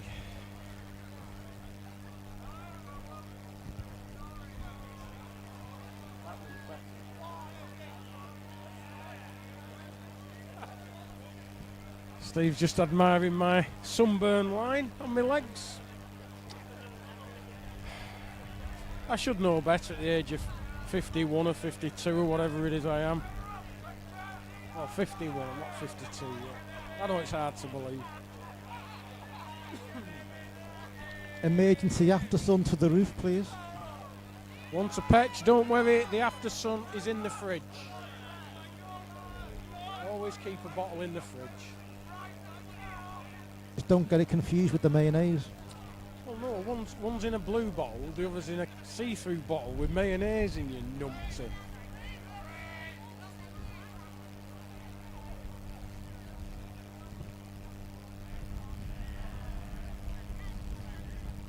Straight across the green, thumb peg, right-hander thumb peg, all downhill. Should run a little bit now. just tight, that's all. Would have been a real and on the road. And Gareth will be aware, he'll know that it's downhill. And he's trickles, if it trickles, goes in. Look, he's turned right angles. Fallen in, wow. It pegged a foot in the last inch of that ball. Can't judge them bowls. No, they're dreadful. Maybe that's why he plays with them. Now then. Going by everything else, this should be closest.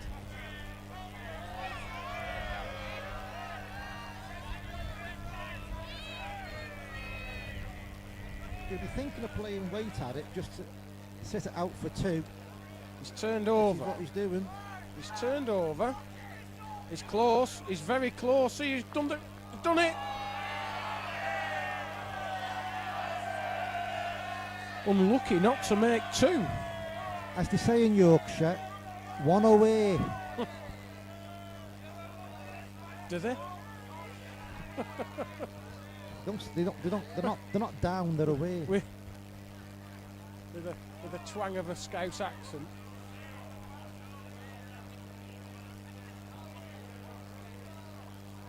We've got to try and put a bit of culture on it.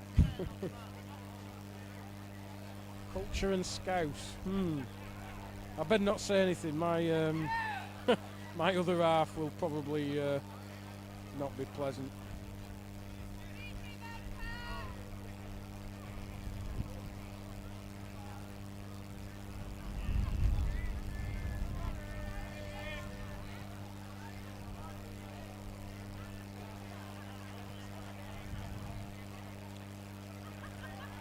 Just overplayed with that lead. Nothing for underneath. He's bang on. He needs to pick it up. Goes out now. Oh, he's just stuck in. Just stuck in.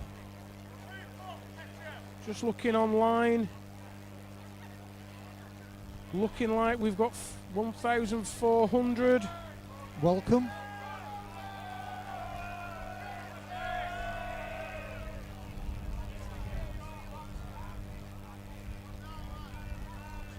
Most popular Crown Green Bowls broadcast on YouTube.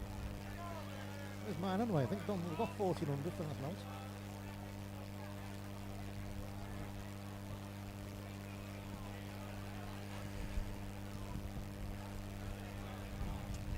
else. Weighted bowl being played. Well, Sure, he can see his own from here. He can see his own all the way. He's got to strike round peg, and he has done. He's close. He's close to the Hanging jack. out. No, just didn't peg enough. 15-10. Something needs to happen for Petch here. Meanwhile, I'm just trying to work out how I'm going to get on this ladder to get back down. I think I might just live up here. I think I'll move. It's a beautiful, lovely views. Lovely. Yeah, some nice new houses over to my left. Anyway.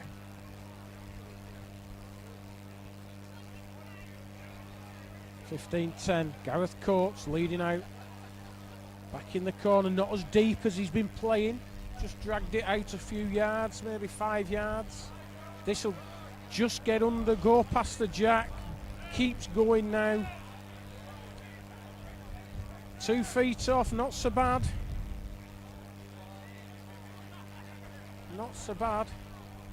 It'll look closer to Dan. Needs to run this. Needs to run and peg. Needs to Trying run its and best. peg. He's trying. Oh, I don't know. Can't just tell. Given up. Was it given up? Can't just see. I can't get far enough over. You can if you go near the edge. This is all right. This is definite. That's closest by a good margin.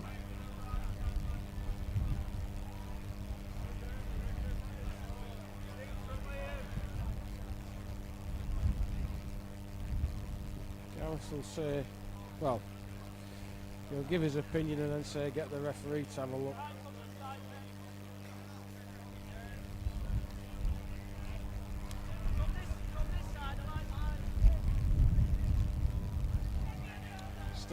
Steve's going to jump off the edge of the roof if he's not careful.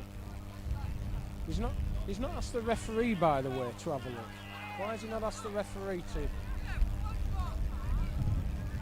Well, I've been over, and it looked more 2 than 1. Put it that way.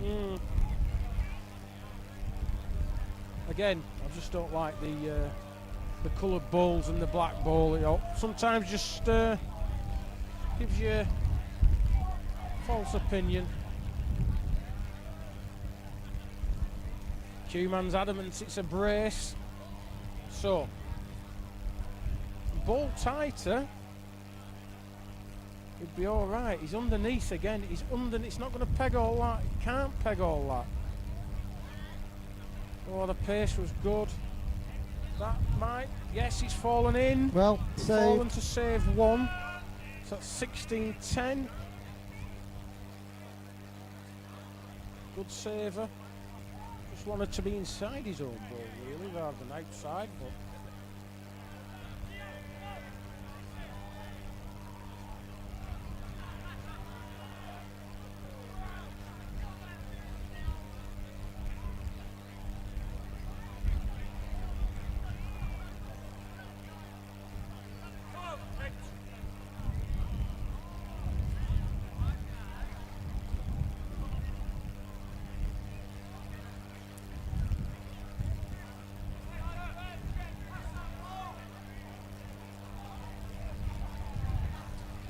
left it a yard short, but bang on road. Give Petch a little something to think about. Played one. Needs a few more of them just at the minute. Of course, he won't give up. Nobody gives up at this game, but it's probably 10 yards shorter yeah, than what they have been playing. That's right. Now then, this is bang on the road. This is bang on the road. It's done it. Good ball. Now then. No, he's outside the line for me. Outside, it won't peg like that speed. Good ball from Gareth there. He's 2 ends away. 17-10. 15-11 down in the semi-final and ran out. Let's not forget, quarter-finalist last year, losing out to the eventual winner Greg Smith. And he's come back this year and really stamped his authority on this final. First end it looked like Dan Petcher. He wrapped 2 round the jack. Gareth had 1 6-inch off and still 2 down. But since then, it's really all been Gareth. Took control of this game, dictated the marks, the lengths, and leading really well into the corners, putting the pressure on all the time. Another 15-inch ball. Difficult to road them left against right-hander. Petch is always getting underneath, but might do it on a length. Yes, wins it. That's a foot short. He's playing at it. And Gareth might as well. 17-10, 7 in front. Might as well have a do. You'll see it in top Underneath. of the shot. Can't peg uphill, surely. Oh, he's got it! Wow! What a strike! Looked underneath all the way. All the pressure on Dan. Needs to put a ball back. I don't think he's short. It's too far. Too far unless it hits. He needs to pick the jack up. What a strike. There's a man full of confidence.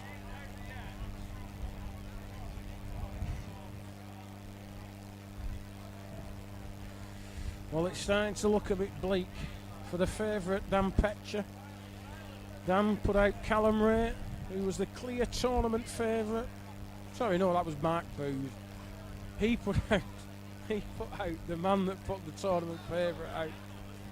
Oh, it's been a long day and I've got sunstroke. Leave me alone. in a cracking game, beat Mark Booth.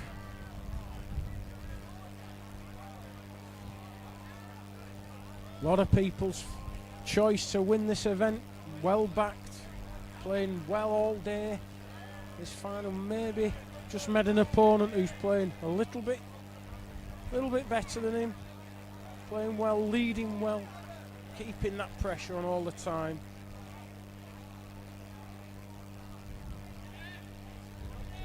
He's to sit it and he can't. Just gone out, just dribbled past.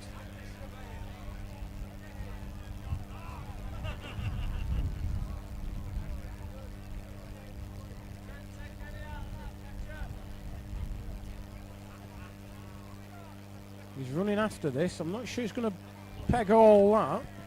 He's trying though.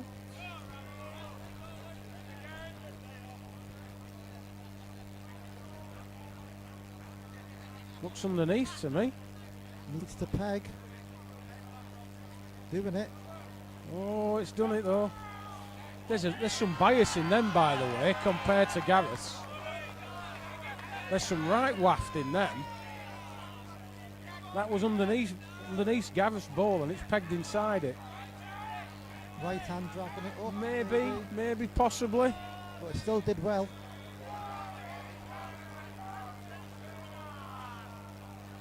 $11.18.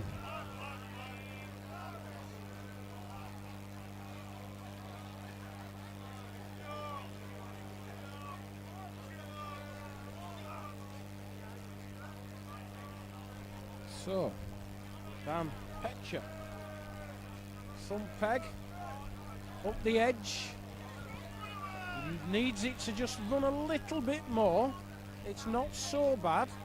People have tended to buzz their first ball too far in this corner when following. Will Gareth be caught out? Certainly moving, yeah. Like everyone being short in the other corner, most people have been too far with the first ball down there. Gareth's balls did well not to go off. Absolutely, yeah. He just needs to improve. He needs to just beat his own. And now he needs to hope that Gareth doesn't know how to take 4 yards out of a ball.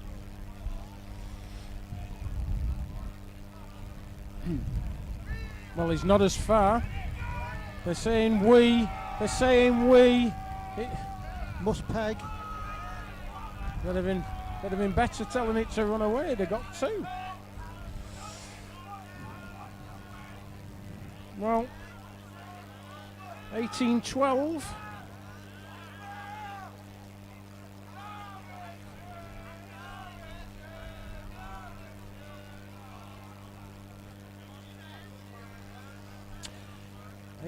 Overture. Edge going back up this edge. Needs to peg and stop. Just dribbled that yard or so. Just under a yard probably.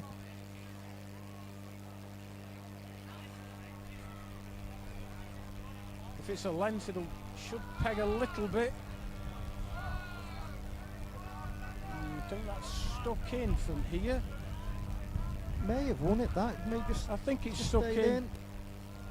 Now, he can only take a couple of foot out. If it gets on that shiny stuff, needs to just finish now.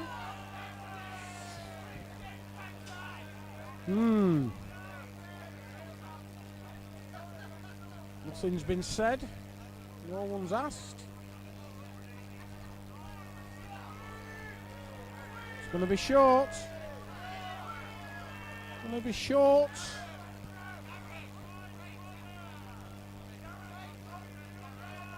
One to pitch, 13-18. Just nibbling away. That's all you can do.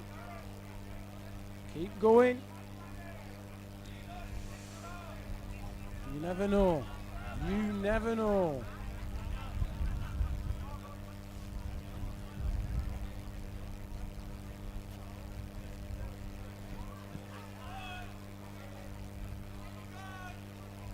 Well, Pegs a bit, it's all right. He's not looked at it yet. Perfect length.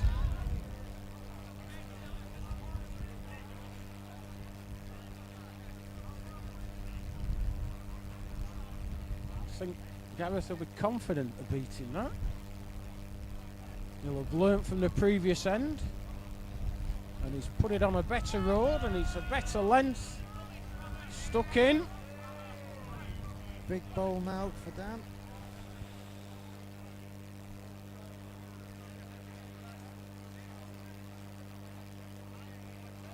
Well, he's tighter. He's a little bit tighter. Will it peg anymore? Run? No. Crowd confirmed Gareth is on. Lane 1 at the minute.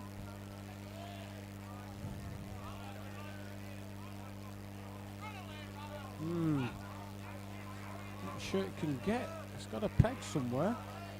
Yeah, peg tight, so that's 19-13. Gareth can get up the next end.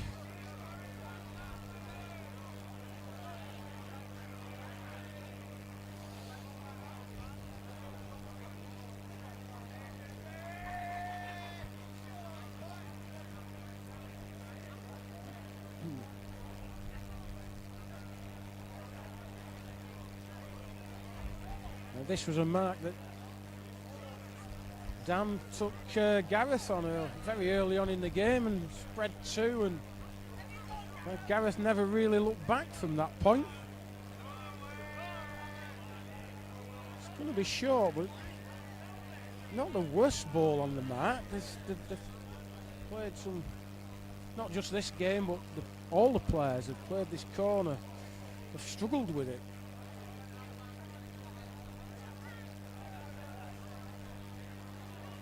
Needs to run. Playing for the run, and he's not got it. Couple of yards that. Gareth should lie up when this bowl finishes. He should be able to beat that bowl. The Dan's it quite easily. Gets one. He doesn't look particularly happy with it.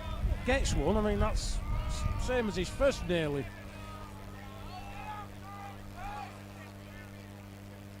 He's further. Clear run, it wins. Clear run, it wins. Ooh.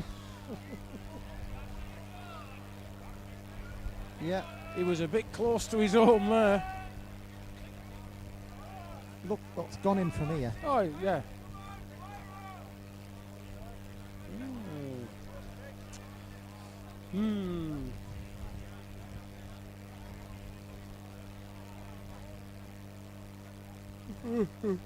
Oh, just give it. Wow. I'm slightly shocked. Obviously it looked different down there, but from up here it looked like Dan's ball had gone in. Right, okay, all but 13, Gareth Coates.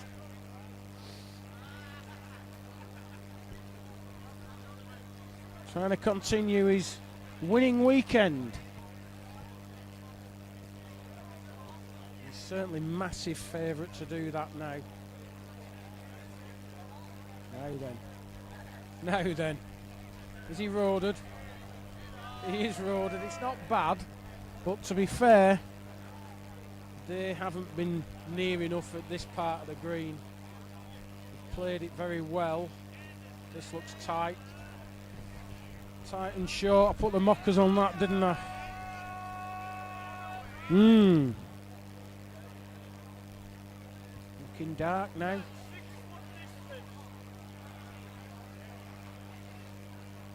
Anything past his own. Make it increasingly difficult for Dan Petcher to attempt to come back. Get on.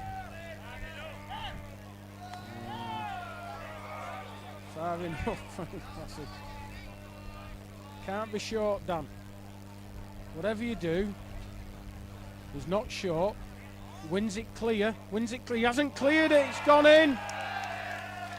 Gareth Coates punches the air. Fantastic win for Gareth. Hard lines to Dan, but it's Gareth's day. Been very steady. Been very steady all day. Did well to overturn a deficit in the semi-final, and then he's really took command of this final. Never looked in bother after the first sort of 7 or 8 ends.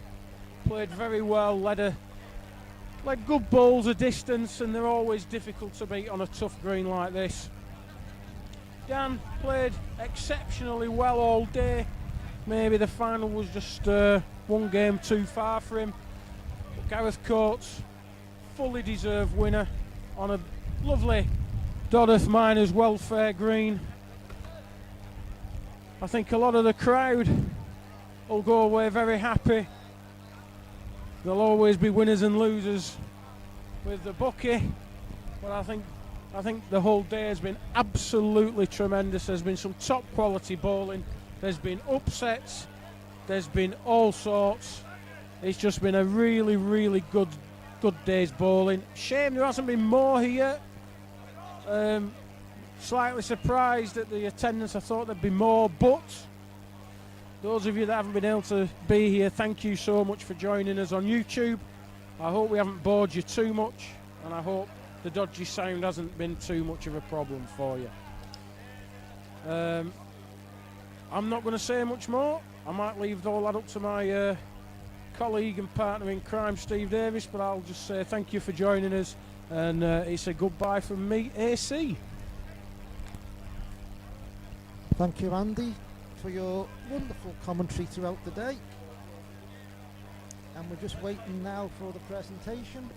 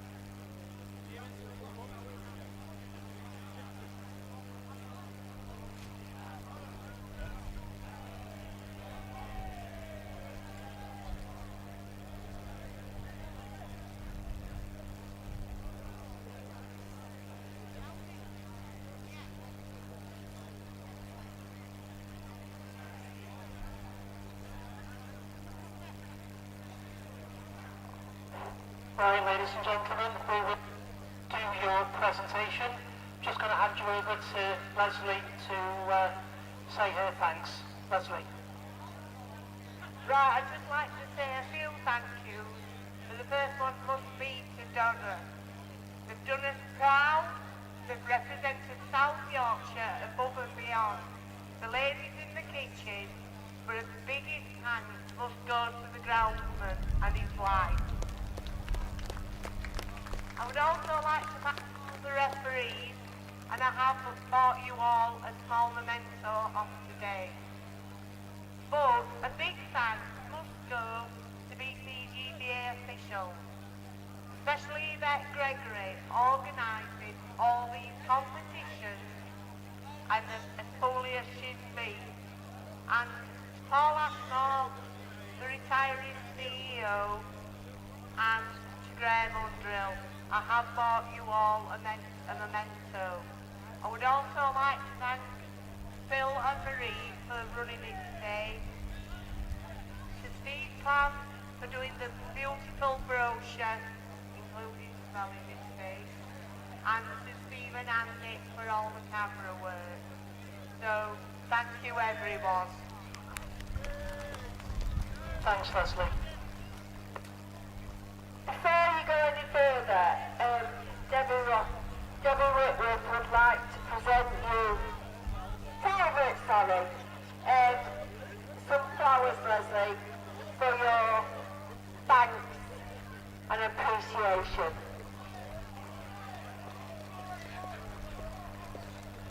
And last but not least, to our media guys, Steve Davis and Andrew Kearns.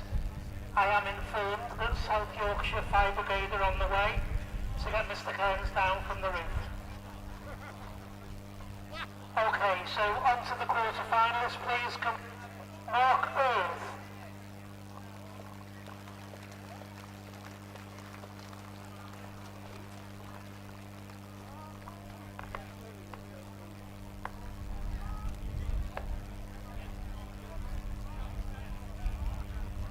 Mark Booth.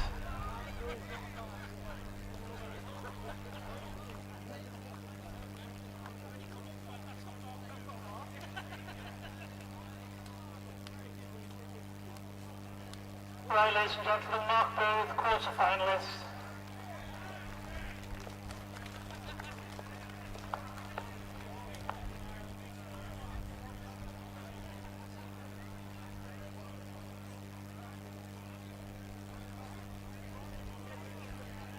And the other quarter-finalist, it's now your turn, mate. Mark Orm.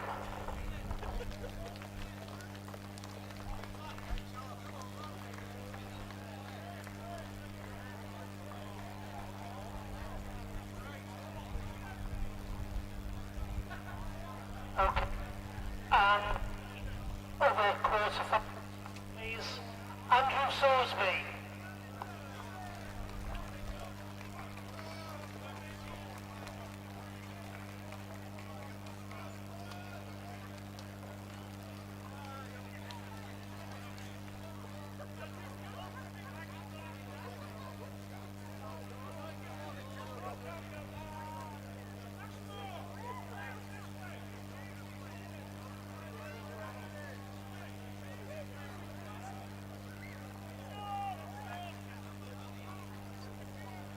Okay, on to the semi-finalists. Again, Leslie has thought of everything. We've got the Welsh flag, the flag, the Isle of Man flag, and the England. Our semi-finalist, David Bradford.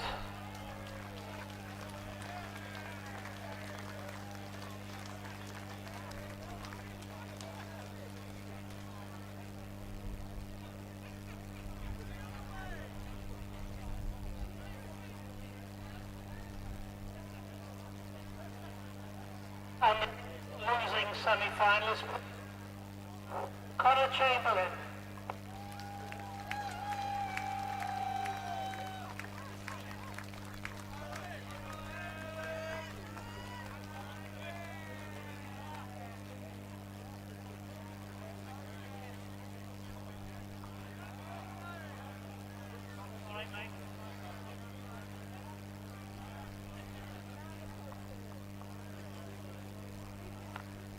Okay, and on to the finalists, our runner-up of the 2025 Men's Senior Merit from Derbyshire, Dan Petcher.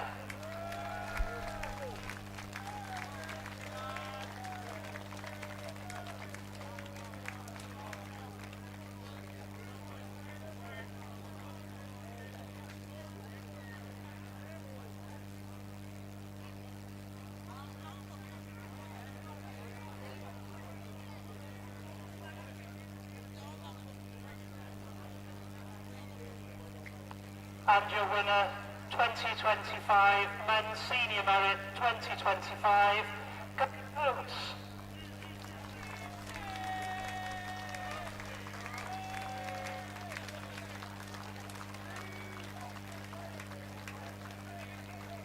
Gareth, would you like to say a few words?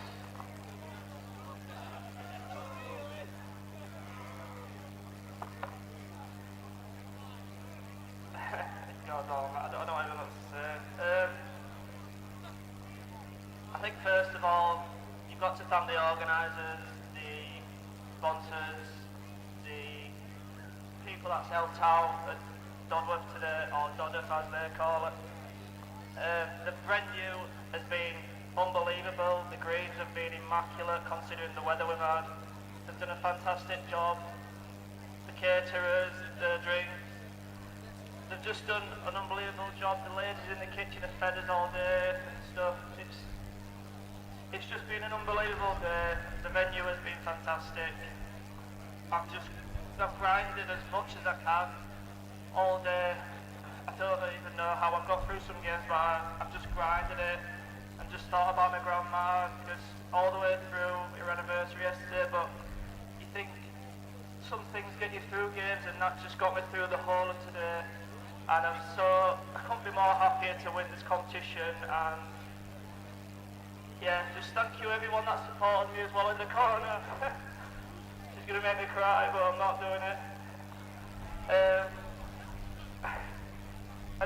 I can't describe the feeling of winning a competition like this. You just win competitions normally, but the biggest ones and stuff like that, it's a different feeling. You feel emotional as the game's going on, and I did feel emotional as the game was going on in that final, and I just thought, I can do it, and I've done it. So commiserations to Dan as well. He's a fantastic competitor. Connor as well. I mean, everyone that's qualified are fantastic competitors, but the guys that have just played there in the last two games, what a bowler. And I think he'll win some time and time again. And I won't say any more now. Thank you. See you later, guys. Thank you.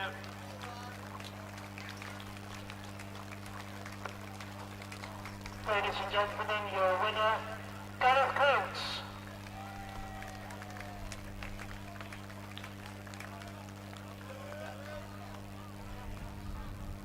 Well, ladies and gentlemen, we come to the end of this year's broadcast. That concludes our presentation. Please have a safe journey home. Hope to see you at one of our other events. We've got the supplementary at Fleetwood a week tomorrow. Failing that, the Champion of Champions, the end of September at Hollywood. Thank you very much. Yeah. We come to the end of the broadcast as the final photos are taken of this year's champion. It's been a wonderful broadcast, a wonderful day.